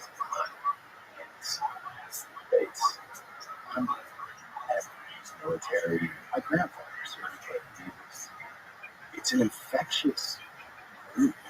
It's like a brotherhood. It's so real. Truly, truly. People don't understand these guys are the best fucking problem solvers on this planet. They're doctors. They're fucking smart. And so, I don't know. I've just been embedded, and I think once you're in with these guys, you don't take it for granted. It's like I've made calls to a buddy of mine that one of the most decorated SEALs alive, and he trained me for long. He just came out with Warfare, that his best friend, and unbelievable guy. But I'll call Ray, and Ray was doing second year on Terminal Star Wolf. He's like a brother, and no joke. He's like, hey man, I need a favor. And he's like, he'll fucking bury someone for you. This guy, like, yeah, what do you need? What is it? And it's like, it's just that whole brotherhood that it's like unquestionably, undeniably, and like Marcus, like, I mean, we're chatting a lot lately just because I'm shooting in Huntsville in a couple of weeks and it's far, but like my sister, I took some time off to help my sister because she was using drugs, and I just needed somewhere to fucking go. I can't be in Austin. I tried LA. She's still using. She's still relapsing. I fucking Marcus. Call Marcus. I'm like, this is what's going on. He's like, bring her here. Bring her to the ranch. There's no fucking fentanyl. There's no heroin. There's no meth on this fucking ranch, man. Bring her here. And so, she's not using at the ranch. So we went to the ranch. In 10 days, I know she's going to be fucking clean. Because there's just, all we're doing is driving around looking for hogs, or like hanging out, fishing, whatever it is. But he's just a beautiful guy. And where he is now is just, he's lighter on his feet. It's so beautiful to see. He was hurting on loan. He's been through a lot of fucking surgery still, all this stuff. So they're just so and just great guys. Yeah, it's very, very exceptional. But you can pay attention to what they're doing in Texas for veterans. Yes. Yeah, Awesome. huge. Awesome. It's so remarkable how effective it is. Yeah. And how many people it's completely saved their life and changed their life. Yeah. You know, and I was just thinking about that with your sister. I don't know. Yeah, she's clean 10 years now, just under 10. Awesome. Yeah, That's amazing. yeah, thanks. She's a nurse now, which is incredible. Yeah, it's really kind of like that's where that nonprofit comes from. I just started it called the Howler's Ridge, and I didn't even know, like, when she got clean, like, there's some fucking crazy stories I can tell you. But she got clean and she hit me up and she was at a sober escape with all the girls she got clean with. And I'm like, what is that? And it's basically a reunion with all the people that you went through your sober living and whatnot. The last place she got clean, she was supposed to be there in 90 days. She was there 9 months. So, yeah. That's what I said. So she's at this sober estate, and so Howler's Ridge is basically a place. I think we all know that we're not ourselves, and we're going to help vets as well. But it's the sober side of addiction. So it's a place. Anytime you're using, at least through my experience of watching my sister die a couple times, get Narcan a couple times. I mean, I've seen her detox on the fucking kitchen floor, which is the worst fucking sight of anybody. You should watch someone in so much pain. But this spot is for her, you know, where it all started. This is, I think, anytime you're using it, we're all habitual. You work out 6-7 times. You need that for your brain. So do I. And once you get in that habit, I change. If I don't work out 3-4 days, and I get depressed. Yeah. Like I get anxious. Yeah, very. Yep. And I beat the shit out of myself. Right, mentally. Yeah. It feels terrible. Yeah. So we all create this environment, whether it's good or bad. Yeah. And I think with my sis, I just didn't have anywhere to take her. And I needed to pull her out. Because there was a time she relapsed like 4 or 5 times in LA. I was just finishing True Detective when I got her. And I mean, the story, but it's pretty fucked up, that whole system. Because you have someone who's dying, right? It's someone you raised her, brother, fucking best friend, whatever. And I bring her to this. Well, first she had to detox, which is an incredible story. My mom calls me, and she's like, she's been using for this long, and I go full hero mode. I didn't even know what fentanyl was. Oh yeah, I didn't.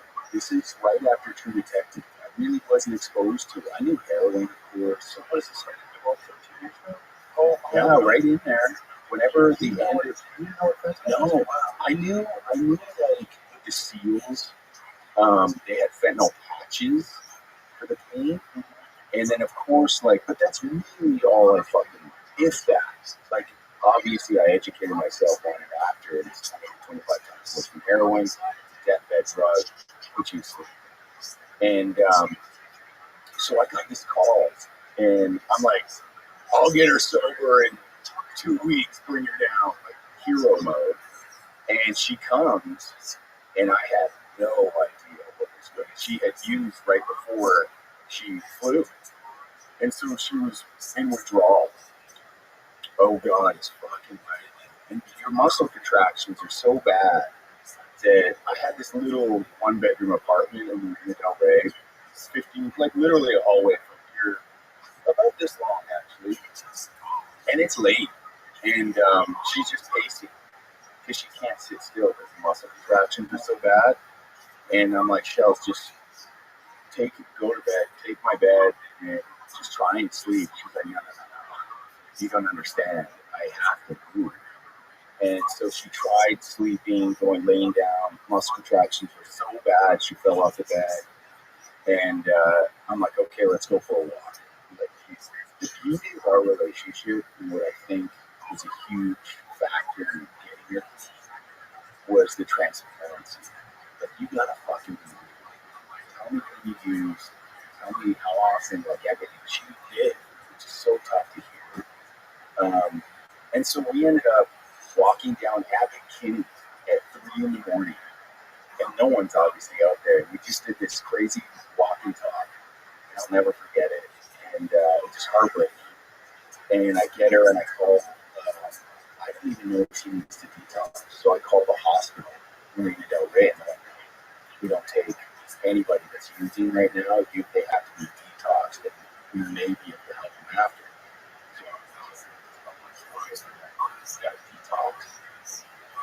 And so I call this place, and they're like an hour away. And she's like, I have a bed for her, and bring her at 6 a.m. I mean, I've got this little Wrangler, a 2-door Wrangler, and she's in the back seat, my mom in the front, and she's like almost kicking the fucking glass out because the muscle contractions. I'm like, gee, that's like, holy, like such a wake-up call that I've never even looked at this bad. So reality's gonna set in. And she kept asking for methadone. I want methadone. Because she had detoxed before methadone.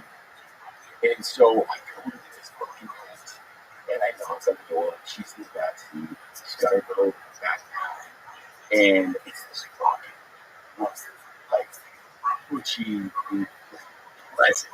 She opens the door, she's like, just a matter of fact, where's your sis? And I'm like, oh, she's grabbing a bag. She's like, oh, bring her here. Shells, let's go. She comes, and Shells like, he doesn't say hi, nothing. She's like, and she goes, well, when did you use blah, blah, blah, and all this? And she tells you, she's like, oh, you haven't even bottomed out yet. We don't treat drugs with drugs here. You're gonna have some Gatorade and some topical muscle relaxer. It's funny now, but Shelby goes to her knees, and she's like, methadone. She goes, no. What did I just say? And she's like, you're getting Gatorade, muscle relaxer, and you're gonna watch some movies. And you can smoke, no fun. She was incredible. 4.5 days later, she called me. She's like, your sister's good. Bring it to a sober living, just by Venice High. And it's beneath that. When someone's almost ready to go, I'll do anything, right? And they know this. And so it's $30,000 for the month. And it's sober living. You'll have one session, which is enough. She has some trauma. And with a site. And I was like, one every 30 days? One every week. And I was like, a lot more than 1 week. And so I tried. And my sis was a runner. And so you sign this fucking contract. And it's like, if she runs, if she leaves, if she does this, and that, she's out. We kick her out, we keep her money. 2 hours in, gone. I get a call. I get a call from this LA number, and I'm like, no. Okay, there's 30. I'm going to find another one. She went to another one, a little better, cool. Yeah, I got twice a week. 2 days later, she went. So I'm down to 65K. And I'm like, cleaning cash. And then I figure out like another spot. She stayed like 30 days, relapsed. And then, she kept relapsing. And then multiple times, Narcan, Calabasas, there's a place. She left. And this one girl, she had night terrors. And so she had an IV walk around, with this fucking Ziploc bag of pills, antidepressants, night terrors, sleeping pills, all these things to just take away the trauma or whatever he would do with it, right? And there's an amazing doc up there, and South African guy that he was presenting at, and she was there for a while. And that was really great, and she got up there sleeping pills, and they're supposed to give you one, and they broke the bottom of a little half door. You know those doors, swinging doors, yeah. And so she grabbed the bottle, and she was, as a lot of these sober movies are, they're pretty incestuous, and the guy sleeping with girls, vice versa, obviously, and she was dating a kid named Mike. And so she went to that part of the house and said goodbye to Mike. And to this kid's credit, he was like, that's a little weird. He didn't say goodnight, he said goodbye. And so she goes up, hammers 60-something. Oh, yeah. And he goes and tells, he's like, hey, this ain't right. You gotta get checked on. So, long story short, call the ambulance, and the medic, to his credit, he's like, go grab the fucking bottle. And grabs a bottle and shows his medic, and he's like, we're pumping his stomach right now. Ambulance. And what saved your life, dude? That your time release. It's fucking crazy. Wild. So I got this call on my boss.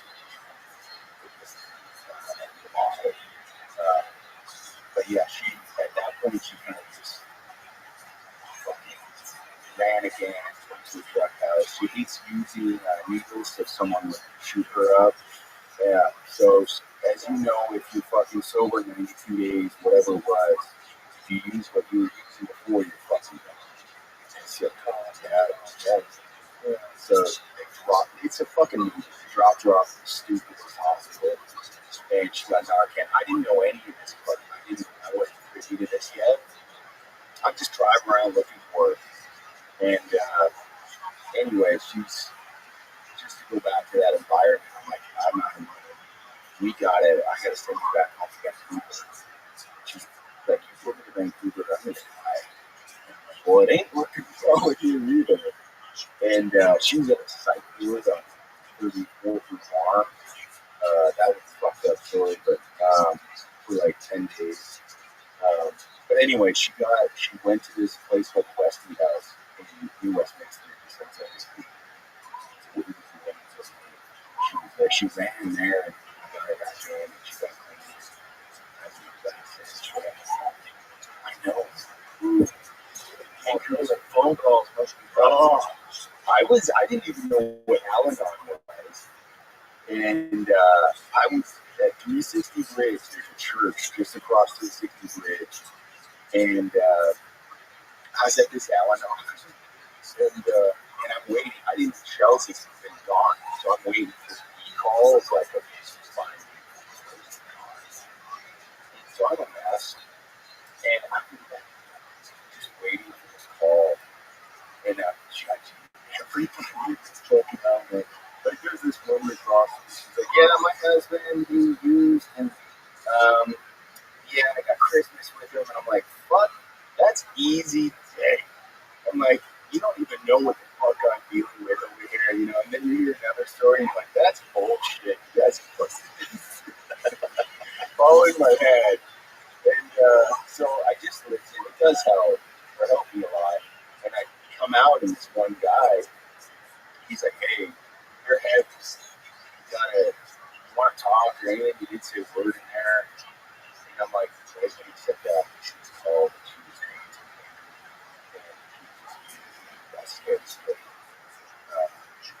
Some guy involved sexually abused a friend of hers in front of her, and she was scared straight. She said, that's what happened. She was downtown Vancouver, called him, she's like, can you get me back in the Westinghouse?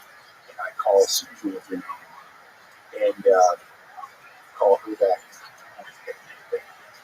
I'm suppose you guys can give us a bag, can get her one more time. I know she's not allowed back and all this. She got that money back.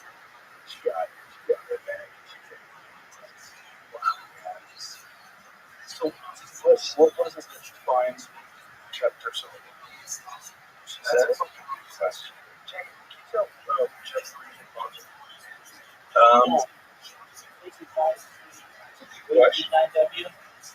Man, are you still there? I know at times it was like she was even nieces and nephews and she wanted to get clean for this. I think it was that moment of getting scared and strange. She just yeah, I think that's what it is. It's so subjective, right? We all know somebody that's like, I stopped drinking yesterday, done. Like my buddy over there, you just met. It's just like, we went for a few weeks and it has no sense. It's like, sometimes it just clicks and you're like, fuck this life, I don't want it anymore. And some just can't break that habit. But yeah, it's so much. Oh my God. But yeah, she's a lot like me too. Super.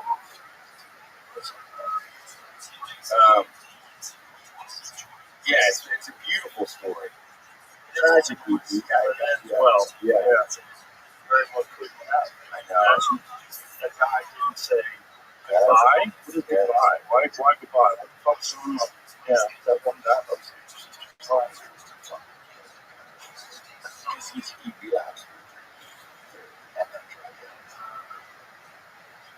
I know, man. So that, like, for me, is a big part of how it's managed. And then with the vets, we just chatted. I love these guys, the families, and so hopefully we talked about Ivy. know it, you can't do that in Montana yet, hopefully. But I hope up there on Howard Ridge, maybe in a year or two, see what happens, so we can do some of that up there. So the fact that they're starting with veterans, just these guys don't get any support. I know. You think about what they have to go through when they go off to war, the things that they experience, and then they come back and they've lost friends, they've seen the place get blown up in front of them, and they're all fucked up, and then they're hooked on pills. And the pills are just, if he wants to fucking charge, if you want, the pills refill you, like, and there's different outlets, like Virginia, Hawaii, Florida, doctors in each one that are sending, and that's literally the worst that you can charge. And he's got it's obviously a addictive personality. That makes him so fucking great. Yeah. That's Yeah, what I'm like. that's Yeah. a weird thing, right? The addictive tendency can actually make you great something. Yeah. Well, beautiful. Right? Yeah, I mean, If you use it, if you harness it, but it can go sideways on you. Which is really weird. it is. That's one thing, and it's funny for sure. Yeah, hockey. I played this guy. He's my tribe. There was this kind of getting a great respect for Sarah. I have ready for it. Just a brother of mine.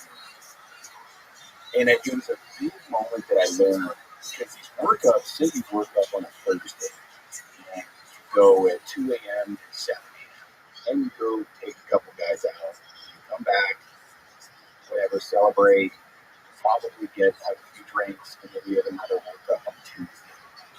So let's say you and I go and play, and I die on that Thursday night. You're back in workout Tuesday morning. So this is one thing that really kind of punched me when I was talking about this. He was talking about stories where he lost somebody. I was like, there's literally no fucking time to plan. There's no time to register the loss of this. So you're just harnessing this feeling and all these emotions. And you're just like, okay, I'm just going to go back and fight. I'm going to do this for at least to it. And that really kind of knocked me out. And that set me free to play this guy up when I'm just major emotions and way more of a live wire. Because it's like, talk about how subjective morning, it's like everyone's life is different. So it's like, I just made that choice was to Ben. I'm just like, this guy's just a fucking mess. Let him just emotionally make his decisions.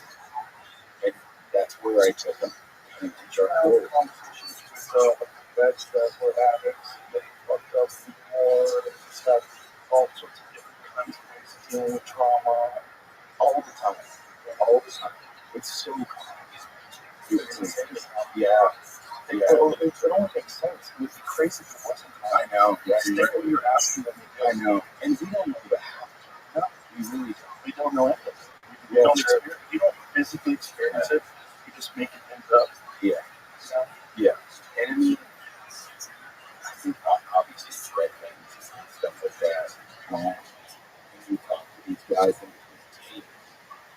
and they're pretty transparent. It's beautiful that they're talking about this. It's like, where are they putting this fucking energy after they're out? Like, they gotta find another purpose. It's so fucking heightened. Absurd.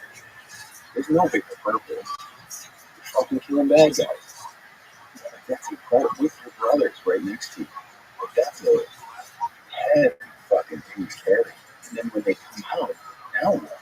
But I'm gonna go walk fucking Walmart and just be a dad, and that's just a whole nother life. That's why things are really about such a good. And it was so good the way he explained or the way it played out that this guy just could not go back to home. Like it just wasn't working. He didn't give a fuck. He's rather be back out there. Yeah. I mean, you look at Marcus too. After that, he went back to the Marcus, which is not a guy that he's I mean, these guys are fucking. This is kind of the UFC, right? Of like, there's a lot of big fucking warriors. And I know they're not in the front lines of their age, but it's like, you got a guy like Marcus or those these guys that just truly warriors. It's just a there are a different breed. Well, that's why they get right. Yeah, some people think that. Yeah, all mental, physical. Yeah. I mean, Mendoza was running guys too, and he would say a lot of times you look at these fucking strong guys, and then you got the D1 athletes that haven't had or gone through a whole lot because they're gifted athletically, up to they're not as strong. And that fucking scrawny guy over there is breaking that D1 athlete with him. Yeah, it's going to It's kind of keeps fighters. Sometimes it's the guys that aren't talented that wind up being champions. Yeah. They're tougher and they work harder. Yeah. Because they don't have it easy. You know, they can't half-ass it. You know, they have to be all in. Yeah. It's the life. Yeah. It's the sacrifice. Yeah. And you know, have to be all in. Yeah. And comfort can kill you. Oh, yeah. In everybody. Yeah. Yeah. I hate it. No. I hate it. I would have thought that one day that I'll take it, but I'm just fucking chilling and go on the beach. Like, You're going to cold college and all that. Yeah, I don't like that fucking shit. It really is. You gotta be a pastor. Yeah. Really, Even like you with acting, it's like I live for it. I love it. And I honestly do believe I just worked my way through stubborn. Like I'll just outwork people. It's not like I've gifted this talent. It truly isn't. I'll just outwork people. Now it's like, you know, it's just crazy. And now I'm starting to be like, okay, I'm thinking about curious, thinking about eating a little more balance. But then I start this balance, and it scares the fuck out of me. I don't like it. Just, it's the comfort, right? It's like, oh, kids, don't take this. Just don't keep fly fishing. Keep, you know, just go on a motorcycle trip. Go, just quit, and I'll still do it. But I'm just so conscious of it. I'm like, don't get fucking comfortable. Don't rest on your work. You know, comfort's not bad if you learn. Right, you gotta learn the fuck out of it. Where, like, when you're sitting on that couch, you know that you actually need to recover. Like, yeah, if you're gonna keep going, you need to recover. So, like, watching South Park is probably good for you. yeah. Actually, like medicine. You know, just fucking living in zone out. True. Yeah. But there is that, I think, I don't know if you have that, the fear of failure still, of just like, Of it all falling apart. that, and like, I'm on set in 2 weeks, I'm fucking scared. You know? And it's a heavy role, shit ton of dialogue. I know, but I can't sit on that fucking couch because I'm like, what the fuck are you doing? Yeah. Yeah. Yeah. But that's why you're doing what you do. Yeah. You have to be a little scared of what you do. You have to. Yeah. But Monday I'm going out there. I'm kind of freaking out. Which I always do. Because it's hard. Yeah. I got in shape. I got like did a lot of cardio, a lot of leg workouts, going pumping up those mountains. I shot 3 hours of arrows today. 3 fucking arrows. 3 hours of full best 80 miles up. Yeah, it's a lot of work, man. I work hard, but it's because when it's there, I want to be prepared. So leading up to it, I get like fucking super serious. Okay, really like where it's with me all day long. It's with me all day. I'm putting my underwear with me. I'm sitting in the cold plunge. I'm thinking about the mountains. Yeah, it's a hard thing to do, and that's why I do it because I love it. But it's also it's a hard thing to do. So when you're getting ready to do like a roll, it's like the nerves are that's really keeps you honest. Feeling, you can't eat. That's your friend. I'm looking through my girlfriend. Yeah, you barely running lines. Yep. You this and this. But if you don't want to talk about Taylor Swift, I can't. And these assholes. Right. Like, what did you say? You're not listening. I was listening. I just spaced out for a second. I'm sorry. Yeah. If you go back to these things after pause, I'll just literally be like, I'm going on a bike ride. And I've gone for 2-3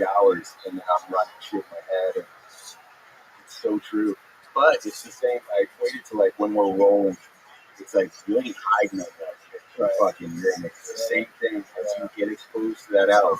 It's like, this is your fucking moment. We're gonna see if you did the work. I think everyone needs something like that, but it scares people, so they shy away from it, and they look towards something that's guaranteed, it's a guaranteed paycheck, it's easy, it's simple, but that's your enemy. Yeah. That's how your life becomes just dull shade of gray. I know. Yeah. How good. You're very fortunate. You're very fortunate you've been able to do what you love, and that what you love is, it's very exciting. Yeah. And it's very exciting to other people. It's very rewarding. I just fucking love you guys, buddy. That role, That was my cry. that was intense. That one scene where you get changed, and you see all the fucking cuts all over your body. Like, Yeah. it's just That scene, I lost a bunch of weight for it. And then Howard Berger did my makeup for that fucking thing. And that scene had a lot because it's everything. you saw It's who that guy everything. is raw, naked, With his Shoshone brother who wakes up starving, with, yeah, covered in scars. and then goes into that teepee with the chief, the mother of his wife that he lost. I wrote that scene.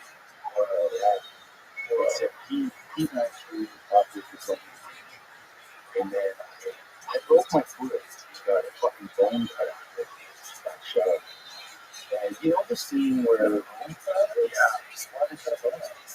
so there's a scene where I go down to get horses and I kill 5 or 6 guys at the skiing camp. I think it's episode 2. And Betty Gilbert's amazing comes down and she's like, didn't trust me, and she comes down and I have to kill these guys. During that sequence, I broke my foot. It's called dash while I was stuck to the window. And my dad was broken. And he's like, I looked at him. He's like, don't fuck with me. No, dash is broken. I got some shitty things. And he's like, yeah.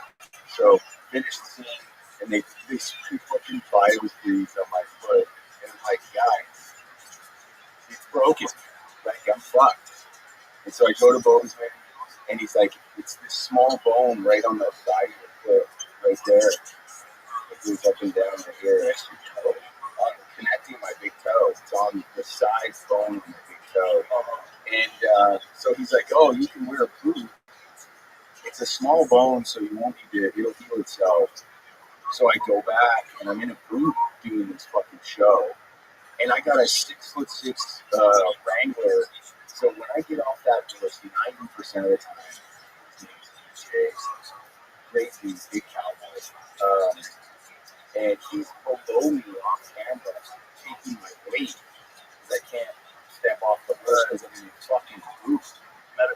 Yeah. And then 6 weeks goes by, or a month, and I go back to Bozeman to take my boot off. And he does one last x-ray, and he's like, you need to be in surgery. Oh, that's what I said. That's a shitty call. So I got surgery, and then right before surgery, he's like, you can pin it, but he's super active. And it may not take, or I can cut it out and put bone wax on it. Bone wax? Yeah, I didn't know this thing. That's bone wax. I don't know what it is. So you just said cut it? Yeah. Because you wanted to go back to work. Yeah. So they cut a chunk of bone off. Yeah. What is bone wax? I think it just is a protective coating over it. Ooh, look at this. Commonly supplied sterile sticks usually requires softening before applied. Generally, with beeswax, softening used uses paraffin or petroleum jelly smeared across the bleeding edge of the bone, blocking the holes and causing immediate bone hemostasis. Still don't know it. This exists a tamponade effect, closure of blockage, as if by a tampon, especially to stop bleeding. Yeah, a tampon in your foot, bro. Yeah. Wow, that's crazy. So does your foot fuck with you now? Yeah. It's if I'm fly fishing or on uneven ground, Or if I'm doing, if I'm tracking or doing something side hilling, which I fucking hate. Side hill hiking, I hate. I have a terrible knee as well. That's where it fights. Yeah. And then, so I dealt with that. I had to be on the couch for 6 weeks. But my first day back was those two scenes. I had called Pete. I wrote the scene. Because that scene was exposition. At first, we talked about red leather and stuff. And this is my first day back after losing it. I haven't seen her since I lost her daughter and grandson. This guy can't read anything. That was the question. Thank you for this. The clutch of that whole arc in that family. Yeah, it was an intense scene. It was so realistic. Yeah, well, that's what a guy would look like. I hate when you see someone who's living an easy life. Yeah. And they take their shirt off, and it's supposed to be like it's some rugged outdoor environment. It just looks soft. Yeah. Or he's stacked. It looks incredible. Looks like he's in a gym. Yeah. Eating creatine. No, you look like a hard man. Like a hard man who's been through some fucking hand-to-hand combat. It was very realistic. Yeah. And you have to starve yourself for that? Yeah. How much do you have to lose? Just to get... So I had time, which is great. I lost the to that. Yeah. But I'd done it. I did this one film called The Bang Bang Club. Here, I was just living off Lamar. And I played this drug-addicted... true story about these war photographers during the apartheid, right before the first free election, Mandela's election. Kevin Carter and for this epic shot he took. He's done a lot of flack for it. But that, I had 30 days to prep, and I lost 35 30 days. I remember going just over 535 to my heart rate was fucking low as pieces. Because all I was doing was running, coffee, and the broth can be super salty, sodium heavy. So I'd filter that and then just have broth and you're starved. Yeah, it's bad. And I got a thyroid problem from that. And that doc was like, hey, you're going to fail this physical. Just so you know. Do some push-ups. So I do some push-ups. I know, that's cool. Yeah. I was hurting. Probably kind of fun. Yeah. And then I was hurting. They would shoot me out on Bang Bang Club. Like, just shoot the coverage and go back to bed. And then I ended up getting a nutritionist there. And she helped me a little bit. But that was a quick shoot. But that's where I think I fucking did. And then Koresh again, lost weight for that. That was great. That fucking whole restaurant was so great. I know. What is it like eating that? Because it's another real life. Yeah. That was, I just put right there too. That was almost too long a prep. Here's me saying I love prep, but I had 6 months to get into that space, and it just, the last month I tried to pull out of the show. Yeah, because I was just, you're hoarding all this energy. I lost the weight, learning to play guitar and sing, which was fucking fun. I'm fucking terrible. Well, he was terrible too, though. Yeah, it was. That literally helped me. Are you listening today? You're going to be like, wow, I suck. Yeah. Shit. I have no idea how we got people to follow that fucking terrible. Yeah, I was in that call, we got to go. We got to reevaluate this guy. Not Christ. He is not the way. He's actually kind of fucking terrible. He actually sucks. This fucking music sucks. Yeah. But it's just like getting in the headspace of someone who's that's crazy too. And has that kind of like sick control over people. Why? Figure out why. Yeah, I think so. Yeah. Go to his childhood, which was fucking terrible. Like, become a college. It's awesome. Great, healthy parents. always giving you hugs. And you decide to be a cult leader. Yeah, he memorized the Bible by 15, which is fucking, that says enough right there. But he was like tied to a radiator on a birthday, like abused pretty hard. I almost bought his car. I was trying to trigger in his car. It was a 1968 Camaro, and a buddy of mine texted me and said, you know, like, dude, precious car for sale. He knows I'm a car head. Are you? Cars, especially muscle cars. Yeah, I have a 69 Camaro. And I was thinking about, at the time, I didn't have an Eddie Camaro, but I was thinking about getting a 68 or a 69 or a 67. I like 69 more. But then after I was Koresh's cars, I love that. I had to drive to the comic store and David Koresh's Mustang. In Texas. No, it's David Koresh's Camaro, rather. But then I thought about it. I said, you know what? I don't want it. Yeah. It's Mojo. I don't want to hold these things. I don't want to sit and see. I don't want to. Also, what a piece of shit. That guy's a preacher. He's driving around a muscle car. Like, for sure. Store right there and then. Terrible What does that tell you? muscle car. Ego. A little bit of an a lot ego. of ego. Yeah. I mean, not that you can't enjoy them. I love them. I think they're one of the greatest accomplishments in American engineering in terms of like a piece of functional artwork. Yeah, American cars, I love that. I'm that way with motorcycles. And I got to set actually in Waco, Washington. So yeah, right for the sale. So we shot that in Santa Fe. I'd like to change that. And Waco's a great town, by the way. yeah, it's great. grown like enormously too. Yeah, his motorcycle came for sale, and obviously they didn't make it. I kicked tires on it. And wanted to just, it was probably worth $2,000, wanted 50 or something. It's just like, and what, honestly, like you just said, what am I going to do with this moto? Yeah, I thought it was silly at first, and then after a while, like, Yeah. Before we opened up the comedy mothership in town, I was under contract for this place called the One World Theater that was also owned by Here?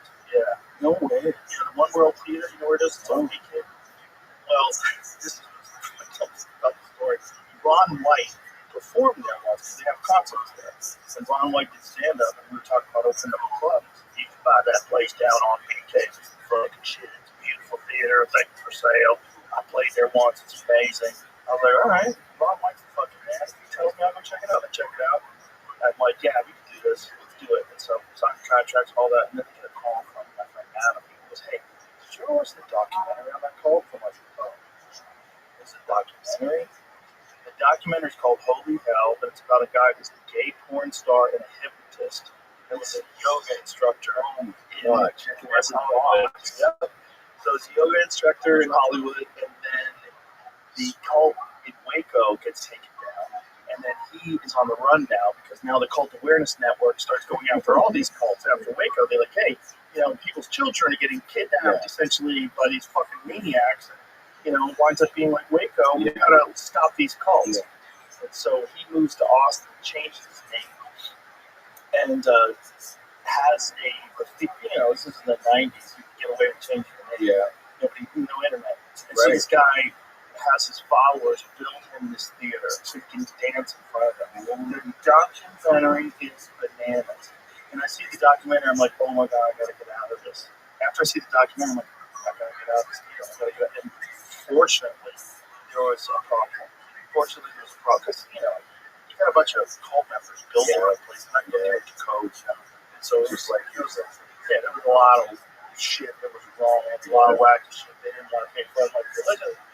Yeah. So it cost me a lot of money, and I got out of it. And then we eventually got to Ritz on 6th Street. That's the perfect spot anyway. But it was the thing of being in that building, knowing what happened. Like, I can't. Different energy. 200 people wasted their life with this asshole for 20 fucking years. And there was a bunch of them crying at the end of the documentary. Like, I've lost my life. My life is meaningless now. I thought I was going to be with them forever. Now I'm a dog walker. I'm like, oh my god. I can't carry that. This club. I can't feel it. Yeah. I'd have to tear the building down. It's got to be silly. You know, building that call. Yeah. Perfect. We'll Yeah. take it. But the reality is, every call winds up being the same thing. The guy wants all the money and he wants to fuck everybody. It's almost every one of them has the same profile. And fear-based. Always fear-based. Yeah. Always everybody else is the enemy. I'm the solution. The nutty thing about this guy, though, is that within this thing, these people called the knowing, and you had to earn it. And when you earned it, it was this very special ceremonious moment that he would put his hands on their head and he would do something to them, and these people would feel God. They would experience God. And I know that it has to be some sort of placebo effect or psychosomatic, something where your brain triggers this energy. But all these people that called my phone, that fucking hated him, I was like, they all talked about that moment like it was the greatest moment of their life still. They're like, I gained a connection to God and to the universe that to this day was the most profound and loving moment of my life. It's like, yeah, the guy was a total piece of shit. Scammer, con man, liar, everything was wrong. Yet, he was still capable of doing that thing to them. So, over years. But he had them thinking about the moment that it was going to come one day, and then you take it away from them, and then one person would get it, and they would all sit around and watch. And they're like, when am I going to get it? But when they got it, they would all go, because we know that the brain produces psychedelic chemicals, and I guess you can trick it, which is, I think, what a near-death experience is. I think a near-death experience, your body's like, it's over, flood the gates, and then it rolls through, and then you go down the tunnel, light, and all the jazz, and meet dead people. But I think this is possible with everybody. You just have to achieve the right state of mind. I know people in Kundalini yoga, people that are like heavy into it, can fucking completely trip balls. Really? I had a buddy of mine who had done DMT. Oh, yeah. And then he really done DMT a couple of times, so he knew what the experience was. And then he really got into Kundalini yoga. He was doing it for like 6 months. What is Kundalini? It's a very specific kind of yoga that involves like deep breath work, and there's a lot of like head bobbing. It's very strange, but it's you achieve the DMT-like state. It's like you achieve a full-on psychedelic experience. I've always thought about what trying practices. Yeah. I don't know the time. That's right. But the thing is, it's too busy. I can't think about some new thing I'm obsessed with. But my point is that there is some little trigger in your brain that if you trick your brain into snapping over to on, it just, I believe that this fucking cult guy did it to those people. As much as they hated him, as much as they knew he was a fraud, he fucked everybody. They didn't know that everybody was getting fucked, and so like one guy leaves the cult and he sends out this group email like, "Hey, this guy's been hypnotizing me, fucking for like 10 years," and they're all like, "I thought it was only me." And then it became crazy where everybody had a story. Everybody had a story. They charged them money for these experiences, and they fuck up course. It's hilarious, but terrible. Yeah, and so I didn't want that burger. I didn't want your ass to go on. When we were at contract again, no. So when you were getting close and you wanted to pull out, was it just the heaviness of Yeah. carrying around this guy's weight? Yeah. And then I called my manager, Steph. She's like, give it a take. And then the Dowdle brothers, who wrote directed, terrific guys. And I called John. And I think one thing that set me free probably on month 3, because I was really stuck on everything you just said. Like, yeah, it's pretty fucking good weapons. A lot of weapons. But I Real was, person. yeah. Real damage. Yeah. But I was judging it. And that was like really a big block for me because I couldn't understand it. And so once I started to not cast judgment and my own judgment on him and just trying to understand it with him, then I was like, okay, I'm flying. Like, this is his childhood, this is why. So it's your guys' job to judge away and do all this. But for me to play this guy, I can't bring that to him. Right. Yeah. So that gotta helped be a lot. that piece. Yeah. Yeah. You gotta do it. try and root that. When you got done with the role, was it like a thing you got cast off yourself? Like, Bang Bang Club fucked me.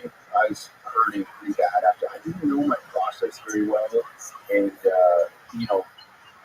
Kevin Carter was just really, really trouble. And I think it was anthrax, which is an animal tranquilizer that he would take. Oh, yeah. And he would have night terrors and all that. There's photos of him, like, they called it the Bang Bang because they had these police scanners.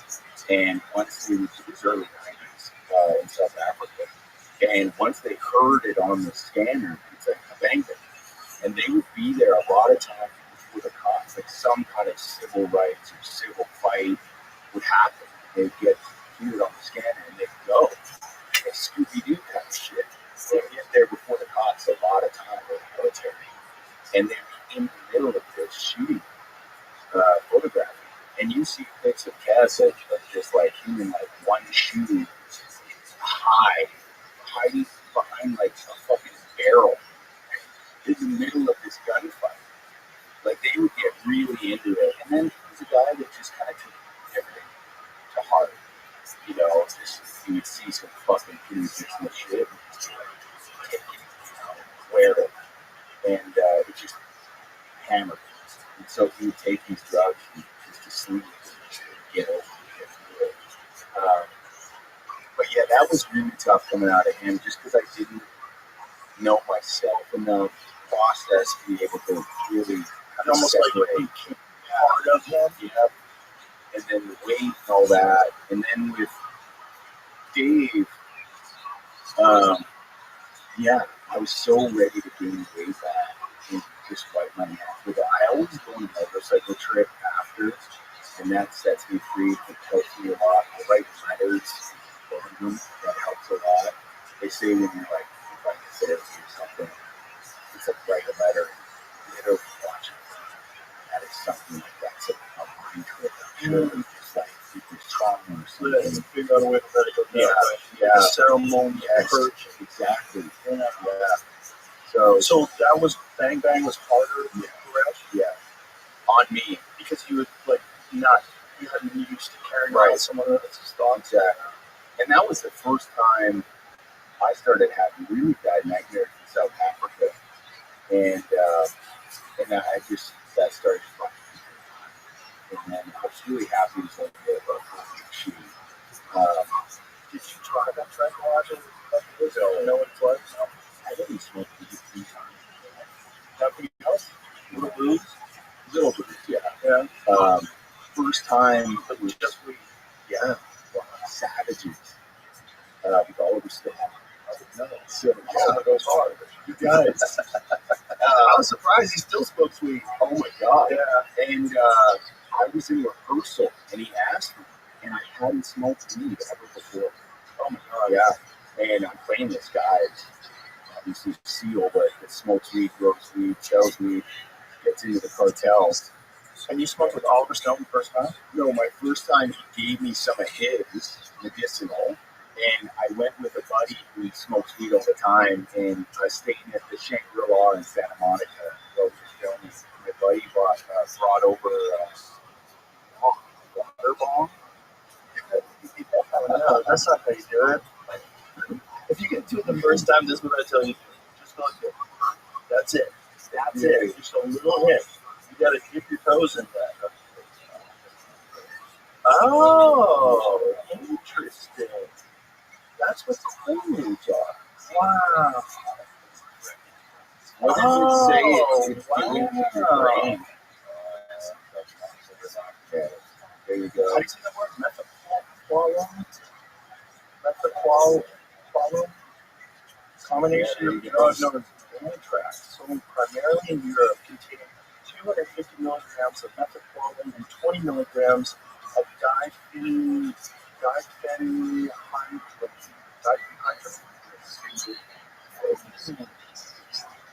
Commercial production was discontinued in many countries during the mid-1980s due to widespread misuse, addiction, and associated public health concerns. Yeah, you know when a popular drug is cold. It's pretty bad. Yeah, So just because that was the first time you ever tried carrying around someone's thoughts, that was what else so fucked up. Yeah. And I was that actor where it was like, right. Yeah. Yeah. But it comes out. That's the fucked Yeah, up thing. It comes out in the role. It's real. Like it's nothing as Daniel Day-Lewis's process is. When that motherfucker is that guy, there will be blood. Oh, Only my I drink your shake. He's fucking there, man. He's dialed in. He's the best. But it's just that process. It's got to be fucking soul crushing. Yeah. Because you lose you. You lose you. And now you're some fucked up person. Yeah. Like David Koresh. Yeah. You Having nightmares. Living in a fucking mini hotel room in South Africa. Like, lonely as fuck. Yeah, it's no joke. That was no joke. But I've learned my process a lot more. Did you have to refine it on your own? Yeah, it was Waco that really kind of set me straight in my process. Really helped me develop me. Because it's all self-explanatory shit as well. And then you're just way more conscious of it. Of like, okay, like even with relationships, of like, okay, I can get quite short. Being a true detective, I was on the asshole through the whole thing. And I had my best friend of 30 years with me, helping me in that. And I was drinking to black out. And that's not me. I don't drink much, but I was just a fucking mess. My buddy was like, playing NHL, AHL, was fighting. He fucking murdered. You're getting shitty with him. Really shitty with him. And I would booze, bro. I know. Booze is the worst. I know. Oh man, it's the worst for that. So it really is. People put themselves in situations they really should not be in. And I would hook them, man. And we go to this shithole bar. It's called Sports Harbor. I don't even know if it's open anymore. But I would fuck around. And I didn't have to find out. But I definitely was getting that really conscious of it. And people have to have a moment with me. Like, man, you said this last night. I think it's probably because you're trying to play detective. I'll fuck it up in the closet. And So do you think that's what it was? Like, yeah, I do. Yeah, because after I shed it, or after it wrapped, so I was with my sister right after, but I was fine. But during, I was no bueno.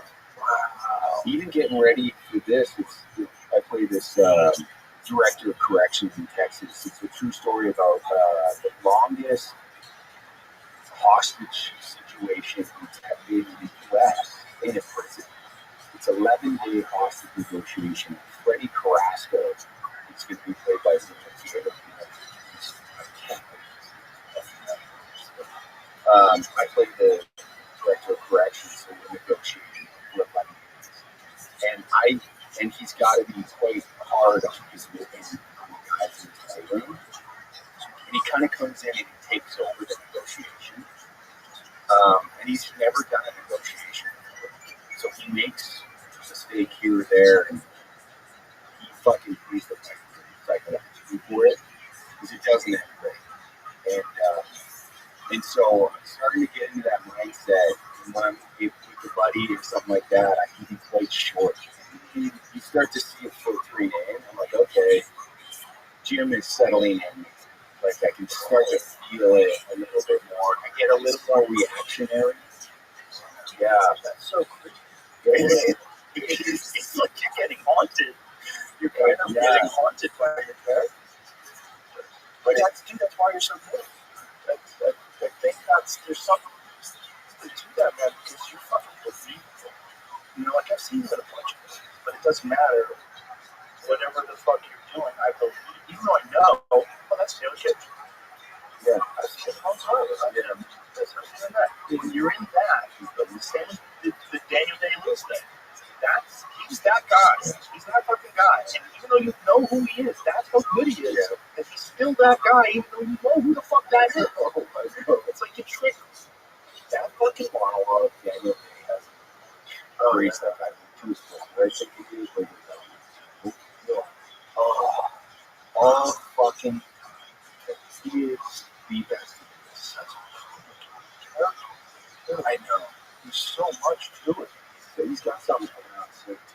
son.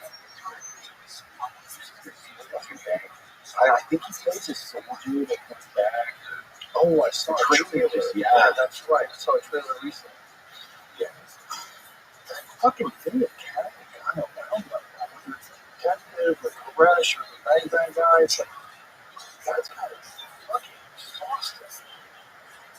Because you're like real life in real life. You're friendly and like, hey, what's up? How you doing? Because I didn't know you could be like, everybody's different, you know? I heard horror stories.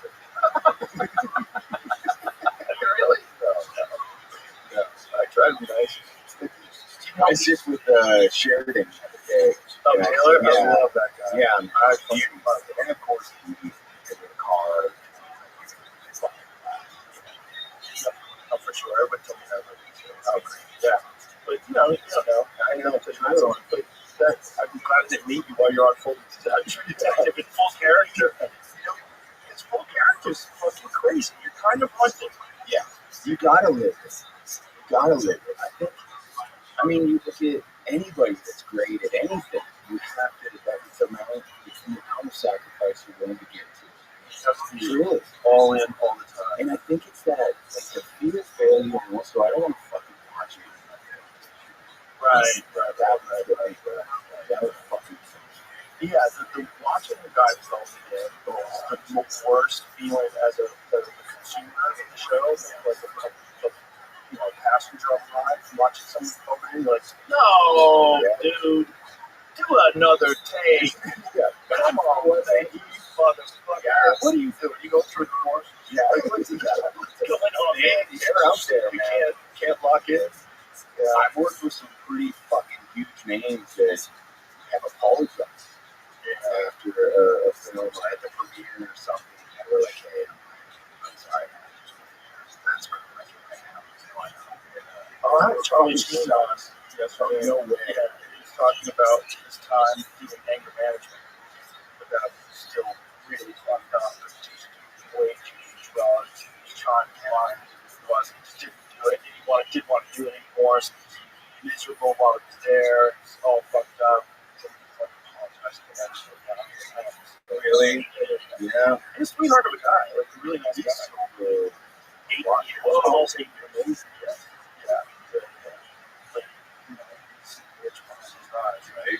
That's a struggle. That's so much struggle. So that guy went through it for so many years. The stories he was telling about, like, literally how 1 a.m. to 7 a.m. can go by like that. And then all of a sudden someone was pounding at his door. It's time to go to work. It's like, I am high as fuck on crack.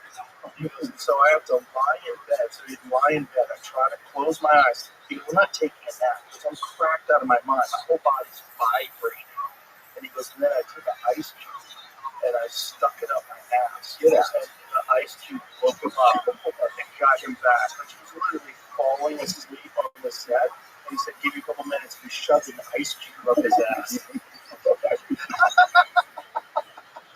The guy moved his right. Bro, that guy went so hard. That out. You know, You're just going to the fridge. I gotta wake up. He's literally falling asleep. I gotta wake up.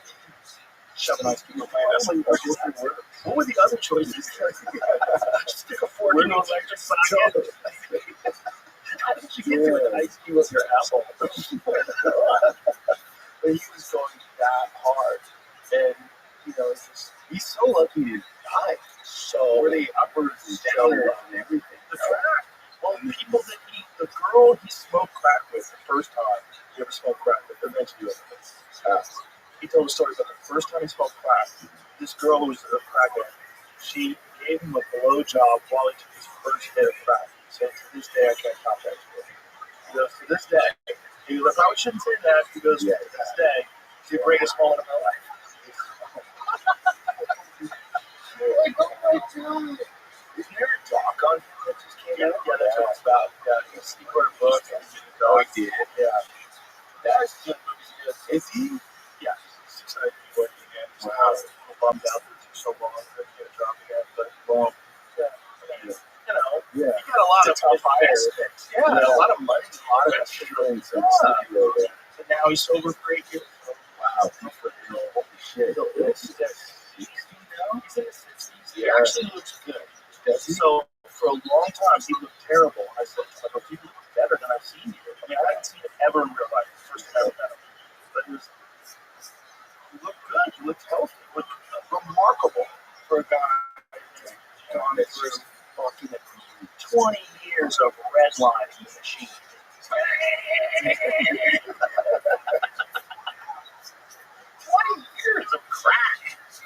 I'm going to watch that. Oh, the doc is great. It's really entertaining. It's really well shot. It's really well shot. Yeah, really well edited. And I mean, that whole stories sound have a is pretty epic. yes. Oh, Martin. Yeah. Yeah, no, we talked about Hawkins now. It's all really crazy. He was on the 70s, 8 or 10, 10 years old. He was 10 years old in the Philippines on the set of Apocalypse Now while it was being filmed. Yeah, helicopters, fucking Robert Duvall, everything. Yeah, dude, he was there. 10. Oh my God. And your dad's Martin Sheen. Like, the Philippines back then, dude. Dude, I love that movie so much. I wear this watch. This is a little. This is a reproduction of the watch that Martin Sheen wore. No way. That's it. It's my favorite watch. Yeah. It's because of that. Yeah. It's because well, it's a nice watch. It's a Seiko.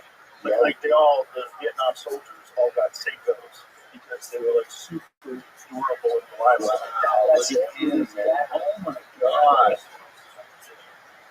Oh my God. On the set of a podcast now. In 1979. How old was Martin? That's pretty young. Yeah, I mean, what a legend, though. It seemed like the movie was just right? Yeah. Crazy. It's crazy. It's crazy. And you wonder what? And then 10 years later, literally 10 years later, he's doing which is the next, like, epic war movie. Oliver Stone is directing it. Willem Dafoe. Who's the other guy? Who's it? Yes. Dude, that guy ruled. Yeah, he did. He seemed so scary. Yeah. Willem's an amazing guy. Amazing. Yeah. That guy's, I love that guy. He's great in John Wick. He's great in everything. He really is. He's great in everything. Yeah. Willem Dafoe's a fucking guy. Yeah. But, like, to be there at 10, watching Dad filming Apocalypse Now, and then 10 years later, you're in Platoon, and Oliver North is directing you, and you're now Oliver North, that's hilarious. Oliver Stone is directing you, and you're doing the narration. The whole thing's 10 minutes. How do you adjust to that? No, you don't. Well, that's how you adjust. One word. Yeah. Right. Well, wow, That was his drug of choice. When that girl blow him, when the girl gave him a blowjob while he was smoking crack, he was back, and then I get it now. It's just crazy that he's alive. Yeah. But one of the things that we were saying that I was talking about was like, no one can understand what you went through because no one has ever done that. No one has ever been Charlie Sheen at 20 years old and been in Platoon, and you're the toast of the town, and you're a baby. Yeah. You know, you're just getting out of high school. You know, like what? Yeah. And then world's your oyster. You're doing blow every night. It's chaos, just nuts. You're off the rails, and every time you fail, you succeed better. Like every time you go into rehab, there's a better movie waiting for you on the other side. There's no consequences career-wise. What was the baseball movie? God, I Major love League. Oh, he was awesome with that. So bad. Yeah. I grew up watching. Yeah, that guy's great. Yeah. Fucking movies. Yeah, great fucking movies. But to be him and to, there's no blueprint for that kind of. What was his book? Did he tell you? He kind of, like, there was a bunch of bottoms out. And eventually, it was bad, and it was his behavior afterwards. And he very apologized to Chuck Lorre. He says, we've talked, I've apologized to friends now, thank God. But he said, does he live in L.A.? Charlie? I don't wonder. Remember what he said? I don't think he said. I don't think I asked him. I don't know if he's still there. But he's been completely sober for 8 years. But yeah, good for him. Like, he can do it. That guy can do it. And he seems to get That's right. That's crazy that they put that even with the goals. Behringer, 2 subs. It's just amazing that guy's life arc to go from Yeah. being a child on the set of Apocalypse Now to 10 years later starring in Apocalypse. It's like a 2-year shoot. Yeah, no, we're talking about this. Yeah, I thought it was like that. I think the entire They just production kept asking for took money. forever. Yeah. Francis Ford Coppola. Come on. He nailed it. To this day, I will watch that movie every now and then. Back then, too, to make a movie like that. That movie was epic. And it was like one of the first like realistic ones. Yeah. It's crazy. My child wants to smash. I wanted to star with all of them. Yeah. Just like And 2015 was yesterday, man. I know. That's And the a most formative years. Yeah. 10. Yeah, 10. What were you doing at that? I wasn't filming. That was the other thing. It's like, I didn't know that world existed. It was like living in Malibu, in this beautiful town on the beach. Everybody's like happy and wealthy, and his dad's a movie star. And all of a sudden, he's in the Philippines, and he's like, Francis Ford Coppola had all these sketchy people on set all the time. He's an artist. He's not like, but there's all these weird fucking people around. Fucking shoot. Yeah, in the jungle. Yeah, literally. Using helicopters from the army, and saying that one time the army had to take the helicopters back and say rebels, and it was all about borrow the helicopters. There's another. They had the whole scene rigged. They had those rivers rigged with explosives. They're ready to film the scene, and they were like, "No, we need our helicopters back." Oh, we need to go kill some people. Old school. Wow, man. I mean, if you could go back in time to be on the set of any movie ever, what would it be? I mean, I had dinner with Gibson with my Gibson, and I worked with Brendan Gibson, Phil Mayfield. That was a big one for me. Yeah. Or that would be on a sword fight. I know. Totally. Fucks it up. Totally. Get out of that movie. Truly. God, that one was big. What a movie. I mean, come on. So when the king pulls the helmet off the king, up to the other side, and then you cut to Gibson, it's those fucking blue eyes that are trying to register that it's the king. His king. That moment. Just he really hard. He really can. I watched some Apocalypse Now. Amazing. Same, by the way. It's the blockbuster movie where no one speaks English. Yep. And no big movie stars. Yeah, no big movie stars. No one speaks English. It's fucking amazing. And he used like real people that lived there. Yeah. Good for him. Good for him. Yeah, and it's fascinating. Like he's brilliant. Yeah. On all over the place all the time. First time he was on the podcast, he had a pen. He stopped taking it. Like the entire time, she couldn't think of it. Fucking crazy. Oh man, that was a cool dinner though. He told me some stories of Braveheart. Just riding the horse to all these cameras, like ripping the horse to one camera, seeing the shot, going to the next, seeing the shot, going in, doing the speech, going, looking his way back. Just like, and then he's like falling asleep, standing up. He's so tired. That's it. Talk about real those fights. Still holds up. Yeah, that soundtrack. And that was incredible. Because my dad played the bagpipes. He played actually in the World Championships in '95. Really? Yeah. From Canada? Yeah. Went to Scotland? Yeah. Wow. And then he, so the pipes to me, like I remember he was an alcoholic.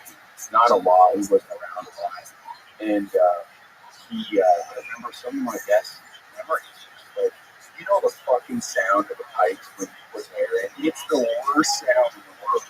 It's like a rabbit, like, getting bludgeoned. And you'd be at Christmas, and all my cousins, his side of the family, and you walk downstairs and you hear these fucking pipes getting airplane. And you could come up and stand in the middle of the living room, just rip the pipes.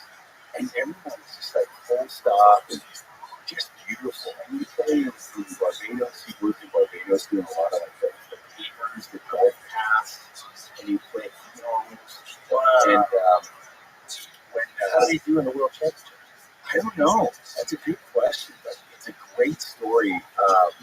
So Brian Eagle, I was fly fishing in the Madison, just west Yellowstone. I had 4 days off, so I went home for a Bozeman and was fly fishing. Only my favorite spot in West Yellowstone. We rode Bozeman, and I'm like, I just caught like a 20-inch ringlet or something, and I'm fucking ripping into my brother, being like, "This fucking, I'm killing it. The rod's on fire right now." And it's like, so my dad raced cars as well, and his race car name was, he called him Gooey growing up.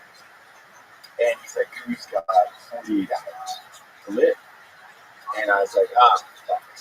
All right. Literally just verbatim like that. Like, I saw him the last 19 years, I saw him twice. And one time was in Montana. He had early onset dementia. My brother told me that. Great story there. But, so I drive. I take my adventure van, drive up to Kelowna, my hometown. I've got this big beard from Primeval, and I had talked to one of my brothers years, and I was still close to the hospital. He's, I turn his wheelchair around, and I'm like, hey, Gooey. And he's like, who the fuck is this? Yeah. And he's on like oxygen. I'm like, I'm your youngest son. And he's like, what are you doing here? And I'm like, I'm just here to say hi and hang out for a couple days. And he was like, on point. His brain was going. And it was a little like, I'd seen like one grow forever. So How long did he been before that? Years. A couple of years. Yeah, probably 2 years. And is it dementia that he recognized, or the beard? No, the beard. He's the beard. And I was limping with that fucking toe. And so we go up to his room. This is a Friday at noonish. And he's great, though. Like, so we had this young doctor. He's like 40. Great guy. I go and sit down with him. He's like, I'm like, dude, he's dying. He needs to fucking die. He's on point. And he's like, this is what happened. Sometimes when somebody like this, he doesn't know he's dying, but he is, once, like all three of his brothers, all three of his sons were there. And it's like a high. And everything just dialed into it. Right. Just very present. Yeah. And he's like, the doc is like, man, I have a feeling all three sons haven't been together with him. And so we were all there, and I had my assistant back in Santa Fe, and I was like, hey, my dad played for Kelowna Pipe Band. And I was like, call her, I'm like, you gotta help me here. He had a piper, and to come play for him at the hospital. And she's like, oh, and she was great. And the next Friday night, I'm like, Huey, what do you want for breakfast? And he's like, give me something I shouldn't have. Give me like a fucking Costco muffin and a stupid amount of whipped cream and a coffee. And so, of course, I go over and have this fucking big chocolate chip muffin and the coffee in the next morning. But he's gone from like dial to turkey. And so we got this pipe. He fucking, we're not allowed to do this. We bring him out in the courtyard. And the piper comes and he's asleep. And she's like, what do you want him to play? Like, they know my dad that he played for the Kelowna Pipe Band. And I'm like, I don't know any songs. And I just obviously this piece and stuff like that. So she just wakes up. He wakes up. And we're all fucked emotionally. Right? This whole, the pipe to us is just like, that's our father. It's like our only memory, one of our only memories. So she plays 2 songs, and he's falling asleep again. He wakes up, and I'm like, you need that one more song. And he's like, okay, who's the mama's boy love? and she was amazing. And he's like, play one for me. So I think it's that point. And yeah, so we have all this on video. And, his brother was there, his wife, his best friend growing up. So the nurse comes out after the fights. They're not obviously the whole fucking hospital can hear. And so we're obviously got caught. She's like, and so we're like, yes, ma'am. So we fucking have him in his bed. And you know those like wheelchair ramps? It's like a hard 90 degrees. He's out. He's sleeping. And I'm the youngest of 3 boys. My middle bro's big. And then my other bro's like 6'2", big boys. And we got him, and we're stuck in that term. So now it's like Weekend at Bernie's. And this is like a pain movie where it's like, he's fucking, I'm like, hey, he's stuck. Boy, he's stuck. He can't get over this fucking corner. His head's too long. And we're dying like, we need him. And so I look down, and Green's arms is like fucking jammed in that collar. Yeah. So I'm like, oh, back up a bit. So we back, loosen up, and it's like, it's not broken, but we didn't feel any of this shit. So we're like crying on it because it's like a Weekend at Bernie's. It's our dark humor, man. You gotta laugh in those moments. Yeah. And we were just fucking 10 minutes earlier. Get into the room, and he's in and out sleeping. And the next day, on Father's Day, I had to drive back to Bozeman, and we have dark humor. And so everyone's in the room. All right, get the fuck out of this room, everybody. Like, the nurses are like, oh my God, what happened? I'm like, oh, I'm sorry, it's a joke. I just want 10 minutes with them. And then I gotta go. I gotta go back to work, but I need to say goodbye. And so they leave. He's like kind of that in and out of consciousness. And he would wake up and look right through, like he's trying to be with you or present. And I don't know, that's kind of how I took it. And he's fighting consciousness, I guess. And small little side note, I was driving, and the shaman who was helping me for my evening, he texted me once I got into Canada, and he was like, hey, I had a dream, you got fucking gone. And I'm like, oh, okay. And then so I call him, and he's like, hey, something's up. And I'm like, I told 3 people that my dad's dead. And he's like, I had a fucking dream that you're about to lose someone. I don't know if they're close to you, but I hate calling. This is a crazy call, but I'm going to listen to this.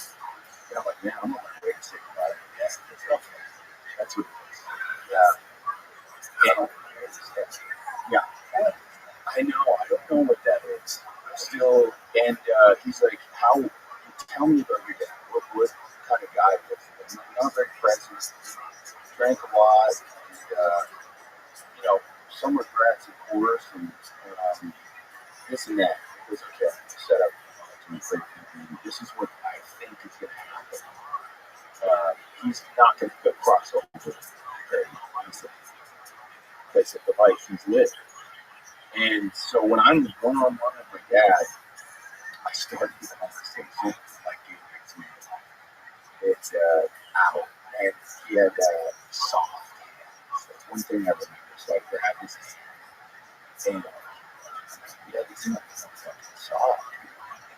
Like, maybe you should have worked harder. Like, no calluses, like nothing. just trying to. And then I went into like the nonprofit and do this, and I'm gonna try and get back and this and that, and promise. And during that conversation, trying to be conscious, he's fighting to be there, present. But he was like, and then 2 hours I left, and on the way home on Father's Day, and then I was back to work on Tuesday, fucking riding banana bread, at works. Yeah, with like Shea Wiggum, yeah, he was great with me. And feeling lost. I think I mean, how crazy art simulating life vice versa. Especially playing a guy in the morning, and then all of a sudden, like, father who I really had died, but it's still your dad. And he was like, hey, this, do you want to ride banana bread into this shot and walk them? And I'm like, oh, I'll ride. And I was doing a scene shake with them. It was beautiful because I was upset that some knew that it's my news to tell, but some had already knew the curtain. So I was a little rattled at that when I got to set because everyone was very fragile with me, which I understand. But I was like, whoever told you guys, it's not your story to tell, it's mine to share. But so I was a little upset on set, but then it was so beautiful because a lot of these older guys on set just come up and be like, my father, this guy, this guy, Celia.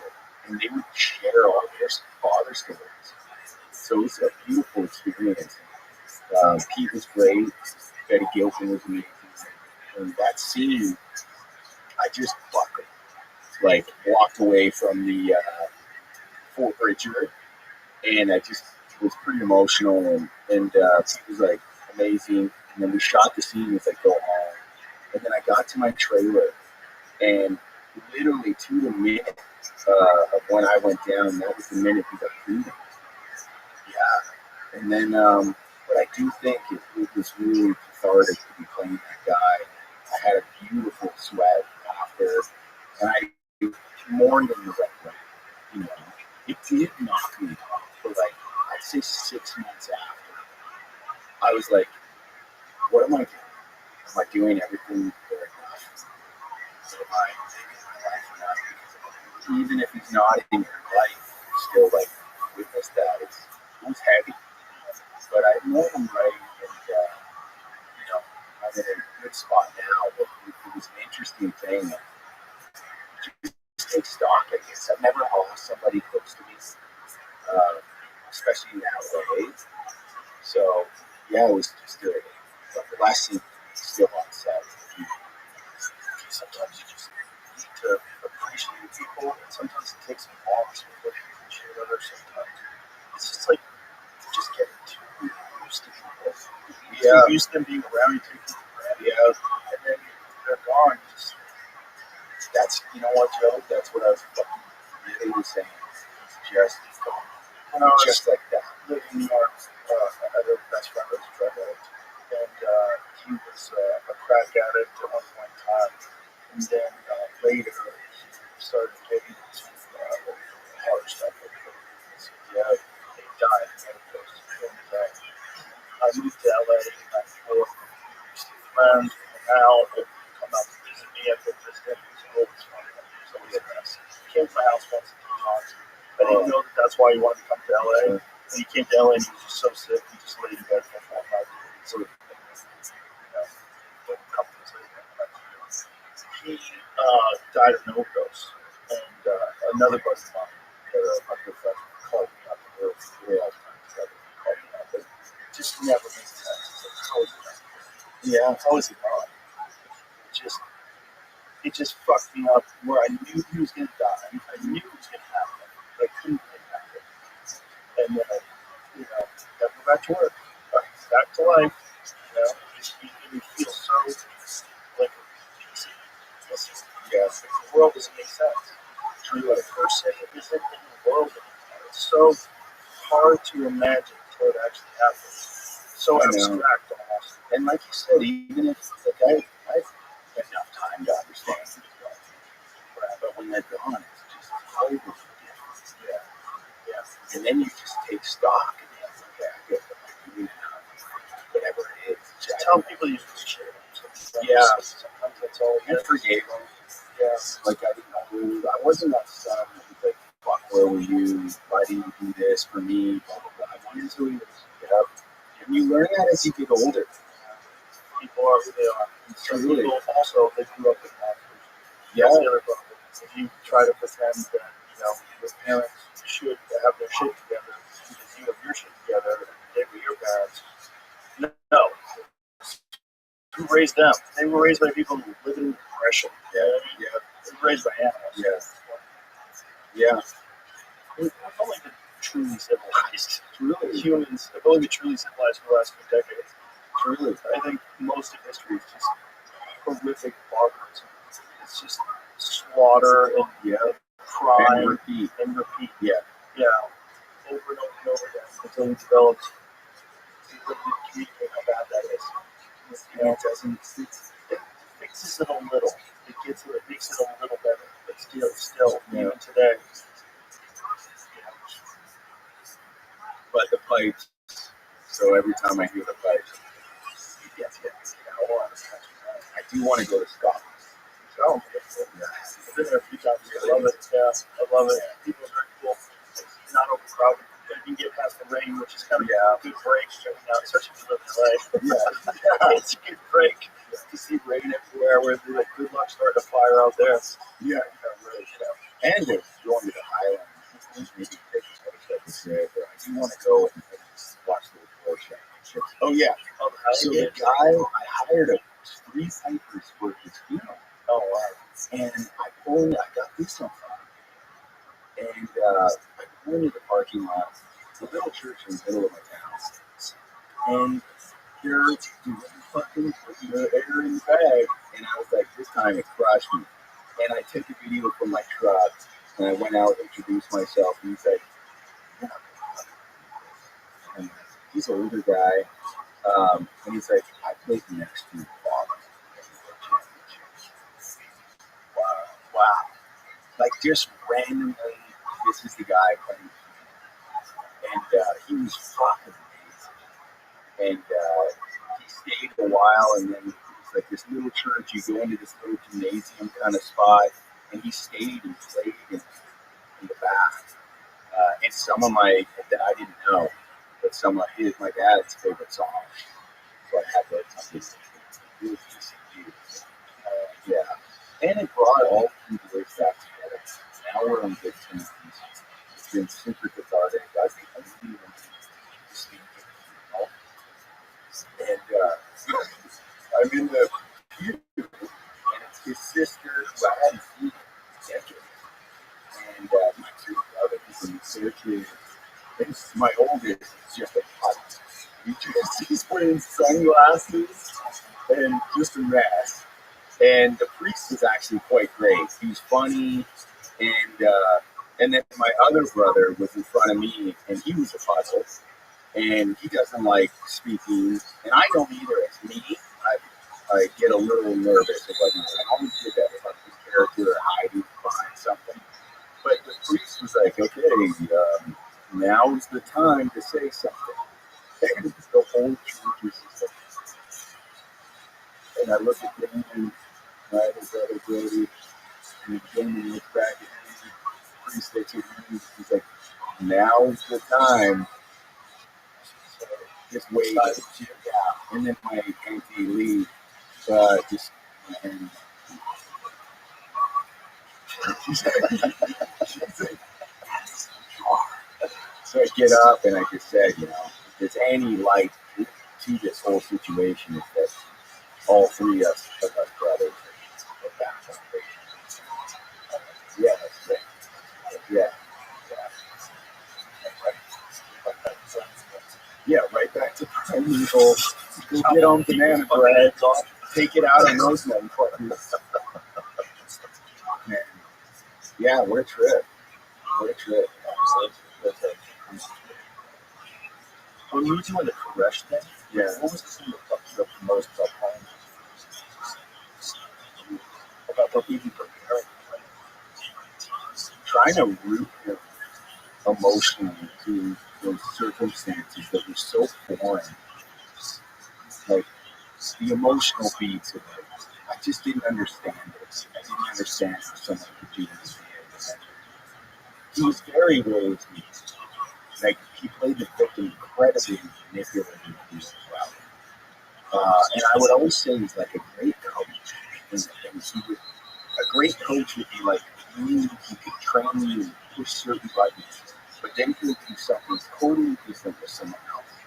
It's incredibly manipulative. So I think just trying to root that out and understand, I don't think I'll ever understand some of the actions, obviously, to that level, without someone to do that.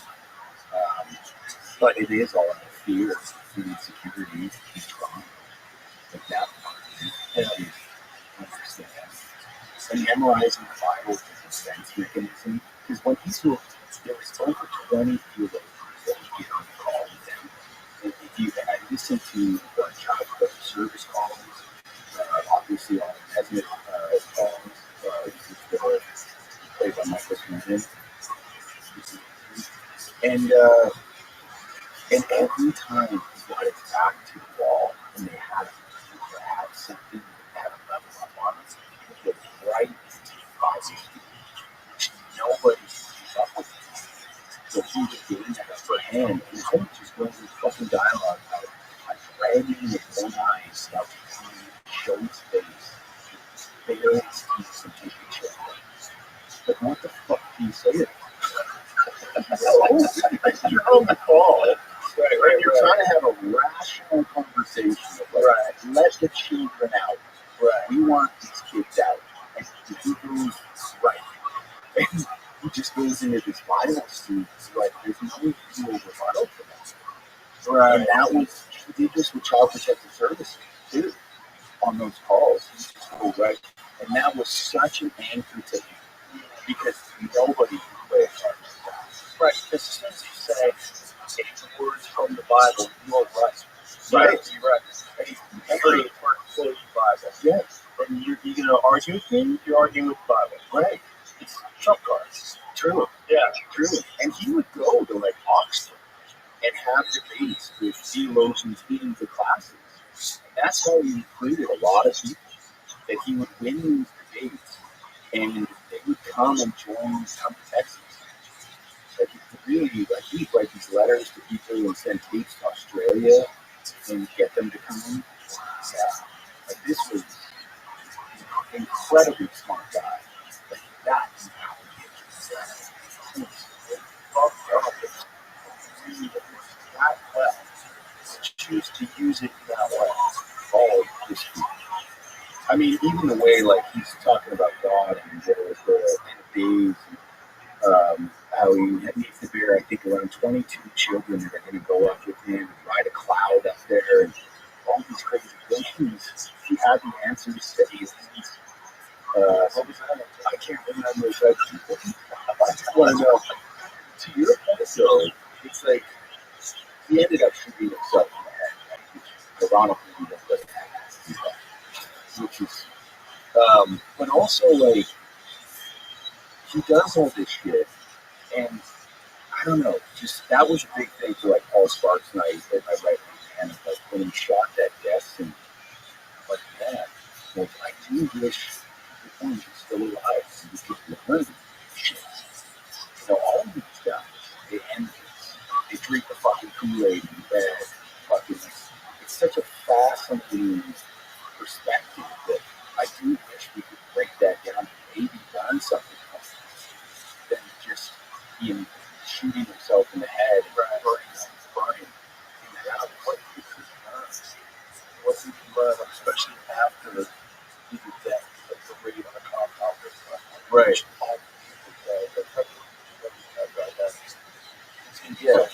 Yeah. I mean, 9 people survived that. One of the survivors, Tudor, was there with us as a drummer every day. And it goes back to the point that he still was thinking that he's coming back. Oh my God. Yeah. Wow. So I know. Wow. And this didn't come out until our last issue. Because I got along incredibly well with him.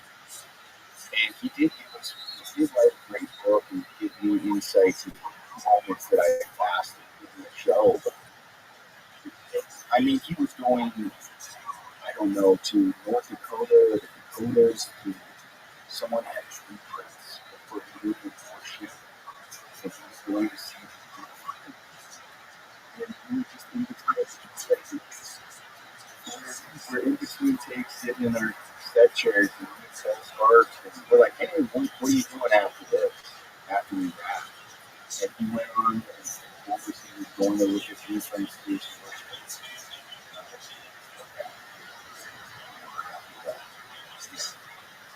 So those are the type of guys that want to come. Yes. Sweet man are very helpful, great to us, and very open, but I mean, a lot of people outside of it. Well, there's a lot of people out there that have brains that don't just work that well. Right. It's just true. That's just how it goes. Yeah. It's a very unfortunate roll of the dice, but your brain does not let you navigate through life very well, and you need someone to hold your hand and tell you what to do, even if it's completely illogical. Yeah. But those people wound up following you. I think it was the new light. He called it the new light. So,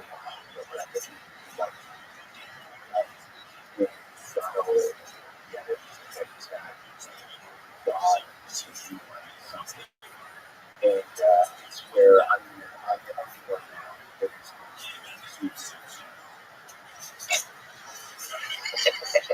And this guy named Warren, I think he was Australian. Anyways, this guy was like, fuck that shit. I'm out. And like 20, 30 people left.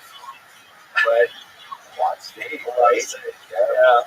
You're always going to get people that stay, and then they think that if they stay, they'll like them more now. Yeah. There's other losers who are in the way of them getting attention from Dave. Now I'm going to be tired. I'm staying. Fuck that. Yeah. I'm too aggressive. Fuck my life, bro. Jersey dog. It is. It is. It's a weird thing that people have, like, in code. I know. Very strange. I know. No, I think it's just from tribal DNA. That's what I mean. That's a good point. I never thought about that. Like 150 people, the only way to survive. Listen to the wisest, most experienced person, and that's the tribal leader. That's how it always was. He's the greatest warrior, the woman, the fish word, the guy who knows what you're supposed to eat and not eat, and what the danger is, and that guy's going to help you keep you alive. And we always have that in everything. We have it in business.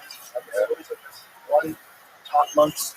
Top of the carrot. Yeah, it's fucking carrot. You see the chimpanzees? It's crazy. Primate behavior. They'll all these chimpanzees, they have a tribe leader. They have one guy, fucking top chimp. He's running shit. It's weird. It's like it's encoded in us. And so for people that aren't that smart, someone like David Fresh, who's born this evening, go, I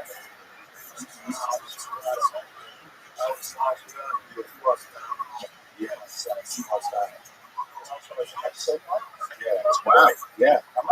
You did say tanks were coming, and they're here. So surely that was a big moment. That was a big moment. Yeah. That must be the Seven Seals. He's rewriting the Seven Seals. His final days. I know. It is. There's a guy that ironically was addicted to urine, his lawyer. And he was speaking in Santa Fe when we were shooting. So I'm like, oh, fucking stop. We're going to hear Dick Urine speak.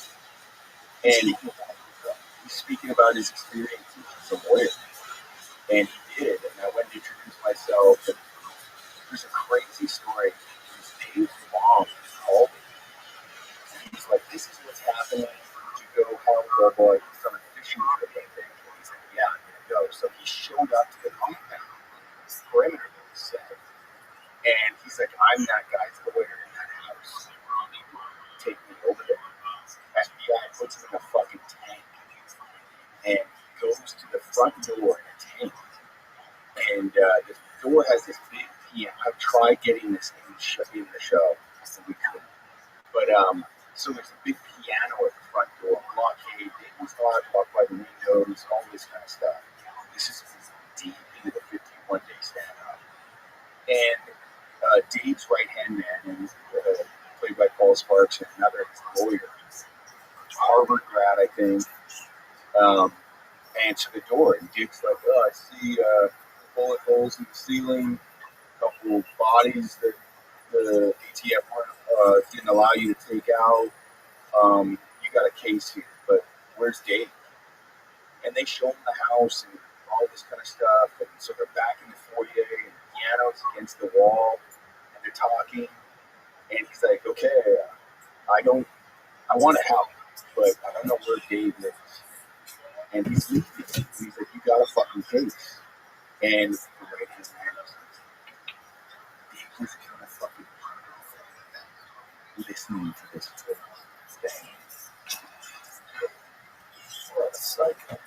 And so we got back in the tank, and Dave got briefed of their walk through there.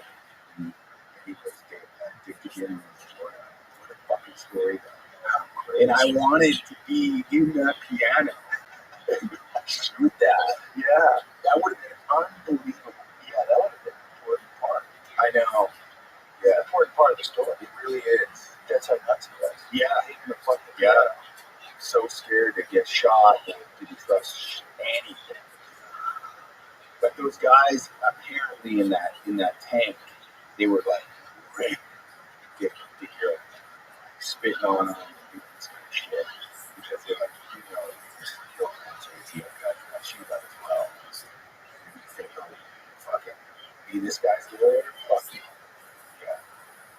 Right. So it's what started off, I don't even remember how did bullets wind up flying. Yeah, so it was he was selling like homemade bulletproof vests and was like had these, I know, fucking, and the ATF were kind of spiraling out. Like their funding was, but they were about to get defunded, and they needed to win. They needed it. Oh, what was it? The Ridge. Yeah, there you go. So they dropped the ball huge on the Ridge. Yeah. So which is at the very beginning of Waco, and they needed to fucking win. Here, find a co-leader into weapons, selling ammunition, I think, and bulletproof vests and this kind of stuff. And this guy's got these kids and all this is perfect. And that started of just like, we're going to go get this guy. There's a famous tape that we put in the show too where Dave was like, you know what? I didn't you just, like he did this run all the time. He was kind of just out and about, work around the house, running around. He had a fucking go-kart track around the compound. And he's like, why wouldn't you just arrest me when I'm on a run and I'm on this or that? And they needed a lot of press and they needed to get funded again. So they made this a spectacle and it fucking turned into what we saw. Like they wouldn't let fire trucks come and take that fire out. That's a fact. And then they were playing that music of animals being mutilated into the compound. Yeah, then they were flying the ATF flag. I asked for that to be put in. They're flying the ATF flag. Yeah, it's legit. Crazy. Wow. Yeah. And then, I know, picture I-35 right here. Fucking tanks and all these armored trucks, everything down I-35. It's incredible. You know, and they're just sitting right in front of the house. 51 days. It's fucking crazy. Yeah. Wow. I know. It's hard to read. But then every blade is there. Yeah. It's shot all much. Yeah. The kid in the back, I think. Yeah. Dog. Kid. Dog. Yeah. And for what? I know. For what? I know. He's the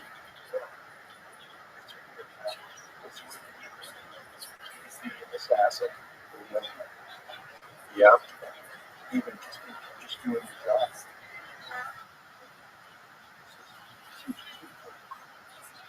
It's a lot. It's just 7, 6 people drive. 20 something people driving over the house and shooting fire into it. they get denied doing that. They denied doing that with the connection to fire. Watch the fire. Come out and shout. Oh, shit. So when you get out of that role, we can stop playing that guy, man. How long does it take before you go back to being you?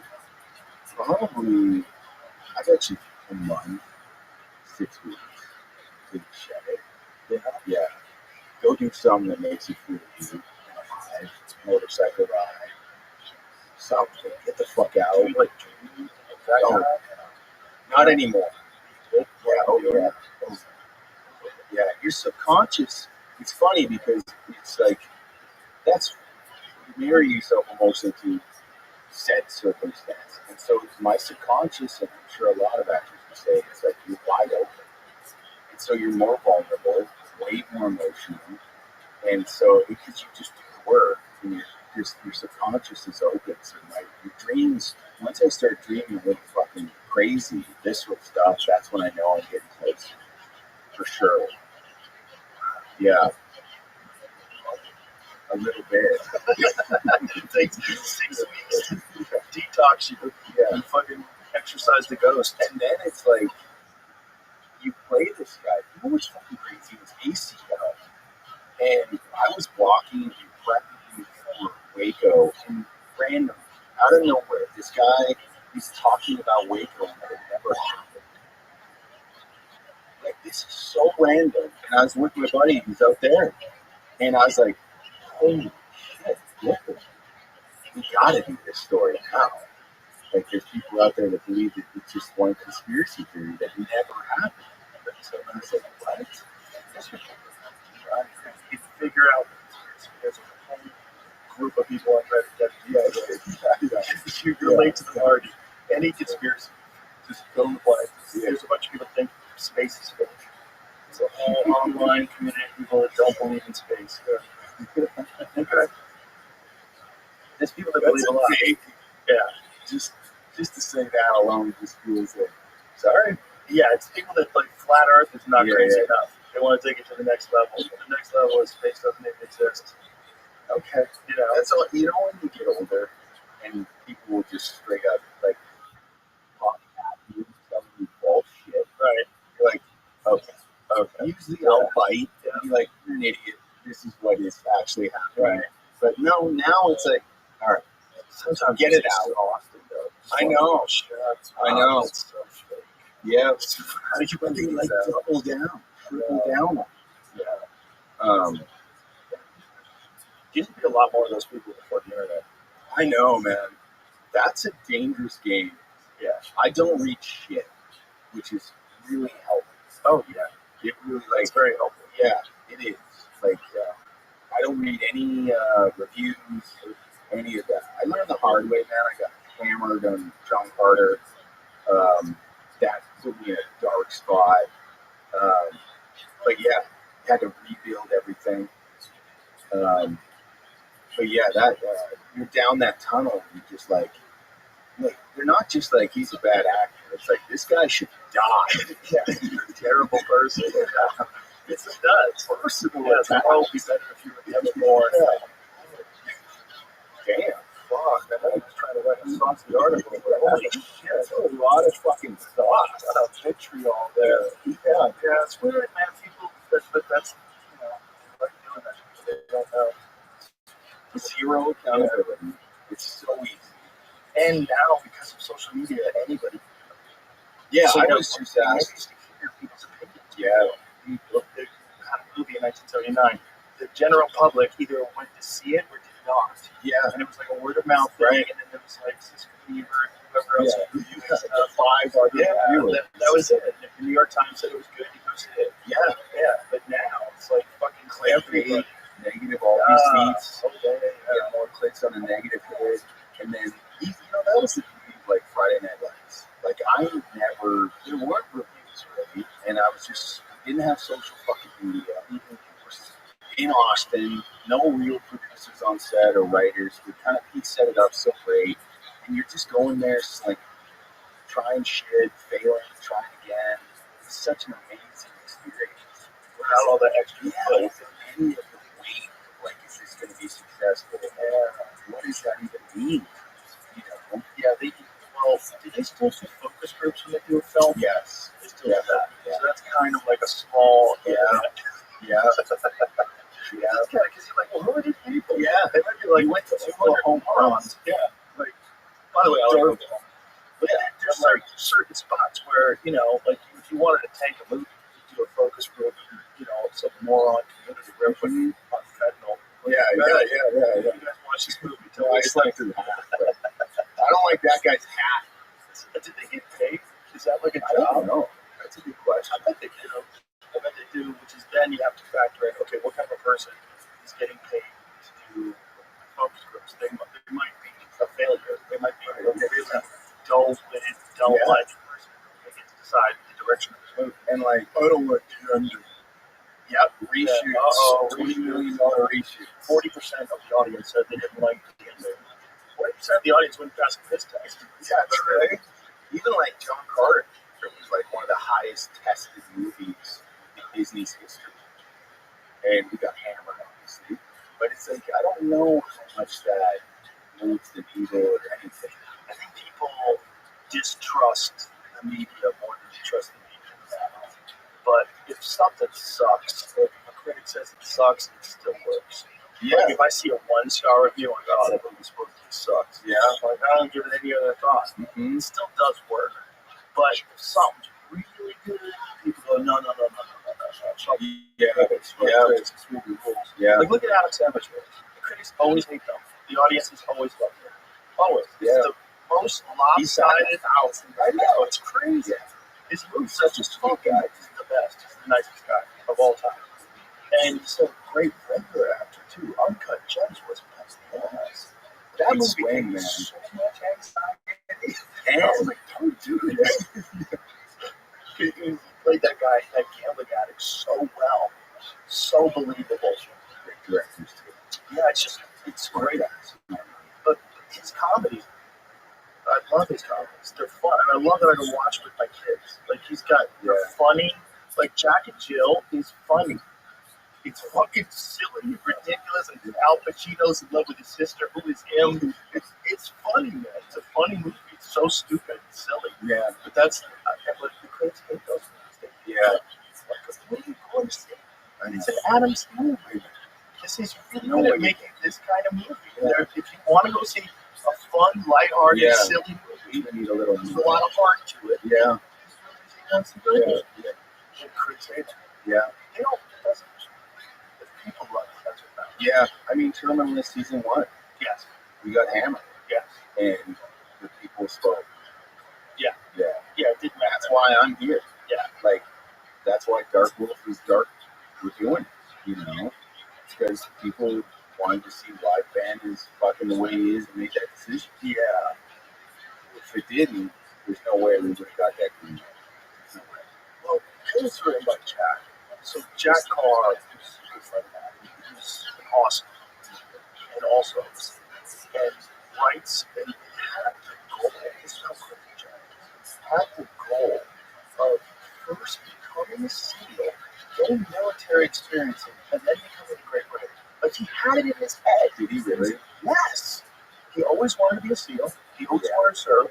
So he wanted to do those things, get real life experience. And that guy has a love of history. It's Incredible. Incredible love of walking history. encyclopedia. He's so brilliant, and his recall is phenomenal.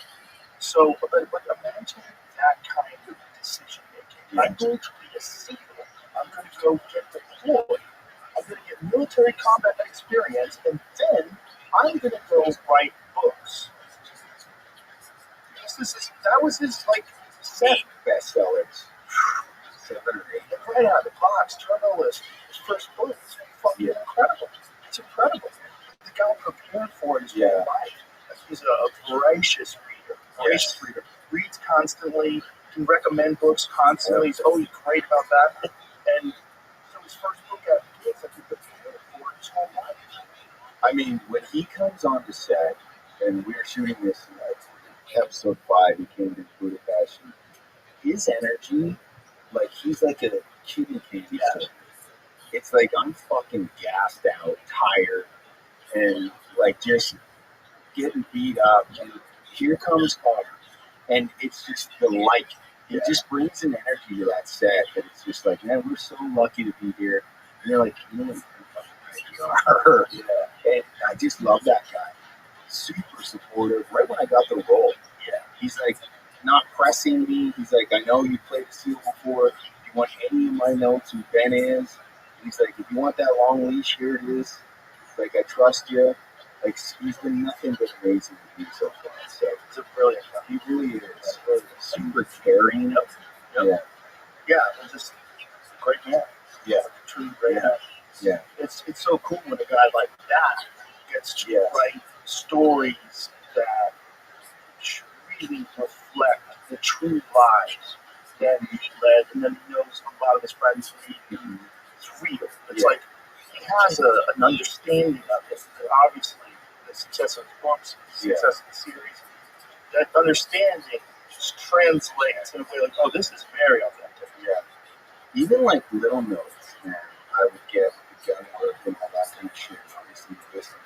But it's just like he comes at you with just more excitement, and you don't take it personal. You can't, and you want to get it fucking right. You have him and Jared Shaw is another SEAL. Joseph is a SEAL. You got a Army Ranger who writes a lot of it. We're surrounded by these guys every day. So if they want, if anything is not authentic, you're bullshit meters like fucking 2 feet away. Right? You know? And I love that because they're doing a lot of my work for me, helping, making me look like fucking Ben. Right. You know, It's a complicated character too. Yeah, a lot of that stuff. Like one of my best buddies is SEAL and had like 200 guys under him. Bob Ramadi, bomb specialist guy, wicked dude. And there's a moment in the CIA room in episode 1 that was written, and then I've been hearing this from him for so long, and so it's kind of ingrained with me. It's like how there's always someone answer to never really getting fully transparent part of what they're putting out for.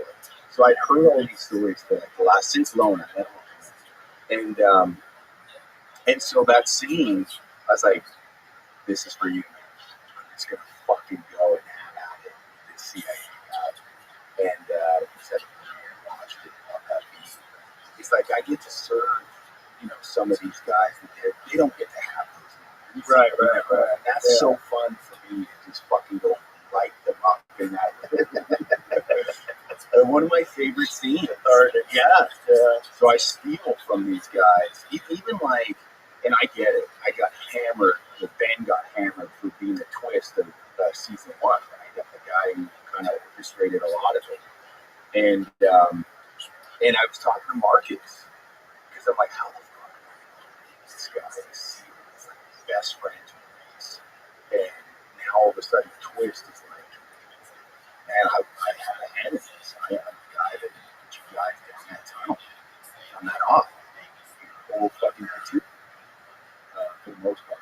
And I just literally, it was like a little moment that I had with Luttrell where he was talking about going back and dying with his boots on. And I was like, you really settled into what that means.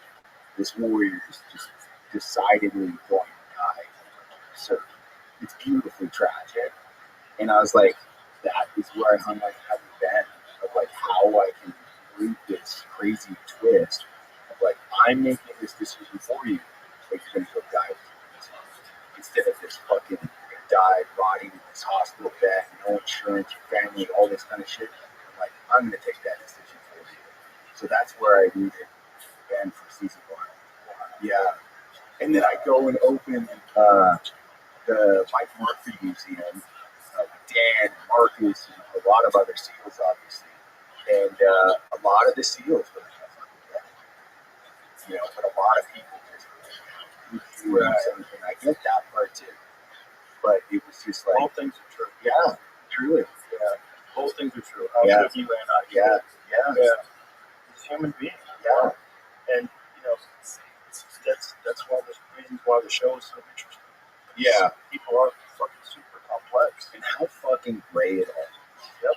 And how it goes back to like you're mourning your buddy, he broke his promise, his family's dead, and now I'm off, and I get in front of the guy that killed this guy's family. I'm gonna fucking run down. Fuck this. The beauty of Ben too in this is he's accountable to it. Like I'll take it. I'll take my trident. I do it all, which is a beautiful thing. And I think he does. Like it's an emotional reaction that frays his life. The other character, Rafe's character, he gets his trident taken. But that's one thing we were talking about earlier. Just like it's so fucking gray, and it's really split decisions that you have. These guys aren't fucking robots out there. It's like they're emotional, they're fucking training better than anybody. But at times, they have to make these decisions. That is like, okay, you're gonna fucking put those jewels on the black market or sell them or put them in a sex trade. You don't get to live anymore. I'm gonna do that. But that's a beautiful thing too. Yeah, and people can relate to it. So you're in that scenario. Most people would like to be. Yes. Yes. Exactly. We have these talks on set all the time. The American Pioneer War. We can romanticize the 1850s, or at least I did at the beginning. Like, this guy's a fucking mountain man. This is sick. Like, he's a motherfucker. Like, if you see me on the river in 1852, you're like, I want your jacket. You're gonna just come up and kill me and take my jacket. Like, that's how fucked up the 1800s were back then. Whoa. And so we started shooting, and I was like, we're shooting at 10,000 feet up there, cold, and we're still spoiled, obviously.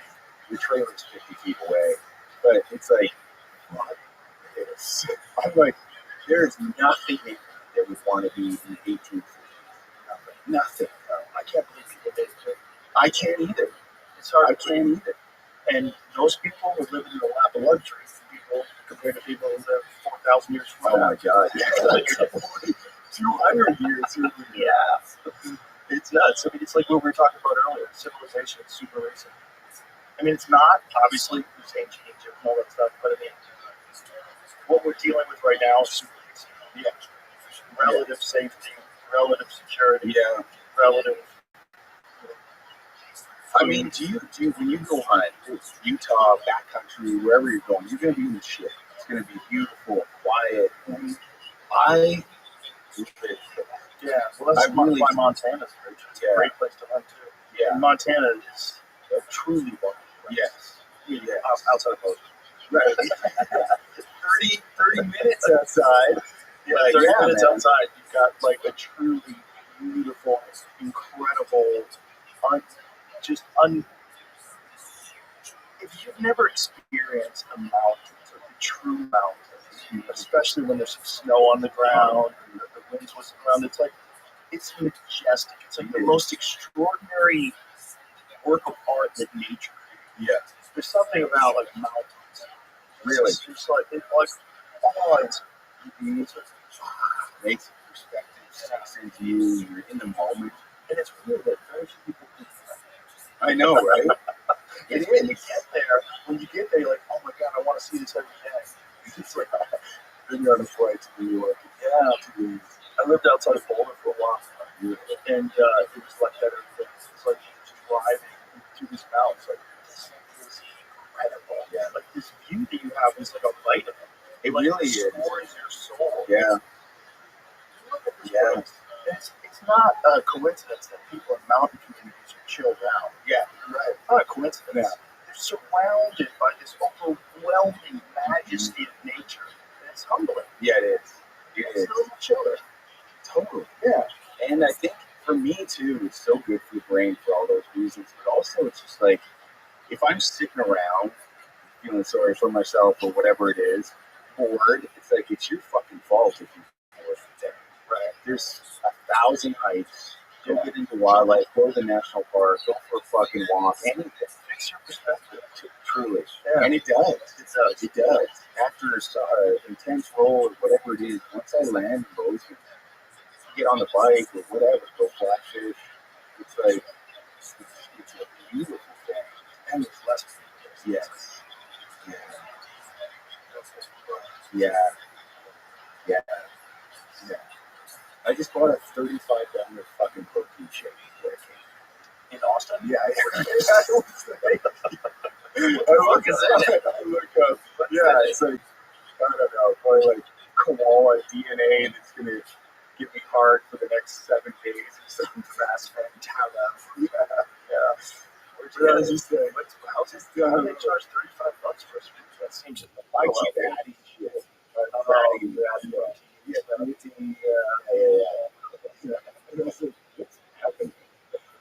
Yeah, it's in Montana. But even Austin, like where I lived before, other than LA, living here, it's like so much fun. Yeah. It's so much fun. Yeah. Like, what they think is traffic is adorable. Yeah. It's just a cute little It's traffic. true, Yeah. man. It's true. LA's insane. It's just a terrible place. Yeah, it really is. It's terrible. Yeah. And I think I get how people used to want to live there because it's the center of the TV business, comedy business, but it's not worth it. No. It's not good I for mean, the soul. nothing's being filmed there anymore. It's rare. It's just weird, right? Yeah. Like, how did that happen? How did they fuck that up? I know. How did you fuck up the one spot where everybody wanted to move to be an actor? You fucked up that spot? Yeah. And they have everything. Yeah. Mountains, beaches, You fucking. get to the mountains, the shore in 2 hours. Yeah. You're up in Big Bear. Yeah. You're down to Santa Monica. 2 hours. Yeah. It's nuts. Studios, everything is there. Yeah.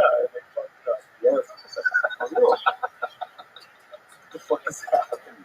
I don't know. I don't know. I blame politics, but a lot of other stuff going on too. Yeah. People running it. Probably takes exceptional people that have real vision and learn how to keep stuff together. Yeah. Yeah. I lived here for 17 years. You love it here? I did. Yeah. Love the lake life. It's fucking. It's a chill city too. You genuinely. Yeah, there are. Yeah. In LA, everybody is like a film Something. actor, wants to be an actor, trying to get on a reality show, looking to be a TikTok influencer. Oh, Something. God. Everybody. And they want something from it. Always. Yeah. And every connection they make is like a network. New friends. Someone who's an asset. Yeah. It's not very transactional. Yeah. Right. Yeah. Well, listen, brother, you're a very interesting guy, and you've got some awesome stories, and you're really great at it. So I've been a fan for a long time. Likewise, it's really fun. Thank you. Thanks, brother. My pleasure, brother. Tell everybody one more time, Terminalist, Dark Wolf, is available now on Amazon, which is great. I know the Terminalist killed it for Amazon. Yeah. Huge We're show. number one right now. That's amazing. Yeah, thanks. That's awesome. It's a great show. Great show. All right. My pleasure. My pleasure.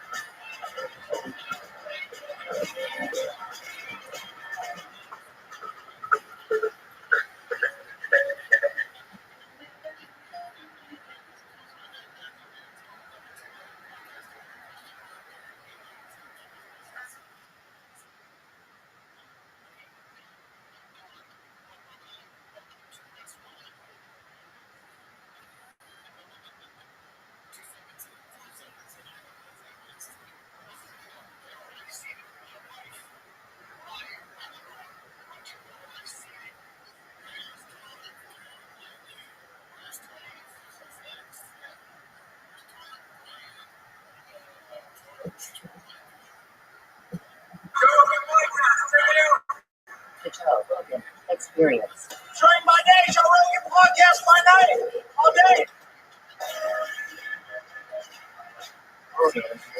Hello. Pad here. In case you need to write notes. I'm gonna take notes on what you're doing right now, and I'll give them to you. Tell me. Okay, I So I will. can figure out what the wrong stuff is I and will. stop doing it. I want to fuck with all this stuff. I know there's so much It's shit. crazy. People keep giving me new shit. You know, I bought a little tiny figurine of the little thing on stage one time, and every single meet and greet, people give me these little tiny handouts, and I have this giant collection of them. And I'm like, I don't like these that much. That's the problem. Is like everybody knows that I keep a bunch of shit on this desk, so people give me shit to put on this desk. And now it's getting kind of crazy, Yeah. where I'm gonna have to have a shelf. I had to get a shelf. I got one of those old typewriter keyboard things. Look, I have like mammoth teeth. This is a piece of art. Oh, somebody gave me I out of a woolly mammoth teeth. Oh, that's a don't blow it. I won't. I got one of these. A Mayan Brian Callen whistle. Yeah, Brian Aztec Death Whistle. Brian Callen did one right before COVID hit. I'm not saying he caused it, but there's a lot of videos saying he caused it. I get it. That would be a death whistle. I think it's technically, I think when he blew it, it had already like caught on in China. Yeah. That's what it says on the shit. Right. You're the COVID guy. I was listening to your podcast with what's the woman who got falsely accused Of what? of murdering her room? Oh, I was listening to that one, and I like fast forwarded it one moment, and it went from her being like, "The man was in prison for 4 years," to you being like, "Well, the bat's been COVID." And I was like, "How did we get here?" yeah, that was a fascinating podcast. Amanda Knox. She's got a Netflix series out right now where someone plays her, which is going to be super fucking weird. Yeah. Like someone else plays her in like a dramatization of her getting wrongly accused at 20 years old of a murder, where they had all this evidence of this guy who broke into the house fucking murdered them. It's just like his DNA was there, and they ignored it because they didn't want to admit they were wrong. Hulu, sorry. I don't really When I say get Netflix, how that happened. because cops are cunts. Like, but Just did like they people, not but check? not all Did they not cops. see sperm everywhere? Oh no, the guy was like, "I fucked her." No, I don't know what he said. I don't know what happened, but I know that they had a narrative. Oh, that he was in on it. No. They had a narrative that she did it, that she caused the murder. Right. The guy started with that and stuck with it. And even when there was evidence that showed that there was a guy in there and that the guy did it and that the window was broken and someone broke into the house. And then eventually he came forward and was like, "This has nothing to do with it. The guy did it." Well, I don't think he eventually ever did anything. No, like she actually had a meeting with him, which is crazy. Like after the fact, like forgave him. But She's a white girl. she got tried twice. I know, the Supreme Court. No.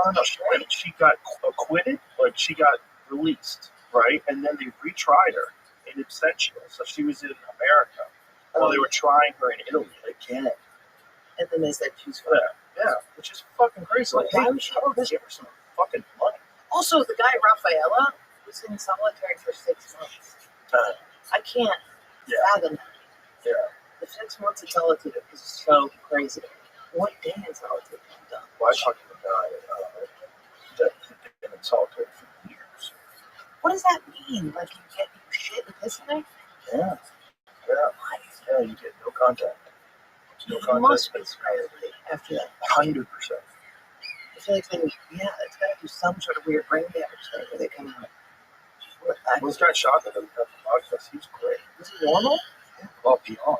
Like, super smart. He wrote in there, educated himself in there, too. Oh, you can Wrote books. That's good. Yeah, they don't just give you nothing. But you do go crazy. You go crazy. Human beings need human contact. Well, it's like when you don't do anything all day and then you get right up on stage. Have you ever done that? Where you don't talk to anybody and you are feeling insane? Yeah. The first conversation of the day. It's crazy. Yeah, that's why I always bring friends on the road. You don't want to be like that weirdo in a hotel room by yourself. Yeah, and then you take a nap and the sun goes down while you're napping. That's the worst feeling. But when I do that, it feels like I'm haunting the audience. Like I'm like, you guys are in a different reality, and I'm intruding on where you're at. The weird one is when you wake up and you don't know what to do. Yeah, but that's why I got the dog. I was so sick of that feeling. I was so sick of waking up and being like, I've been abducted. Where am I? This place is nicer than my apartment, so that's good. Where am I? And then I saw my dog, and I was like, oh, That's not the only reason we got your dog. yeah. And she rolls, and she does it. Yeah, she's very She's so cute. How long you got her? 2 years. Yeah. Was she full grown? Got her?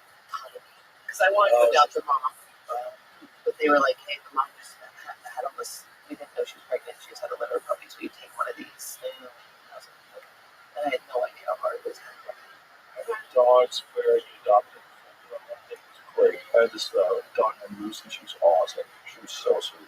And then I had another dog, Frog, that was a little nightmare. Yeah. She was real, maybe it was like dangerous. After one of the last family members. Oh yeah. She has a squeaky voice. She'd been barking so much in the pound that when I got her out of the pound, like her voice was like, and then eventually it got normal again. She didn't have to bark 24 hours a day. She just has worn out vocal cords. She had almost normal bark. I was like, oh my god, her bark is like a smoker. Yeah, it's like that. That's awesome. Yeah. Like she was hoarse. Yeah, but you don't know what you're gonna get. I mean, when I got a rescue, I was like, I'm gonna get a small rescue, so I hope it'll be fine. But it was such a gamble. Everybody was like, do not do this. Yeah, we had a Doberman once that was rescued in December. And it got really crazy. Like in that, like growling at us, barking at us out of nowhere. That was a little kid. Oh yeah. I was like, yo, we got rid of him. We had a dog that ate the foot off of. We had a pit bull that was rescued. My mom had this like woman move in with us who she was dating, and her kids moved in too. And my pit bull ate the foot off of the wife's cat. Oh my Of the god. mom's cat. Oh my god. I was like, hey, you gotta like choose between me and this pit bull. And mom was like, yeah, get out of here. Here we go. Oh my god, she didn't give a fuck. She was so attached to that dog. The dog, the amount of times would just like kill it. My friend was in the backyard and the dog kills a cat. And my mom's freaking out, so they had to find the owner. And my mom was like, you keep staying quiet. It was crazy. It was nuts. She was obsessed with that dog. That's the only time I've seen her like really cry is when a dog dies. It's hard. They don't live long enough. I Like, can't they're think about it. best friends. Yeah. I have a dog named Marshall. He's a golden retriever. He's the best. And he's 9 now. He'll be 9 in a couple of months. And it's just like, oh no. I've had him since he was a baby. Now he's 9. I'm like, he's only got a few years left. He's so active. He's super healthy. He's great. He's fit. He's not. The retriever? Yeah. Oh, yeah. But Small dogs look they great. get to be like 12. That's kind of it. 13, maybe 14. And they're really hurt. It's fucked. It's fucked. Apparently there's a drug being developed for dogs, like a longevity drug. I don't know if they've released it yet, but I know that it shows promise and extend dogs' lifetime. Whitney Cummings the other day said that her friend's like soul dog died the other day, and she said when the dog dies, you like learn something about yourself that's very important. So I've been holding on to that kind of woo-woo thing. Like she's like, you kind of show up for yourself in a way you need to. I don't know. Yeah. I like how Whitney has something to say about everything. Rapamycin. Wrap them on ice. Take them off. I've heard of rapamycin before because rapamycin is something that Tudor Tia is a big proponent of for longevity. The guy who wants to live forever. No, that's Brian Johnson. Another study at Texas A&M University showed rapamycin can extend the lifespan of older dogs by up to 20%. Generally well tolerated, however, can cause side effects such as lethargy, lack of appetite. No, you can't. Interesting. Is that it? Because I think there was something else. It was like a gene therapy. What happened to the cloning thing? What happened to CRISPR? They're probably already made clones. But why did we not hear about that? Aren't they cloning sheep and shit? Yep. And then we just stopped hearing about it? Yeah, they probably made a bunch of people. Yeah, what is that? Telling you about clones are probably cool. You ever see a person that looks exactly like another person and then you ask them their name and it's the same name? And you're like, no fucking way. You know the story about those 2 baseball players? Oh, it's the nuttiest shit of all time. These 2 baseball players look exactly the same, have the exact same name, and No never way. met each other, and they both play baseball. Let me see. Oh, it's bananas. These 2 guys. Oh my god. Yeah, like, what? What in the fuck? Why are they wearing And glasses? their name is Brady Feigl, right? So it's not even like a normal name. Yeah, they both got the same entry. That's not they're one for St. Dog. Just imagine your name is Brady Feigl, and you meet another guy who's also Brady Feigl. You're both 6'4". You both have red hair. They're both really You tall. both have black glasses. You both have the fucking same crazy name. That name is nuts. Maryland, Missouri is not far enough away. That's crazy. That's They also, once they found this out, they didn't immediately go meet each other. They waited for like 2 or 3 years, maybe. I think. Oh, if the guy played baseball and I played baseball, I'd be like, bro, we gotta hang out, freak people out. Oh, how old? 32 and 27. Interesting. The first guy must be really pissed. This motherfucker stealing my shine. That's bizarre. Yeah, I just remember hearing so much about cloning, Yeah. and then it just stopped. Well, they do it with dogs. They do it with people's pets. Like, if you want to get your pet cloned, you can get your pet cloned. That's a real thing. Well, what do I you think it costs $30,000. But then they're cloned at the same age. No. They're puppies. Nice. Yeah. You need to start from scratch. Yeah, otherwise you have like a 11-year-old that you like bring it back. That'd be so mean. That'd be so mean. Arthritis, diarrhea. Please let me die. For the love of God. You waited too long to clone him. Oh, dude, bring it back as a puppy though. We should do that. Did you see that movie with Demi Moore called The Substance? Okay, I fainted in the theater. Bro. It's so hard. Wow, that movie nuts. It's nuts. I'm actually very pro that movie. Like, I love the narrative. I It's great. love the idea of that when you get all that fake shit, you're just keeping an old person alive. Yeah. I've tried to describe that on stage so much where I'm like, doesn't it bother you that when people are like, you look good for your age, you're just like, hide it, like you're concealing your death there? You know what I mean? Right. And that movie portrays that perfectly. Where it's Yeah. just a fucking... That's kind of ironic that Demi Moore, who looks insane good at 62, played that lady. Yeah. You know, because like, But I liked that because it showed, like, even when you saw her weird old lady butt, you're like, that's Denise Moore's nice butt, but I'm still, like, in awe of the young girl's butt, which is unacceptable. it's unacceptable. You know what I mean? Yeah. Like, when she was doing the whole dance, and you're like, why is this so intense? And you're like, because it's a young person. Right. And I think that, did that director do, no, that director didn't do Raw. It was a female director. I don't know what else this director did, but that movie was awesome. I was dead, though. I faint so easily. Really? Dude, I just blood and stuff. I faint, and I muscled through the gory part, and I was like, "Oh, okay, good." Like I cured it, and then the music. It's like when a movie starts going like, like that, like on both sides. That gets you? I'm letting go, dude. I got to the bathroom and I passed out. I'm in New York, just on the ground, fainting. People are walking over my body, they're like, homeless person. That's hilarious. That's so funny. I used to date a girl that when if someone got a needle on screen, she'd faint. Yeah. It's like, didn't matter where she was. If someone got injected, It's so bad. My dad has it. Yeah. Her dad was a dentist, which is crazy. Like, when the kid, one of her brother got like crazy sunburn, like really bad, where he got blisters. The dad saw it, and just fucking fainted. Dude, it's crazy.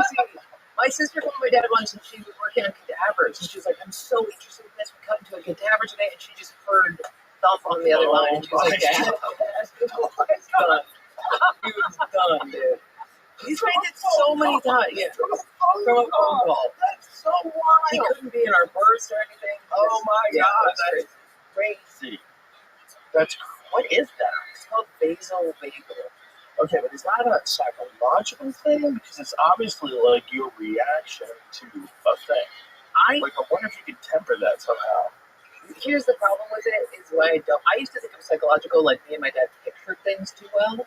Like we pictured it, they knew going in. But vasovagal, like sometimes I'll be putting an earring in.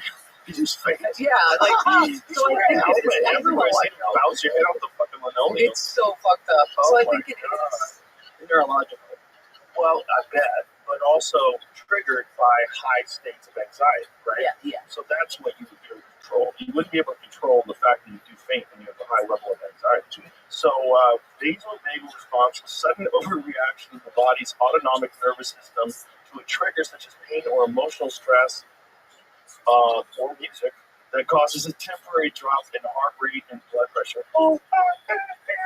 There's a whole part of my special where I talk about me and this guy who's also a fainter having sex. Oh my God. And both fainted. a lot. Nice. Yeah. It's hot. Yeah. It was rough. It was rough. Because when you faint, it comes with sweating and seeing white. Like it's And you probably hope the man doesn't faint, but you keep it together. Yeah. Yeah. Right, like No, a nice trait. You could faint like a man if you think of it. Oh, that's hilarious. Yeah. That's hilarious. I wonder what would happen if a guy like that got drafted in Vietnam. Faint now would have gotten. Fake shot. Yeah. That's it. Yeah. My dad had a heart attack once and fainted. Call 911. And I saw him in the hospital. I was like, what happened? The heart attack fucked in your face? And he's like, I painted out a fence. And I was like, that's crazy. Oh my god. Yeah, he painted so much. And he was a contractor, so he would always have cuts and stuff. And we'd be like, no. Yeah, it was crazy. Nuts. Yeah, he jigsawed through his nose one time. Yeah. Because he fainted? No, but then he fainted. Oh. He like pulled the cord, and then it cut through his nose, and then he got faints. It's crazy. Oh my god. Oh my god. I would wear a helmet everywhere if I was a kid. Yeah, I just wear a football helmet. It was Just like I'm a fan. that's what we have to worry about all the time. Like if I cut myself, it's not about the cut. Like if the stitches are not, it's that I'm about to hit the deck. It's just so fucked up. Have you ever fainted right before you went on stage? Because I would think that's like a heightened state of anxiety a little bit, especially in the early days. I panic. Well, another problem is I panic when I have really bad intrusive thoughts. Like I was around a famous person recently, and I was convinced I was going to bite her. I started getting a full panic, which makes you want to faint. But it's a different thing. But both lead to fainting. I knew a dude who was a warm-up guy, just do warm-up, and he had a real problem with anxiety. He just would freak out. He was a comic, and it never worked out for him because his anxiety was so overwhelming. Yeah. And one time, he was warming up for the Cosby Show, and he got this idea in his head that he was going to say the N-word. Of course. He's like, don't say it. Of course. Don't say it. Oh, the Cosby Show. Yeah, so he's warming up for the Cosby Show. So he's, basically in the crowd warming up. Okay, so here, the next scene, Dr. Huxtable is going to come in, and all his mind is telling him, don't say the N-word. Yeah. And he's not going to say it. He's never going to say it. But for whatever reason, he was overwhelmed by this fear of saying the N-word in this, very It's so prominent real. black audience. And he completely had a meltdown while he was doing warm-up. Where he was panicking. Full panic. With my special tape thing, I thought I was going to hit somebody with a stool. Mine is violence. I think I'm going to bite. I think I'm going to, totally. Or on airplanes, I'm going to pull the exit thing off all the time. Mine is very violent. The person next to me, I'm going to bite down on. That's probably a better response than shrieking and falling to the ground. I know, but I was the famous woman. I was like, I don't want to be a biter. But you wouldn't bite her. And then, I know, but I thought, I had so long to obsess about it. It was the other term. Really? But you want to bite Laura Dern? I Isn't she an admiral in Star Wars? I love her so much. But she was being so nice to me, and we were sitting next to each other for so long, and I was like, what if I just bit Laura Dern? And my brain was like, you're not. And I was like, but this might be the time to do the thing. One time I was on a chairlift, and I was like, what if you jumped off? And I obsessed so long that I just jumped off. I was fine. I landed, and I was fine. But I still was like, I did the thing. So since then, How far was the jump? not far. Okay. That's the only thing I have to remember is I waited for the snow to come up and meet the chairlift way closer, and then jump. So I'm like, you want Smart. to? Yeah, Yeah, you're not crazy. you're not crazy. Just like a little thrill. Yeah, A bitty thrill. totally. Oh, She was so nice. Her Well, skin never your was earlobes. so Hollywood, I'm like, really? Her skin was Hollywood. Just so pure, so nice. Interesting. That's what I tell her.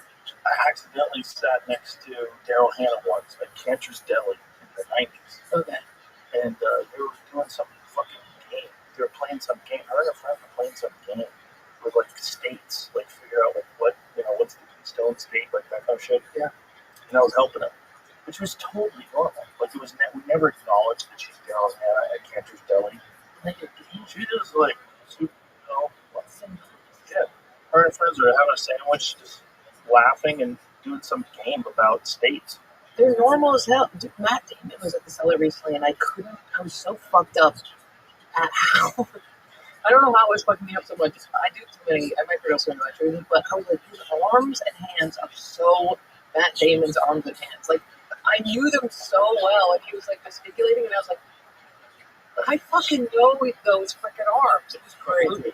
Yeah. From movies, just moving. It's weird to know somebody so well and never talk to them. That is odd. Yeah. I met Matt Damon and Billy at a restaurant where he was sitting underneath a photo of himself. That's weird.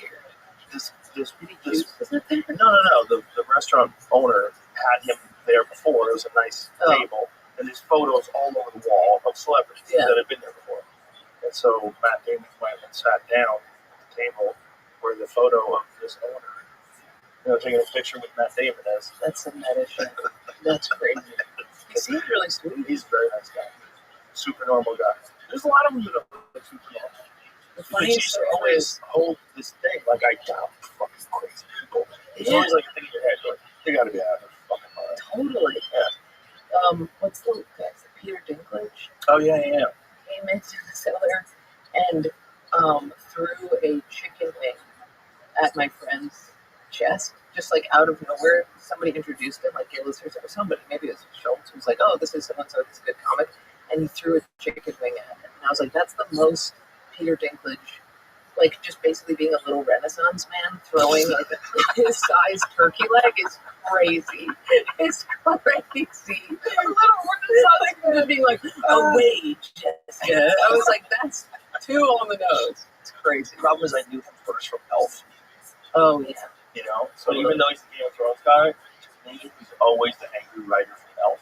I know him from the guy for Weddings and a Funeral. Or Wedding and a Funeral. I never saw that. I heard it was It's really good. really I good. heard it was really good. I never It's saw it. crazy funny. Yeah. That guy's great. He was so good in Game of Thrones. He was so good. That's a complicated role. Yeah. Complicated. That fucking show was so good. You know what? I'm trying to get into it, but like every season's like 5 years apart for the last one. You have to figure out who is this lady. Game of Thrones 1, I was like asking 1,000 people. I was like, I don't understand which place is which. I had to like map it out. I could not figure it out, but it's so good. It opened up with the brother and sister. Fuck, that was so sick. I was like, Making a let's triple out of rock. the other one. Yeah, it was crazy. Nuts. And the just full on rape Yeah. of the Daenerys girl. They cut the fucking head off the king. You're like, no. Yeah, it was crazy. He's the best. He's the best. He's the king. Yeah, they did a great job. Oh, that fucking show ruled. It was such a good show. Season 1. I mean, not season 1, but the real Game of Thrones.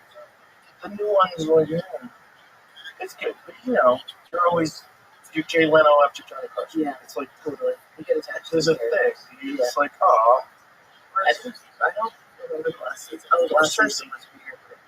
Seriously rules.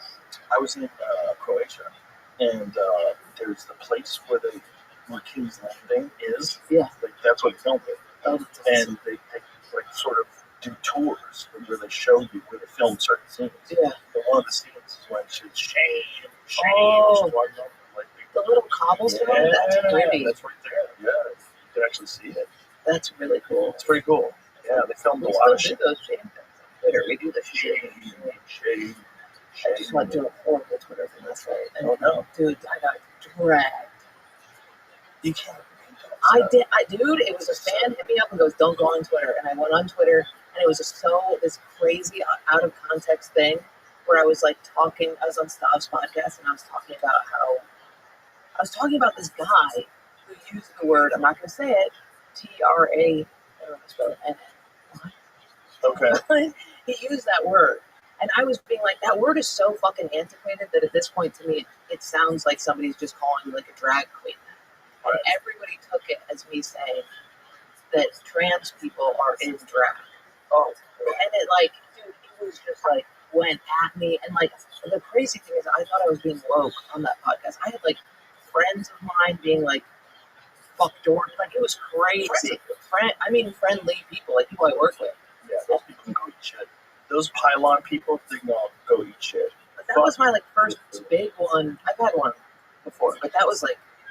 That kind of shit pushes people away from all the things you try to promote.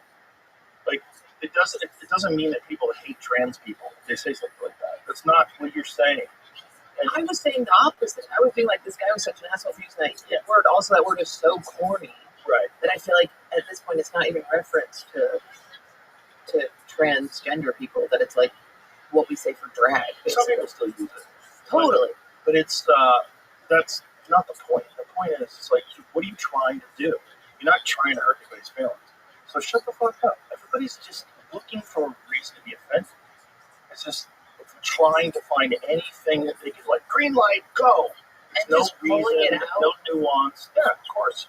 It's so crazy. Of course. It was so, and I'm just like reading all of them, and I was like, this is so many people that are just like, this dumb bitch. One of them said, this is a fat retard talking to a skinny retard about me and stuff, and I was like, oh, that's actually really That's sweet. nice. That's really That's nice. so sweet. Yeah, I love it. well, this is just what's going on online. And most of the people that are I don't online know. I are don't have very Twitter. upset. Oh, good. I don't have Twitter. I deleted it because I kept looking at my ex's tweets. And then I was like, I'm deleting this for sobriety, you know. And then I went on it the other day and said, this is a nightmare. It was crazy. And I hit up those people who tweeted and I was like, hey, why wouldn't you just text me, man? Like, I care about you. You care about me. And this is totally out of context. If you just asked me about it, I would have showed you the whole clip, you know. And they were like, you're right. That was crazy. It's a mental illness factory. Yeah. Twitter is just a giant cunt farm. Yeah. That's what it is. It just everybody just is growing cunty thoughts. I just didn't know. I just am not even in there. Yeah, it's not good. I know I stay off it as much as humanly possible. I try to get on it in the morning to see what everybody's upset about. See what's in the news with like a UFO got shot with a Hellfire missile. They have footage today. Rep Luna. Yeah, they were talking about it in hearings today. There's a video of a there's a video of a UFO getting hit by a Hellfire missile, and the Hellfire missile just blows apart, and the UFO just keeps moving. What was the UFO? It's like a dot on the screen. Oh. They always look like shit. I saw something weird coming down the road the other day. I do not know what it was. Look at this. So watch this. So here's the UFO. There's the missile. Watch this happen. It just knocks it around, and the thing just gets right back on track, which is bananas. Like anything that gets hit by a Hellfire missile usually gets fucking obliterated, especially something that's literally the size of the missile. It's cruising. Yeah, it's flying. I mean, not fast enough that it could duck a missile, which is kind of weird that it let itself hit it.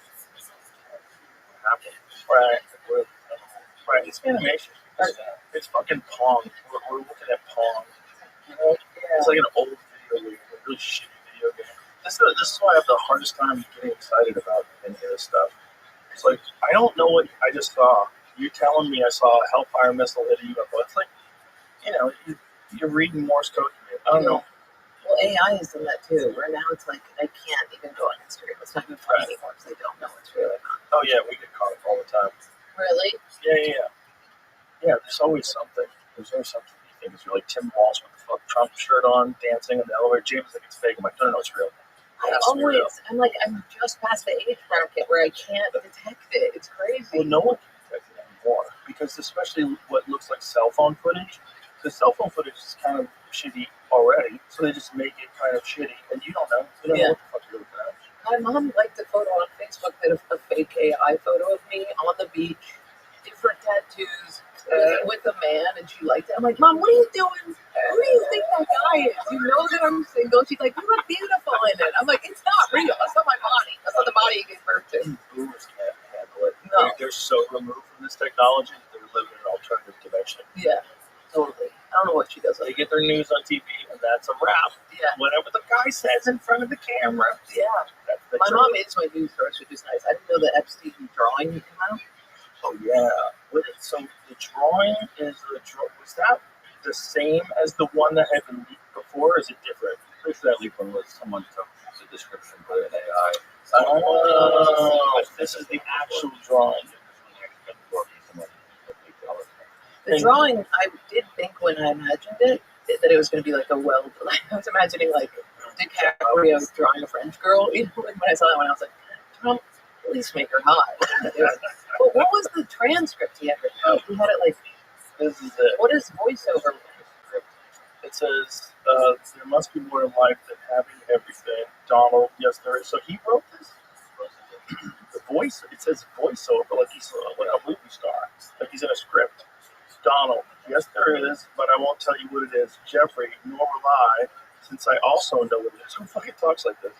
Donald, we have certain things in common, Jeffrey. Jeffrey, yes, we do. Come to think of it. Donald, enigmas never age. Have you noticed that?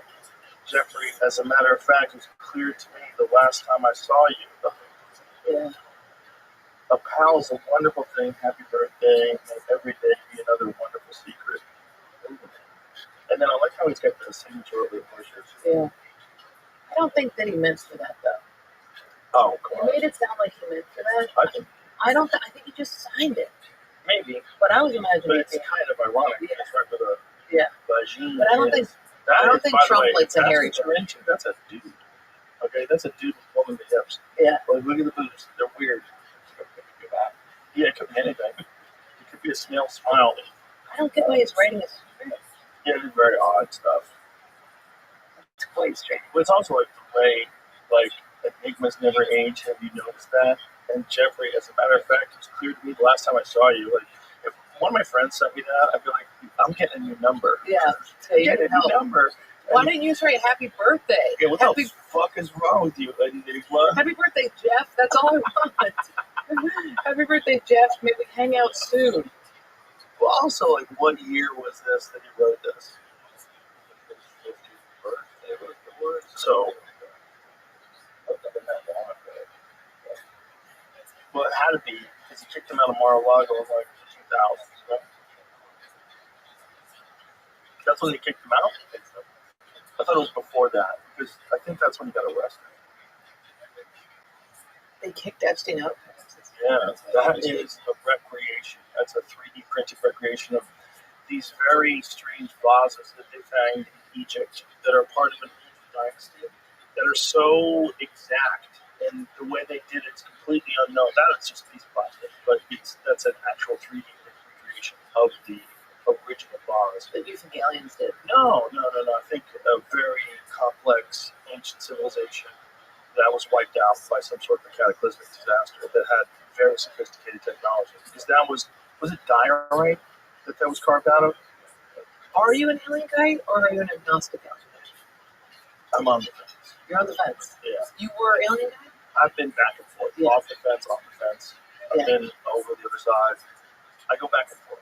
I think it's highly unlikely that we're alone. Highly unlikely. Yeah. And there's just too many stories of people having encounters with something for people have been writing these things down for thousands of years. I haven't had any experience though. Yeah. I think it's like a relationship if you wanted to get together. Other than something else. Which makes me go. You've seen guys? I've seen stuff. I've seen entities. Really? Yeah, 100%. I've had interactions with other beings. But Tree entities or like space entities? I've had tree entities. Things that didn't have like a form that was solid, their form changed, morphed, and they had consciousness. But it's like, what's really going on? Like, are you imagining this, or are you tapping in what it feels like? But it might not be this. What it feels like is you're tapping into another dimension, and you're interacting with some disembodied souls, like disembodied consciousness that doesn't have a physical form. That's what it feels like. Yeah. But it feels highly intelligent and very aware of what you're full of shit about, what you're not, what your thoughts are, whether your thoughts are positive or negative, or it shows you negative thoughts and positive thoughts. Yeah, I was talking to Ari about that on the podcast about how, like, when I took acid, if I had a negative thought, all of the clouds would turn into skulls. If I had a positive thought, they'd all turn into these answers, and I could switch it. I could just, like, switch it. My entire visual would change it with my mental. I had a very similar experience once, where when I had negative thoughts, everything would go like black and pixelated and dark, and then I would have a positive. I would realize it's like, oh no, this would be doing this thing. Ooh, with philosophies, beautiful geometric patterns. I was like, oh, Yeah. you're in control of how you view things and just control how your life works. That's the one thing that psychedelics wants me to get so hard. And that's like the biggest thing. Every time I do it feels like it's making fun of me. It's like, bro, this is all you. Like, Yeah. you have control. Yeah. You can have a bad life or a good life. Make the fucking choice. Yeah. And every time I do it, I'm like, okay, I'll remember. And then the next day, I'm like, somebody said I'm fat. It's crazy. I just had this big revelation the other day where I was like, what if everything is all right? Like, I'm writing, and then this weird thing happened, and I'm like, I want to stop. And I was like, oh, yeah. Sometimes I feel like when you have those revelations, you get a little tested. You ever feel like that? Like, I'll be like, when I'm like, okay, like my head was so big about the Netflix coming out. I dropped another quick yesterday, do a new joke, set, just bomb the whole way through, sweating in front of these people. They're like, they don't know who I am. They're just like, what are you saying? And I was like, just trying brand new weird stuff. Because my ego's so big that I'm like, I don't even workshop this shit. And do it, and they're just like, we don't understand you. And I'm like, anyway, watch the special. It's a lot better than that. It is the most humbling thing to work on new stuff after you put out a special. It's Oh. the most humbling. Because you have no weapons.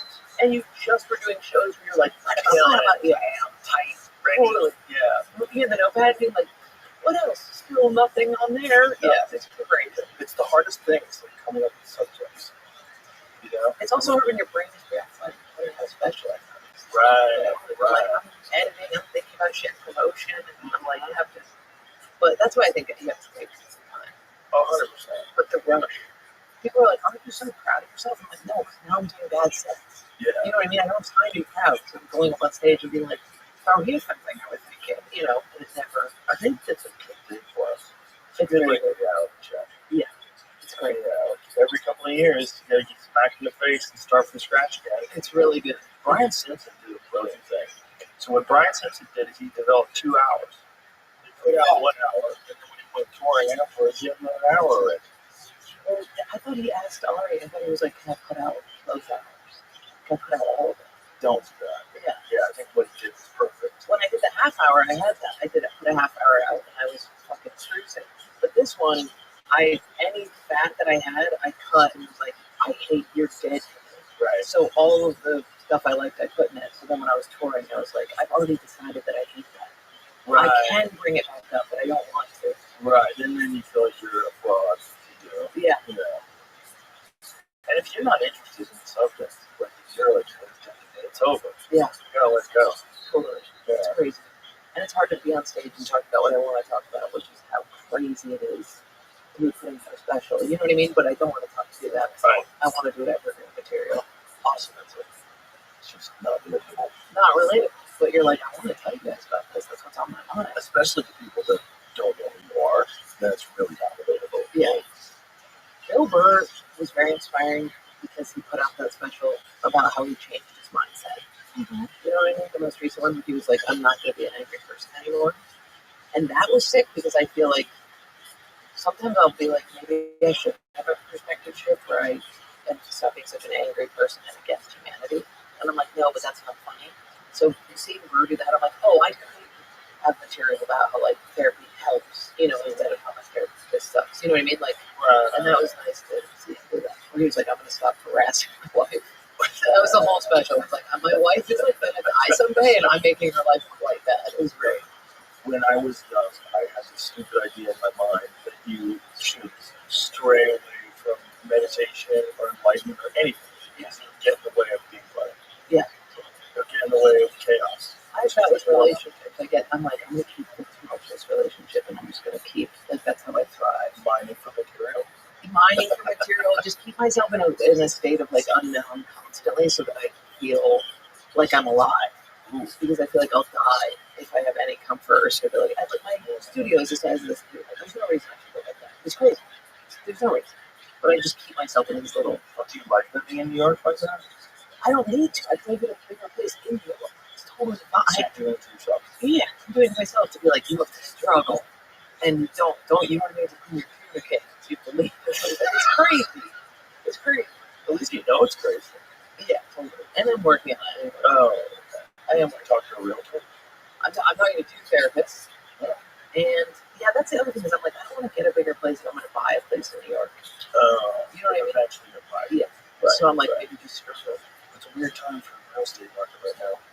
I bought a house in Ithaca. Oh yeah? Upstate? Yeah, upstate. Oh, it's just it's an upstate house. It's a business. Yeah. Yeah, people are like upstate. And I'm like, no, it's like painful upstate. It's So you take a flight or you drive? I take a bit of flight if you get And you get it from what's upstate. I mainly just work on the house and work on the, just do shit to get it up and running. I don't know what I'm going to do. So you just like being in a small town? Well, my family's there. Oh, Yeah, yeah. Okay, that makes sense. Yeah, my niece is there. That makes sense. Yeah. Okay. But I was like shit. No way. My whole family's there. And I was so sick of going home and having to stay the whole time. Oh, that's smart.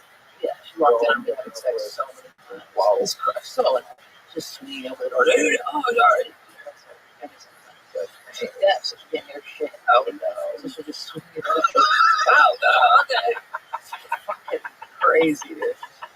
And her house just has holes in it. She's a contractor, so she hasn't finished it. Oh no. So they're just like they'll be like, she'll just be scurrying around and be like, there's a raccoon in here. I'm like, what? All the time, dude. It's crazy. There's a chipmunk on my laptop. I'm like, yeah, no. Bats coming in constantly. That's great. Dad's dead now. Dad finally fainted his last face. I know. It was good. He worked on it, came home, died. We were happy about it. Really? I mean, we didn't want him to die, but yeah, he was like getting to a point where we were like, he's gonna have to start going to the hospital. He smoked so many cigarettes and is so unhealthy. We're like, he goes to the hospital, it's game over. He can't be around. He'll faint if he sees them. It's like he like knew it was happening. I was like, I'd rather die. Just cigarettes, got him? Yeah, cigarettes and Dunkin' Donuts. Oh, I love Dunkin' Donuts. Both of those things. Yeah, Very addictive. very. He's a heavy smoker. That's why I want to kill him. Because it smokes a lot. Yeah, that sounds like my dad. But where you happy? It seems like a really That's what everybody says. Until they're getting up along and they have to leave a movie theater halfway through to go smoke. How much is he smoke down? He's down. He's down to like a pack and a half. Oh god. He's getting there. I need to get him on his Zins. He thinks that's gay. It's the wrong stuff he talks about today. Yeah, that's his perfectly regular above board. Perfectly regular above board. That's silly. That's what it's silly. But so many people have that. That's like when people are like, I'm not getting into recovery because I don't believe in God. I'm like, you were drunk last night praying that you could fuck, Sydney Sweeney. Like, you're praying. You're doing weird stuff. You're delusional. I don't want to believe him, but that's hilarious. People say that a lot. They avoid AA because they don't believe in God. Yeah. What's weird is the guy who founded AA did it even acid. He used acid to get off of alcohol. Yeah. But he doesn't. Yeah. The I thing use is all yeah, I've heard a lot of people do that. I use mushrooms to cure like a huge amount of OCD. I was like OCD was dominating my life. Couldn't touch anything. Had to wash my hands constantly. It was like, and then I tripped hard and went into a room alone for 6 hours. And was like, I was tripping hard, and I was like, I'm gonna deal with this and this family, figure out what it is. What was it? It was that I fundamentally don't trust myself to make the right decision, and I realized that none of my decisions were up to me. It was all just an amalgamation of experiences. Because I was like, who's going to stop me from fighting or hurting or doing anything? So I was like, if I tap this, that'll stop me. And when I faced it in acid, it was like, you think you're going to do bad things, but you're not, because you have chosen the right path this whole way, so you can trust yourself. You know what I mean? Like, 3-year-old Jordan was not outside killing a cat. You know what I mean? She was fucking playing, right? Like, so every step of the way, you're building this personality that you can trust. You know what I mean? Yeah. Because my whole thing was like, how am I to know that I'm not going to do something horrible? Which is a big OCD thing. Wondering whether they're going to do something horrible. But yeah, like a lot of OCD. Like, I know a girl who she couldn't babysit because she was like, what if I become a pedophile? Oh my god. Because her OCD was so bad. Oh my god. And then she was like, oh, this is OCD. And she was treated, and she was like, it's fine. But like a lot of people will have babies and will be like, what if I freaking kill this baby's head off? Jesus Christ. I have that all the time. I have that whenever my friends like hold my baby, I'm like, oh my god, that's so amazing. but you don't do shit. Right. It's like the ski jump thing. You're gonna. That's interesting. I never thought of it that way. It's like you're not trusting yourself. Yeah. And I also used to be super fat. Like, I was a kid. And I think there's a part of it, it's like, if you were able to do that, then you're able to do all the things. You know what I mean? Yeah, like if you were able to binge eat like that as a kid, then you're not really to be trusted. You know what I mean? And I had to face all of that as an acid trip when it came out of it. It was like, Was it acid or mushrooms? that was acid. Mushrooms I microdose. Acid I don't do anymore because of how crazy that was. But that one I did a lot. Got it. Yeah. Got it. Got the lesson. I'll go back. Yeah, totally. And I still have a little bit of OCD. I still have some things that I didn't get rid of. What happened? I got rid of it. God, it seems debilitating. I've met people that have it. It's nuts. Some people, it gets worse. It's like their success grows. Which is really crazy. Yeah. It's like Howard Hughes type shit. Yeah. Yeah. I love that. I resonate so much. It's extremely fun. I think it's like extremely fucked up. Okay, what happened?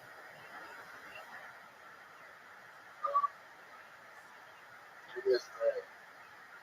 Everyone, the whole world is cool. And then it's like 4 hours and I'm saying this. Welcome. Okay. So,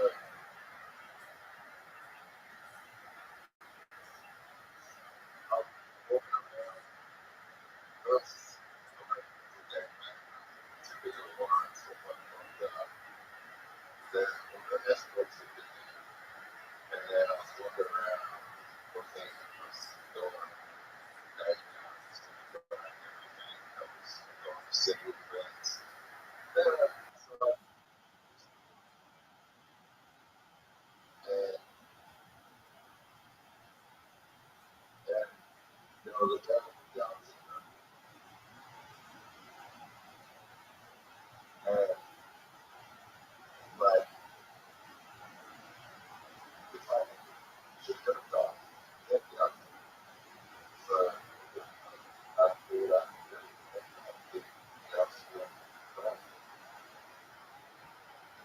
Did you actually feel that what it's like to somebody's Down syndrome? oh, yeah, that's all. So you actually had sex with a Down syndrome person on the dreams? So, what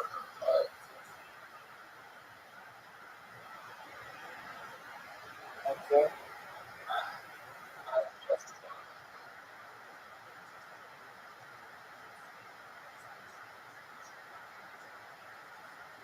Did you not say that?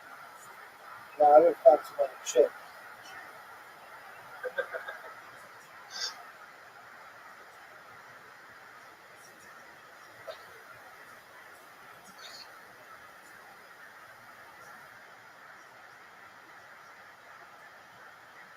Okay, I don't know who that is, but When are you going to have a joke that's not about mental health?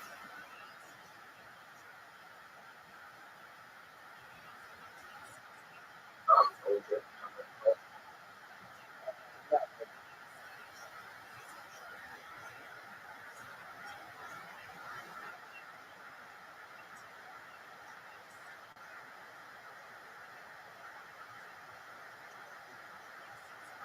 Probably make racist drugs stuff.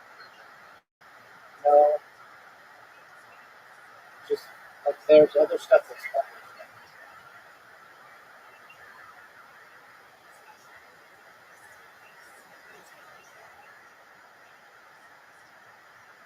Like, breathe between the thing. Yeah, that's better.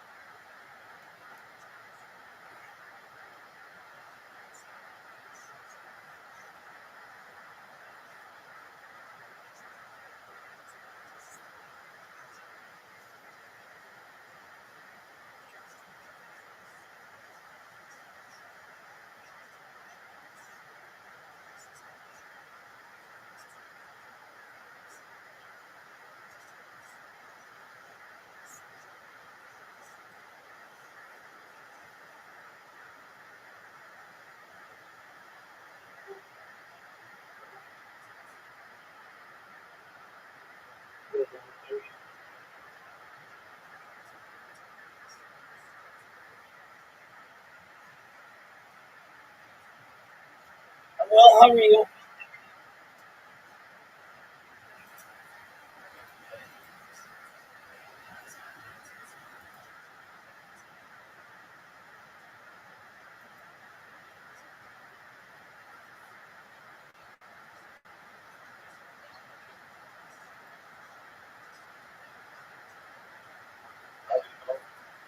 Well, how are you?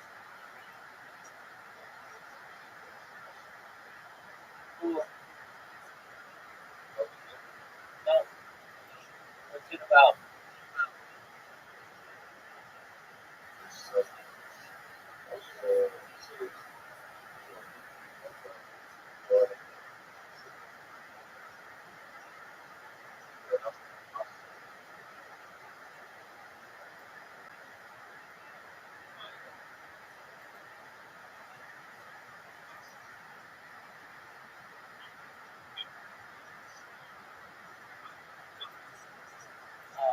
Well, I'm adjusting my computers. I'm adjusting my computers.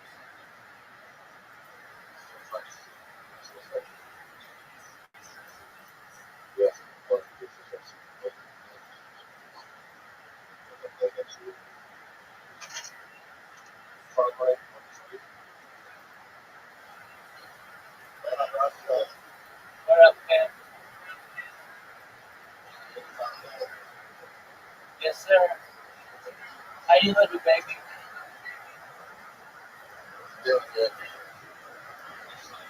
Very well. What's on your agenda for tonight?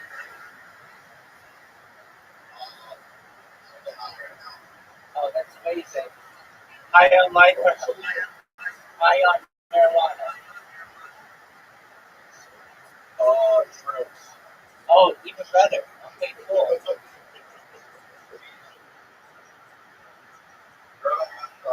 What up, big dog? Okay, it's an expression basically representing surprise. It's Yiddish. No, it's essentially used to represent surprise, or it can also be used to represent disdain.